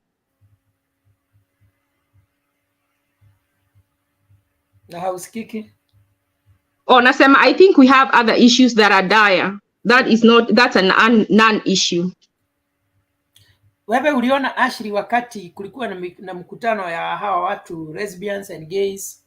Uliona venye hiyo mkutano ilikuwa imejazana kule Nairobi when they had a meeting with the ambassador of America? No, I didn't see it. I didn't see it, but I don't think that's an issue. When we have issues like these ones of Jeff we are talking about, when we have about insecurity, about Shakahola, that is really at the bottom of the barrel. Wewe huoni hiyo kitu ni serious kuliko hata issue ya sasa wewe unalala na yeye kama ni mwanaume na mwanamke, inahusikana nini na serikali? I don't even understand, and I would not even come here to even discuss it, because I would first want us to discuss why a man is allowed to marry another woman without even consulting his wife. So you see, we'll talk about non-issues. Well, that is actually an issue where a man bringing another woman into the house. Well, he already have a covenant with this first woman and he has not informed her. You see, so I mean, to me, unajua Ashley, that law was passed in Kenya. You only have to inform your wife that you are marrying a second wife. It is law, and we have an African culture. So whatever you are discussing, you are saying kulingana na culture ya Kenya, hata it's kama normal. Sisi wengine tunaamini in one wife, one man, one wife. Kulingana na constitution ya Kenya, you are free to have as many wives as many as you can. So that is already law. So whether you like it or not. You know, when in America law was that you can have slavery, it doesn't make it right. So the fact that something is law doesn't make it right. Actually, kwa sababu umesema wewe ni Christian, na mimi pia husoma Bible sana, na mimi ni Kristo. Tuongea vitu zingine. Me, I don't want to talk about that topic. Hii ni mambo Anyway. ya society, Waja tu tuongee tu kidogo. Imagine, let us talk about things that can. Sitakuikiria kwa vibaya. In fact, yeye nataka kuleta sio kitu. Sio, waja tu nimalize. Hata karibu fanya nisahau venye nilikuwa nataka kusema. So, nilikuwa nataka kuongea hiyo mambo ya polygamy. Kwa sababu traditionally in the Bible watu walikuwa wanaoa wanawake wengi, na sijui at what point ilisemekana ni vibaya kuoa more than one wife. Ningetaka Ashley tufafanulie according to Christianity, why does it feel so bad for a man to marry another wife? Mimi mwenyewe naamini na one wife. Kwa hivyo I'm just trying to create a debate around your culture ya America na how you feel it's strongly wrong for a man to have more than one wife. Na tunaona hata kwa Biblia hata wale watu Mungu alikuwa na waenzi sana, kina Jacob walikuwa na more than one wife. Is it a very sensitive topic? Ashley, I don't have the energy to engage in that topic. You know, these are ladies don't want to really engage much, but it's the reality about life. Anyway, guys, I think we are coming to an end of this wonderful show. I would like you guys to give your final submission. Meanwhile, I want to thank those who have been with us, Kina Egzi, Vincent, Roger Sukumu. You're still wanting us to share the link. Hata Black amekuwa akijaribu kuingia, sijui Black amekuwa akijaribu kuingia, but the problem is the owner of the link is deep asleep. Let me wacha nimwamshe. Watu kwa yako. No, mimi siwezi link watu kwa yangu, niliingia na simu. So ningeingia na computer ningeweza kulink watu. But siko na computer karibu, lazima ni lock vitu zingine mingi. Okay. Nianze. And wewe ndio ni kama umeanza show, unataka kuendelea na show. We can leave you to moderate, uendelee na show mpaka kesho. A lot, we can do that because there are people who want to get in, and then they can. Yeah, there are people who want to get into the show. I mean, if you guys have the energy to continue, I mean, you can continue with the show. Let me neamushe Jex awapatie aingize hao wanataka kuingia. I was thinking there were so many people on the Facebook who were watching, and I think Facebook time has elapsed. Oh, Facebook time, eh? Let me just wake up Jex and he can give us the way forward. Meanwhile, Germany, because even Clinton has the link. Clinton can. Anaitwa Jacarendo. Jacarendo, where is he now? Oh, you don't have his number? No, I have Jex number. Nimeweka hapo inbox. Si hata uamshe mtembei mwenyewe. Unajua shida ni even if you uweke link kwa inbox, akisha kuja kwa background hatuwezi muingiza, otherwise kina blacks walikuwa hapa before and they logged themselves out. So hiyo ndio shida ile iko. Hata nyinyi mkitoka tu hivi you can't get back. That is the problem. So we want you guys, even if you want to remain part of the show, don't log out. Usitoke kabisa, hoping that you are going to come back. Just switch off your camera if you've got something you want to do on the background. Black alikuwa hapa and he knew that we had a problem with this. So let me just wake up this gentleman akuja to amsha mtembei.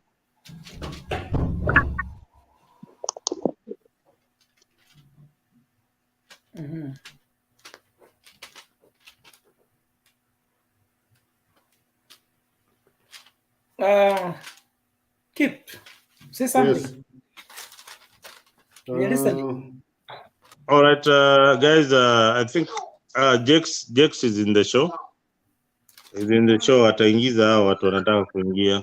Tayari ameamka. We already spoken. Oh, that's anyway, the issue that Mburu you addressed, these are issues that are very, very important. The issue of LGBTQ, though we might run away from it, this is something that will affect us in the future.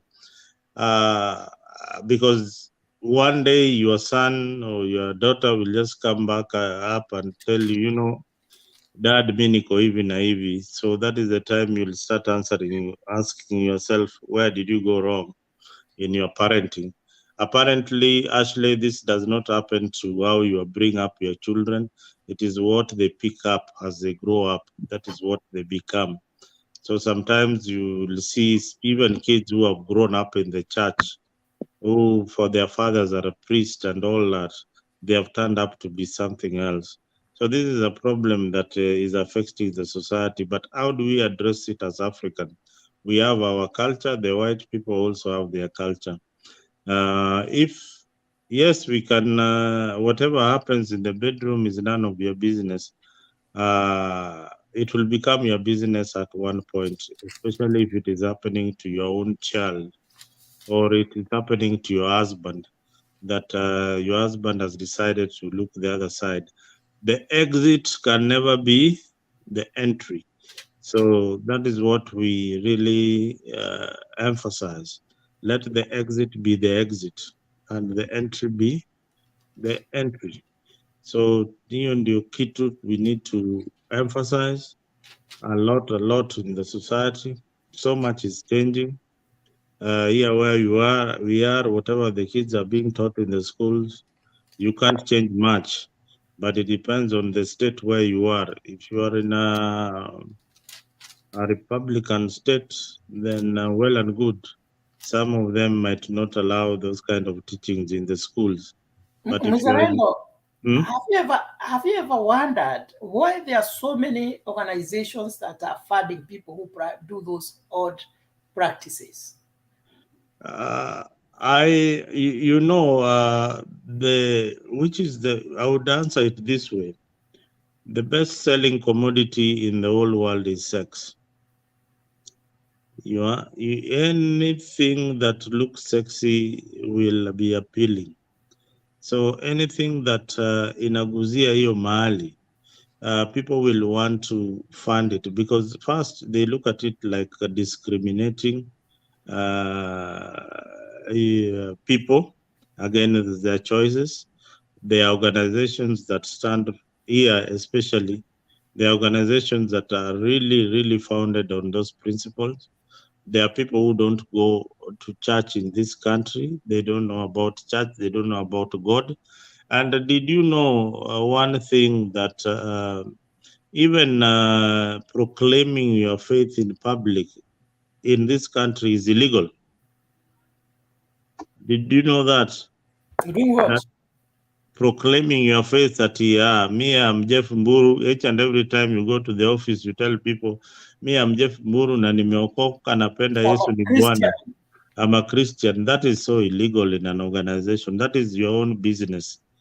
Me, right? I do that. I went to one of the schools and they told me to tell them something they don't know about me, and I spoke about it. Yes, you can only do it on one occasion, but you'll only do it on one occasion, but you cannot do it in a staff room where you have other colleagues. Yeah, that was the only occasion that I am sure. And I saw everybody turn and looked at me as if I committed a serious crime. They will never invite you to that school again to give that kind of statement. Actually, I was a student. Yes, you are a student then, but now after that, many of the students came to me wanting to know more about what I said. Exactly, they will come and they were curious because they've never. What do you mean that you are born again and a Christian? And I talked about God, and they were like, even they're wondering. Can you repeat what you just said? They don't know, because they don't know, and they can ask you very funny question. And where do you think this God is? They were even asking me if I went to school to know those things. Yet I just made a general statement. Exactly. So here you will meet people who have never encountered God in any way. God. They have never heard about it. Their families don't go to church, and that is how they are. So kiwambia mambo ya kanisa, there are churches which are empty. I'm in a church whereby ukienda church you find very, very few old people in the church. Not young people go to church. The old people, the old generation, they wanaenda kanisani. That is the truth. The young people in this country don't go to church, but the communities that have embraced their culture, like the Jews community, the Jews, they still go to their synagogues, and they go religiously to their synagogues. Even Muslims. But only Christians have abandoned their faith. Christian. You know something great that Kenya has done? You see, like in Kenya, it's not a big thing. Like, apart from the other day, someone tried to bring it in Kibera. The thing about Christians and Muslims, the way they live together, it's not like a big issue. In America, ukisikia mtu Muislam, you look at them 2 times. You just see a terrorist. Like it's a thing to be a Muslim. Even when you write you're a Muslim, someone pauses first to look. And I see in Kenya, there is that is one success Kenyan has been able to do, to be able to it's not a big thing if you're a Muslim, if you're a Christian, even in the government, they are employed. You see this lady in Minnesota, what's her name? The Democrat, that lady was even removed from a committee. They tried to, yes, Omar. Yeah, so it's a big thing to be Muslim, even for her to even have an office. So that's a thing. Yeah, so that's one thing that Kenya has been able to do successfully. And do you know why? That is one. Actually, do you know why these people are like that? I came to realize that some people are born here, they stay in the same state, they get educated in the same state. When they want to go somewhere else, they go to another state within the same country, and they don't even bother to know what goes on in other places, because they believe they're in the greatest country in the whole world. So they don't get information about other people and how they live and all that. So the scanty information that they have about Muslims is about Osama bin Laden and those radicals. Those are the only things they hear. They don't know that we also have very moderate Muslims, very good Muslims, just like any other person. So that is why when you are a Muslim, they are like, they don't feel so safe, you know, because they don't have much information. And some of them, I'm just saying, some of them that I have interacted with them, they are not so much exposed. They even ask you about Africa, whether you have houses. They think we live in bushes.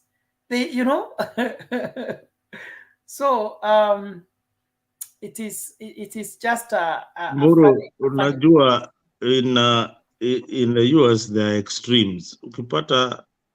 Ukipata mzungu ule, sorry. Did I get, can you guys hear me? Yes, we can. But it's like your video is freezed, eh? Oh, yeah. Sometimes in Aquaga, I don't know what these kids normally do with the phone. But oh, yeah, right now. There's something on the comment section there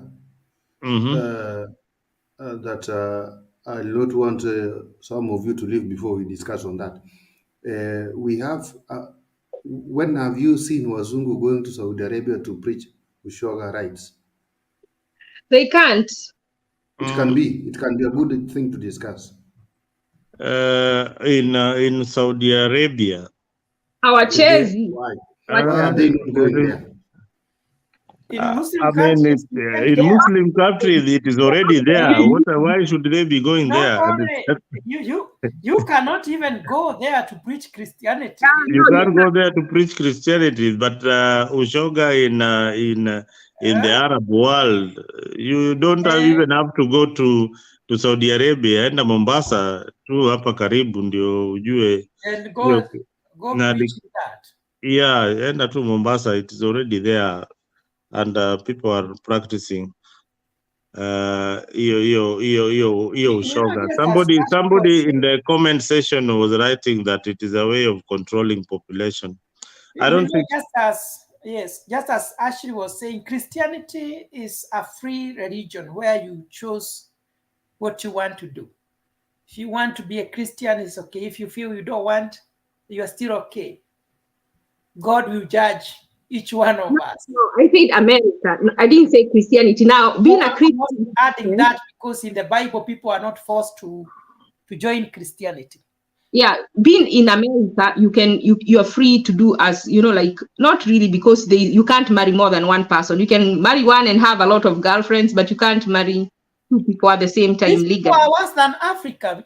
Do you know? Actually, I have listened to many people because I interact with Americans on a daily basis, and I talk to them a lot, and I realize their culture is worse than our culture, because some of them are in the 5th, 6th marriage, and you are married but you still have a girlfriend, or you have several girlfriends, and they are okay, and they don't see it as a big deal.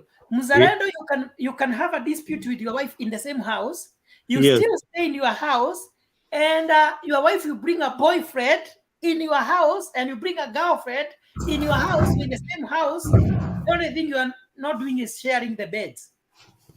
And yeah, I mean, you know, this is a country whereby what we think is a big deal is not a big deal to them.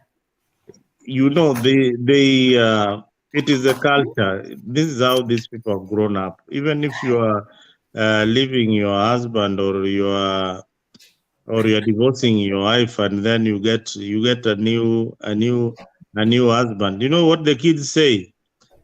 Mom has got we're having a new daddy. And they're so excited about it. Exactly, a new one. We're having a new mom. So it is like a brand new car. Yeah, it's like a brand new car. So it is normal. Having a new mom, a new dad in the American culture is just a normal thing.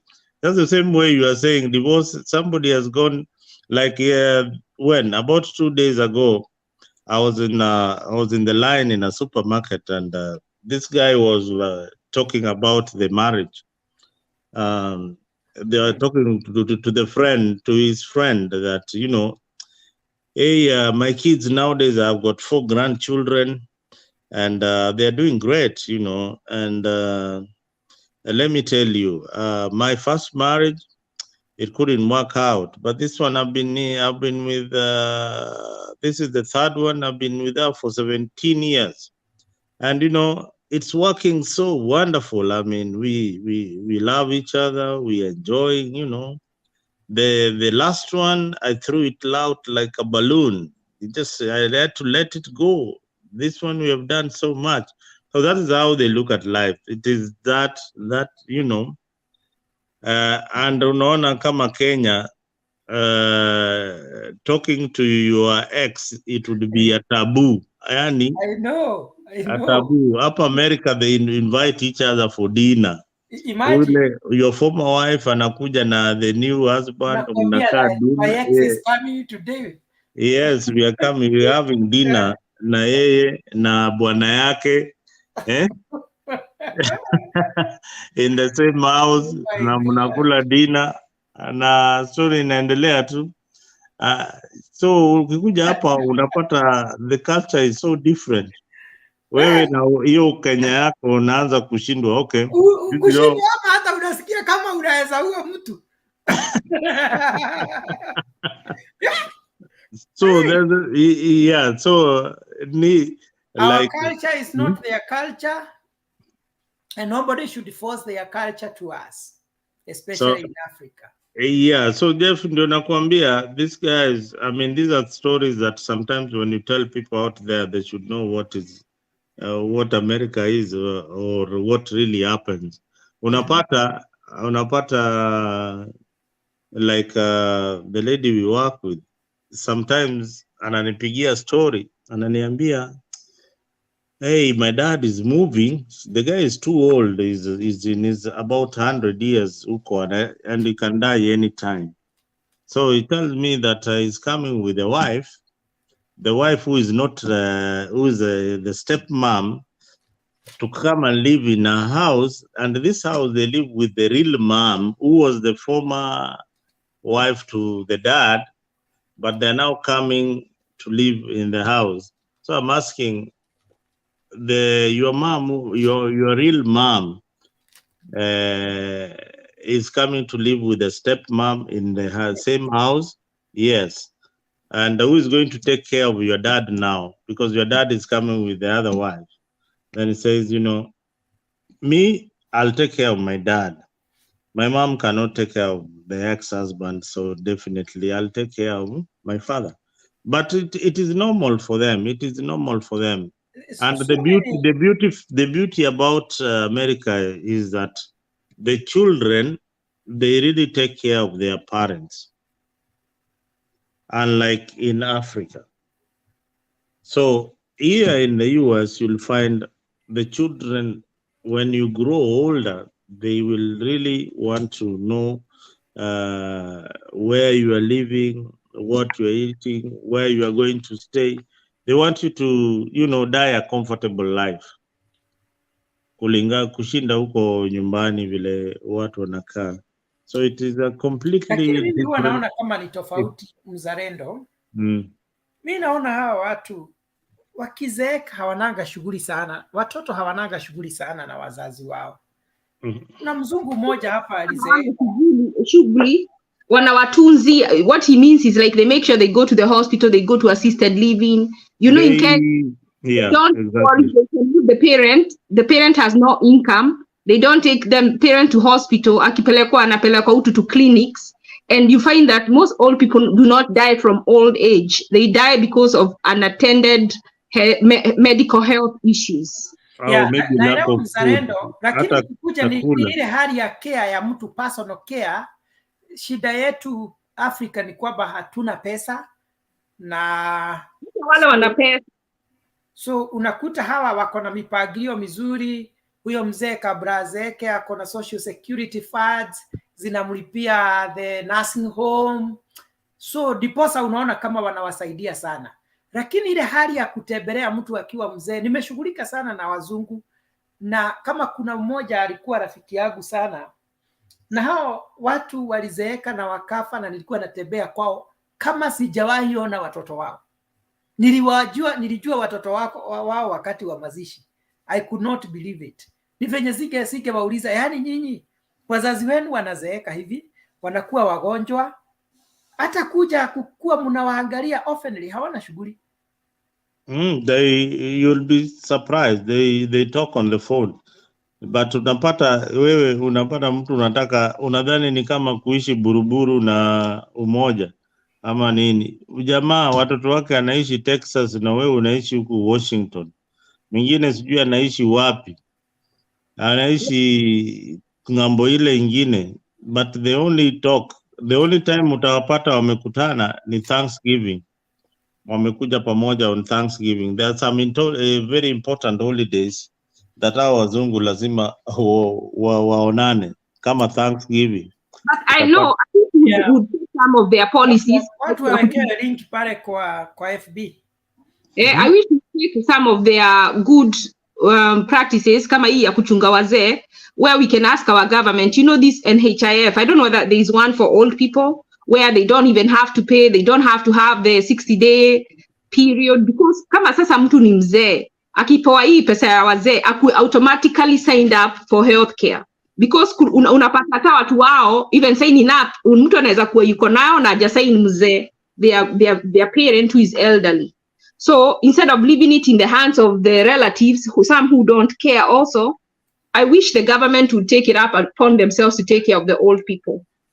Yeah, I think actually that's a very important point. Hizi nyumba za wazee, nafaa kuwa na nyumba za wazee, housing that just for the elderly people. Like here in the US, there's housing for 55 plus. Ukienda huko mbele. There are so many. And those are so many jobs. So hata badala ya watu kuenda pale kama Saudi kufanya kazi Saudi, I tell you, if we can sit here and bring all our best, all what we from every country outside Kenya, we bring all the ways people can make money in Kenya or jobs can be created. Hizi allowances zinapewa hao watu wakubwa, wachukue hizo pesa na hizi pesa zinawestiwa. Imagine they can redirect that money to create. You see, actually, this is a business. It's a business opportunity for someone who is out there who can invest in this gray area. It is something that is very lucrative. There are people out there who can afford to put their parents in a home where they can get food, they can get good care, and away from the village.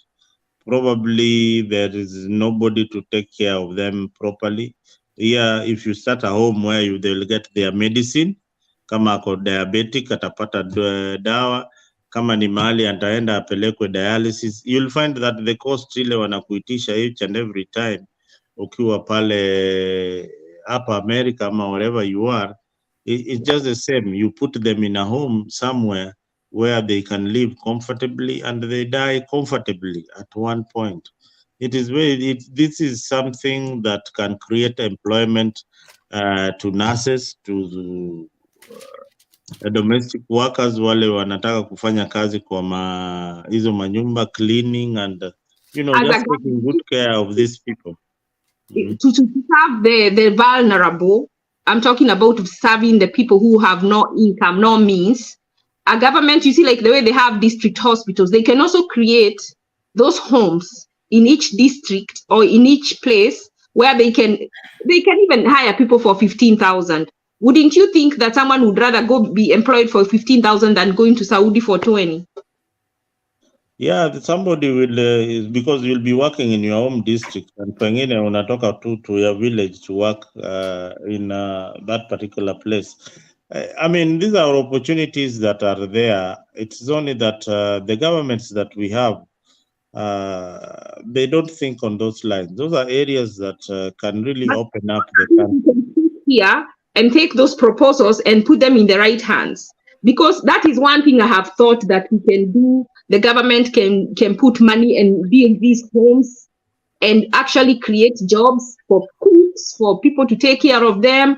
And there is enough money, I believe, to go around. Badala ya kucreate pesa wanataka kusema ati wanataka kupatia sijui opposition office, hizi pesa za opposition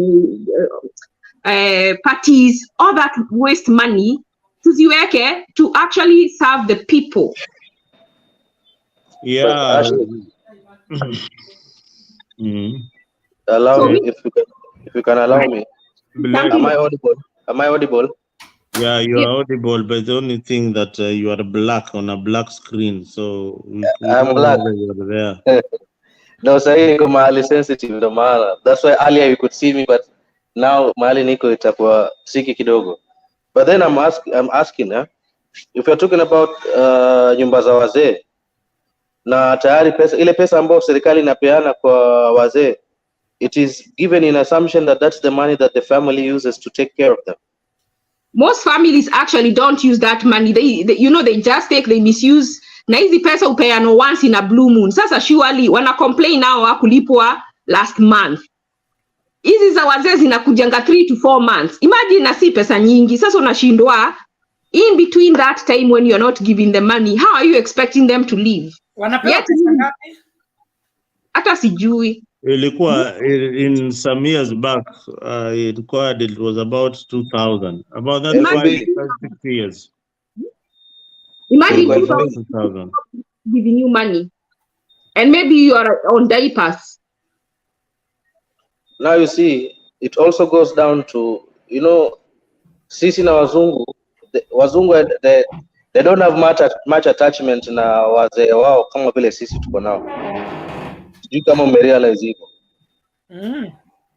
Unaona kama sisi wa Afrika tunakuanga na ile attachment ya kuishi na wao, unaona?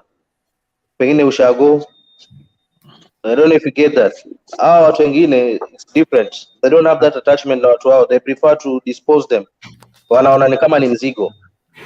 No, unajua nini Black? Ni ile tu wazungu hawana maushago kwao. Unajua? Wewe you are privileged kuwa na ushago kwenyu mali baba yako alitoka na kuna watu pale. Hawa wazungu hawana makao kama hayo. They have got houses that they live in or property that they bought. Hiyo ndio wanaita maushago. So it's not really an attachment. It is just like African culture and setup is that tutajipata uko nyumbani. Yeah. As life is becoming hard, even in Kenya, as life is becoming hard, look in your village, you will find that there are some very many old people that are neglected by their families, because the families in the first place, they are struggling to survive. So unaona kama wewe kama as a family, you nuclear family, you're struggling to survive. When are you going to think of going to see your grandmother? And if she's sick, even take her to the hospital, and you yourself, you're struggling even maybe to take yourself to the hospital. That's why I think that the government should step in to help these vulnerable old people. Because ukifanya investigation, si wengi wanasaidiwa. We think they are being helped, but they used to be helped. But the new Kenya is not like that. The new Kenya is different. Sasa nasemaje, if already tuko na structure ya wale wanaitwanga sijui clinical sijui nini, wenye wanatembeanga house to house, wamepewa specific area, wameandikwanga na serikali kuangalia kama especially kama wale watu wenye wako na magonjwa makuu kama sijui ni iteje kwa njia rahisi, isionekana vibaya, ule ugonjwa mkubwa ambao mnauelewa. So huwa wanatembea kuhakikisha kwamba wale watu wanakunywa madawa yao vile wanavyostahili, sio? Sasa why can't we also use the same mechanism or same structure to have guys or people employed by the government, similarly to the way they usually go around to ensure that those affected take their medicines. By the infected, I hope people understand what I'm saying. Wanakunywanga zile dawa zao, the daily dosage, the same way wazunguke kule maushago wakiangalia wale wazee. Maybe they are assigned a specific area to ensure kwamba wanakula vizuri, wanaishi wanalala vizuri, wa mahali ya kulala vizuri, mahali ya kula vizuri. That one in the Kenya setup, the way we are and the way there is a corruption in the country, that cannot work, Mr. Blake. What we are saying is a different. It's happening. It is not happening. It is not happening. This magonjwa. Sijui kama unajua ugonjwa unamaanisha. No, I know what you are talking about. I know what we are talking about. But there is nobody who is assigned to a particular person na tuenda pale uangalie kama watu. Not person, it's an area. It's an area. Yeah. For example, ni follow up tu.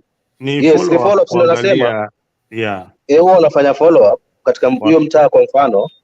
Kwa mtaa fulani unapata fulani wako assigned huko, mtaa nyingine fulani is assigned huko, so they already know which houses kuna wale wagonjwa, so they usually go to specifically to those houses wale watu wako assigned to those areas to follow up, to check if they are taking their medicine correctly, how they are faring on, so on and so forth, like that. So if that is already working for us, can we not use the same structure, the same system now for the wazes?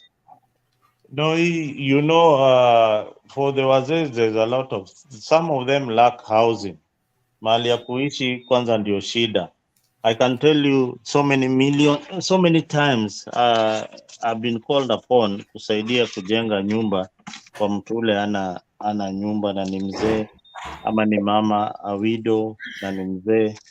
Hawana hiyo infrastructure, hawana mahali ya kuishi kwanza. Tujaongea na chakula ile anakula. Mahali ya kuishi. Life expectancy in Kenya is 62.6. And because we don't take care of our old. What we forget, we also get. These guys would have lived longer if they were taken care. I'm talking about this issue because I have been, there's an old lady I know, very old, almost in their 90s, and she's now in bedridden, and they were not even buying her diaper. Pesa zake za wazee zikikuja hata zijulikani hizo upata miguu zinaenda wapi. Wanamkataa kumbaia diaper, wanamwambia kuna pesa, na pesa za wazee zinakam. And she has land, and her kids have even divided the land within themselves. I'm like, why don't you sell that land? In America, do you know what people do? They do reverse mortgage. Ikitu ya inheritance in nanini. If your kids can't take care of you, you reverse the mortgage. You get a loan on the land. When you die, somebody else takes, but you live in comfort.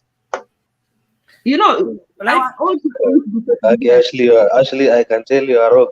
You're very wrong. Haven't you? You've never heard of reverse mortgage for the old? When katili haki. No, I'm talking about if people are mistreating you and even telling you they don't have money for diapers for you, and then they have divided your land, and then they let you live like a pauper. You know, then I'm like, here. So you go sell the land. Here, people are taught to be more independent, not rely so much on the inheritance of their parents. Yeah, because even that parent, how can you inherit their land and you refuse to, you mistreat them, you don't take the care of them, you don't take them to hospital, you tell them there is no, so people die and people don't, so you know, in Kenya, life expectancy is 62 years. That means many people die within that age. Very few people go beyond 62 years. Tanzania, life expectancy is 66 years. Uganda is the same as Kenya. UK has the highest life expectancy level of almost 81. In US, it's 77. So you can see that tells us something about Kenya and Uganda when it comes to taking care of our elderly people. So I think the government should do more, because 2,000 can do nothing about supporting somebody.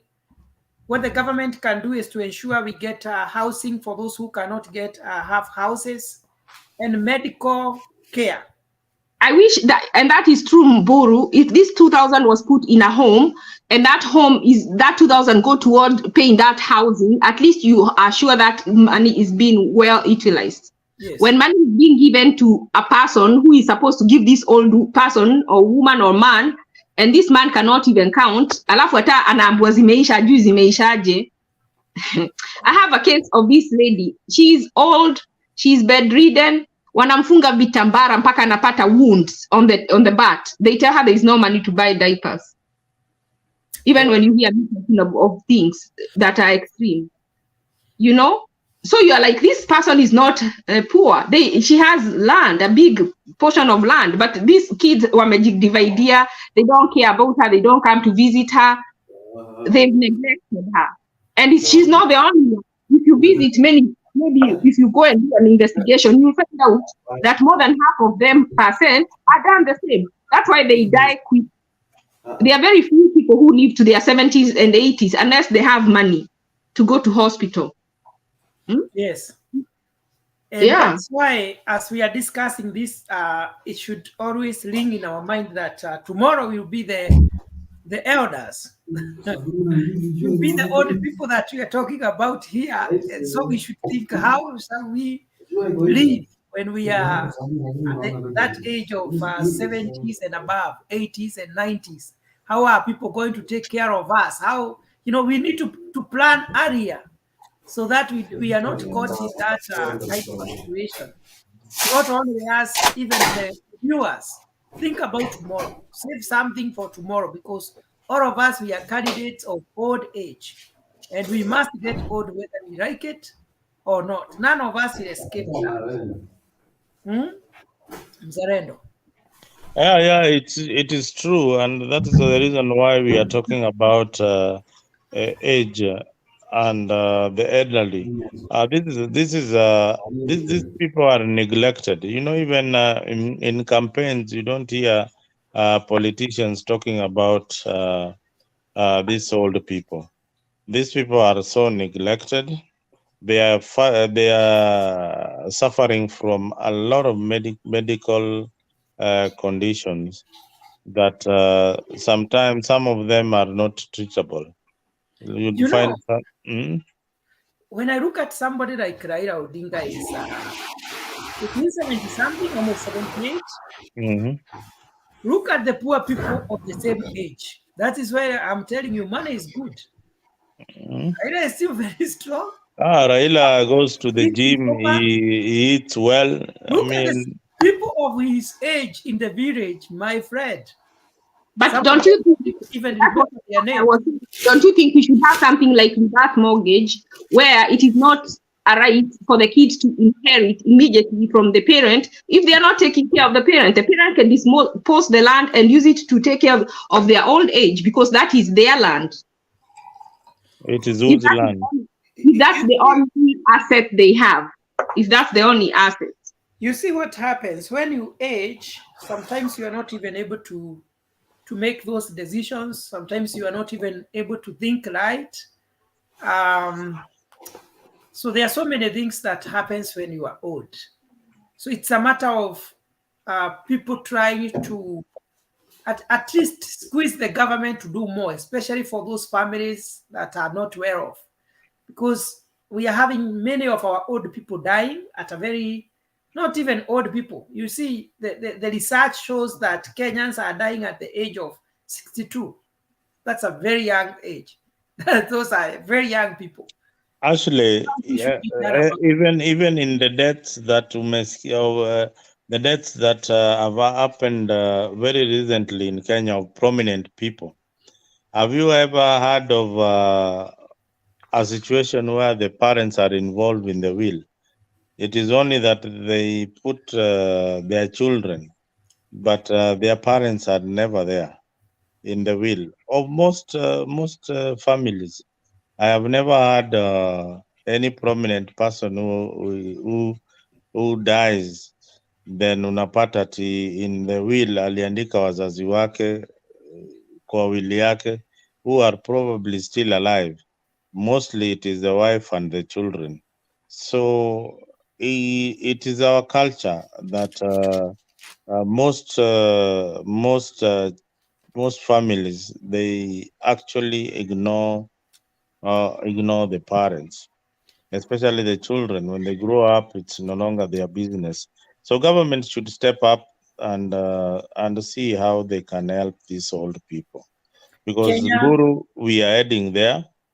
If we don't shout about it right now, maybe somebody up there will listen to what we are saying, and if it is making sense, they can make laws that will affect us. Because you realize this is a country where when we will grow old, you will not need those story buildings. Sahi, Mburu ukijenga nyumba ya maisonette, know that in the next 20 years, you will not be able to sleep in that bedroom. If you didn't make a bed, if you didn't build a room downstairs. So, ujue itakuwa ni waste of resources. So, as time is going, tunaenda hapa kwa mabangalo. Na watu uzeeka, wacha nikuambie.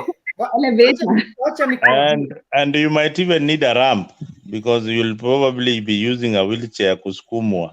So ukijenga nyumba, ujenga ile iko na ramp, ile unaweza ingizwa na wheelchair tukikupeleka kwa ambulance kukupeleka hospitali.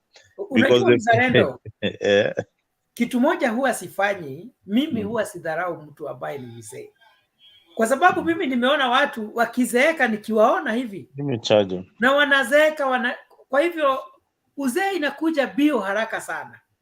Mtu unamkumbuka vizuri wakati alikuwa na nguvu, wakati all of a sudden unaona huyu mtu saa hii hata hajielewi. Na tumeona iki happen. So as you are saying, uzee inakuja bio sana, haraka sana, na time inasoga haraka sana.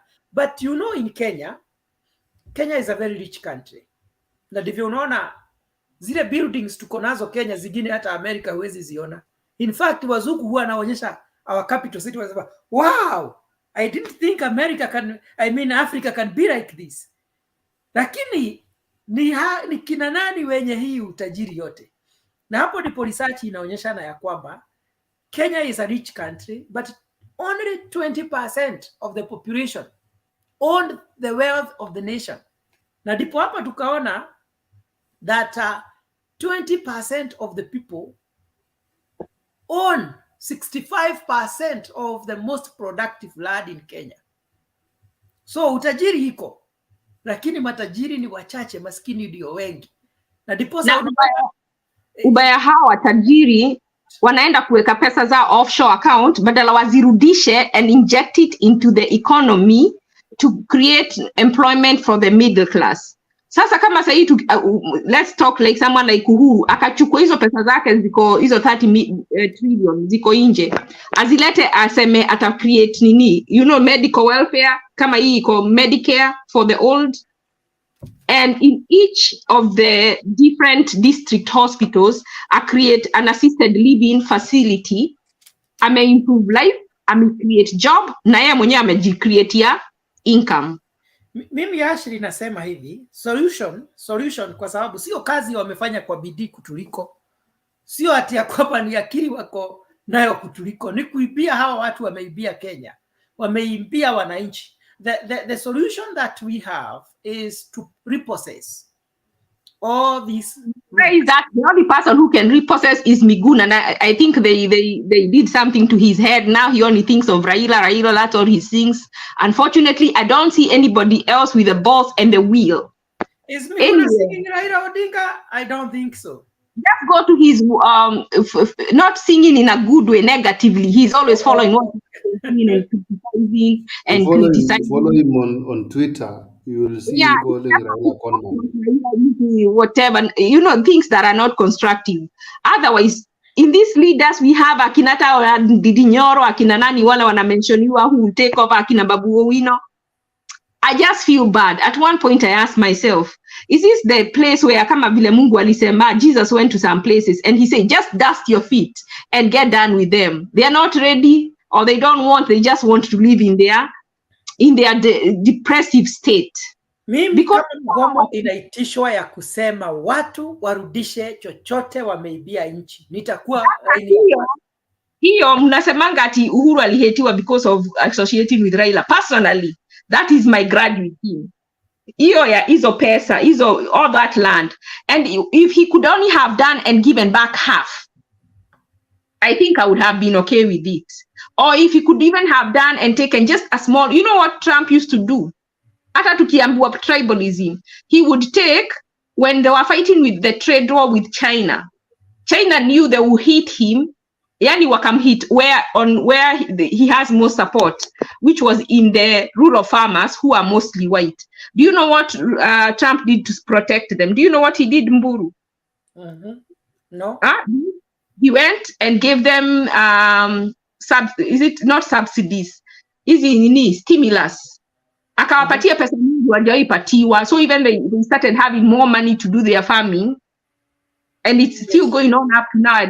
I think it's coming to an end or something like that. But whatever China took, whatever they made things expensive for the rural farmers, he came and gave them a stimulus to cushion them. Tunasema hata sisi tukifuata nini leaders wetu tunasema ngati this one belongs to our tribe. What are we getting? What do we get from them in exchange? Unajua hiyo leakage yenye ilikuwa inaitwa I can't remember, yenye walisema Uhuru wameweka sijui how many billion. Hiyo ni moja tu ya ile sasa inaonekana vizuri. Inajulikana. Inaitwa Pandora paper. Sasa hiyo ni moja tu. Na Wakenya wanaona ni sawa, na hata hakuna mtu ako na shida. Na mtu anatuambia nikirudi nitakuja kuwaelezea.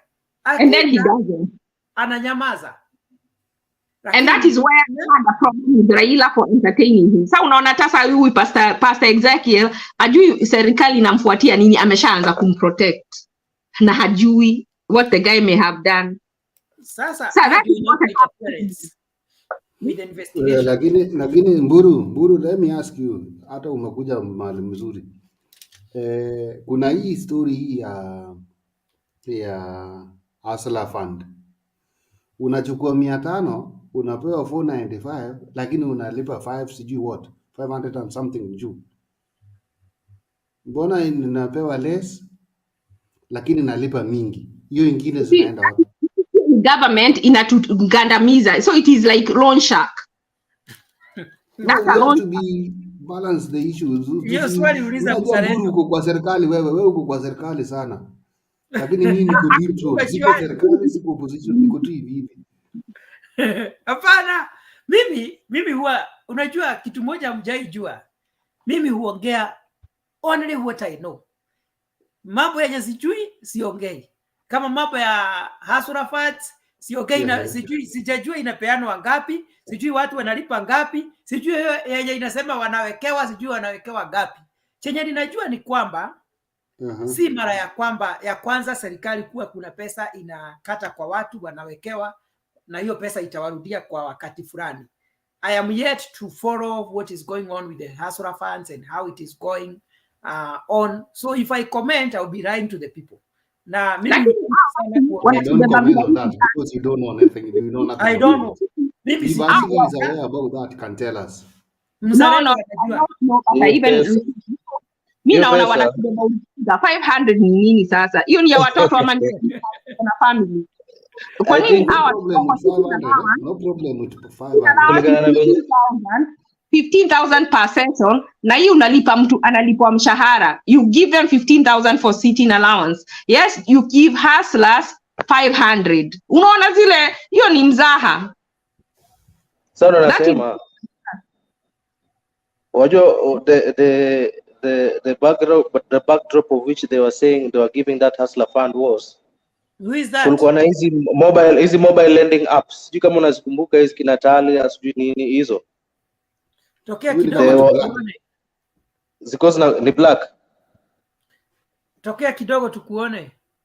Naona mwangaza.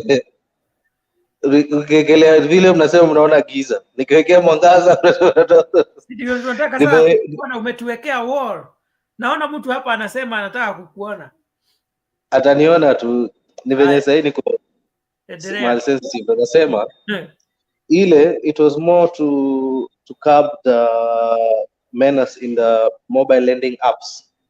Hizi kinatali, speaking of what, the interest rates were so high. So the government came in to try and see what best they could do, because tayari already this coming government knew that our mahaslas wenzetu, they really need these funds, hata kama ni kidogo aje. Lakini sasa mtu anaenda hana budi, anaenda anakopa kutoka kwa hizo mobile lending apps, anapewa interest rates ya 30%, no, it was so high. So government just came in to cap that, but it was not more of like a way to help anyone to start up a business. Now, and to be honest, Black. In regards to answer now, Ashley M's question as to mbona pesa ni kidogo, the one that ambao you ought to go for ni kuna moja inaitwa startup. Naona. Now they have another second product called startup.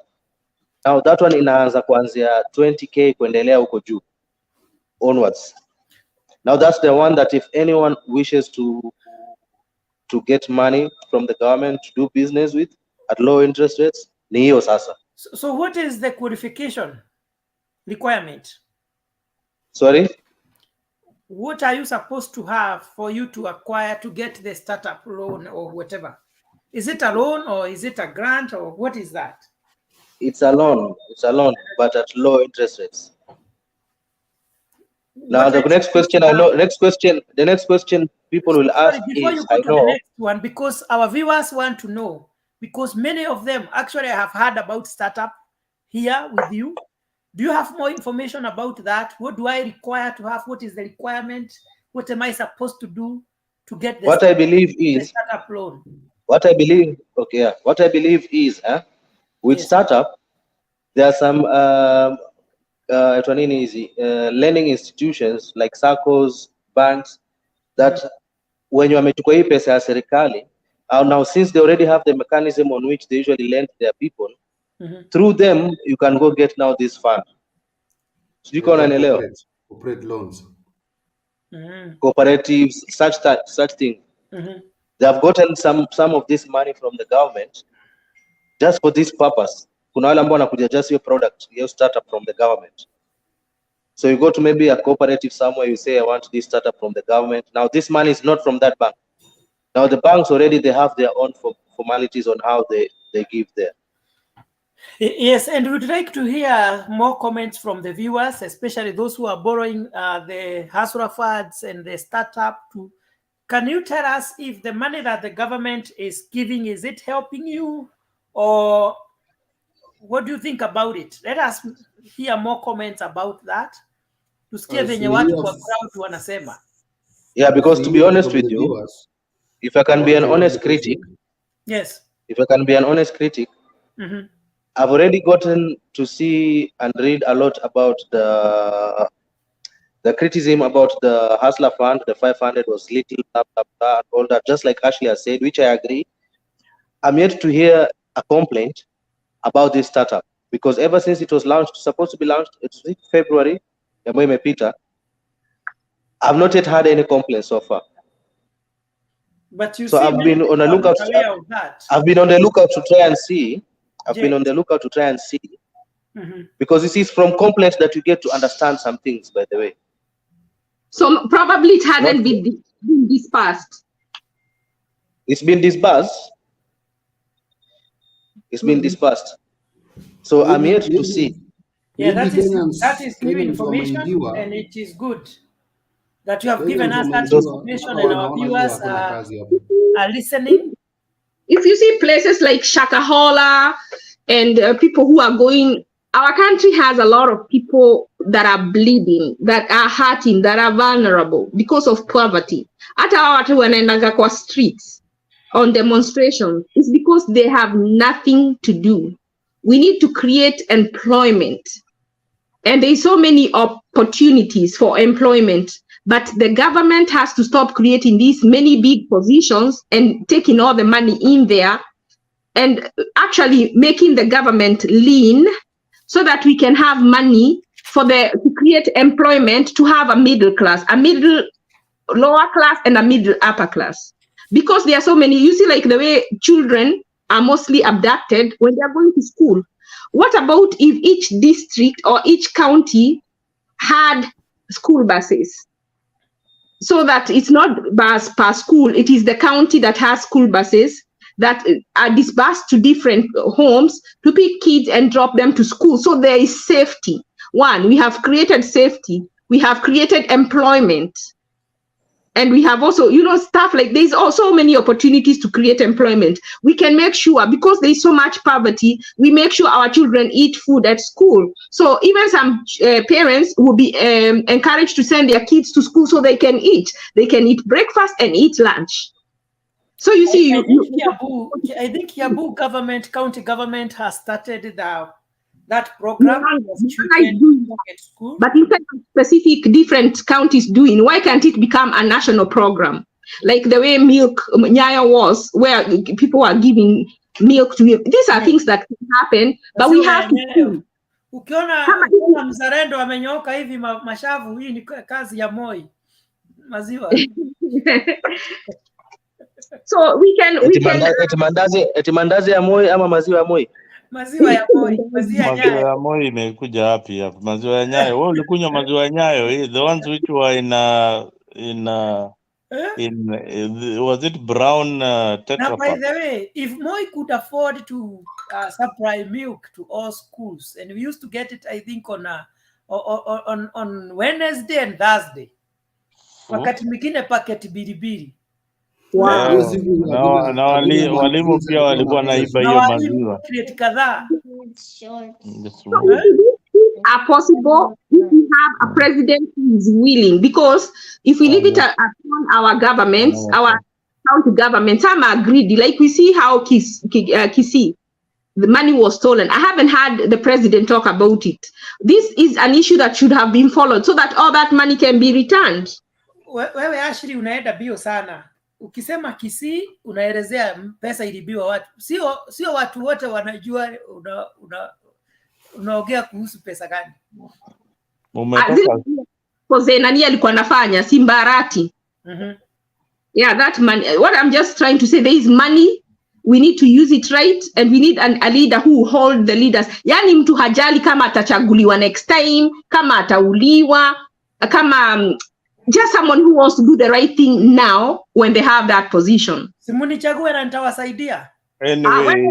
Anyway, Mburu sai, the thing is, we need the kind of leadership Ashley is looking for is not within the Kenyan political arena. The kind of leader you are looking for is out there. We need to start advocating for that kind of leader to come out and take leadership. Whatever we have in form of a leader is somebody who is going to push us to the next level and elect good leaders. That is why we have these forums.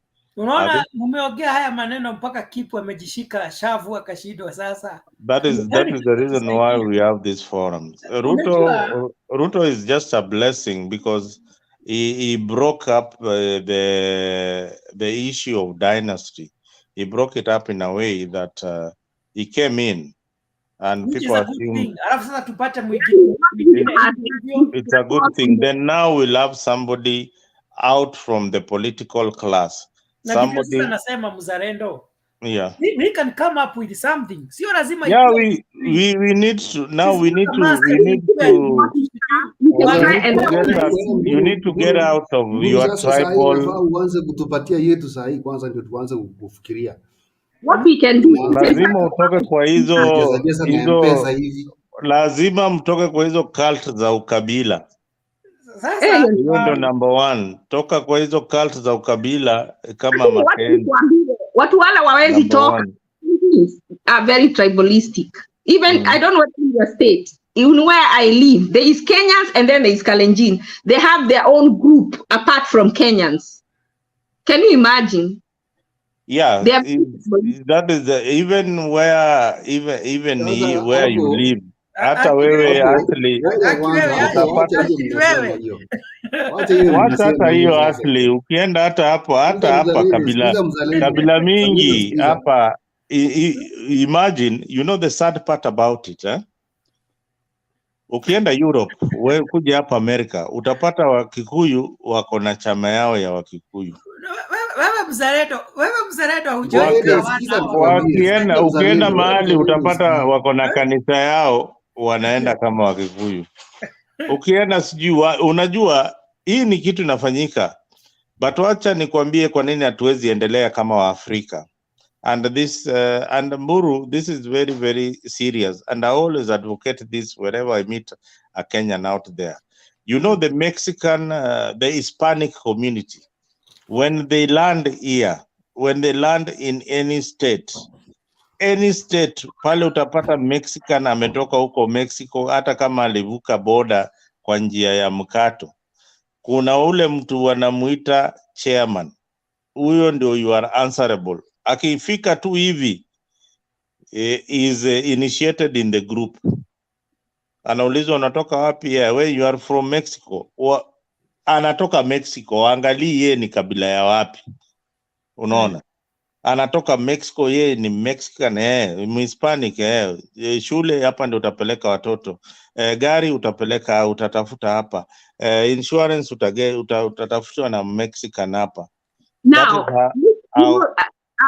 Arabs do not, kuna jobs zingine hawezi fanya kwa gas station, huwezi waona wakifanya hizi jobs za chini chini. Wakikuja hata Wahindi Indians au hivi wanakufanyia fundraising, hata kama ni uanze tracking company, unaanza business yako, wanakuwekea gas station yako, lakini si ati umeandikwa, wewe ndio unaandikana. And they do that for you. Kama maybe mtu anauza magari na ana hizo makaratasi, anapewa atumie jina ya mtu mwingine. They are very united. Lakini hapa Kenya, Mburu kwanza ndiye ataenda kwa immigration aseme unajua kuna Mkenya hapa. Kuna kakitu tu inasumbuaga wa Kenya. There is something that is just eating Kenyans yani tu. Kenyans huku wanachimbiana chini chini. Yani inawawasha tu, inakuwasha tu, unasikia tu huyu keep huyu lazima nimalize. Watu wamerudishwa Kenya na wenye wamewaitania kwa serikali ni wa Kenya wenzao. Kama penye tuko sasa hivi, kama penye tuko, Waganda wako na hoteli yao, Watanzania wako na hoteli yao, Nigerians hivyo, mpaka hizo Makurdish nini hizo zote. Lakini sisi wa Kenya hakuna mwenye atakuja. Sisi hakuna. Wakenya where I live, ukiweka hoteli wanakuwekea fine, yani pesa, their prices ni za fine dining. Sasa ukiwekea food $24.99, unaweza kula huko kila siku. Ama $30. Uko state gani actually? Wakikuja wakule kwa deni. Sasa no, you see, they need to put affordable prices, because where they are buying where every other restaurant buys. It's not that they are going to buy expensive, but they become greedy on making money. No, so they I have my own boy is the one, a friend of mine, a very, very close friend of mine, somebody who grew up with own Swahili village. When you go to Swahili village, he has got his target. I think Swahili village is the best hotel for African cuisine in America. Hakuna hoteli kama Swahili village. That is the only hotel where dignitaries kina nani wanaenda. Hata presidents kutoka Africa hapo ndio wataenda. It is owned by a Kenyan. Sasa tunashikana na Mzalendo. Swahili village. Keep. Swahili village iko New Jersey na iko hapa DC. Nilikuwa nataka niseme vile amesema Ashley hapo kuhusu ukabila. Alitaja kabila yangu sana. Na nikasikia hajaitoa. Of which ako sawa, hiyo sikatai, kwa sababu unaona hata sasa sisi serikali sasa hivi vile wanafanya appointments. President appoint mtu kutoka Kisii. Not Kisii, Kipsigis huko Kericho. Akose kuappoint kutoka Uasin Gishu, inakuwa tena na ukabila ingine tena. Wamepatia wa Kipsigis appointment. Sisi yes, they go back into the of Wanandi to gain. I know because I have so watuge tena wasipopewa wanasema Wanandi ndio wanapewa peke yao. Sasa hebu niwaulize tu swali moja. Suppose president advertise hizi position, advertise watu waende wafanye interview. Kama ya ambassador ina-advertisiwa. Hapana, advertise si advertise tu, ama aseme si kuna communities 42 tribes, yeah? 42 tribes. Mimi niko na nafasi 1,000 za kazi za serikali. I am entitled to appoint hawa watu kwa hizi community zote, nitoleni your best, yeah? 2 hizo zingine aweke watu wake, aweke sasa Maturgen, hizo masub clan na masub tribes za huko Rift Valley. Anajua hiyo ni vita mnatafuta, kwa sababu mkienda mahali kama social hall kwenda kuagree mtapigana, hamutatoa. Hiyo sio vita yake. Sasa yeye ashaiweka open. Yes, come up open. Me, I have got this position. I want each and every Kenyan to occupy. Wakenya wote wale wako qualified. Ndiposa we are so sensitive, and that is why tuna acknowledge tukiona huyo amekuwa appointed, huyo ni Mkikuyu, huyo amekuwa appointed, huyo ni Mkareji, huyo ni Muluya. Sasa si jina tu, jina ndio inakuonyesha hivyo. Sasa hiyo jina atatoa aitwe nani? Kama wewe unaitwa Mburu, wewe ni Mburu Mkikuyu, hakuna kitu ingine. Sasa najiuliza kwangu, tuseme kwa na kama wewe na Mkikuyu na alafu na unaitwa jina ya Mkalenjin alafu wakuwa point na wanafikiri wewe ni Mkalenjin na wewe ni Mkikuyu. So hadi wakati itafikia ati hatujali wewe ni kabila gani, kwa sababu tunajua ukiwa nafasi ya kazi utafanyia watu wote kazi, tutakuwa tumejisaidia sana. Sijui kama I don't know what we are going to do.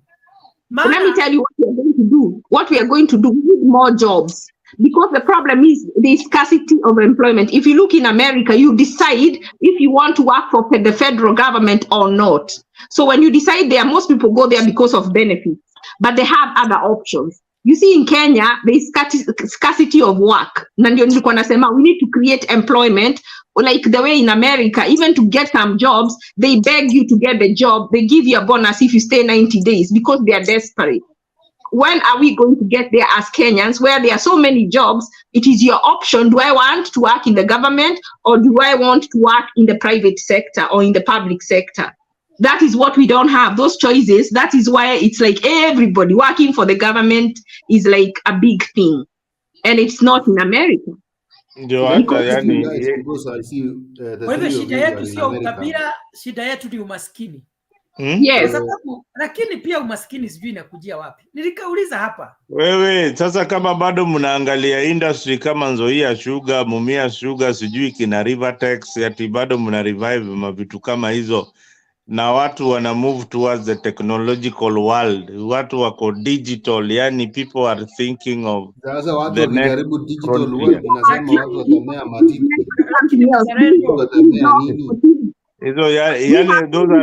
Those are the main industries za Kenya. Zile industry sasa Nzoia Mumia zitaandika Wakenya wangapi? Lakini mzalendo, kama tukichukua kama hiyo Mumia Sugar na Nzoia na ziwekwe modern equipment, don't you think shukari maana hakuna mahali hata kama technology imesonga ama nini, shukari bado itahitajika Kenya. Unaona, shida yangu ni kwamba serikali haijawahi manage any business, hata hizi tunaita the government parastatals. Ikikuwa chini ya serikali sioni kama itaweza Asante sana Mburu. The work of the government is not to run companies. Yes. That is why those companies should be privatized. The work of the government is not to run companies. Unaona hapa America mpaka hizo jela, unaona hizo jela they are owned by individuals. Yeah. Jela ya kufunga mtu. Yeye it is owned by an individual. Yeye analipwa na serikali kuweka watu pale na kuwapatia chakula. So the only thing that the government does is to come and ensure that the security there is adequate enough and the facility is comfortable kwa wafungwa. That is a business opportunity. But now, look at the way the jails in Kenya are congested. They should privatize hizo maland kama hizo za Shakamola na sijui Shakaola. Mtu aweke jela huko. Look at this situation, Mzalendo. The other day, the president said, we need to privatize all these companies that are owned by the government. What happens, like the Mumia Sugar? The Luya leaders, they have come out, guns blazing, attacking the president, that you are trying to take away the only heritage that we have as a community. And even the Kenya Kwanza leaders are against the president and privatization. No, that is why he's the president of the Republic of Kenya. Sometimes the president has to make unpopular decisions. But and stick by them. The unpopular decision is to privatize a company that has been fleecing us taxpayers money year in, year out. Hiyo Mumias wamekuwa wakiweka watu wao ati mara kuna time walikuwa wameweka muluya wao. Same, these are the things that zinaangusha hizi makampuni. Now sell it to a private investor ule ataweka competent people to run the company, and he knows that they are running this company to make profit. It would be more beneficial than to have a community inasimama hapo ati wanajivunia moshi kitoka kwa factory, ati hii ni factory yetu na kuna kitu inaelewa patisaidia nayo. Hata ule huyo mbunge huyo anateta hapo, hata ana eka moja ya miwa. Hata Harware nilisikia ameleta shida sana. Ana lole ataleta shida kwa sababu wako na uluya. Hiyo uluya mingi. Mzalendo, Kibaki akaingia kwa serikali. Kibaki alipoingia kwa serikali akasema anataka kuamsha Mumia Sugar. Akaweka billions of money pale. Hiyo pesa wakati Pan Paper Mills pia alimwaga pesa pale. Pesa hizo kampuni zote ziko huko, Pan Paper, Mumias, ikawekewa several billions. By the time Kibaki anatoka hivi, kampuni tena ikaanguka. Uhuru akaingia. Uhuru akaweka billions pale. Kampuni tena ikaingia, ikaanguka. Sasa tena mnaambia Ruto tumwagie bilioni zingine tuibe. Sasa angalia ile kitu ufanyika kwa hizi maserikali ile hujaijua. Sasa zile ameweka bilioni hapo, bilioni kadhaa. Ana make sure MD iwa hapo pia yeye ndiye amemchagua ule anaingia hapo. Unaelewa? Pesa inaingia hivi na finance director ule wamemchagua pale ataenda kukua pale ni wao. Pesa tena inatoka to the same channel. Ule mtu aliingiza hiyo pesa, nakwambia pesa ikiingia Mumias leo asubuhi, by Friday jioni this week imesharudi kwa ikulu. Okay, sitaki kusema kwa sababu utatujui na serious speculation. Imesharudi. So these are companies that are just wasting people's money. Lakini ukweli ni kwamba Kenya kuna mchezo sana, especially ya pesa ya mali, wizi wa mali ya umma. Wanaiba ndio Jeff na nani? Hapo kwa mchezo nataka niwaulize swali moja alafu utaongezea hapo. Sile inji nyinyi mko bili ya maji, stima nini inakuja namna gani ukilinganisha na bili ya Kenya ile unaambiwa nunua tokens, mara tunabadilisha bill numbers? What was it? Because even the minister who was there before, Charles Keter, who has never been appointed in any position so far, he must have been costed by the issue of changing bill numbers za stima. Kwa sababu unaambiwa lipa token pale, tunabadilisha system kila kitu, tunaleta ile token unajilipia. The more unatumia, the more unajilipia mwenyewe. Was it really genuine thing, or ile bill unaletewa na receipt unaambiwa okay, hii mwezi umetumia 200, enda lipa pale, umepatiwa siku ngapi? Mimi chenye nitakwambia, nimeishi Kenya, nimekuwa nimerent nyumba Kenya, nyumba kubwa, na nimeishi sasa Marekani. Wacha nikuambie, bills in America are crazy. Ukiweza kosa kazi kidogo hivi siku kadhaa, unaweza jikuta hauna nyumba. So bills Kenya ziko chini sana. they are very cheap. Shida ni watu hawana pesa. I'm telling you the truth. I have tried to compare what I was paying, nikilinganisha hata nikifanya mambo ya value ya pesa, naona kama nyumba, kwa mfano nyumba yenye nilikuwa naishi ukikompare na huku, nilikuwa naishi tuseme nyumba na tuseme around 16,000. Hiyo ni dola 160 wakati value iko sawa. $160. Unaona? The same house hapa. The same house, bedroom mbili na sitting room na kitchen na bafu, utakuta ni 1450. 1450. Hiyo ni 100,000. That is 140 something, almost $100,000. 100,040.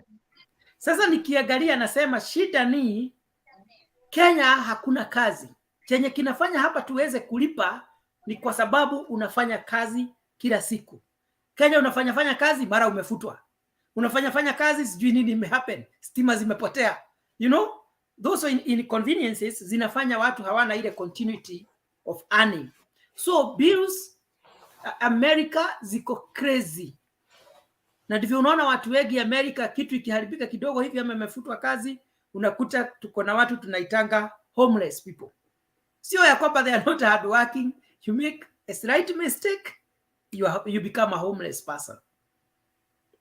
So bills za Kenya ziko so considerate.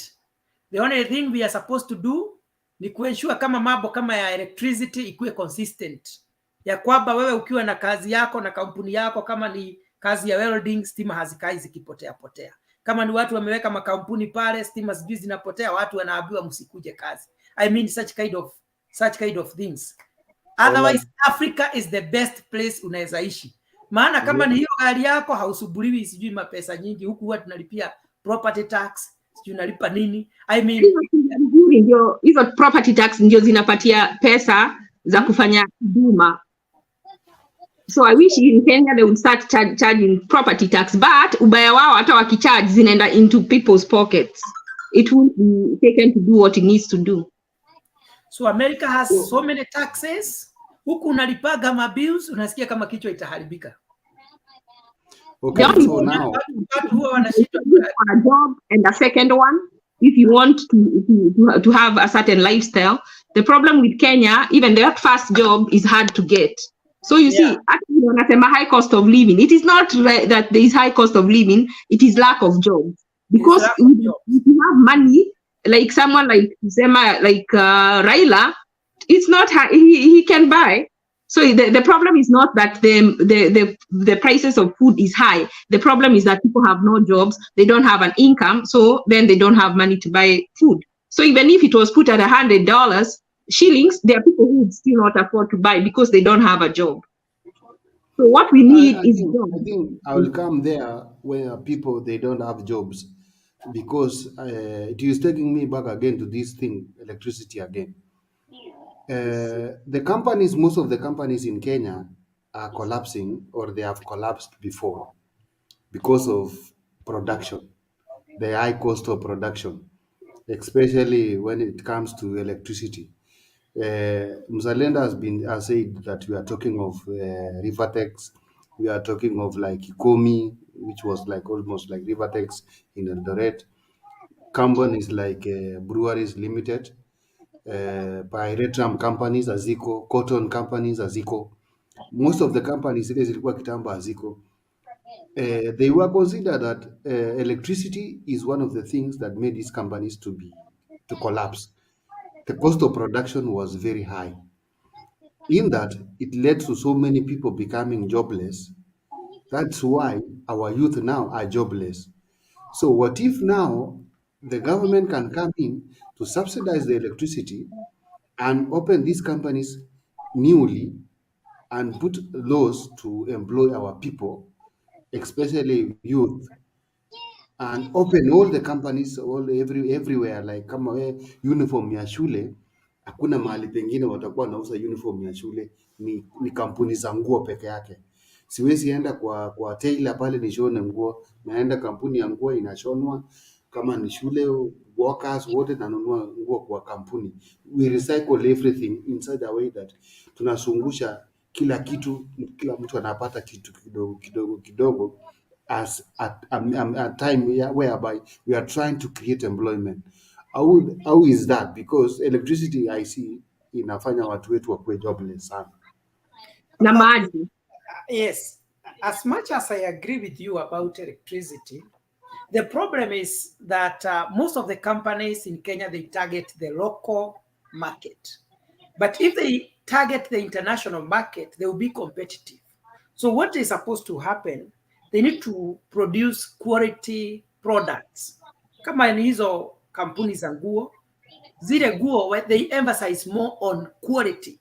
Sijui kama unaona, tuseme kama ile kampuni ambayo iliko kule upande wa Ukambani inatengeneza maguo.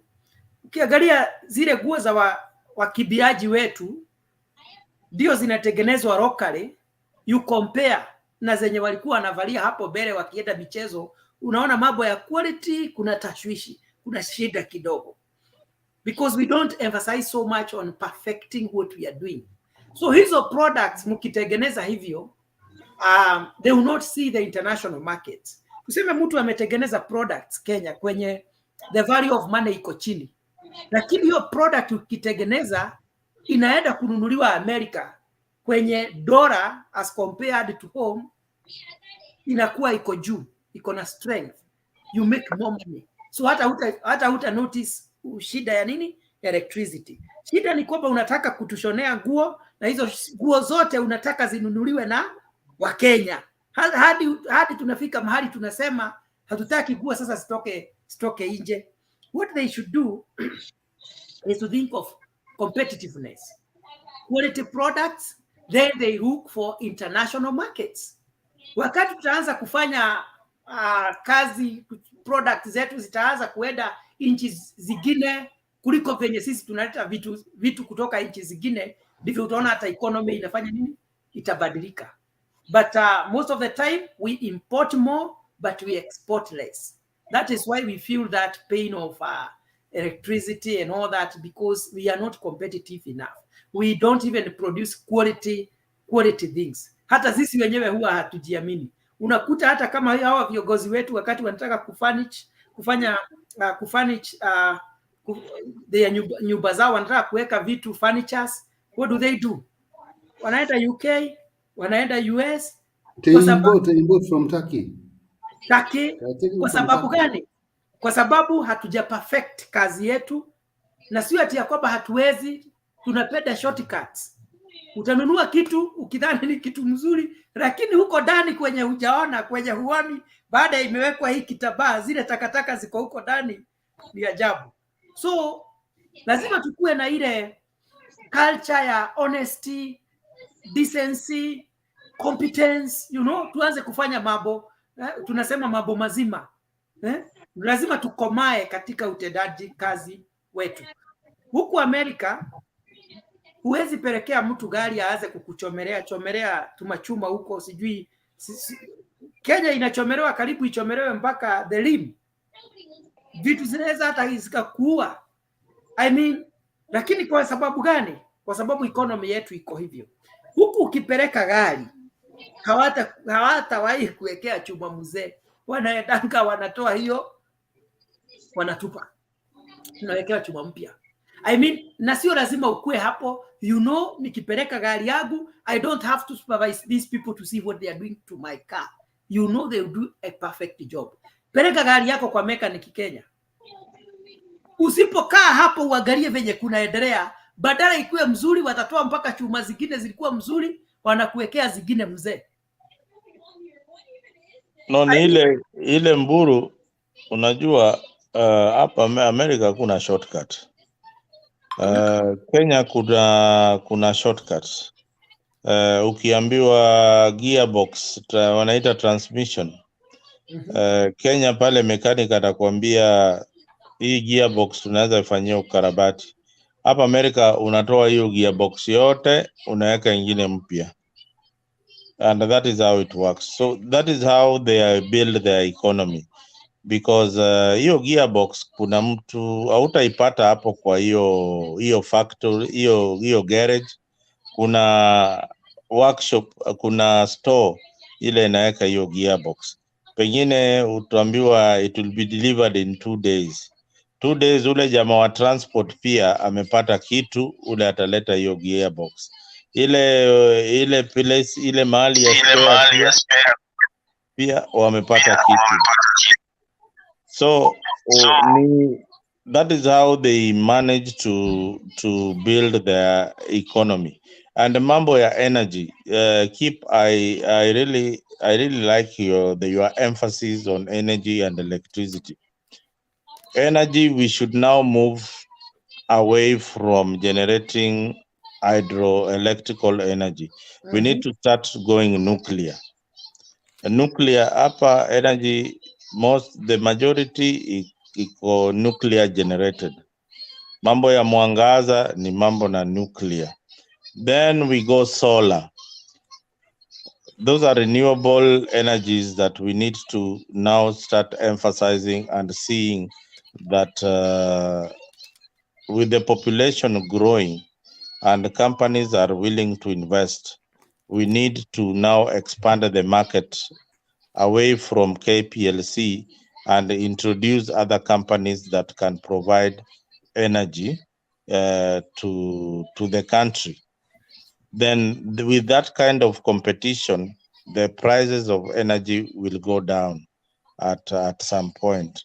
But with the monopoly of KPLC controlled by government and partly privatized, and the government holding a majority share, they'll still want to make some money from the taxes that they are collecting from the majority. So if you introduce a third player, which the government doesn't want, an introduction of another company, because they depend also on KPLC or for revenue, that runs government. So we need more companies coming in, introducing nuclear energy in the country. It is high time that we need to introduce that kind of energy so that it supports it supplements whatever KPLC is providing. Nuclear energy is more effective, more economical, although it is delicate, but it is something that is sustainable. So the country needs to move towards that. We need to start thinking on different ways of moving towards the 21st century. When you talk about... Okay, yeah, that's a very good discussion.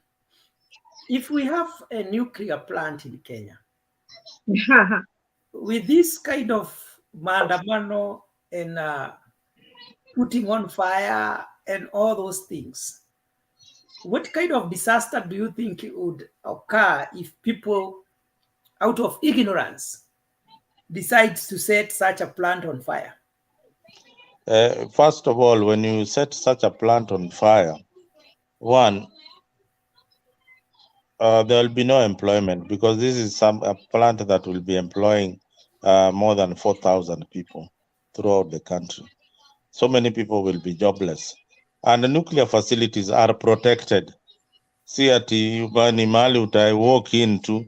This is a facility that is protected by government. Na wanajeshi, si mahali hapo ukienda kuleta hiyo ujinga ya mawe unapigwa risasi ya kichwa kwenda huko na hiyo ujinga yako ya kuleta mawe hapo. Okay, mzalendo, karibisha Apollo. Sio eti Kenya haigetaka. Hello? Karibisha Apollo Guna and then... Yes. Apollo Guna, karibu kwenye show. Habari ya asubuhi wherever you are. Usikuwa umekasirika hivyo sana. Karibu kwenye show. Sura ndio mbaya. Hiyo sura ni ya kazi bwana. Hiyo sura bwana inatisha. Karibu kwenye mjadala. Although tumekaa hapa almost 10 hours now, we are almost winding up, so some of us have an early morning. But welcome to the show. Thank you very much. I can also see Mtembei there. Or is that today? Huh? Is that Mtembei? Mtembei wachana na yeye is asleep. Amejiweka tu hapo. Karibu kwenye show Bwana Paul. Nimeshukuru sana, nimepata mkiongelea mambo ya energy na ni vizuri pia tuendelee. Umejua kuna ndugu amesema ya kwamba we need to move towards 21st century which is very good. Mahali ambao mmeharibia ni kusema ya kwamba kuna wengine wataenda huko na mawe. Umejua sasa sio ati kusema ya kwamba kuna wengine wataenda huko na mawe ni kudhalilisha wengine ambao wanapigania haki yao, sio mzuri. Tukiongelea mambo ya kujiendelesha, umejua Kenya is a big family ambao kila mtu anataka kujiendelesha. Hakuna wenye wanafurahia wasiendelee, na hata hiyo mawe tunachukuanga mawe kwa sababu tunatakanga kuendelea na tunaona kuna watu wanafinya. Umejua hiyo mawe pia imeokoa nyingi sana mkubwa. Sasa okay, hiyo mawe naona kama nani anacheka, lakini mawe imeokoa hii Kenya. Kama hatungekuwa na mawe hatungekuwa na nini, hatungekuwa na multiparty. Kama hatungekuwa na mawe hatungekuwa na new constitution. Sasa pia upande mwingine tukiongea kuhusu ujinga wa mawe yako na utwango risasi ya kichwa, pia mkumbuke mahali mawe imetoa wa Kenya na mahali pia mawe. Umejua kuna mtu alisema ya kwamba when you know where you come from, you know where you go. Sasa kama tumefika umbali huu kwa sababu ya mawe, it means hata hiyo nuclear italetwa kwa sababu ya mawe. Sasa tushukuru Mungu kwa ajili ya mawe pia. Nimefurahi sana mjadala. Nimesikia vile mnaongea kweli, sisi tuko patriotic, tunataka tujenge nchi yetu. Tunafurahi nchi yetu ikijengwa, it is good. Mimi nafanya na solar na ninajua ya kwamba ubaya wa Kenya kuna vitu nyingi sana wa Kenya bado hawataki kujua. Umejua interruption ya geothermal power. Watu hawajajua ya kwamba hii source of energy yenye tunatumia Kenya imefanya hatuwezi endelea kwa sababu tunalipa stima pesa nyingi sana. Juzi nilikuwa ninaongea na mtu kuhusu kuinstall power na anasema ya kwamba it will be costly kwa sababu yeye anaona budget ya pesa yenye anatoa kwa siku moja, lakini haangalii kitu katika miaka nyingi zijazo. Kuna watu ambao wame install solar wanatumia. Juzi nilienda huko Gwasi, huko Suba, hapo karibu na Kowet. Nikapata mtu ametengeneza, amefanya ameweka solar, anafanya welding, na huyu mtu is never interrupted, kazi yake inaendelea. Ukienda pale unapata madirisha zake anachoma milango zake. Wakati stima imepotea, umejua huko Suba stima inaweza potea hata 1 week, lakini yeye stima akipotea ndiye anapata wateja wengi. Hapo kando pia ameweka kinyozi. Sasa ile kinyozi wakati stima imepotea unapata foleni. Wakenya tunafaa pia kuangalia vitu zingine katika positive eyes. Tusiangalie expense ya kitu yenye pesa yenye tunatumia leo. Kwa sababu kama ule jamaa alitumia like 350,000 kufanya installation ya solar, and ukiangalia ile return, ile pesa yenye sahihi anapata, unaona kama is really making a good money. Na kama tungekuwa na watu kama wale, kama county governments wangeingilia solar, hata kama hatujafika nuclear, kwa sababu tuintanga huyu ndugu mahali yako amesema, nasikia anasema kwa US, na kule US tunaitwa third world countries. Sasa third world countries tunafundishwa kuwa corrupt, tunapewa viongozi ambao wako corrupt na ukabila, so that tusiendelee, so that tusi-exploit our potential. Unaona, hao watu wenye wanajiita first world countries wanahakikisha kwamba huku Afrika tunapewa tribalist corrupt leaders, so that tubaki tu pale. Tukibaki pale wanafurahi. Lakini wakati tutakuwa na proper revolution, tuseme ya kwamba hata wanasiasa wote wenye tumekuwa nao since independence, inafaa tupate watu ambao wako na fresh minds, tutoe watu kabisa, tulete watu ambao wataona Afrika kama mahali ambayo inaweza kuwa. Umejua juzi niliona rais wetu siku ya Labor Day akisema ya kwamba ameongea na Germany ya kwamba ata export labor to Germany. Nikashangaa, mimi ni mzazi kwa nyumba yangu na ninasema ya kwamba kama mimi ndio nita encourage watoto wangu waende kwa watu, sincerely mimi ndio nita encourage. Sitataka maendeleo ya nyumba yangu, lakini nitakuwa nasema, nitaambia watoto wangu ya kwamba kwa fulani ni kuzuri kushinda kwetu. Nitakuwa mzazi kweli? Surely, tusemeni ukweli. Sasa unaona hao watu wazungu wameona ya kwamba Waafrika tukiingia mambo ya nuclear, tukiingia mambo ya nini tutaendelea, na ndio kwa sababu hawataki tufike hapo. Wanataka kutupatia viongozi ambao wako na tamaa ya pesa, dealers, watu kama Moses Kuria wenye wanachukua labor wanapeleka Saudi Arabia, in return wanapata pesa. Kila ambacho wanaangalia sio maendeleo, kila ambacho wanaangalia ni tumbo yao imeshiba, wako na kila kitu yenye wanataka. Na squad ya tribal cheerleaders ambao wamewazunguka, ambao wanawapigia makofi, wanasema akisema nini ati. Yani hii ndio kitu ambayo tunafaa kudeal na in Africa if you want to grow. Sio Kenya, sio Uganda, sio Tanzania. Angalia huyu mama Suluhu ameingia Tanzania, hana ukabila kwa roho yake. Huyu mama mwenye amechukua Tanzania juzi baada ya Magufuli, that woman has really done great things in Tanzania, and in fact Tanzania is in to overtake. Sasa hivi vile tunaongea, si tunaongea kizungu tu hapa, lakini Tanzania is really doing very good. Kwa sababu gani? Kwa sababu wa Tanzania, huyo mama amekataa kitu inaitwa ukabila. Huyo mama amekataa kitu inaitwa corruption. Umejua ukabila na corruption are cousins, na hawezi achana. Anywhere ambao utapata ukabila lazima utapata corruption. Lakini kama Wakenya tutakubali, juzi nililalamika sana, ukiangalia hata police force, National Police Service is rotten. Kila kitu Kenya ni uchafu kwa sababu ya ukabila. Ukiongea mtu anasema, sasa hivi vile ninaongea, najua kuna watu hapa hata kwa hii show mind yao sasa hivi wanasema huyu ni Mjaluo tu. Hawa watu tunawajuanga. Unaona? Hiyo ndio sasa Mjaluo akitoa ukianza kutoa hata kama uko na kitu yenye positively can affect the country, ina maana yenye watu wanaweza kuwa, unaona mtu ashakurapi off.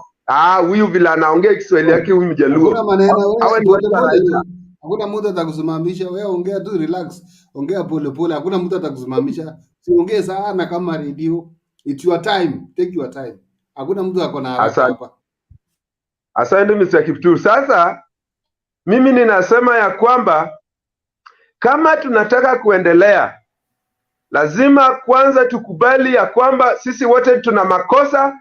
Tutafute container, tuweke viongozi wote ambao tumekuwa nao Kenya, akina Raila, akina Ruto, akina sijui Gachagua, tutafute container, tuwapeleke nchi ya mbali, tuwaingize katika container so that we do away with these people. Watu ndio wamefanya hatuwezi endelea, kwa sababu kama rais anaweza simama kwa podium na aseme ya kwamba anataka kuexport labor, anataka kuexport labor, na wakati ana export labor hajasema ya kwamba yeye mwenyewe wakati wa campaign alisema, aliongea vitu akasema tutaleta kazi, na sasa hii anasema ati amesign bilateral agreement na Germany, wanataka kuexport labor. Sio anataka kuexport labor Canada, sio anataka kuexport labor Qatar, sio anataka kuexport labor sijui wapi. Na sasa wakati ana export labor in those countries, ni nchi gani zinaendelea? Ni hizo nchi ndio zinaendelea na jasho ya Wakenya. Kile ambacho mimi ninaona, yani kwa hiyo maneno enda hapo Starbucks kukunywe chai kwa bili yangu. Umeongea kama mzalendo, umeongea reality. This is the kind of talk that we need to be talking each and every day. Niko na swali kwa sababu sekta ya sola ni vizuri ukimalizia uelezee watu venye wanaweza pata hiyo huduma ya sola installation, kama ya nyumba ina cost kama pesa ngapi hivi, maana watu wengi huwa hawana information. And I imagine, Oguna, another thing, you can push the county government. If the national government hawezi kukusikia saa hii, unatoka county gani? Oguna, unatoka Migori ama unatoka Homa Bay? Hapana, mimi mzaliwa wa Siaya, ninaishi Kisumu County saa hii. Sasa ukienda pale kwa Orengo, mwambie bwana, wewe Jaturwa, I have got this project, nataka kuweka solar kwa primary school zote, na it will be very very cost effective for the schools and the county. Niweke solar panels kwa hizo maskuli zote, kwa sababu hizo maskuli zote za hapo Siaya hazina stima.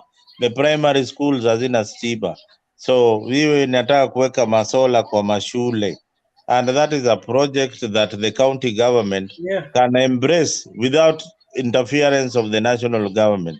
Any proposal, any good leader will listen to you. Unanielewa? So these are the ideas that we want. Swali lingine, na ninajua utuelezee, haijalishi unafanya kama ni kuajiriwa ama ni nini, hizi ideas, kwa sababu wengine wetu tunajua kuna solar energy lakini hatuna information. So hiyo information ukipatia watu itawasaidia, na wengi utakuta ya kwamba hata wanakutafuta, na wewe pia unaweza pata tenders nyingi sana na ukaweze kujiinua na kuinua watu wengi. Swali lingine kwako na wale wengine kuhusu the same thing. Tumesema ya kwamba ni vizuri tutoke kutoka kwa hydro electricity to nuclear power and solar and the others, ili tukaweze kumudu uchumi wetu. Hii mambo ya nuclear, mzalendo, sijui kama unajua ni kwa nini nchi ya Kenya haikubaliwi kuweka nuclear plant na Oguna? Kwa sababu sio Kenya imekataa, ni international regulations hazijakubalia nchi kama Kenya kukuwa na nuclear plant hata kama Mburu. Yes. Kuhusu mambo ya kawi, I think tumediscuss hapa in the past. Ni vizuri turudie, maana hata si kuhusu kawi, kawi ama stima, tunaweza kupunguza gharama ya stima. We are capable of doing that. Why am I saying that? I think hata kitu tumesema hapa mbeleni, kama kwa wale ambao hawajasikia, tutarudia tena kama hawakuangalia. Hata kuna jopo kazi ambayo ilikuwa limewekwa na Senate, kwamba shida ni wale supplier wa stima ndio wana na KPLC pia. Hapo ndo mchezo huko, sijui kama unaelewa. Ila gharama ya stima yenyewe sio ghali vile. Kwa mfano, kuna two types ya suppliers ambao KPLC wanachukua stima kwao, Kenya Power wanachukua stima kwao. Kwanza ni KenGen, pili kuna hawa independent power producers ama wanaitwa kwa jina lingine IPP. Sawa? Now KenGen kulingana na stima ambao wanaotupatia, ile yote tunaotumia kwenye nchi nzima, the 70% imekuwa supplied by KenGen. 30% imekuwa supplied by independent power producers. Lakini kitu cha kushangaza ni kwamba wakati wa malipo, ile pesa inayolipwa kwa wale ambao wametuletea hizi stima, ambao ni hao independent power producers ama tuseme private, watu wanatuletea stima private, unapata wao ndo walitupatia only 30% of what they supply, but katika ile malipo 70% ndio wao wamelipwa. Sijui kama umeelewa. Ile gharama yote total that KPLC pays KenGen and pays these independent power producers, KenGen takes only around 30% of this payment. Alafu our independent producers, they get 30%, so they get 70% of this payment. What does that tell you? Kwamba as much as KenGen wanakuletea stima, hiyo 70% ambao wao ndo wametuletea, stima yao ni bei rahisi. Siko unaelewa? Kama siko umenipata? Yes, umeme wao ambao ni 70% wametuletea out of the 100% ambao tumetumia 70% ya hiyo stima. Ni KenGen wametuletea. So kama kuna mtu ambaye anastahili kuwa amelipwa pesa nyingi na Kenya Power ni KenGen kwa kutuletea stima, inafaa kuwa KenGen, maana wao ndio wametuletea 70%. Lakini unapata kwamba ile pesa kubwa ambao Kenya Power wanalipa kwa wale supplier wa stima ni hao independent power producers. Sio kama umeelewa? Kwa sababu ni viongozi wetu ambao wana decide how much they should be paid. Hapo ndipo so if 30%, if 70% of this power yenye inaletwa na KenGen and they only get 30% of that of the amount paid. What if we get 100% of the electricity being supplied by KenGen only? Tutakuwa tumesave percent ngapi? By how much percent would the power cost go down? Jiko unanielewa? It would mean that, let's say, the power would go down by around 3 times. And KenGen has does KenGen has the capacity to give us KenGen, I think was it the chairman or is it Serem or something? I forgot his name. He was being alikuwa anaulizwa maswali na Senate committee on energy, and he said KenGen has the capacity to provide 100% of this. Now, if KenGen is capable has the capacity of supplying 100% of this power, then why do we still dwell with these IPPs?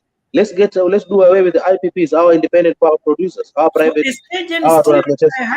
But sasa you see, unapata our independent power producers, kuna watu, that's where cartels are. Usijika unanielewa? Yeah. Tuondoe hawa, tukiondoa hawa, bei stima itapungua by 3 times. If you're paying 1,000 shillings a month, you'll be paying around 300. I don't know if you're getting my point. Yes, we do. And we get to a point. Yes, so that is where the problem is. Now the question is, wakiambiwa, there are 2 options. It's either to chukue KenGen or to supply 100% or our independent power producers wa revise bei yao. But hawataki. So sijui ni nini inaendelea hapo. So the issue is or what is happening? The country, nchi yetu ina uwezo. But sasa kuna mchezo yenye inachezwa. And while you talk about that, can someone talk about water in Nairobi? Water in Nairobi is all about the supplies. We have too many people in Nairobi with the water that is available, that is supposed to be supplied to them, is less than what is available. So more is required and less is available, if I may put it that way. That's the problem. Over concentration. Watu wame over concentrate Nairobi sana. I think because that is where the old money is. And I see everybody is keeping quiet. No, this is something that this is when we get such serious information. Hata mimi nasikia kujishika shavu kama unajua keep debate kikuwa mzito sana, niliona najishika hivi anashindwa hii shimo. Lazima yes, you should and you should do that. Yes, it is good. It is good when it is good. Ukishika mashavu na mahewa ni mzuri. Mr. Black. Now I wish all Kenyans wangeshika matama hivyo. I don't know if anyone takes notice of these committees kwa wanauliza maswali. Wakauliza maswali. Yeah, maswali naulizwa, unaona mzalendo. Yeah. Na hii ndio ninasema sometimes wakati nasikiza wanasiasa, na mimi sina shida na maandamano, maana iliwekwa pale kwa sababu sometimes the things that cause us to go on the streets are things that do not matter, things that do not help the people. Lakini kama ningesikia saa hii protest ambayo tunaitisha ni protest ya kusema hatutaki hawa private power suppliers, tunataka waondolewe, na maandamano iseme itaendelea mpaka muondoe hawa watu, that is a noble cause. Kwa sababu kama kuna watu ambao wanafanya wananchi wateseke wakilipa stima gharama ya juu, na hawa wananchi wanajulikana na wako kwa, hata kama ni viongozi, they should be forced out of the market. Kama sio hivyo, waagushe bei ilingane na KenGen, kwa sababu wakati mwingine tukifanya debate hapa na nikisikia some of these submissions, huwa ninajiuliza kweli ni wanadamu huwa wanatunyanyasa hivi ama ni mashetani yametoka kuzimu? I mean, unajua capitalism. Maajabu, maybe blacks anaweza tuelezea. Do you think that Kenya has enough electricity, ama we are undersupplied with electricity? If KenGen tells you they have the capacity of producing 100%, because they're already giving us 70% of what we are using, then beyond that, is there any other explanation from that? We can do away with these IPPs. Why do we need them? It's either we do them, or either we do away with them, or they revise their prices downwards. But also IPPs, our private producers. But also during the dry season. Black, maybe to explain to the viewers, what do you mean by private producers of electricity? Yeah. Before you go there. Ni kama vile wewe mzalendo unaweza kuwa una produce stima. Nani huyu ana produce stima Kenya apart from KPLC? Kuna there are private people that are able to do that. If I can, wana supply stima yao wapi? Yeah? Kenya. They are taking from KenGen and Ginger from Uganda. Who are these private entities? Wale wana supply hii stima. You know this is a very important discussion. We need to know these guys who are supplying stima. Mimi, for example, nasikia hii for the first time. I need to get to the bottom of it. Nijue kwa hii stima kuna watu wale wanaitwa private wana supply stima other than KPLC. Yes, there are more than 27, about 30 of them. Na hata hiyo KPLC mzalendo iko na shareholders. So of which the government has the, these shareholders hawezi taka stima iende chini kwa sababu share zao ndizo zinaanguka. So I really don't know how we are supposed to handle. Mimi nauliza, mnajua Black umeleta mambo ingine hapa, yani imenistua. I'm hearing it for the first time. Ati kuna watu wanaitwa private suppliers of electricity and wanatumia which grid to supply electricity? I think the main supplier ni Kenya Power, and then the others like KenGen, Tarkwel and all those are just but grid providers. Wale wana provide electricity to Kenya Power to supply. Yeah, so unajua kuna wale wana provide hiyo grid ya kuleta hiyo stima na nani. But so shida ya Kenya, is it really, juu ukisema Tarkwel hiyo ni shirika ya serikali. Tarkwel si ni ya serikali. Maana nakwambia KenGen si ni ya serikali. Nani anakuambia hizo ni private companies? KenGen ni ya serikali, KPLC is partly owned by the government, and hizo KPLC does not produce power. It does not, yes, but it regulates. It just supplies. It supplies the power. It gets from these producers. It gets from these producers, buys from these producers, and supplies it to us. Yes, these producers are not private entities. These producers are government. No. Why do you think they are called independent power producers? Independent power producers. Yes. Like KenGen is an independent power producer. Let me say this, Mzalendo. Let me say this. I really want to understand where this is going. KenGen and all those others. They are private people that also own. KenGen and all those other things like Tarkwel and whatever, they supply to Kenya Power.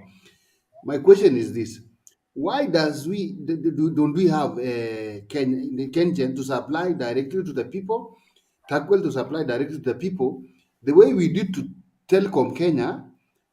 Safaricom came in, Airtel, Telecom Fiber hii ya 4G whatever hizo or 5G. Lakini wewe hiyo kitu Nobody unauliza, has the power. no, me I'm asking. So how many grid lines will we be having? Kuna hiyo stima ya power ikikimbia, hebu zihesabu hizo ni line ngapi za stima? 20 kwa barabara ama ni 20 nini nasikia ni unasema? 24 ama 20 na ngapi? Ndio nasema hizi So grids zitakuwa mbona hizo hakuna. wenyewe wasipeane power kwa wananchi? Grids yenyewe mbona wasipeane kwa wananchi? Zalendo kuna regions kwa wananchi. Mimi Mbona nauliza, okay, tuteke sasa kama power? mnataka wa supply direct. Yes, that is what we want. Wa supply direct wakuwe na pole zao, Yeah. Pole zao zikimbie sambamba na ya Kenya Power na wa supply stima. No Sindio? problem. The polls in Kenya inapita juu and still they can still do ile ya kupitia chini. Nchi zingine stima inapita chini. Wakuwe alternative energy wana supply okay, it is doable, but I don't think those companies have got the capacity. Or rather, what I think is that we don't have that will be surplus of electricity. We have not industrialized to an extent where we need that much of electricity. That is again another issue that you need to Zalendo. I think Zalendo, you're missing the point here. What Carter is trying to say. Why are we still getting electricity from Uganda? Why are we still getting electricity from Ethiopia? Why are we still getting electricity from Uganda and Ethiopia? While we have these other 20 companies that are supposed to generate electricity. Maybe they are not generating enough electricity. That could be the only answer. And you'd even be shocked that getting electricity from Uganda is cheaper than getting our own electricity. And the funny thing is, when you go to Uganda, not all people in Uganda have electricity in their houses, but they're renting electricity to Kenya. So I don't know how these African governments work. Because you pay a lot of money to them, that is why they don't want their people. They pay less money. So it's better they export to some people like us. So no, ile kitu iko, mimi najua shida ya Kenya ni connectivity and bad laws. Those things can always be regulated in government. The tariffs that are being charged in there was something very important that we were saying. As much as we say that we have enough electricity in Kenya, we said we have to move or start moving from hydroelectrical power, because especially during the dry season, you see we face blackouts so many times, and they affect our industries, they affect even small businesses, and that is why we had brought in the topic of nuclear electricity. So I think the question I was asking is still relevant, because as much as we say we have this hydropower, we need nuclear power, because you see big companies are starting to come to Kenya, and we need to be equipped with electricity. And I was saying, if somebody has the reason, good explanation as to why most of the African nations are not allowed to have nuclear power. They all talk about safety. Safety is number one thing that they talk about. Yes. That's all. That's the number one excuse they come with. South Africa has gone nuclear. Ghana is in the process of going nuclear. Uganda is in the process of going nuclear. Kenya is also in the process, but their cost has been exaggerated so much. That's the reason why it has never taken off. But you know, one thing mnafaa muelewe kwamba Kenya tunaweza tu kuomoka vizuri sana yani. If we can reduce the cost of production and increase make Kenya buy Kenya. Yes. If we can just do that, that's it. Nothing more. We don't even have to we don't even have to focus. We don't even have to focus on exports. Huh? Who is talking? For example, kukaliwa na Joe Biden. Sorry? Unasemaje kabisa? Black. Yes. Nasema kama mtawacha kukaliwa na US, Kenya mtaomoka vizuri sana. Lakini kila shida ndo nakwambia shida. Naenda state shida visit America. Unataka kufanya nini? Shida ni kwamba state visit America. Unaenda kufanya nini huko? Ndo nakwambia shida ni hivi kwamba tuna import vitu vingi sana. Kwa mfano, kama nchi yetu tunaweza sema tunapanda palm trees kuweza kupata palm oil. Do you know palm oil is amongst the top 3 imports of our nation? When we have the capacity tunaweza lima hiyo pale Kenya. Cotton, tunaweza kupanda cotton yetu pale. We have the capacity, we can do that. So if we are importing such things that which we are able and capable of producing, why should we not produce it ourselves? If tunaweza kutengeneza viwanda kupunguza bei ya stima kulingana na hizo njia tulikuwa tukisema sahihi, ndio kusudi production cost iwe less, then ina maana makampuni nyingi na factory nyingi zitatokea kama hizi za garments. Mkulima wa cotton atauza cotton yake kwenye factory zitakuwa na wafanyakazi pale ambao watakuwa wameandikwa watengeneze nguo, sio nguo zile ambazo zimetengenezwa pale zinanunuliwa pale within ndani ya nchi ya Kenya. Would you need to import again nguo or cotton, even ready made clothes? No. Palm oil, manake watu wengi lazima wapike, same process. Mafuta inatolewa kutoka kwa farmers, wanaenda nauza kwa factories wanatengeneza hiyo oil. It's possible. So a lot of jobs will be produced over that very reason. So tuna vitu vingi sana tunaweza kufanya. All we just need to do ni kuproduce vitu Kenya na tunaviconsume Kenya. Zita produce jobs, enough jobs, na pesa ya economy, pesa itasuka sana. Hivyo tu ndio tunahitaji kufanya. That's all, nothing much. Hivyo tu. We consume our own. We make our own and consume our own in bulk. Yeah, we have a lot of ideas. Mimi nadhani shida kubwa ambayo huwa tuko nayo, we have focused so much on politics in our country, ya kwamba wale wako kwa serikali, kitu cha kwanza wanafikiria sana tutazuia aje hii uongozi wetu ili tuendelee kuongoza. Wale wako nje, tutafanya namna gani ili tuingie kwa serikali ama tutoe hii serikali mwaka huu. Mburu umegonga ndipo. Yeah? Hapo pale umesema, you've summarized the whole discussion. Those who are out in government, they want to get in government, wapore mali. And you know why? You should ask yourself the big why. Why? Why do we want all to get into government? That is the biggest problem, because the private sector does not pay as well as what is in government. These MPs are earning money for free. Ukiingia kwa serikali unapata matenders kama hizo za COVID billionaires for free. You can wake up one day and become a billionaire for free. Na usupply air for free. And it's only happening in Africa. Africa, we have very incompetent people. I mean, especially, there are few countries that are hacking it, like Zambia. I think they have now a good president.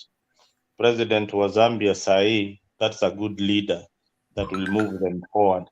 Tanzania, they have a very, very good leader that is reducing cost and really fighting corruption. Kenya, I was giving Ruto say 80% when he came in, but his standards are falling each and every minute. Right now, in my graph, is about 60. So he's keeping going down. It'll be at 40 by the time Mimi bado nimemweka pale juu kabisa. Sio mbaya. Sijamweka hapo juu. Mimi bado nimemweka pale hivi. Tutarekebisha. Nimemweka pale Tukiwa juu na Uhuru. kabisa. Tukiwa na Uhuru tutarekebisha. Sijaanza kuona zile vitu. Mimi bado sijaangusha ili ninasema. I expected Ruto to do something like, what I've seen from my predecessor. We didn't have money. I have done this and this. And now all these government officials and trips that are going abroad, hakuna kwenda nje. Yeah, all this money that I'm allocating to the office of Mudavadi and nini, let us cut our expenses by half. Hizi vitu expenses za magari, kununulia watu magari, manini, mafuta, hiyo yote tukate. But you see, the problem is that it affects him in 2027. Juu yeye pia au wabunge waliingia bunge kupora mali na kupata hiyo pesa. Because government is the best employer right now Mburu in Kenya. Sasa wewe mzalendo unaongea kuhusu gari. Gari ina cost milioni 3-5. Sikia. Hao watu huiba saa hii wanaiba mabilioni. Kwa hivyo hata gari hiyo ni kidogo, yani unaona ile naweza, unajua uwizi tunasema bado hatuwezi zuia uwizi ya serikali. Ile uwizi kidogo Ruto anaweza zuia, uwizi kidogo yule Ruto anaweza zuia, anaweza sema hii allowances mnapata sasa tukaze kamba, hakuna allowances bunge. Tutumie ile salary tuko nayo for the time being.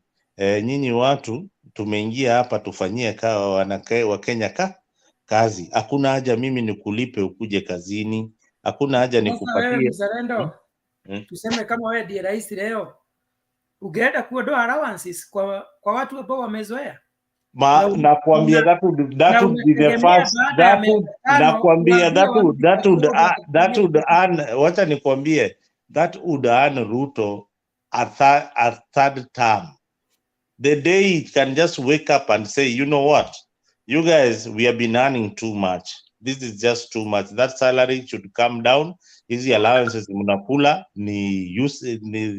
they are for nothing, because wewe niambie Mburu, wewe unafanya kazi Nairobi, ati unapatiwa commuter allowance ya 1 million monthly ya kwenda job monthly. Sasa ya kwenda kutoka parliament uende kutoka Kielelesho ama kutoka Lavington ama kutoka Runda uende bunge, unapatiwa allowance ya 1 million. Sasa ina survive society. Sasa wakati umesema Ruto aachwe mpaka na wale viongozi walikuwa na yeye abaki akiwa peke yake akijidefend, wakiwa wote wanampiga wakisema hajui chenye anafanya na hajui kufanya kazi, ni wakati umesema aguse their allowances ama yale mambo wanafanya. Uhuru, let me ask you, don't you think the people would be for him kama hizo pesa anaweza toa na zionekane aseme free education and lunch at school? You can see where the money, when we see where the money is going, it's not like when anatoa easy subsidies and we can't see where the money is going. Akitoa hizo zote, hizo benefits zote, na aseme no overseas trip, will do Zoom meetings, will reduce them to like 1%. We will only go when we need to go. And then this is what we are going to do with that money. We are going to give free health care, kama vile tumesema watoto up to age 5. We are going to give vouchers for them to get food like they do here if you're a low earner. And then our old people are going to be able to go to like things like these, things people can actually see. Do you think even though all the leaders went against him, that the people would not be for him? You see, actually, the problem, like I said, a problem like you mentioned, Uhuru, that in the US maisha iko expensive, lakini watu kuna kazi. So you see, the problem ni kazi hata Kenya. Believe you me, if everyone had the opportunity of being able to work and earning, then even the cost of living would not be so much of an issue, because they can find a way out, you see. Like now vile unasema room hiyo uko unachukua kwenye uko unakodisha before, ukiangalia hizo comparisons, nilikuwa nataka you could manage to pay $1,450 because ulikuwa kwa kazi. hata kazi ya kibarua tu kidogo kidogo unaweza pata hata kama $10 $20 an hour, na anaweza ongeza ingine akitaka. Yes, yeah. So ndo nakwambia shida ni kazi. Kenya ambayo tunahitaji ni kazi, na ndio maana tunaweza fanya hivyo ni reduce cost of power, cost of production, tuongeze viwanda vingi vya value addition na reduce cost of agriculture, to be able to produce some of the things or most of the things that we import as raw materials kama hiyo palm oil, cotton. You even imagine tuna import hadi cotton kutoka Tanzania, Uganda. And I think Paul Oguna talk about something. You see palm oil tuna import kutoka Malaysia.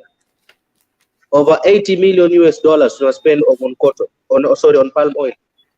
That is around 8 billion. So you can imagine if that money badala kutumia kule nje, tungelikuwa kwa farmers wetu wamepanda palm oil such that we can locally source this palm oil for our factories. How many farmers do you think will be employed on that? And how many people will be employed katika hizi factories? Yeah. What you are saying is very accurate. Okay. For the people who want to join, the link is there. This is Mukembe TV. We are discussing this and that, state of the nation. The link is there, has been shared. Everybody can join if they want to join. Yes. And there's one thing that ladies. What did you say? There's something Bologuna said that I want us not to forget. Yes. That I don't want our people to fall in it. Most of us here, we have traveled, and we know how traveling is, how costly it is before you take a plane and all whatever. It really costs. There's this thing from somebody from Germany coming to Kenya to agree on how they can export manpower to Germany. So please, our people, think twice before you subscribe going to Germany. And you have decided to run away. You will come and finish what we are saying. Or before, can I continue on that note? I wanted to answer you on a question you asked me, why Ruto is supposed to take those allowances away from those government leaders, because the people will be for him, even if the leaders. If he takes it away from them and he puts it into benefits for people which can actually be seen. This is what I wanted to say, Ashley. You know what happens in the government or in any organization? You cannot perform when you are alone. He's just a president, and he needs to work with so many other people for him to perform. So if he tries to remove their allowances, what will happen? Even those who supported him, they will start sabotaging him, and they will not let him be able to do anything. They will not pass his bills in parliament. They will sabotage him. Even sometimes you don't even know who is sabotaging you, because people are resistant to change.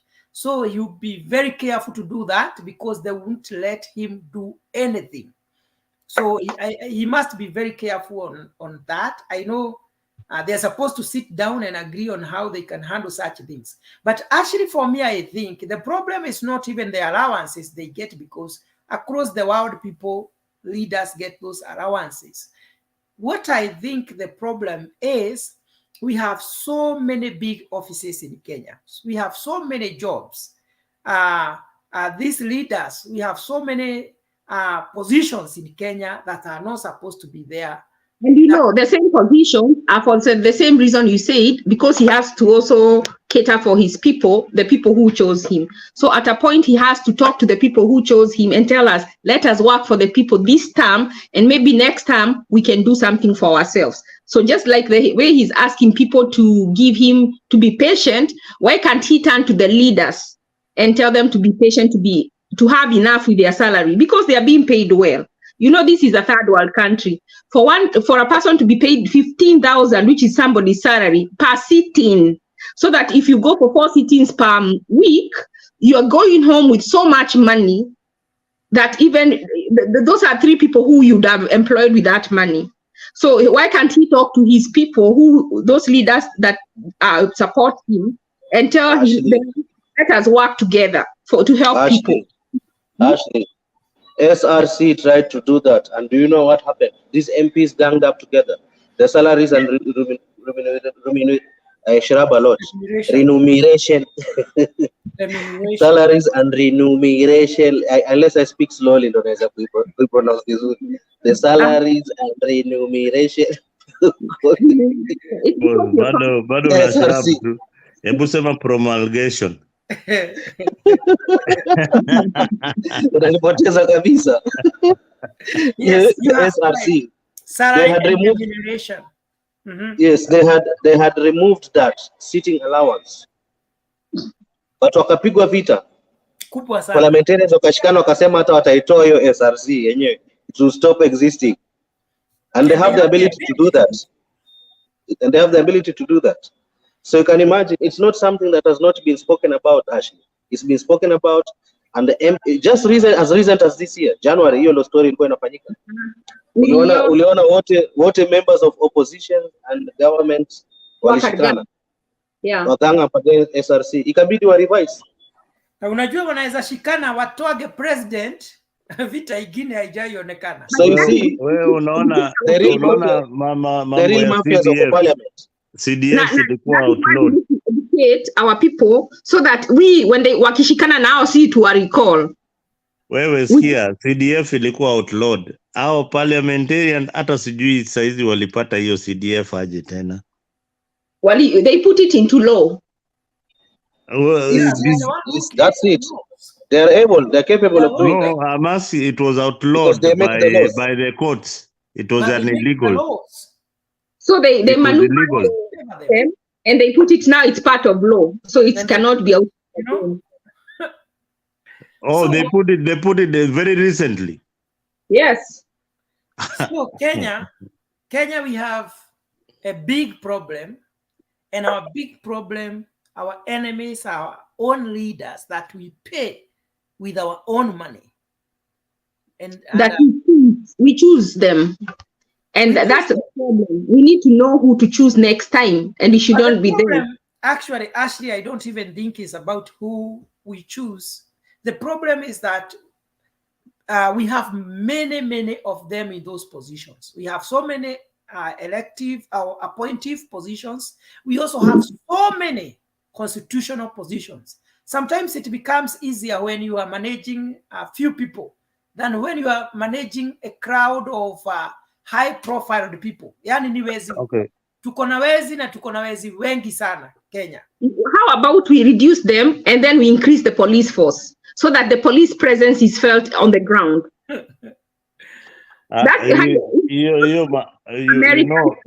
We should now start advocating for firearms. Citizens should be given should own guns. Yes, are not disciplined for that. But if we increase our police presence, I think our streets will be safer. Our villages will be safer. Anyway, Mburu na Ashley na Mutembei na mapanelist wote wamekuwa hapa. Me, I am begging to leave. Tomorrow I have an early morning, guys.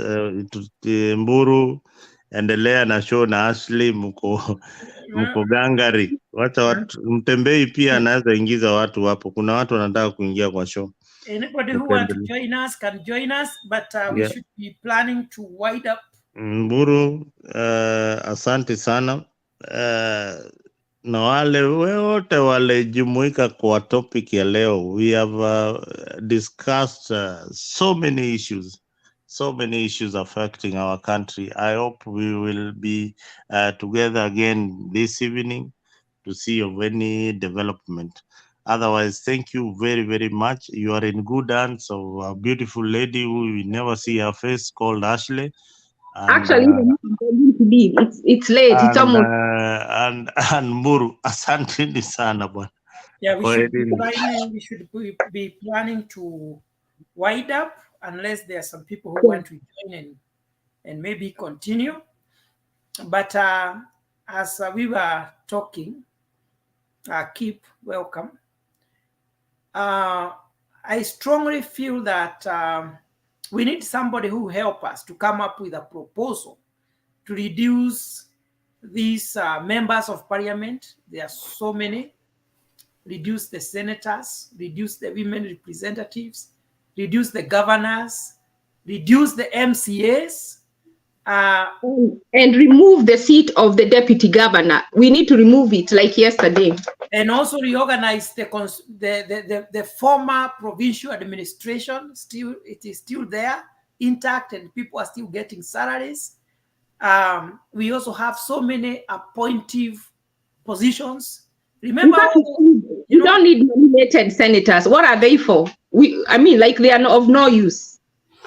So I don't know who will help us, but I thought there was this gentleman, Ashley, who came up with the post-constitutional, alikuwa anaitwa nani? Kule wa Third Way Alliance. Punguza mizigo. Punguza mizigo. Yeah. He had a very good proposal, and that is what he was trying to do. Lakini WaKenya lazima wagefuata hawa viongozi wakubwa ambao wamejifanya ni kama ndio miugu yetu. And the proposal of that gentleman could not even see the right. Lakini alikuwa amejaribu sana, kwa sababu alikuwa anasema mzigo ni mzito sana. WaKenya wanalipa pesa nyingi sana kwa hawa watu wakubwa. So hizo positions zinastahili kuondolewa kabisa. Ni ukweli, because kama hizo positions, with all those positions, Shakahola still happened. Because they were busy politicking. It didn't help. So actually, unajua Kenya, we are 50 million people. America, we are 350 million people. America has 50 governors. Kenya, with 50 million people, we have 50 governors. Just compare. So tulichukua constitution ya Amerika tukakopi na tukapaste kwa nchi yetu. Nchi ambayo tungekuwa tuna magavana kama 5 ama 6 na ikuwe sawa. In fact, to copy kunini vile their corruption. Kucorrupt huku it's very hard. Kwa nini hatukopi hizo? Tuna copy tu zile za kukula. So kainchi kadogo kama hako tuko na 50, tuko na 40 something governors. I mean, some 40 what? 47 governors in a small country like Kenya with 50 million people. I don't even know where we moved that. The 8 provinces. Tuko na 47 county governments. You see, like we have 8 governors. Everything. 8 governors for the long time. It used to be Rift Valley, Central, Eastern, Western. There are 8 provincials. More of tribal, whatever provinces. So they wanted to remove that, but still they would have maybe made them to be like, combine them with others and maybe make them, or just add some few of them, but not make them 47. Kama huku kwa Shakahola kuko na women rep, kuna MCA, kuna deputy governor, where were all those people? So you see, the fact that we have all these leaders doesn't make a place safer. And neither does it serve the people more. The reason was to bring money closer to the people. But that is not bringing money, because you're paying those people, and those people have offices, and they also but actually, guys, you should realize that Aisha Jumo had brought up this issue last 2019 of this Shakahola guy, Mackenzie. So that's why I keep saying our security is the most, and the judiciary. Those are the 2 organs of government, or I don't know whether they're in government. Those are the 2 organs that are failing Kenyans: security and our judiciary. In America, it's the judiciary. It's so hard in America when you are taken to court and the prosecutor asks for time. Most of the time, the prosecutor will be given the time they need, unless there is a reason for them not to do it. The judiciary works so much with the police if they take someone to court. Not like where in Kenya, the judiciary will give people 7 days, even if the prosecution is asking for 30. In America, it is so easy for the prosecution to get what they want, unless there is a good reason for them to deny the prosecution what they want. The problem is our courts. You know, Our courts is the problem. Yeah, our judiciary. Because the other day I was very disappointed because I think with Pastor Ezekiel being as influential as he is, he should have been let to stay in as long as the prosecution was asking, so that they can do whatever it is that they want to do, because I don't think they're just following him out of the blues for no reason. They should have been given enough time to do their investigation if they ask for it. Yes, of course. And then you get to see a very big, respected leader mingling around with him. You know, that's already sanitizing him, you know? That is why he should have not been let out, because now you see, even if someone is a witness, they'll be scared. Right Of there. course, we'll speak. And they will disappear too. Of course. But the problem is that our political leaders, they like interfering with investigations. They like making what we call getting political mileage. That's why they are doing all what they are doing. So sometimes they even lie to their electorates. They give them wrong information, not to know the truth. So it's unfortunate that we're in that situation, but I strongly feel something should be done. And the people we have in the government right now cannot help us to do it. So we need people, someone like Miguna should be put in somewhere like security. You know, he will not compromise. But we have to, these people who are appointing, maybe even them, they don't want someone strict, because they also want. Mimi nimesema hivi, watu wanastahili to come up with a proposal of what they want without politicians. Totally. Wapeleke watu waseme, wakae chini, sijui tutafanya namna gani, tuseme hivi ndivyo tunataka kuongozwa, and we put it as a document, whether we shall use a layman's language, sijui venye tutafanya, maana tumesema time and again tunataka viongozi wakuzwe. Na kesho ya kupunguza watu walienda, in fact hata kwa BBI walikuwa wameongeza watu ili walikuwa wameongeza watu ili watu waone ya kwamba tumepewa some constituencies wa support more. So tukiendelea kupatia hawa wanasiasa kila kitu wafanye, wanaendelea kutuharibia nchi because they don't care. Shida sio ya kwamba hatutaki watu waajiriwe, lakini hatutaki those big positions. There are so many. Na hawa watu mnanipea mshahara kubwa, mnanipea allowances nyingi, ofisi yako furnished. You have a secretary, you have also a staff. So azibaki pesa za kubakishia wananchi hakuna. So what service are they going to give? None. So, unakuta pesa yote ya taxes karibu yote inaenda kwa kulipa viongozi, alafu wanashinda wakienda out of the country. So pesa yenye tunafanya development nayo lazima tukope. We shall never develop our country.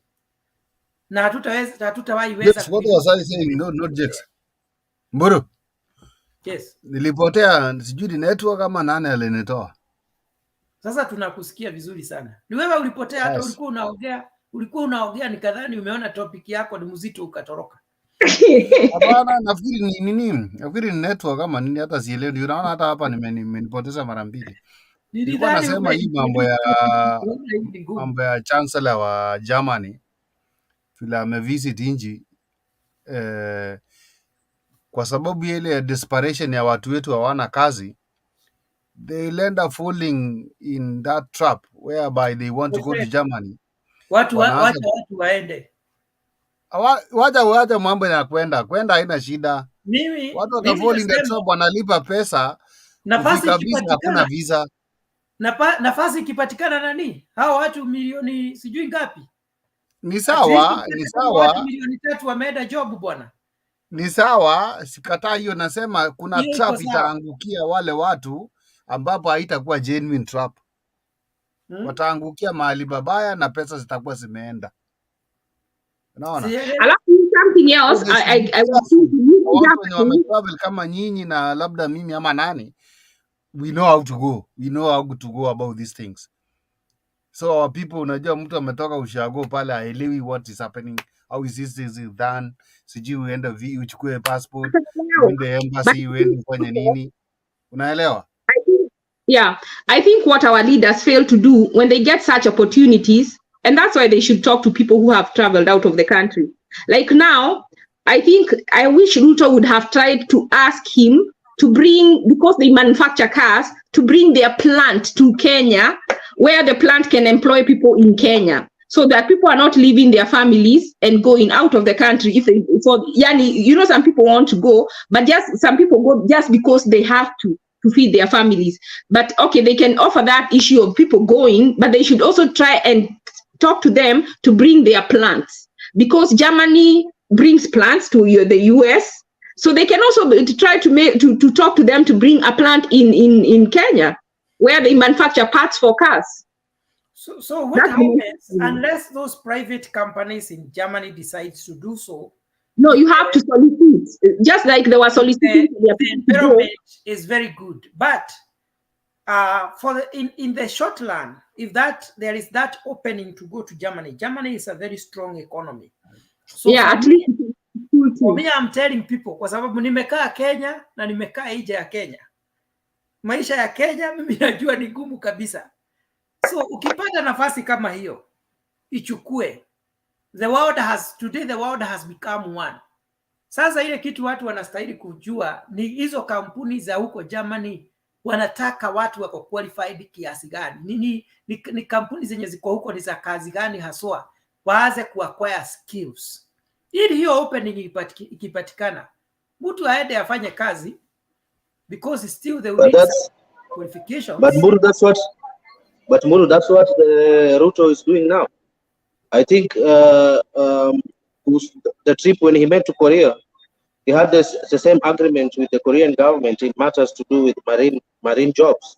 Wakasema that they will send the Korean counterparts to the Kenyan institutions ambao wana provide this marine jobs education, ama rather skills, kama vile bandari in Mombasa. There is a bandari college in Mombasa.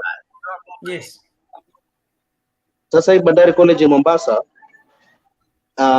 wale South Koreans will go there and then try to help streamline the level of training in that institute.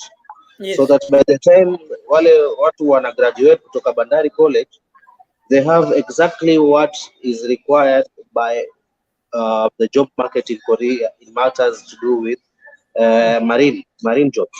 So you see tayari hapo wanakuwa wanapata kazi kiurahisi. The same thing happens with Japan. Japan is doing the same. Yes. And Germany is about to do the same. And so you see, once they get this education streamlined in matters to do with their skills training, then they'll be marketable. Because if you're going to a certain institute that has been accredited by these countries, it's easier to get a job, right? And this is why I'm saying Kenyans should be free to go outside wherever they want, and also we should be more accommodative. Nimekuwa nikiona watu wakileta shida hao wa Chinese wamekuwa wengi sana Kenya. It's a good thing. There are things the locals can learn. There are skills these people can bring in Kenya that we don't have. Na hivyo ndivyo nchi huwa inakuwa. Na sisi tukipata nafasi ya kuenda nje, enda nje pia, kwa sababu today the world is becoming one. Wale watu wako na huko nje saa hii wanaleta pesa nyingi sana Kenya, kwa sababu at the end of the day we say east or west. But now, that's another thing we need to talk about, because now I've heard that they want to put tax on M-Pesa, which is, I feel, unfair. Because if you've already paid tax on that money and then when you're sending to somebody, you're also taxed again.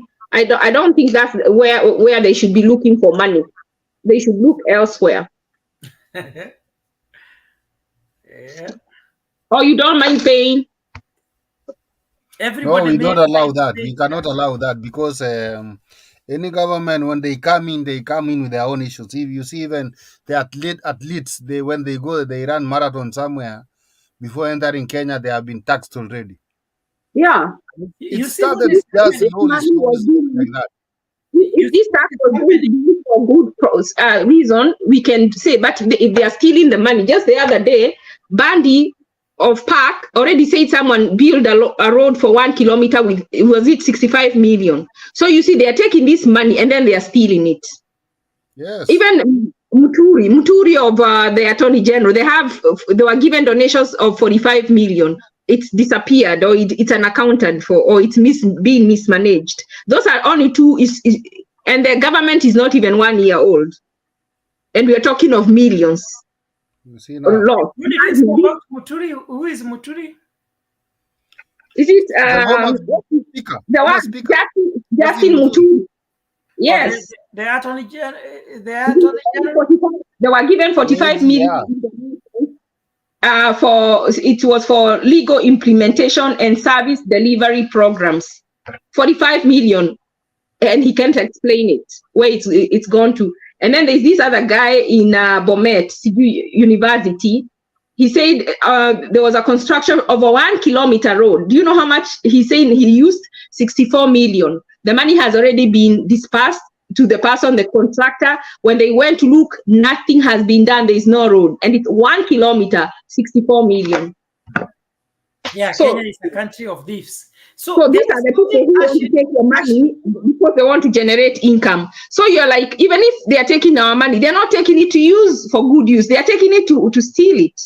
There is something, Ashley, you had mentioned about. That's why I had requested you to repeat about this, is it Kisii Governor Simba Arati? Yeah. When he was dealing with ghost workers. And we saw that there were so many ghost workers, people who were being paid, but they don't even have jobs to do. And they are drivers, they don't even have a driving license for the last 3 years. And he was somebody is a driver, but there is no car aside. Or the insurance, even for the cars, if the insurance was supposed to be comprehensive, and either it's limited or it's limited, it's not comprehensive, but the government has been giving them for comprehensive insurance. So yet we can't have no insurance. So for me, what came in my mind is that this county, we can use it as just an example of what or how the county governments are being run in Kenya. The question which was coming in my mind is, what are other counties doing? Have other counties sorted out the issue of ghost workers because they went quiet, or they are still paying these ghost workers because other counties never did the same? Because that is what I was expecting to hear from them. And that is what I was expecting the government, the national government, to require them. Before they ask for this money that they are asking for now, they should be told to do an audit and to present it. And then they should be told to go and collect that money that they have misused from wherever it is before they are given more money. Because how can you continue to give them money if they cannot be accountable for the previous money? That's what needs to happen. Otherwise, even if you keep taxing people, if the money is not being used for the right purpose, it's still going to go. There's nothing that's going to be done. Sometimes I wonder who is going to help Kenya. I wonder who is really going to help our country, because our leaders are crazy. They steal shamelessly. They don't develop the country the way they are supposed to develop the country.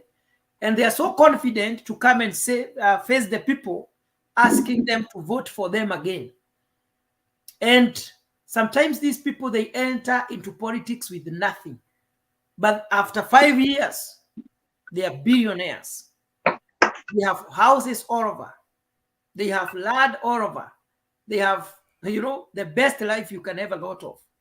So I don't know exactly, because it is good we have the social media today. We are able to talk these things out. But I agree for the day when here at Mutembei we'll stop talking. We've been talking since this channel was opened, and get somebody, if it's a lawyer, who will take pen and paper and start writing these resolutions and look for a way that they can be presented either to the president or to the parliament. We need now the part of action. We've talked enough. We need to have a day. That's what I'm saying. That yes, Kenyans are talking. We have heard Kenyans. We have heard their cry. At what time, at what point shall we say it is the time of action? Because we cannot continue like this. People are stealing, time in, time out. Another government comes, they continue with the same thing. We come here, we talk about it, then that day goes. Then tomorrow we shall come here, talk about the same things that go, you know, it reaches to the point when we shall say, no, it should not just be talking. Because like even 50% that is being abused, we put them down, and we have to force, sometimes to force the government to implement. And to take away, like someone was saying, if I have a house and you're telling me to contribute money so we can have houses, what if me, I'm not interested in a house? I have used my money, I have got money from wherever I've got it, and I have got my house. Now you want to force me to give 3% so that other people can have houses. Now when you are doing that, what if, let's assume Ruto won't go in 2027 and that program is stopped and the money is stolen? Money that people really need. Actually, what I can say for myself, from my own point of view, and I've been looking out the lifestyle of these people around me, is the way they operate their lifestyle. Is that for me, my kids are in school in Kenya. They are schooling very well. I pay them school fees.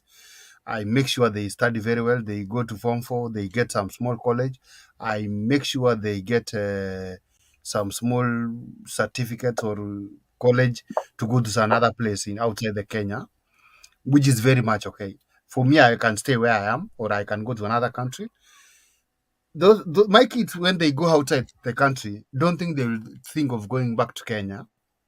So when they tell us now that you people, you are doing this and that, that is, they are going outside of our topic, because mzungu ana shughuli ati sijui hapo mbele baadaye nani atakaa namna gani ama nani. We can do this thing whereby we make the betterment of the life of the people in Kenya by some of us sacrificing. We are outside the country. We make the other people to go outside Kenya to expose what's happening in Kenya. Because when we talk like this, we cannot talk like this when we are at home back in Kenya. They'll start tracking your phone, tracking your device. Which network was he using?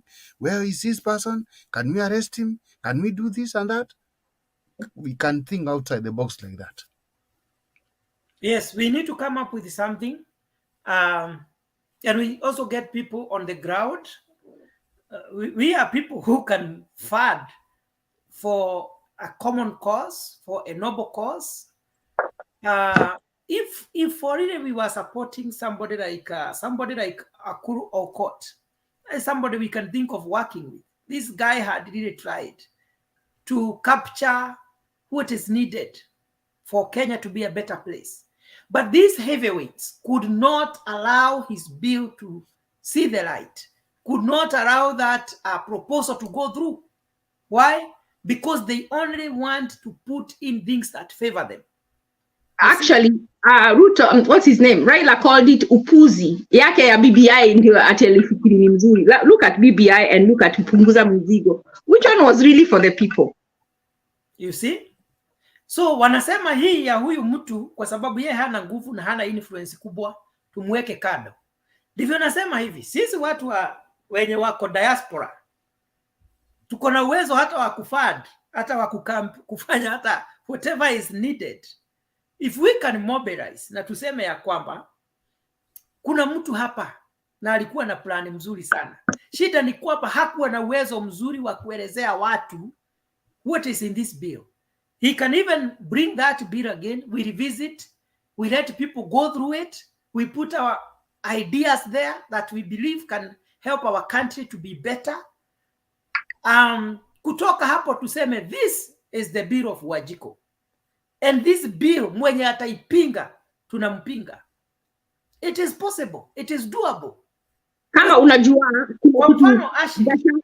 kuna kitu Gachagua alisema, and he was doing it mockery, but we should hold him. I like to hold people. I like that clip, and I would like to go to him with that clip with another suggestion. Akasema, watu wa Nyandarua hawataki nusu mkate, wataki tupatie nani, ati they are our employers. Nani lisikiza hiyo clip? Si nyinyi ndio mmetuandika? Sisi ni wanafanyikazi wenyu. akawauliza, wanasema sasa ninyi mnataka nusu mkate, wakasema hapana. Akasema we can't do anything that you don't want us to do because you are our employers. Sasa tuwapelekee hiyo clip, tuambie. Na kitu kingine hatutaki mtu analipwa more than this amount in government. Since we are your employers na umesema unatusikiza, how about we implement these two? Hivyo ndio tuko supposed to, hizo matamshi zao tuende tuwafunge nazo kamba. Let us see the hypocrisy in them, because they are saying we dictate what they do. How about we actually dictate what they do, and we take it to him, and we take it to him what he said, and we take it to him what we now want, and with signatures, 1 million, 2 million, 5 million signatures of Kenyans.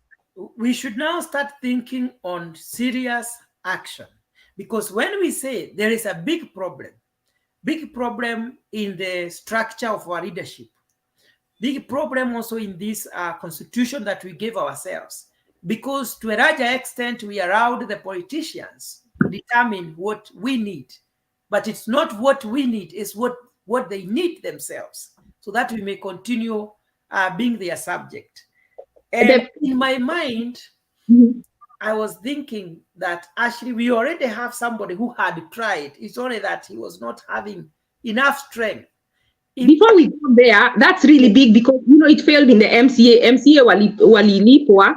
So it kind of, walilipwa, they were hungry, they were bribed. So another thing, baby steps.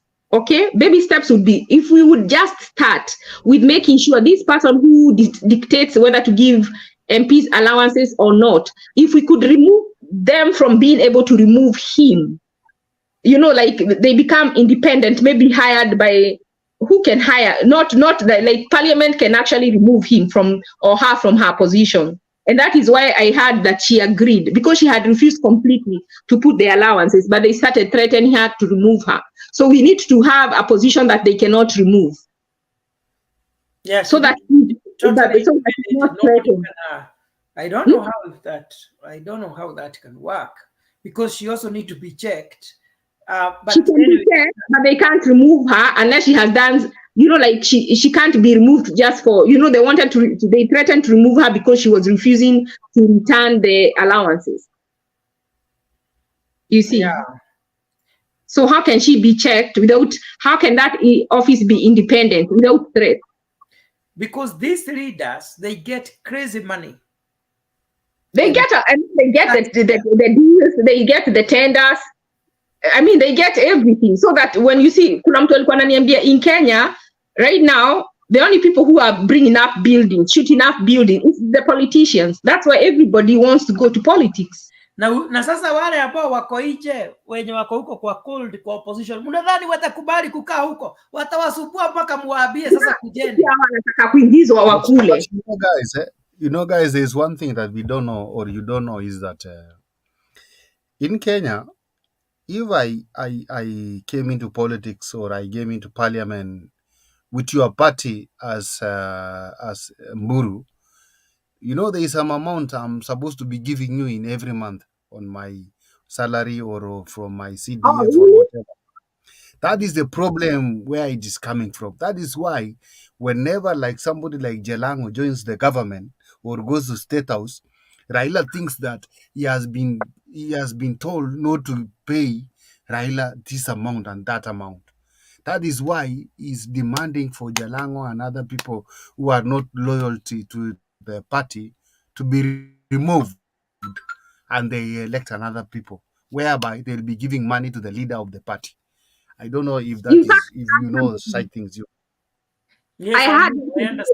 Talking about being loyal to the party, but should you be loyal? Aren't they representatives of the people? They are not representatives of Raila. They are not representative of the party. They are representatives of the people. And when they say that someone needs to leave and then go and seek again, why are you misusing people's money? Isn't that money that is going to be used again to do another election? So why should you to misuse? I think in the Constitution, if somebody shows allegiance to another party, and somebody decides I'm going to support another party, I think that person is supposed to step down and go back to the people. But that's wasting money. That's wastage of money, because an election is money. If you talk like that, if you say like that, you see, like Ruto came, he said that he was going to give free hustler fund. Even him, he needs to step down because he hasn't changed the party, but he actually lied. Did he say he's going to give free hustler funds? Yes. I can send you a link. He said that with his mouth. Yeah. There are so many things to say. Like that. It was like yes. That. So there is a lot of things even they say they haven't changed the party, but what they say they will do now, they are doing different. Now they are bringing GMO. Did they talk about GMO? Did they talk about giving 50 CSS? These are things, the things they talked about, they are telling us now it will take 2 years. Why didn't they tell us then it will take 2 years? So what I'm saying is, these things of telling the people, remember, these elections cost money. Money people don't have even to eat. Money people don't have to send their children to school. So as long as that person is still performing and doing the work that they told the people they will do, regardless of whatever outfit he's putting in, we should not subject the people to misuse money for him to run again just to make a statement. That is misuse of money. He should just not be able to win the next time. In America, when someone not really crosses over, when someone is like, if you're a Democrat and you remember this Democrat who was working so much with the Republicans until he was making jail, he didn't get back. So that you just wait for his time to get finished, and then the next time he'll either cross or he will not do what you do. It's simple as that. Because we have to also be good stewards of the money that we are getting from the people. We cannot be misusing people's money. Going back to the place, unless the party is going to pay for him, it should not be the people. The expense should not come from the people. It should not come from the people. Actually, but those are our laws. So what we can say is that these people have not left ODM, but they have differed, or they are having different opinion from the opinion of the others. So, but if they have decided to shift their allegiance, and they haven't, divide in, they are supposed to step down. And let me tell you something. One of the reasons, like now, even ODM or Azimio did not tell these people that they are going to tell them to reject the president. This is a new development. So even when they have new development, you can't force me. When you have, like now you decide we are not going to accept the win, and you yourself, you saw the election, you think it was fair, you think Ruto won fairly, and then your party is now saying they will not recognize Ruto. You as a person, you see that according to you, he won. This is post-election. This is not pre-election. So you can have changed your mind post-election. It's like getting married, and then your partner changes. They start behaving the way they were not behaving before you marry. Then you have to decide, am I going to continue staying with this person or not? So you can be with them, like now they are still in the party, they just don't agree with their those new things that they have started, like Mandamano. They don't want to, they are told not to recognize the president. Those are new things. So you can't say that Jarango has changed. No, you have brought new policies and he doesn't agree with them. And you can be in the party. Even Sabina Chege said, party and not agree. It doesn't mean that if I don't agree with what you're saying, I'm not in that party. You can't tell me to go to the other party. What if I want to remain in this party? You can't force someone to leave because you want them to think a certain way. You have to give people their independence of mind. That's what I was saying. If they decide to show that they are supporting another party and the agenda of another party, according to the law, they are supposed to step down and vie with another ticket. No, but they can support them, doesn't mean, but we don't have to always be adversaries. That's what our democracy does not understand. In fact, a good system is where... But right now, they are still in their own parties. What they are saying is that they are not disagreeing with what their leaders have decided to do. They are not agreeing with Maandamano.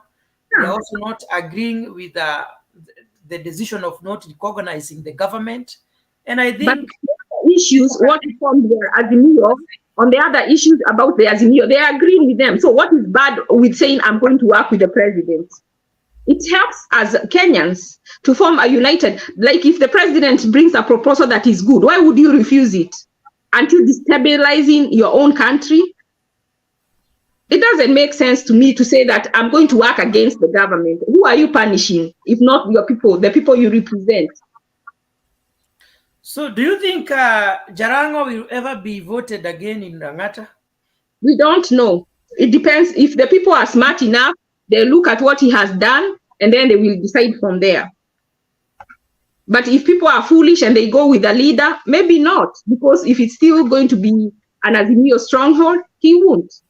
But I pray by the next election we'll be looking on things as issues, policies, and he'll come up with a policy. And if people like what he's saying, they will vote him. That's where we need to go.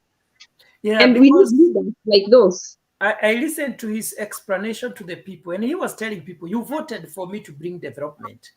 And Yeah. right now, the person who is who can help me bring those development is the president. So is there anything wrong if I go and get money to bring development in this area, bring projects in this place? But how many people will say no? Though he did all those things, he did not do what Baba wanted him to do. And not only in the ODM zones, but also in other places like Central. You have seen when Mother Karua differed with Kibaki, she was rejected totally. But don't even go too far. Right now, UDA is having a problem in Kiambu. MCA, what's her name? The women rep. She has this thing about one man, 1 shilling, 1 vote. And she's saying that when she brings it up, people are telling her not to do that. And she said, I have to talk about it. I don't care whether it is one of the agendas of UDA or not. And I like those divergent people. Those are the people we should choose the next time, because we need people who are not going to follow the leader at the detriment of ourselves, of the people that they that's a discussion we are supposed to have, because for sure, not only Kiambu, but all the populated places in Kenya, they are getting a low deal when it comes to resource distribution. Because you cannot be telling us that in some places people can get almost 50,000 in terms of bursaries, some of them taking people to study abroad. But where this money is coming, or large amount of money is coming from, they cannot afford to give 3,000 bursaries. And that's why we need educated people in parliament. Do you know how to solve this problem? They should have just done the money is given through the Ministry of Education. When the money is given through the Ministry of Education, then the people from the pastoralists will not say that they want 1 man, 1 shilling, 1 kilometer, because then are the animals going to school? So if we put this money, it is educational funds. So regardless of where you're coming from, if you're in need, you can go to your district or your county. Then it is given through the county educational fund. Then it is different than just giving money to the county, because then other places are also saying they need to be given depending on how much land they have. Because if we say then we don't want 1 man, 1 shilling discussion, then counties can say, okay, can each county spend what they get? Because you cannot be having other people working for you. You see, there should be a formula where people feel that they are getting the value of their contribution. But instead of giving money just like that, like a check, a blank check, that is why I said, in fact, the new formula that I think Ruto has implemented for money for college and TVETs, if it is done the right way, that is the right thing to do. Because then now he's gone to where it depends how much you make, how much your family makes, and that is what you're going to be given. Even this other one, that's how it should be done. It shouldn't be from the locality where you're coming from. It is the students that are in need, that there is no student who needs to go to school, who should stay at home. They make sure that every student that has a need gets money and gets funded. And then if there is another one for pastoralists to develop their area, that is another program and another project with its own special budget. And that way, even accountability will come into place, and also management. Do you know, Ashley, even here in America, you have gone to places And you have seen some places have very good roads and other places don't have very good roads. What happens? People are given developments basing on the contribution they make towards taxes. So kama nyinyi huwa mnalipa taxes vizuri, mtakuta barabara zenu zimetengenezwa vizuri, zimewekwa rami vizuri. Yani you get the services because you have worked for it and you have paid this money to the government to work for you. And the same formula should be applied in Kenya. Wale ambao wanalipa those taxes, kitu cha kwanza muhakikishe wako na maji, wako na barabara. All those considerations lazima zinafanywa. Lakini huwezi kuwa unafanya kazi kubwa, lakini wakati nakuja ni kugawa pesa, hamupati kitu. Let me say something. What did you fanya hata tukose kuchagua hata kama ni Ruto? Hiyo raundi ingine. Kama hii mambo ya one man time. Akuna around 5 years is too much. Someone can destroy the country. You know, in Mexico, what the president did when he was half term, he asked people to do a vote of confidence in him, whether he need to continue or to finish his term, or whether he need to drop so that someone else can be chosen. In Kenya, we need to have half time to avoid people. I don't think we are.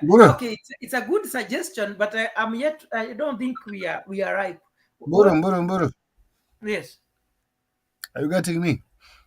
Yes, clear. So my question is this: we've been here for long, not only today or yesterday or the other day. We've been here since even before election, before even that long anyway.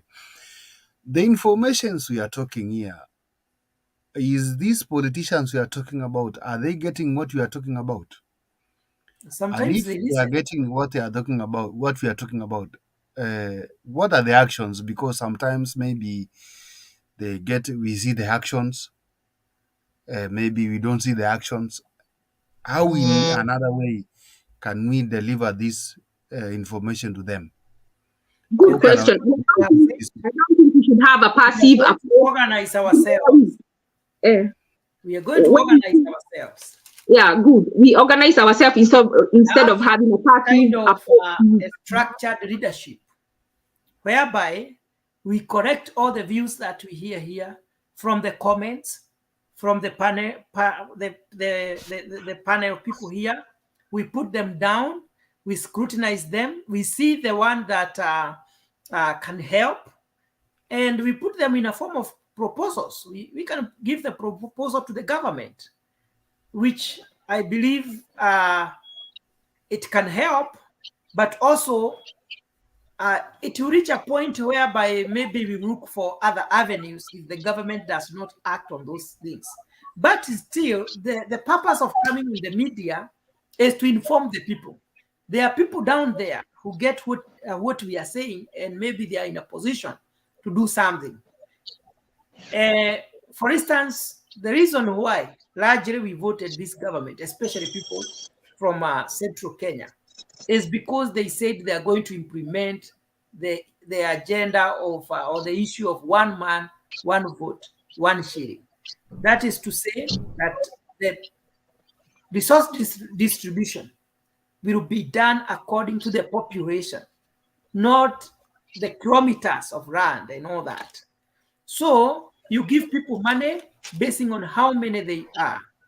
And also, not forget, I'm not saying 100% that they have to forget other considerations, but what people are saying, that the people who are paying much money, a county like Kiabu, they are getting very little, to the extent that they are not able to give bursaries to the children, because what they are getting is not equal to the population or equal to what they contribute towards the government. So that is a thing that can make Ruto government to be rejected totally if they pretend that they don't know why people in some places voted for them. So I think we might not do much, but we keep on talking. But where we can come down, compile a good proposal of what people have been saying here, we can hand it over to the the government and see what they can do about it. And Guru, you came up with a very good opinion when you talked about, like in the US, you know, I think most of the money that the county makes or the state, they stay with the money. There is money that there is revenue from the state and there is revenue from the federal government. Yes. So we need to interrogate how much of the state and federal government, because some states or even cities, when cities make their own revenue, they keep that money. So you find some cities are better off. Even the school systems are way better than some places where have poor schools. Those places with poor schools do not collect as much taxes from their people. You find that even governors in some states solicit for companies, like from the way we are saying, they go to German or they call them, they have a good relationship. They talk with those people, car makers, they come and manufacture those cars in your state. That brings employment to your states. So those are things that even governors themselves can do, but they should keep that revenue within that county. That will encourage most governors to go out to solicit for businesses, for manufacturers to come to their state or to their county, so that money stays in the county. So that however much effort you've put is how much your county will develop. So that you don't get so much value to their money. Value for what they contribute. Yes. But then, you see, question that I have is, has anybody ever taken time to take the governors to make the governors being accountable to the revenue they collect? Who actually even knows which county collects what revenues from their own counties, within their own counties? To be honest, I don't know, right? Hakuna mtu anajua county yake ime collect pesa ngapi revenue, because kila county kuna mabiashara na there's this trading licenses that every business has to pay to the county. Hizo pesa huenda wapi? So to say there is no county in Kenya right now that gets zero revenue from its county, because kila county kuna biashara, to kiosk, to nini, to duka, to dogo, there's something happening there. So these businesses, they do pay some trading licenses to the counties. How much do the counties collect of this? Counties zinakuanga pia na parking fees. How much have they collected of this? Counties zina collecting easy pesa za land, mtu ulipa rates, land rates. How much of this have they collected? So accumulate hizo sources of revenue for these counties. How much have they collected? Does anyone put them in, make them accountable for what they've collected? That's the question. That is why we have the county government. And how are these monies utilized? Has anybody questioned that? I have never heard that. All I hear is the money that was disbursed from the national government is what is usually being held into account. Unaonanga Senate wanapigania hiyo, sijui nani alitumia pesa vibaya, alifuja pesa vibaya. But what about the money that is actually earned within that county? What happens to that? Now those are the questions that we ought to start asking ourselves. And then on the issue of the one man, 1 shilling, 1 vote, I think it's a matter of us having another census, first of all. Because like somebody said here before, and we've had this discussion before, some of these regions, the number of population that we have in some regions are exaggerated. They're not actual, to be honest. So some numbers are exaggerated. Is that black? Yes, it's black. Oh, good. Now, so you see, if we are to implement this 1 man, 1 vote, 1 shilling right now as it is with the numbers that we have now, I'm 100% sure that there's some regions that are going to be getting a lot due to the exaggerated numbers that they had got from the previous census. I would first request for a new census to be done in a proper way. Then we can go that route of the 1 man, 1 shilling. Then the question would be, how do we compensate for the people that have fewer people?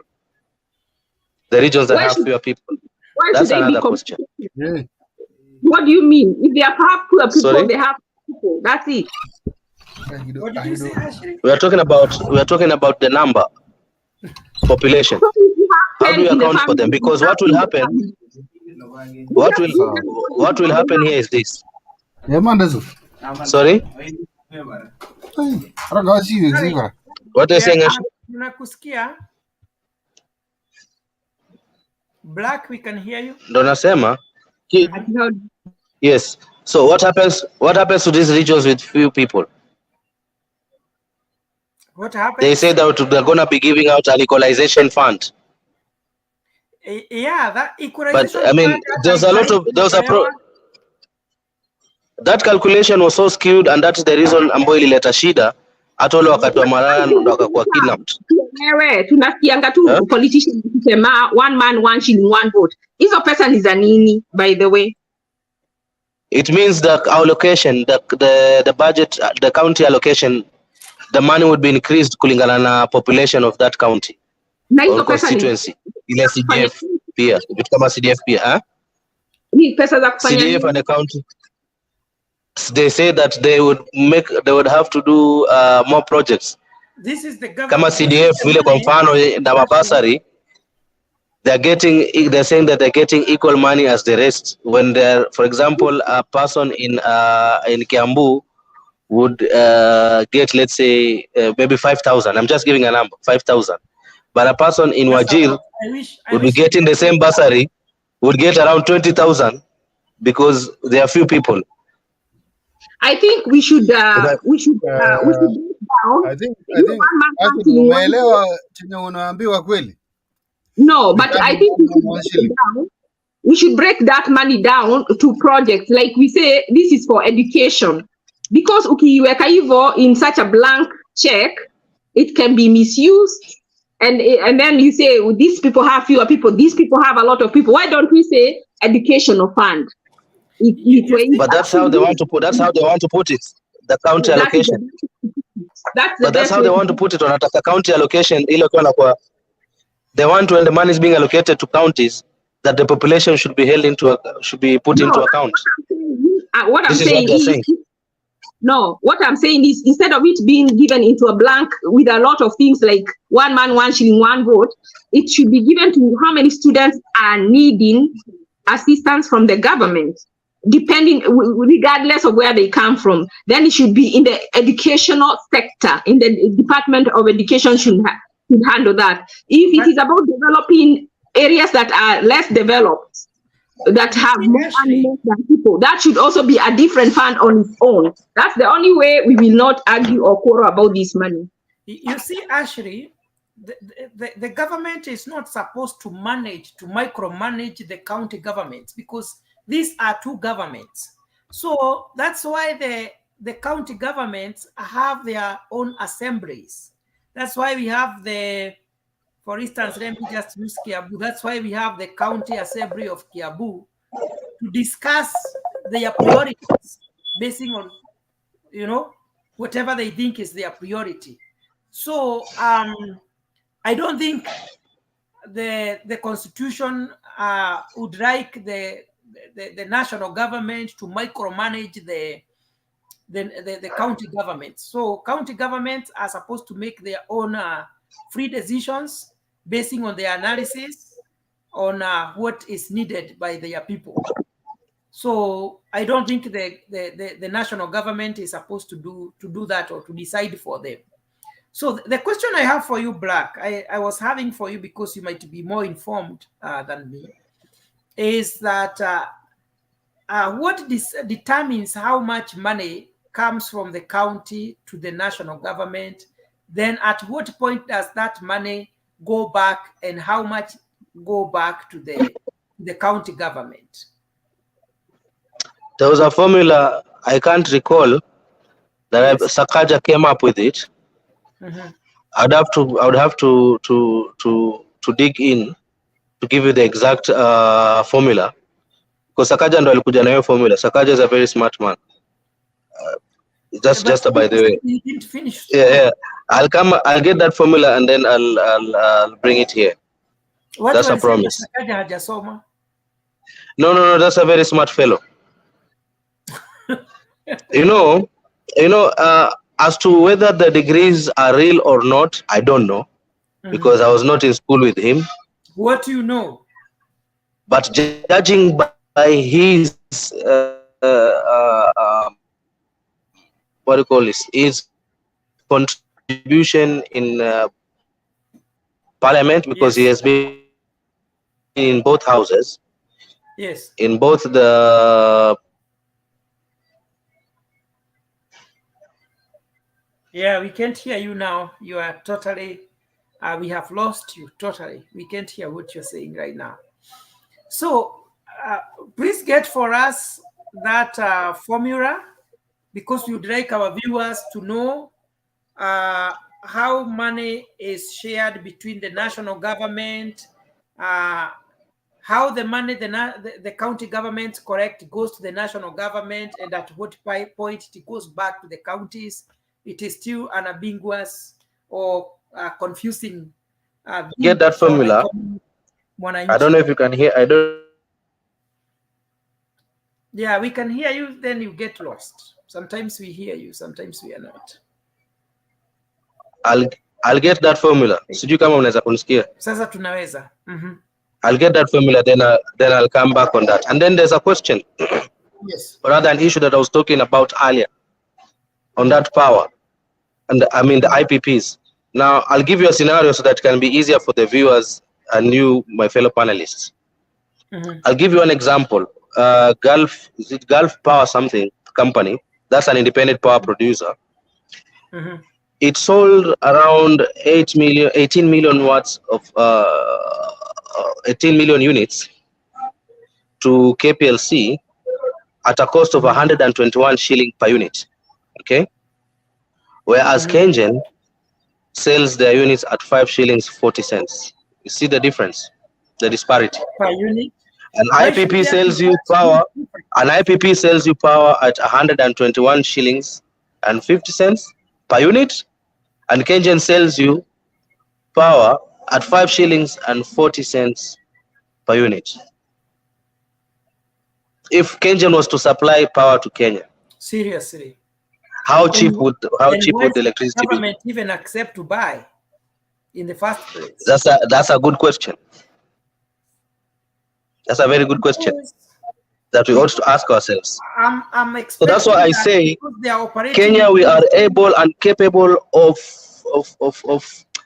turning things around if we want to. If our leaders want to, they are able to. They can do that. They can do it.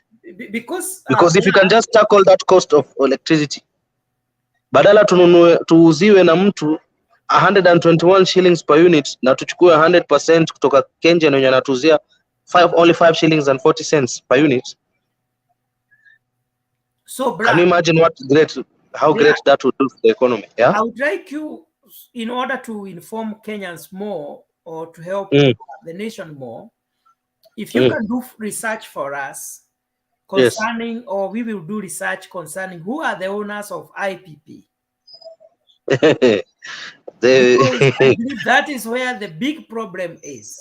Who are these owners who are selling Tamalizwa. No, it doesn't. You see, sometimes we have to speak these things. Fear will never help anyone.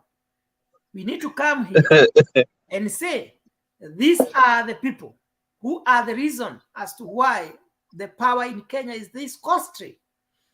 Because Black, I'm forced to believe, or I'm thinking that Kengen and IPP are operating within the same ground. So yes, of course. Same conditions. Yes. Same environment. So it is expected that the cost of production is the same. Of course. Then at what point are they selling their power at 100 and something when Kengen can afford 5 shillings? So those are the things we need to come here, inform the people, and we read the owners of those private company. That is the only way we can force things to happen. That is why we have the media. That's why we have the social media. And we say there is power of the social media, whereby if we keep on talking these things, believe me not, they will change. They will automatically start behaving. So another thing, if our county governments at this point, because now this is within their reach, if at this point each county government could come up with what do you call this, value addition factories, like what's this guy's name, Arati did, and what the Kwale governor had done, what the Makueni former governor had done, what's his name, Kivuta Kibwana, what Charity Ngilu had done. If each county can come up with as many as those, na ongeze zengine, then farmers would have ready market for their produce. But who would want to go to the towns, the big towns, to go try find jobs, wafanye kwanzia 8 to 5 kwa mshahara yenye hai make sense, when you can have your own shamba, ama urudi shambani uende ulime, na unajua ukipeleka mazao yako kwenye factory fulani within your county, you already know how much you're gonna be paid. So it's not that you're gonna be going again to start looking for market. You already have a market there. If we can have those. So Black, if stima pia kama stima itapunguzwa, how many people out there, local and foreign investors, will be willing to come in due by the fact that cost of production would have lowered to a significant level? A lot. Wow. Yeah, I will continue. Let me answer the phone. A lot. So no maana nakwambia, we have the ability to turn things around if the leaders are really genuine in wanting to change the lives of Kenyans. It's not about the cost of living. The cost of living inaonekana juu because watu hakuna job.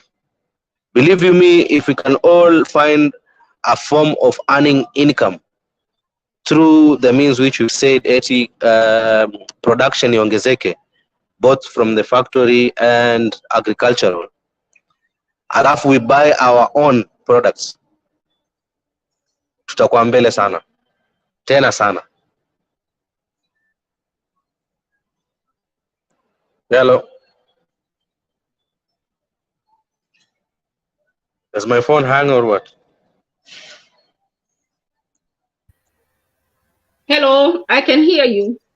Okay. You know, sometimes my screen hangs. So that's what I was saying. We are more than capable of doing that. I mean, to turn around the economy. Tukitaka, we are able to do that. Question is why we are not doing that? I don't know. Because is it that someone somewhere is happy with us being poor, and it's there again in one way or another? I don't know. It is, and because we are not holding our leaders accountable ourselves. We just clap for them when they do the wrong thing. We haven't looked them in the eye and told them we want you to work for us. I think if we did that, we'd see some action. Because we are made to believe that the problem that ails us are some political issues which have no bearing to the way we live, instead of actually focusing on the real issues. Sasa tukipigia kelele sijui Chebukati sijui nini, how does Chebukati change our lives? How is Cherera going to help you? How is Cherera going to change our lives? Zero. I mean, so, and you'd find someone going to the street to go throw stones. Juamambiwa vitu kama hiyo. I wish people could just sit down and think hard and ask themselves some few questions. And then after that, waangalie ule governor wao na MCA wao. Because those are the most important people, or rather the most important leaders to anyone. Your MCA and your governor. But do you know some of our leaders want us to be hopeless? Because a hopeless person is easy to control. And that is why you see Mackenzie was able to control people when he broke them up. When people are in power, you can't just come and tell them nonsense. You would have to think before you come and talk to them. Actually, if you visit some of the places where these leaders come from, leaders you see shouting and talking confidently, you will just shed tears. When you see their regions, when you see their neighborhoods, is serious. People are in a very serious situation. But so if you look at Orengo, when he went to parliament, his first press conference was about him not having a governor's house. And I've been told that area is so poor, it's not even a joke.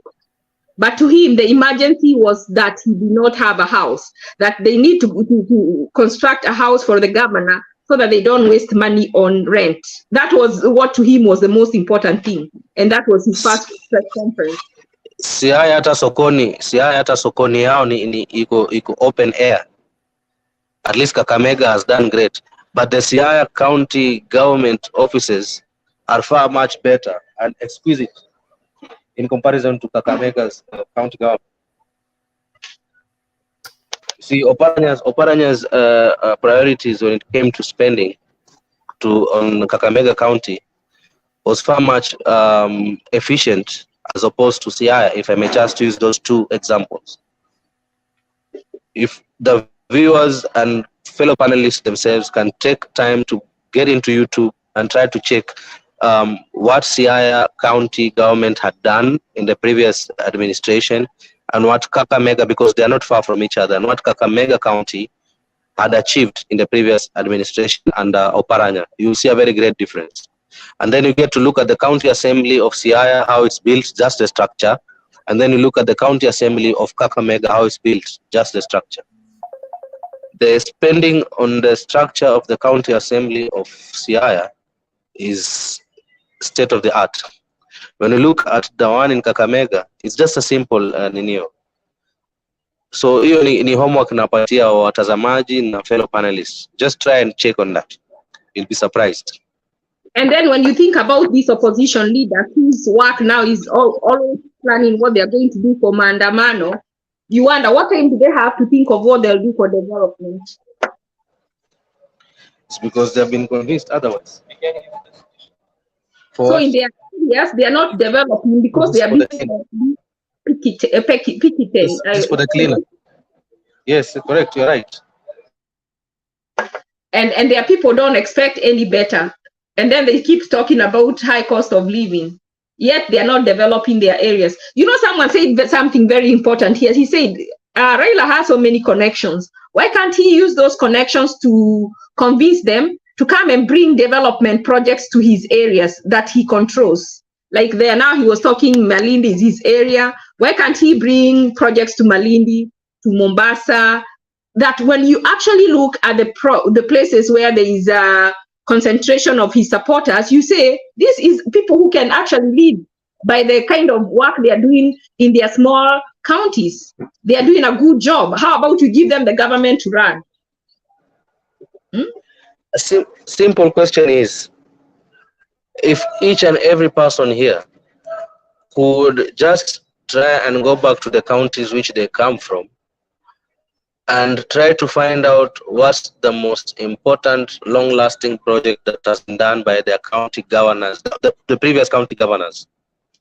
Like for example, ilikuwa mbeleni, Makueni, Kivuta Kibwana, Ali launched 2 food processing factories plus 1 milk processing plant, right? Mm-hmm. These would offer biasharas to the farmers there. They know where to take their milk.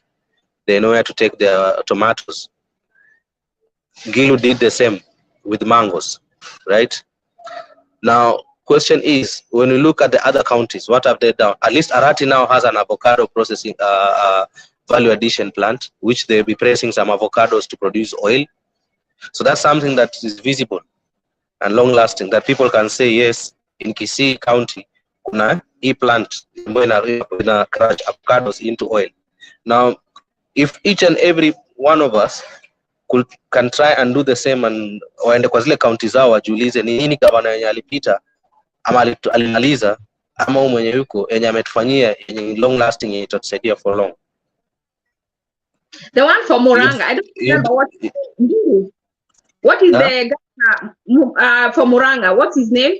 Kangata. Currently, Wamatangi ni Kiambu. Yeah. Kangata ni wa Muranga. Yeah, Kangata, right? He's doing a lot. He's even He's doing a lot of things, even free meals. He's doing a lot of things. I know What, he's like for quiet, what has he done? but Mention them. I would have to look, but I've been told by the people there that he's doing, they like what he's doing.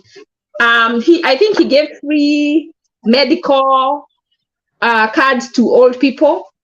And then he also gave something, he's giving the CDF. He gave almost all the kids that needed CDF. Now you see, to me, as much as that is helpful, I don't think that is, no. He's doing that a lot. It's almost like a handout. No, but what when I'm someone saying, when someone gives you a bursary, it's a handout. It's not made independent. But you see what these examples have given you, like Makueni, and you see those ones. If these farmers can be able to sell, they know where to sell their produce. They're 100% sure if they take them to these factories, they get money. They wouldn't need these handouts in the name of bursaries, right? Correct. And even in Moranga, what I found is those people, some of those avocado people, when they go to sell, wanadanganywa. So I think it would even help if the county helped them to buy the avocados from them, because wanadanganywa sana. Ndio hiyo nilikuwa nasema, kama kila county inaweza kutengeneza value addition factories ya kufanya value addition, it would be great for the farmers, right? Because they know where to sell their produce with a ready market, ready price. Na kuna watu watafanya kazi kwenye hizo factories pia, that will be employment. So do you think these farmers will be needing these bursaries as much when they know when they can sell their produce? No. Some people, unaona mtu ako na avocado zake, but avocado zake zinaharibikia kwa shamba, zinakuliwa zingine because they don't know where to take them, right? But if we do have a factory zenye zinanunua hizi avocado zenu, zina crush into oil, like the one that was launched in Kisii, that was in collaboration of the British High Commission, then that is good. So that's what I'm saying. The problem is having a source of earning an income. That's the problem. If we can all find a source of earning income, we can manage the cost of living.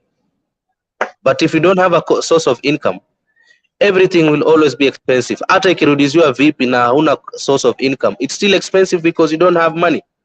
Hata our vijana wa kutumiwa, those ones who go, like the ones who went to Uhuru's garden or ranch, if they were at work, do you think they would have skipped work to go and be employed to do such nonsense? They would not have been available. So sometimes this poverty is by design. Yeah, very true. I agree. So like you said, you just left saying that we need to come up with a proposal. Me, I like the proposal part where we stop talking and we try to see what we can do action-wise. Yeah, very true. 100%. So it's just a matter of how to get these leaders to do this for us. That's the main issue. Oh, nani analeta hizi? Where is this now? Which place is this? Ama pale kwa kina Uhuru venye zile mbuzi zilichukuliwa? Or where is this? Maybe someone can explain to us. Is this Jakes? I'm saying he's putting the headlines basing on what we're discussing. They were taking the goods. I think this is when they are taking the goats from Uhuru's farm, isn't it? Do you know there is someone from abroad? They said somebody is in abroad and he had like 30 goats. They were recovered. Zile mbuzi sasa ukiona venye zilikuwa ziko, hata ukipewa sahihi huwezi ilisha. Hazikuli manyasi ovyo ovyo hizi bwana. Zimeshiba kama mwenyewe. Zimeshiba hata haziwezi kutembea. Hata ni stress kwako. Unairudisha tu. Hiyo ni ya kukula tu, ukule. Zinakuranga nyama. Eti mbuzi zinakula nyama. Hiyo za Cerelac, zinakula Cerelac. Oh, hizo zinakula Cerelac. Alafu unaenda kuzilisha hizi nyasi za mtaani zenye walevi usiku wanazikojoleanga.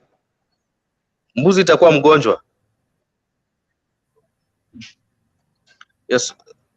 Which other video is this? Oh, it's people in the garden. Sasa kwa nini tumeletewa hizi? Tuletea za COVID billionaires. Let a COVID billionaire. If perhaps you can find that one of Siaya and Kakamega counties, the difference, it would be great also. So ndivyo nilikuwa nasema hawa viongozi sijui kama huwa wanatembea kwenye watu wenye wanaongoza wanaishi, kwa sababu ukitembea sehemu zingine Kenya huwa unashindwa, je, hawa watu wako na viongozi? But you realize that sisi Kenya, ukiona mtu ako na gari kubwa inatisha, anaongea maneno makubwa makubwa, ako na magari 20 imemfuata nyuma, huyo ndio tunasema huyu ndiye kiongozi wetu, bila hata kutaka kujua hii pesa yote, hii utajiri yote ametoa wapi. It's just like some people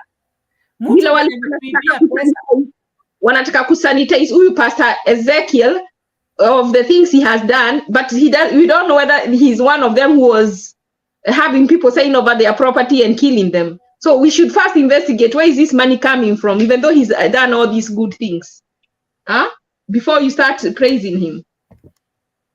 So you know, there's no better place to do money laundering than the church. Yeah. Because kanisa ikipeleka pesa kwa bank, yeye anasema ni sadaka. Ukipeleka pesa nyingi kwa bank, you have to be asked ulitoa wapi. You have to account for it. So it's easier for watu wash kutumia watu wa kanisa kuweka pesa yao. It's very easy. So kabla tuende hapo kwa kanisa, kwa sababu naona kama mtachange topic. Nasema hivi, Kenya mtu mwenye amestakiwa kwa mambo ya corruption ama amesemekana amekuwa na skando kubwa, huyo mtu huwa anaenda anajificha kwa siasa na anachaguliwa. So kwanza anapewa hii kiti ile kubwa kabisa kwa sababu watu wanataka kumzuia, maana huyu ni mtu wetu. Amerika, ukiguzwa na mambo ya corruption, automatically watu wanakuacha. Nasema hivyo kwa sababu wale wako huku wanajua. Ukiguzishwa na mambo ya corruption, hata haustahili kuambiwa, hata wakati mwingine wanajiuzuru kwa sababu wanajua automatically wametoka kwa mioyo ya watu. Lakini kwetu ukitajwa na corruption, hata watu wanakuja nje pale, wakati unaenda kwa koti wanaanza kuiba nyimbo za kukusifu na kujaribu kuonyesha koti isijaribu kufuga huyo ni mtu wetu. Lazima tutoke katika hiyo hali ya kuamini viongozi wetu sana, hata wakati wanakosea bado tunajua, na wanajua hakuna kitu tutafanya, na wanajua bado tutawachagua tena na tena na tena. We really need to come out and say corruption is a no-go zone in Kenya. Mtu akishikwa ama akistakiwa na mambo ya corruption, tunamwacha, tunachukua mtu mwingine fresh. Lakini unajua nini Mburu, what I don't understand, why do you tolerate politicians who are corrupt, yet mtu akiiba hata simu ya mtu anachomwa? Yeah. How? Wameibia maisha yetu, wameiba madawa ya watu wanakufa kwa hospitali. Hao ndio huwa tunaibia nyimbo za sifa. Na mtu akikuibia just a phone, anawekwa taya, anachomwa. Maskini ukienda kotini, maskini wa kuiba kuku, maskini wa kuiba simu ndio wamejaa huko. Hawa wakifungwa tunaenda huko wanatoa bail ya 1 million. Lakini mashtaka ameshtakiwa mashtaka ya bilioni. So what is 1 million as compared to a billion? And I don't know how our judicial system is, because like in the US, there's this guy who was found to have, he was told he murdered a girl, which I'm not sure, but he was held without bail. Yani aliwekewa bail hawezi atafikisha kama 10 billion. Kama hao watu wanawekewa 1, kama huyu Pastor Ezekiel, uto tu pesa aliwekewa ni tudogo sana. Angewekewa 10 billion. Atoe jasho. No, for real, because sasa kama mtu mpua akiwekewa 1 million, si kama kukata atolewe.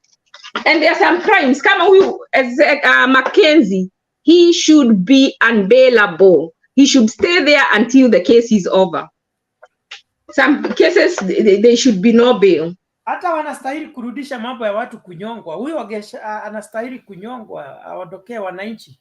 Na in fact hata hastahili kuwekwa kwa cell na mtu mwingine. He should be separated somewhere. Maana huyo akona uwezo wa kufanya watu jela mzima wajinyonge. Aisi tumalize nini? Black anasema anataka kutoka. Hey, we've been here for long. Ya tunaweza fikisha hapo kwa sasa. Tumeongea sana. Hiyo masaa ni nyingi sana. So sijui nani atamaliza show. Black. Nawapenda nyote. Yeah, nawapenda nyote. Jex is there. He's here. Oh, nawapenda nyote. Yes. Nawapenda nyote, and let's meet again in the later time. See you. Ashley umenifurahisha sana na kitu moja leo nimecheka. I can't go without saying it. Tumesema huwezi kubali mtu aende aparuliwe nje alafu akuje kwako na tena.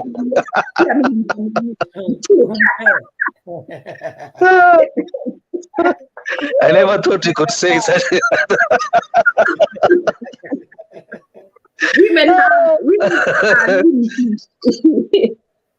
We treat women so unfairly. It's not right. Ashley, sema kitu. Ni time yako. I think tumemaliza. So now we want action. I want action. We need to write a proposal. Send it. Lakini wacha nisirudishe debate, tutaendelea wakati huo mwingine, maana naweza sema kitu hapa tena tuanze debate. So thank you so much. Our viewers, God bless you. Let us see each other tomorrow. It is today actually. After some few hours, we shall be back. Wow, it's 3 o'clock where I am. We've stayed 12 hours. It's almost 12. Okay, Jex is back. What are you I've been here all along. And you didn't talk? Mimi ni wale wenye upenda kufanya vitu mchezo kinyume ya maji, because I had to rest kiasi. But thank you people for keeping tabs. Thank you for watching Mtembei TV. This show has been made possible because of you guys. Asanteni sana, asanteni tu sana. I'm grateful to be your moderator for the last how many hours? Hey, almost 12 hours, and these guys have made it even easier because wamefanya ile mambo. We had Mboro taking charge, we had Ashley, we had Blake, we had Mzalendo, and I tell you, these guys, they couldn't have done a better job than they once have done. They have done. Mboro is a good guy who, he said today he came prepared, and for real, he was prepared. Mwambia zile vitu amefanya wacha tu. Thank you so much, my brother. I see you, and keep doing the good job. I also thank you, Ashley. Hey, manzelo ulikuja pia prepared. The statements umepeana mzito. My friend, I'm grateful. Zaidi yote, on behalf of Mtembei, the CEO, and me, myself, the moderator, and many of the guys who make this possible, we wish to thank you, our viewers.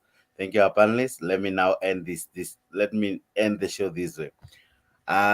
Thank you so very, very much. Forgive us for not maybe playing many videos